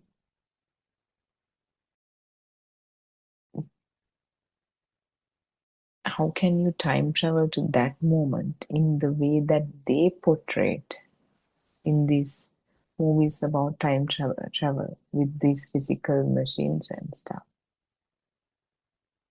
That is not possible. No one has experienced in this entire world that moment that we just contemplated about, where your mother took care of you when you were sick, or whatever the best memory you have. So there's no commercial way to time travel. And except for as a memory, revisiting a memory, there's no way that it's possible. and a photograph you have about the past, a video you have about the past. It's not even, we can't even call it a proof of the past. If you took a picture of that best moment with your mother taking care of yourself and show it to somebody else, for someone else, it's just a bunch of colors and, some people in a picture. It doesn't create anything. It has no ability to connect that person instantly to your memory by just looking at that video or photograph. If they're closer to you, then they probably have seen some of it and have an understanding or an idea. But this is an individual experience. This world that you experienced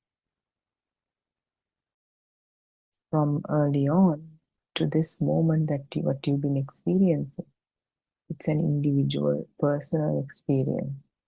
People can relate to it from time to time, but your own individual experiences cannot be accessed by anybody else. It's in the mind. It's the stream of thoughts that were created. It's the idea or the assumption that the so-called world exists in this moment. And there's a self who's experiencing this in this moment. That is that external and the internal world that's been created. And understanding that, realizing that, and realizing that the whole world is in this moment in single thought. It is how the whole world comes alive. And even in that thought, when we talked about the mother, the father, the hardships, those are all mental images. And if we dig a little deeper,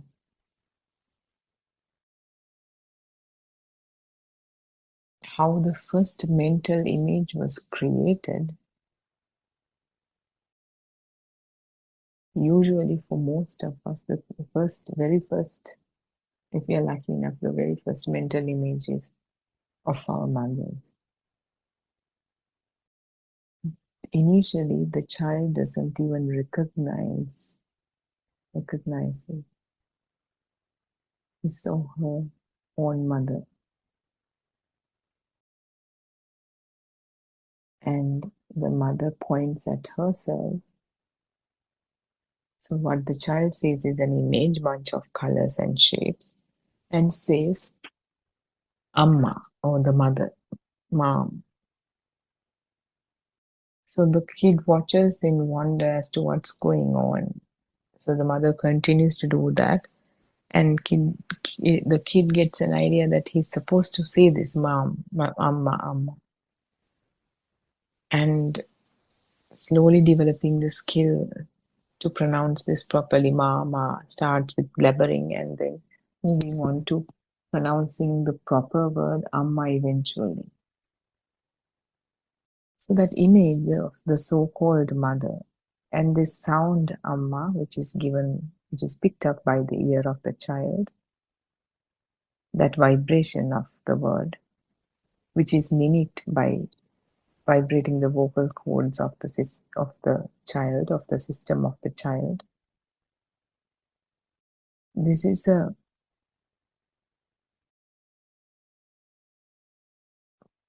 principle of telepathy or resonance.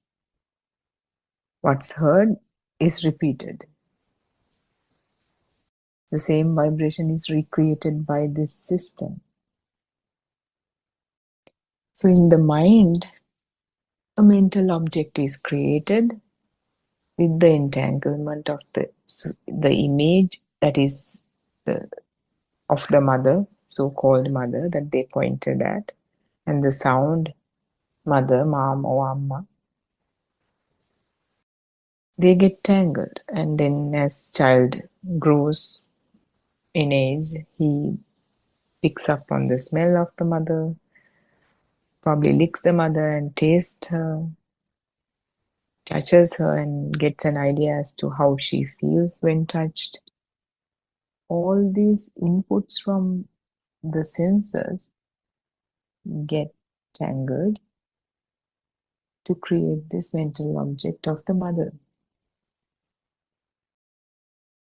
So that is how even now today, when we just a moment ago when we talked about the experience that you had, the best experience you had with your mother, that mental image, if you zoom in on that mental image of the mother taking care of you, it has all these aspects, all the inputs of the five senses. In that mental image, you can see how she looks like, the image, colors, shapes, her voice, her sound, her smell, her touch, all that could be accessed. So these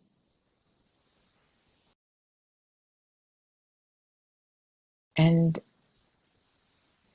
so there's no past mother or anything, it's just being able to, when I started talking about the mother, it automatically calls upon these thoughts and thought images and knowing about this situation of your mother taking care of you when you were sick as a child.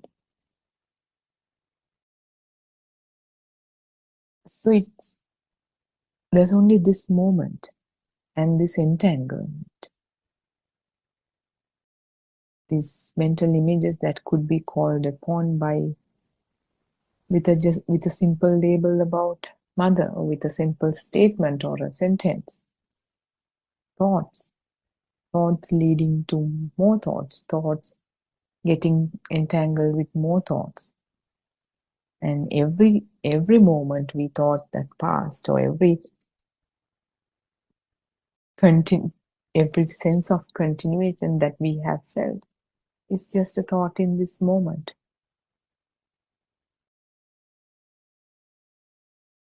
And if you can see that properly, how one thought gets entangled from another thought to another thought to another sense input from another sensor, even though it may look like a continuation of one experience to another, all there is just one thought in which this so-called external world and the so-called internal world is created.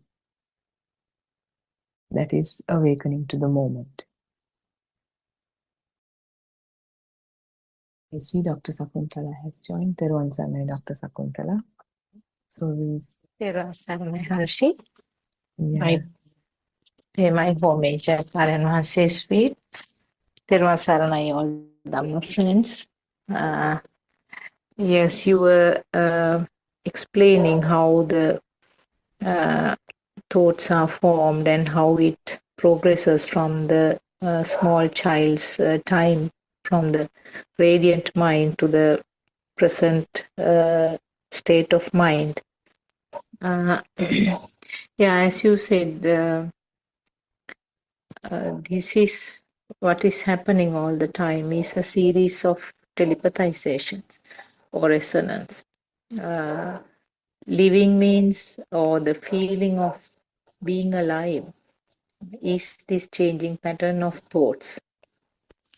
And one after the other, in a very rapid speed, thoughts are formed, and each thought is a representation of a previous thought, or representation of a previous spark. So how these sparks are formed, you very well explained actually. this is happening all the time. Person who has been exposed to one particular sensor input, like for example, if you talk about the mother, the memory, or you can't actually call it a memory, but the spark which is related to that figure called mother runs throughout your life from the time that you can remember her as a baby. So there's a big collection of inputs or big collection of data in that spark. Whereas regarding somebody who is known to you for a short period, like maybe a few weeks, few months, the heaviness of that spark or the contents of that spark is smaller. So whatever the thought, it's always a reproduction of something which happened in the past. So for example, now this is actually what we are practicing in the first part of the practical experience, where we try to understand, where the system tries to understand that this is always a thought, or this is always the function of the mind. So taking some some simple examples, like if you have a tree in front, if you have a mango tree right in front where you are sitting, it's just a vibration of the eye. It gives a shape because the eye functions as a camera, and eye doesn't know what that shape is. So instantly the naming comes, or the thought mind sensor is vibrated. Actually speaking, I want to clarify something else. Now we use several words, but when it comes to the point, it's the same. Now even if you call vibration, or you can also say creation of the sensor or creation of light, these all are same actually, because there's you cannot keep a gap between vibration occurring to a sensor which is there and creating light. There you can't sort of divide it into three, but vibration means then and there the sensor is created, then and there the light is created. So it's same thing, looking from three directions at the same point, I would say. This is actually different from the physical part of the eye. And that means your materialistic eye is different. Materialistic eye is there all the time, but the function of seeing or the creation of the sensor or the creation of light or vibration, so all happens simultaneously, and it's the same thing. We are using different words to explain. So like that, every sensor is like that. Vibration means the formation of that sensor. It means creation of hearing or feeling smell, feeling taste, etc. If there is no vibration at that point, there is no creation of the sensor, and there is no creation of the function. That means seeing, hearing, feeling, etc. So what happens is when the shape of the mango tree is created as a thought, it's actually sparking a reproduction of a spark which happened in the past, some stage, and then with time many data is collected on the same topic. So regarding the mango tree, when you are a small child, a child might ask the mother, what is this? Then the mother will say it's a mango tree. Sometimes the child might take mistakes. He might confuse between a mango tree and some other tree, even coconut tree. So the child might mix up the things. But with repeated inputs or repeated sensor functions, repeated vibrations of the ear and the eye in relation to that topic, the idea will get established. So child will not do mistakes later on. Not only that, with time, many other data related to this will get collected, and what type of fruits are given by the mango tree, and what is the taste, and what's the taste when it is a tender fruit, when it is ripened, what is the taste, the nature of the fruit, like what sort of pulp is it, whether it has a lot of fibers or whether it is sort of fleshy, sweetness or sourness, and the colors of the mangoes, and what you tasted somewhere, maybe your grandparents' place, how tasty were the mangoes. So you can, millions and millions of data will be there in that spark. What we don't realize is that it's just a spark occurring at this moment. Repetition of a spark which occurred in the past, some stage, not necessarily to be in this life.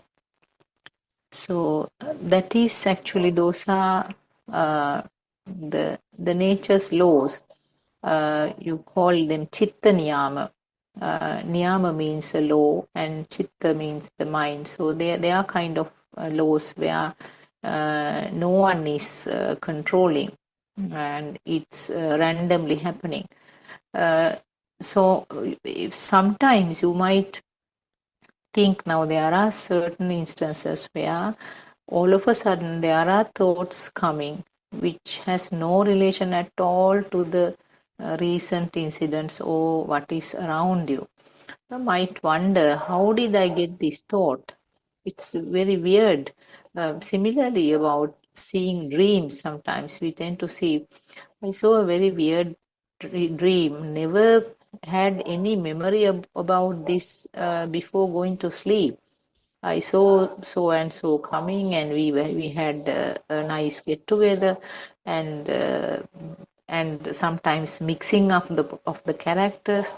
It's really funny. So, but we cannot explain these things actually, because there is no particular pattern of happening, and randomly these sparks get mixed up and then appear as a new spark at this moment.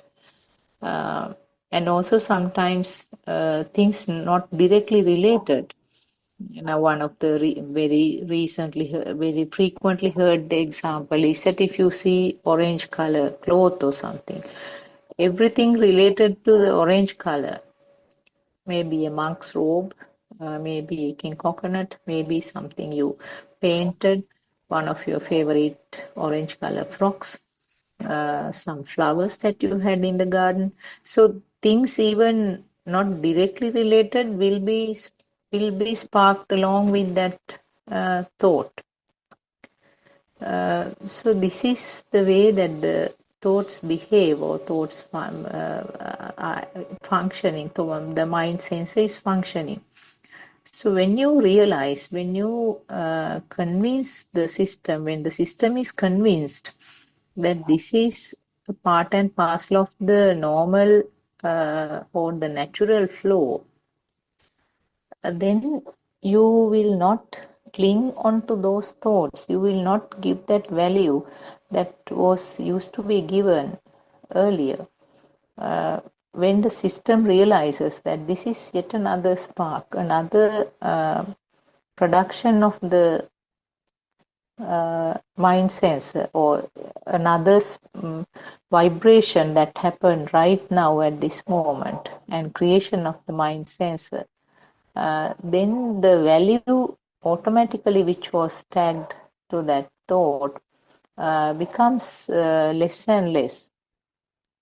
Now, certain times you can't actually explain how it is happening, but if you first actually you have to think of it as a thought, and that means the savitaka, you call it savitaka, where you have to actively using the same thoughts, because when you are studying Dhamma, thoughts are needed, because even though thoughts are the most troublesome creator of everything, but you need to use the thoughts to understand these Dhamma facts. So first part actually in the form of thinking, what we call as savitaka, you have to actively think about this, how it is happening, and this is another thought, this is another thought, and when you see it, the power of that becomes less and less. So sometimes you don't realize how it happens. All of a sudden, you experience that, oh my God, what is happening now to this particular topic? I was burning earlier when I was confronted with this man or with this event. I was burning, and now what has happened? It is sort of diluted, and then I don't feel it that much. So it happens automatically, and you can feel that it slows down little by little. So that is what you actually experience, and that is what our noble friend is always saying, that you will experience the so-called world in the same way. You will be interacting in the same way, but only thing is that the burn or the fire that you had within in relation to these thoughts, they are the ones which disappear little by little. Harshi, anything to add on to that? Teruvan Saranai. Not necessarily, Dr. Sakuntala. I think you did a great job explaining it. I think that initially what you were trying to say was, I mean, you explained it well, but another angle would be like when you say vibration, the physiological eye, whatever we see does not belong to the physiological eye, or the whatever we hear doesn't belong to the physiological ear, and so on and so forth. And so when we say see, hear, smell, taste, touch, it's just that raw experience.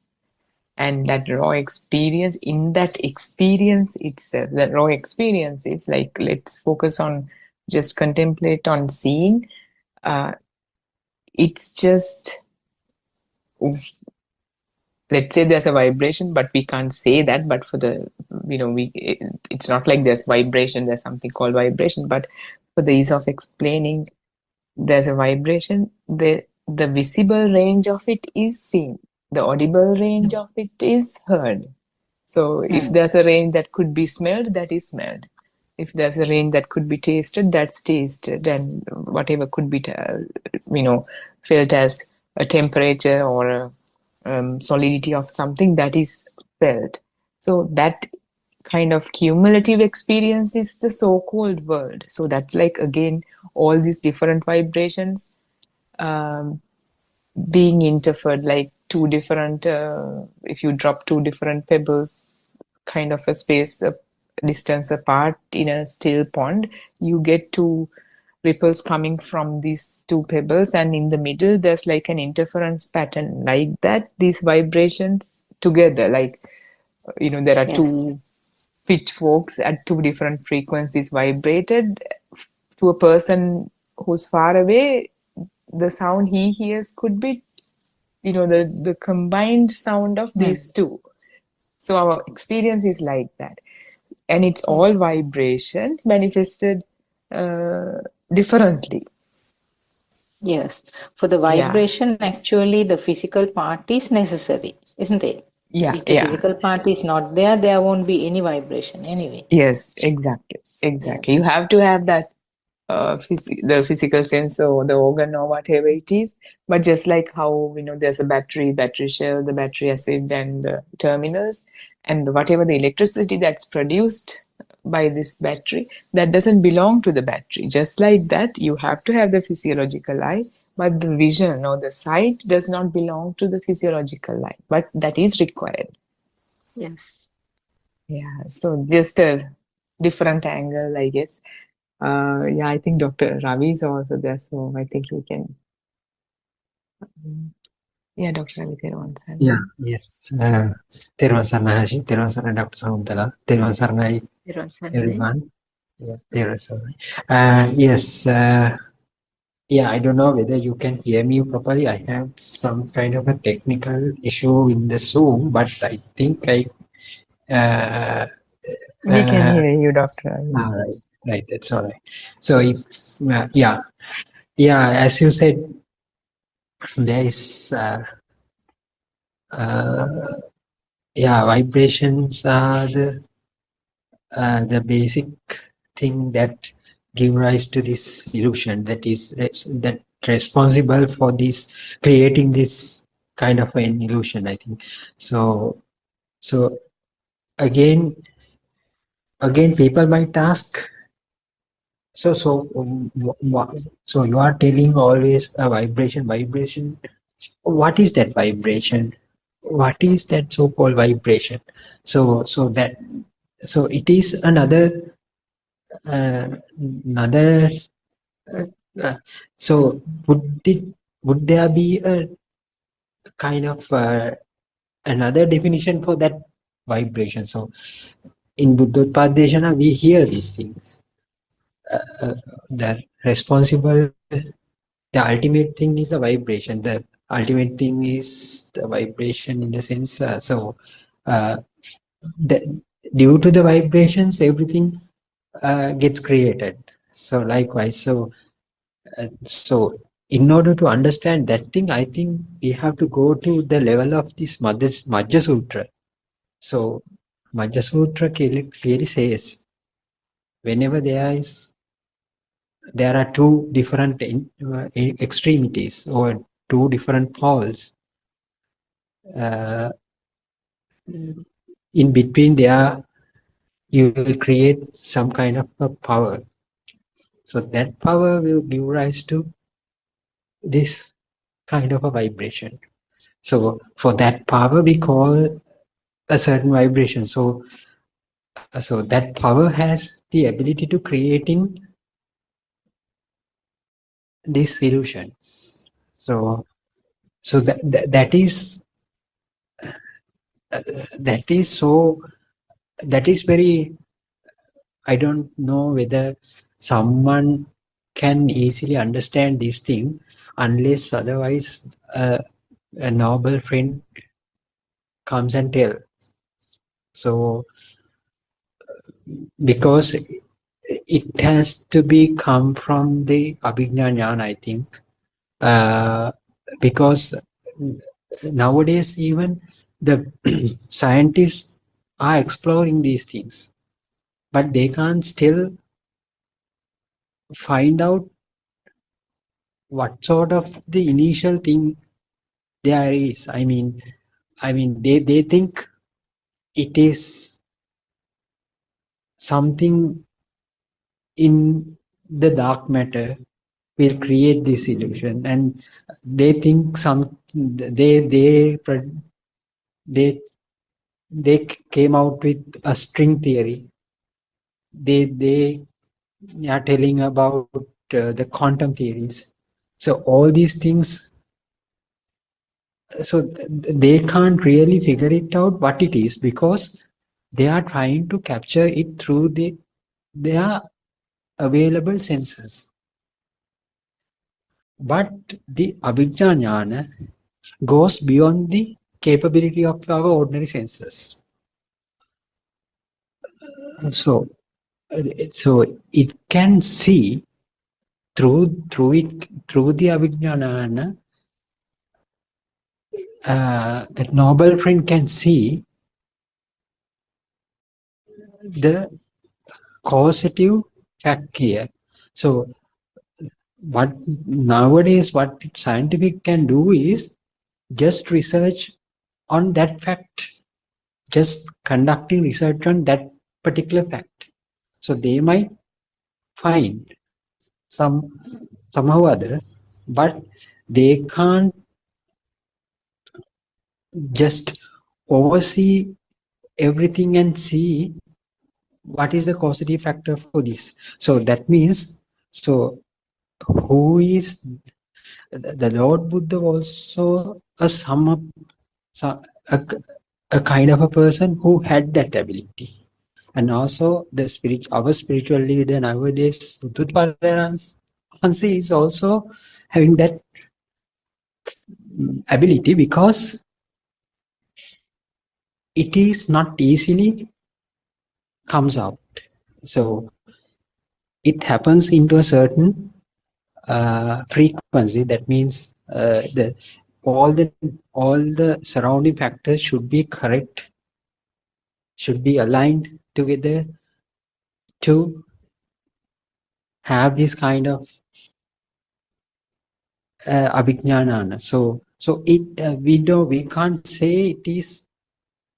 That's why for that abhijnana, the people who have that abhijnana, they can tell beyond the things that captures by the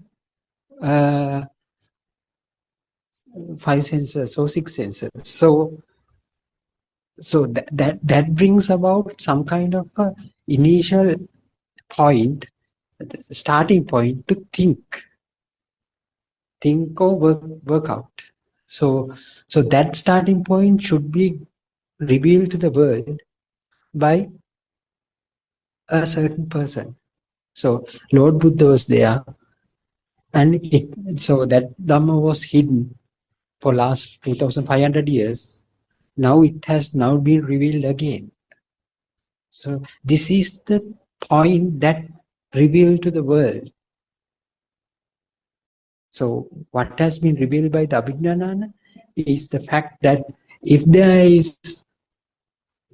there are two different entities, the power that is built in between is inevitable. So this is the core. So whatever we speak about, the illusion or the vibration or the sansaric journey, or in likewise birth, rebirth, and all these things comes after that. The core, the center, that has to be come through kind of a message from a person who is having this abhijnana. So that is the fact that has been hidden over the thousands of years. So now scientists have some kind of a path here to investigate whether this is true or not. So that's why, as people don't know this fact, they now have kind of an hypothesis. So Buddothpado says like this, and also Lord Buddha had said the same thing. Whether this is true or not, they can now conduct their own research to see it. So in the scientific manner. So people who do not follow that path, so the spiritual path is also there to see this truth from the understanding. So as we are the followers of Lord Buddha, so we take the path of spiritual exploration. So that is not a miracle or a magic, or it is a path that is being entirely depend on the understanding, the level of understanding. How much you will understand this truth, that much you will be able to get closer to the Nibbana, or yes, Nibbana means the nothingness, or the non-self, non-soul state. So what Buddha used, the hypothesis that has been used by Lord Buddha to show that there is no soul is the Majja Sutra, or it is not the hypothesis, it is the truth. So, but we can't see, we can't find out whether it's truth or not, whether it's the truth, whether it is true or not, because from the naked eye, from the normal six senses, we can't grab it. So only through the understanding we will be able to find out, and also through the scientific way, people might be able to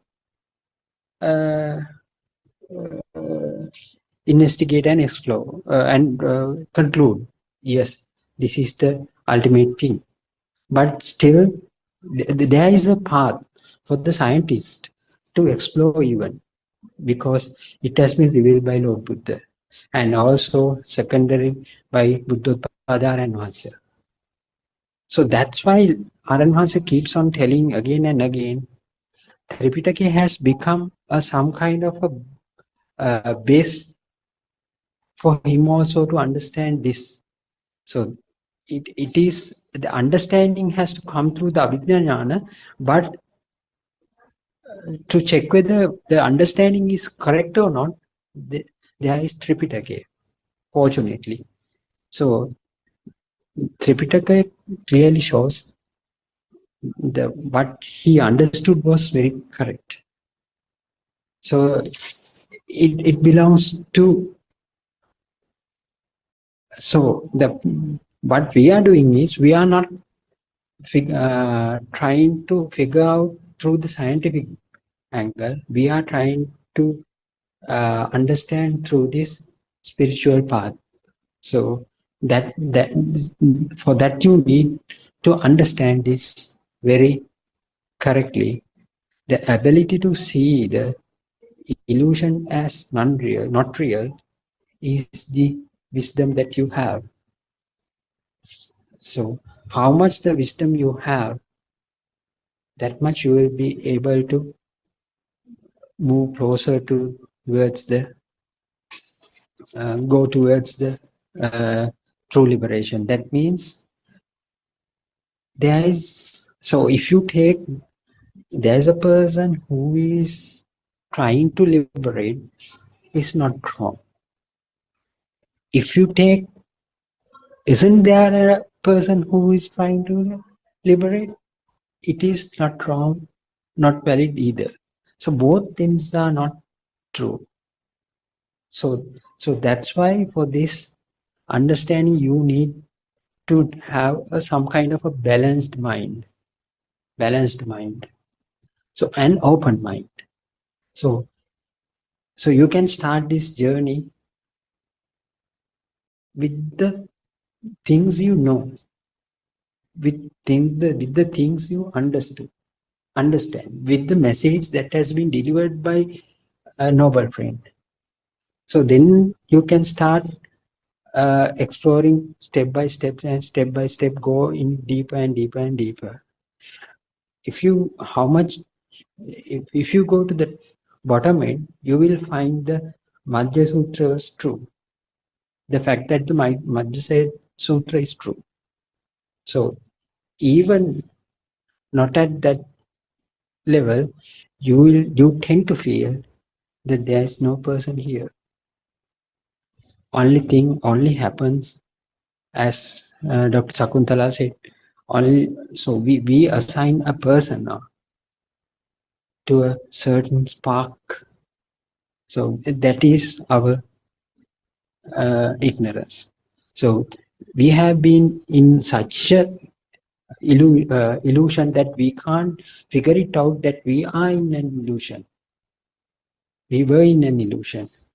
So it is so hard to believe that there is no person here. So if I, even within this discussion, so I am feeling that I'm speaking.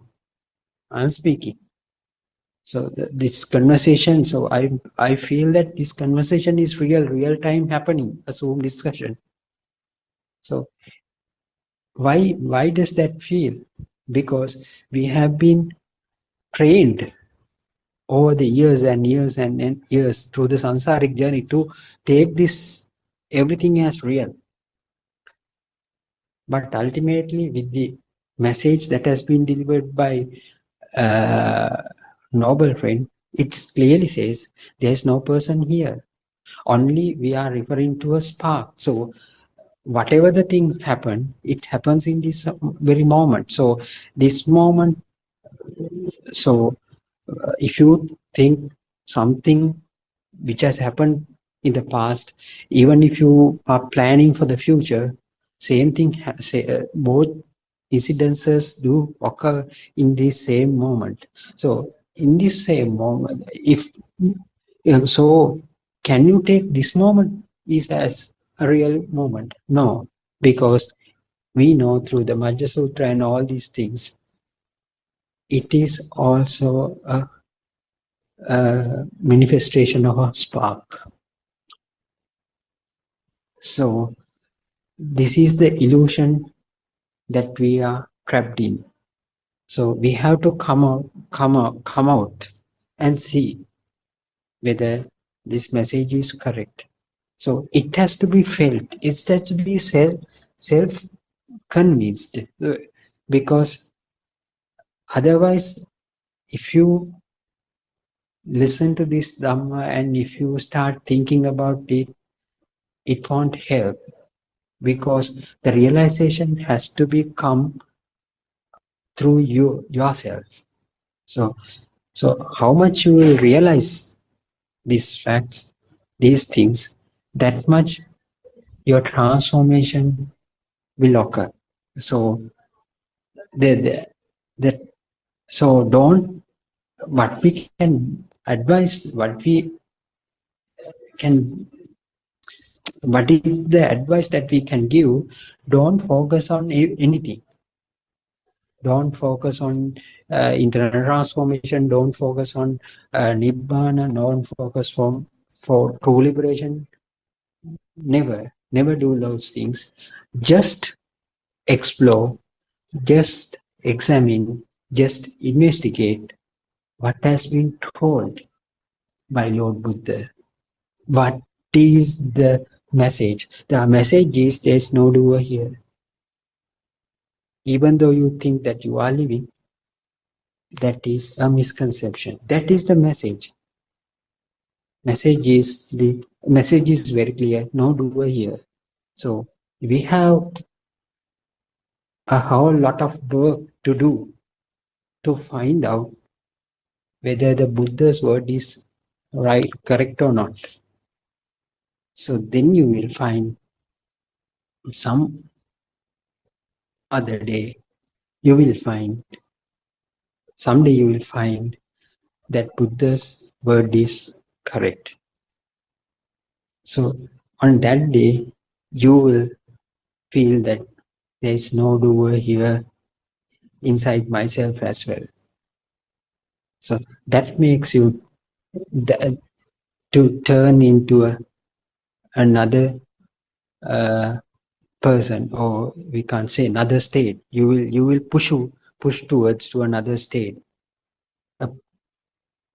uh, understanding is there, but there is no person who understands it.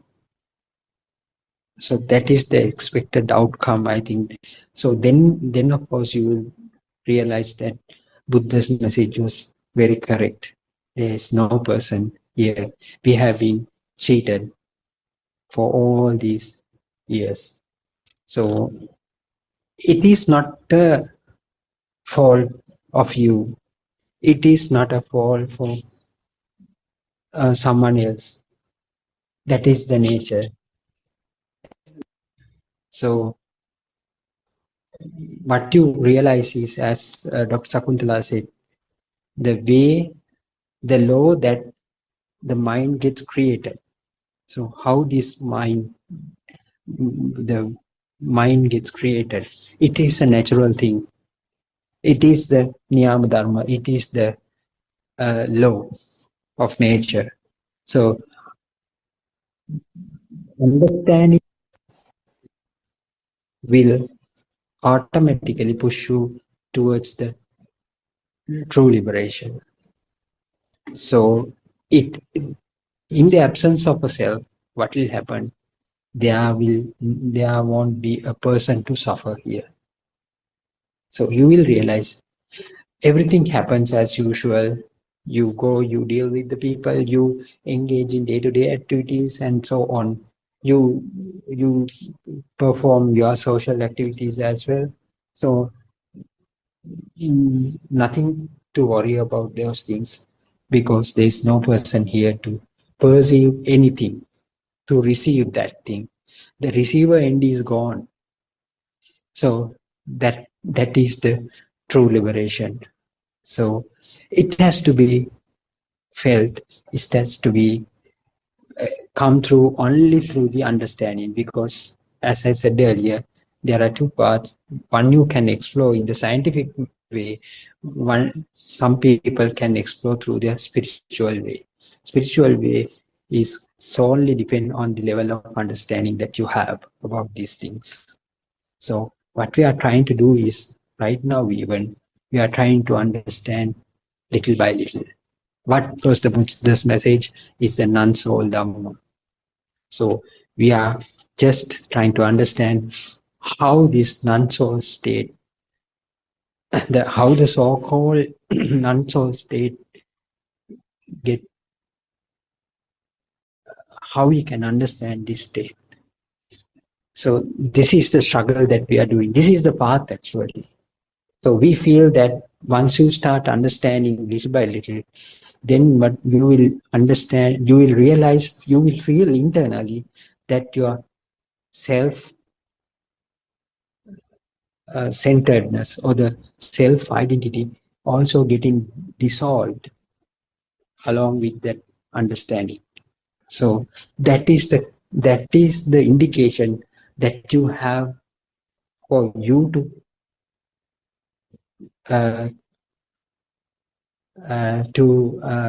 benchmark your progress. So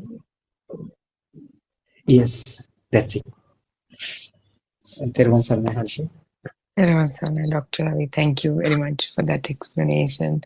Yeah, like you correctly pointed out, it's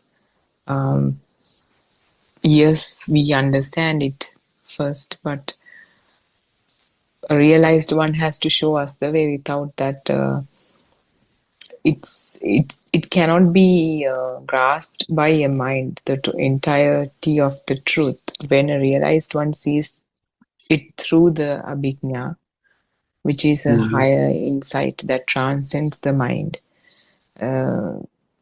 then first it makes sense, because we kind of had some sort of a sense about what the real message is about, what Buddha talked about, based on the stories, metaphorical stories that we've listened to from Tripitaka and in other by other means. And so it first made sense intellectually. And as we walk the same path as who have walked 2,500 years ago, we kind of we confirmed within ourselves that same truth by directly seeing it within us, which is using thoughts as a tool, but the insight transcends the thought. Just like how the electricity doesn't belong to the battery shell or the acid. So, yeah, and as we go through this path, for an example, like how okay, we understand that it's name and form union, the thoughts, and we are kind of projecting the thoughts externally, outwardly, to think that what we think exists out there. And then we know these are vibrations and all that. But when all of that come in full circle, like the speed of but even when we understand all that, it feels like something's out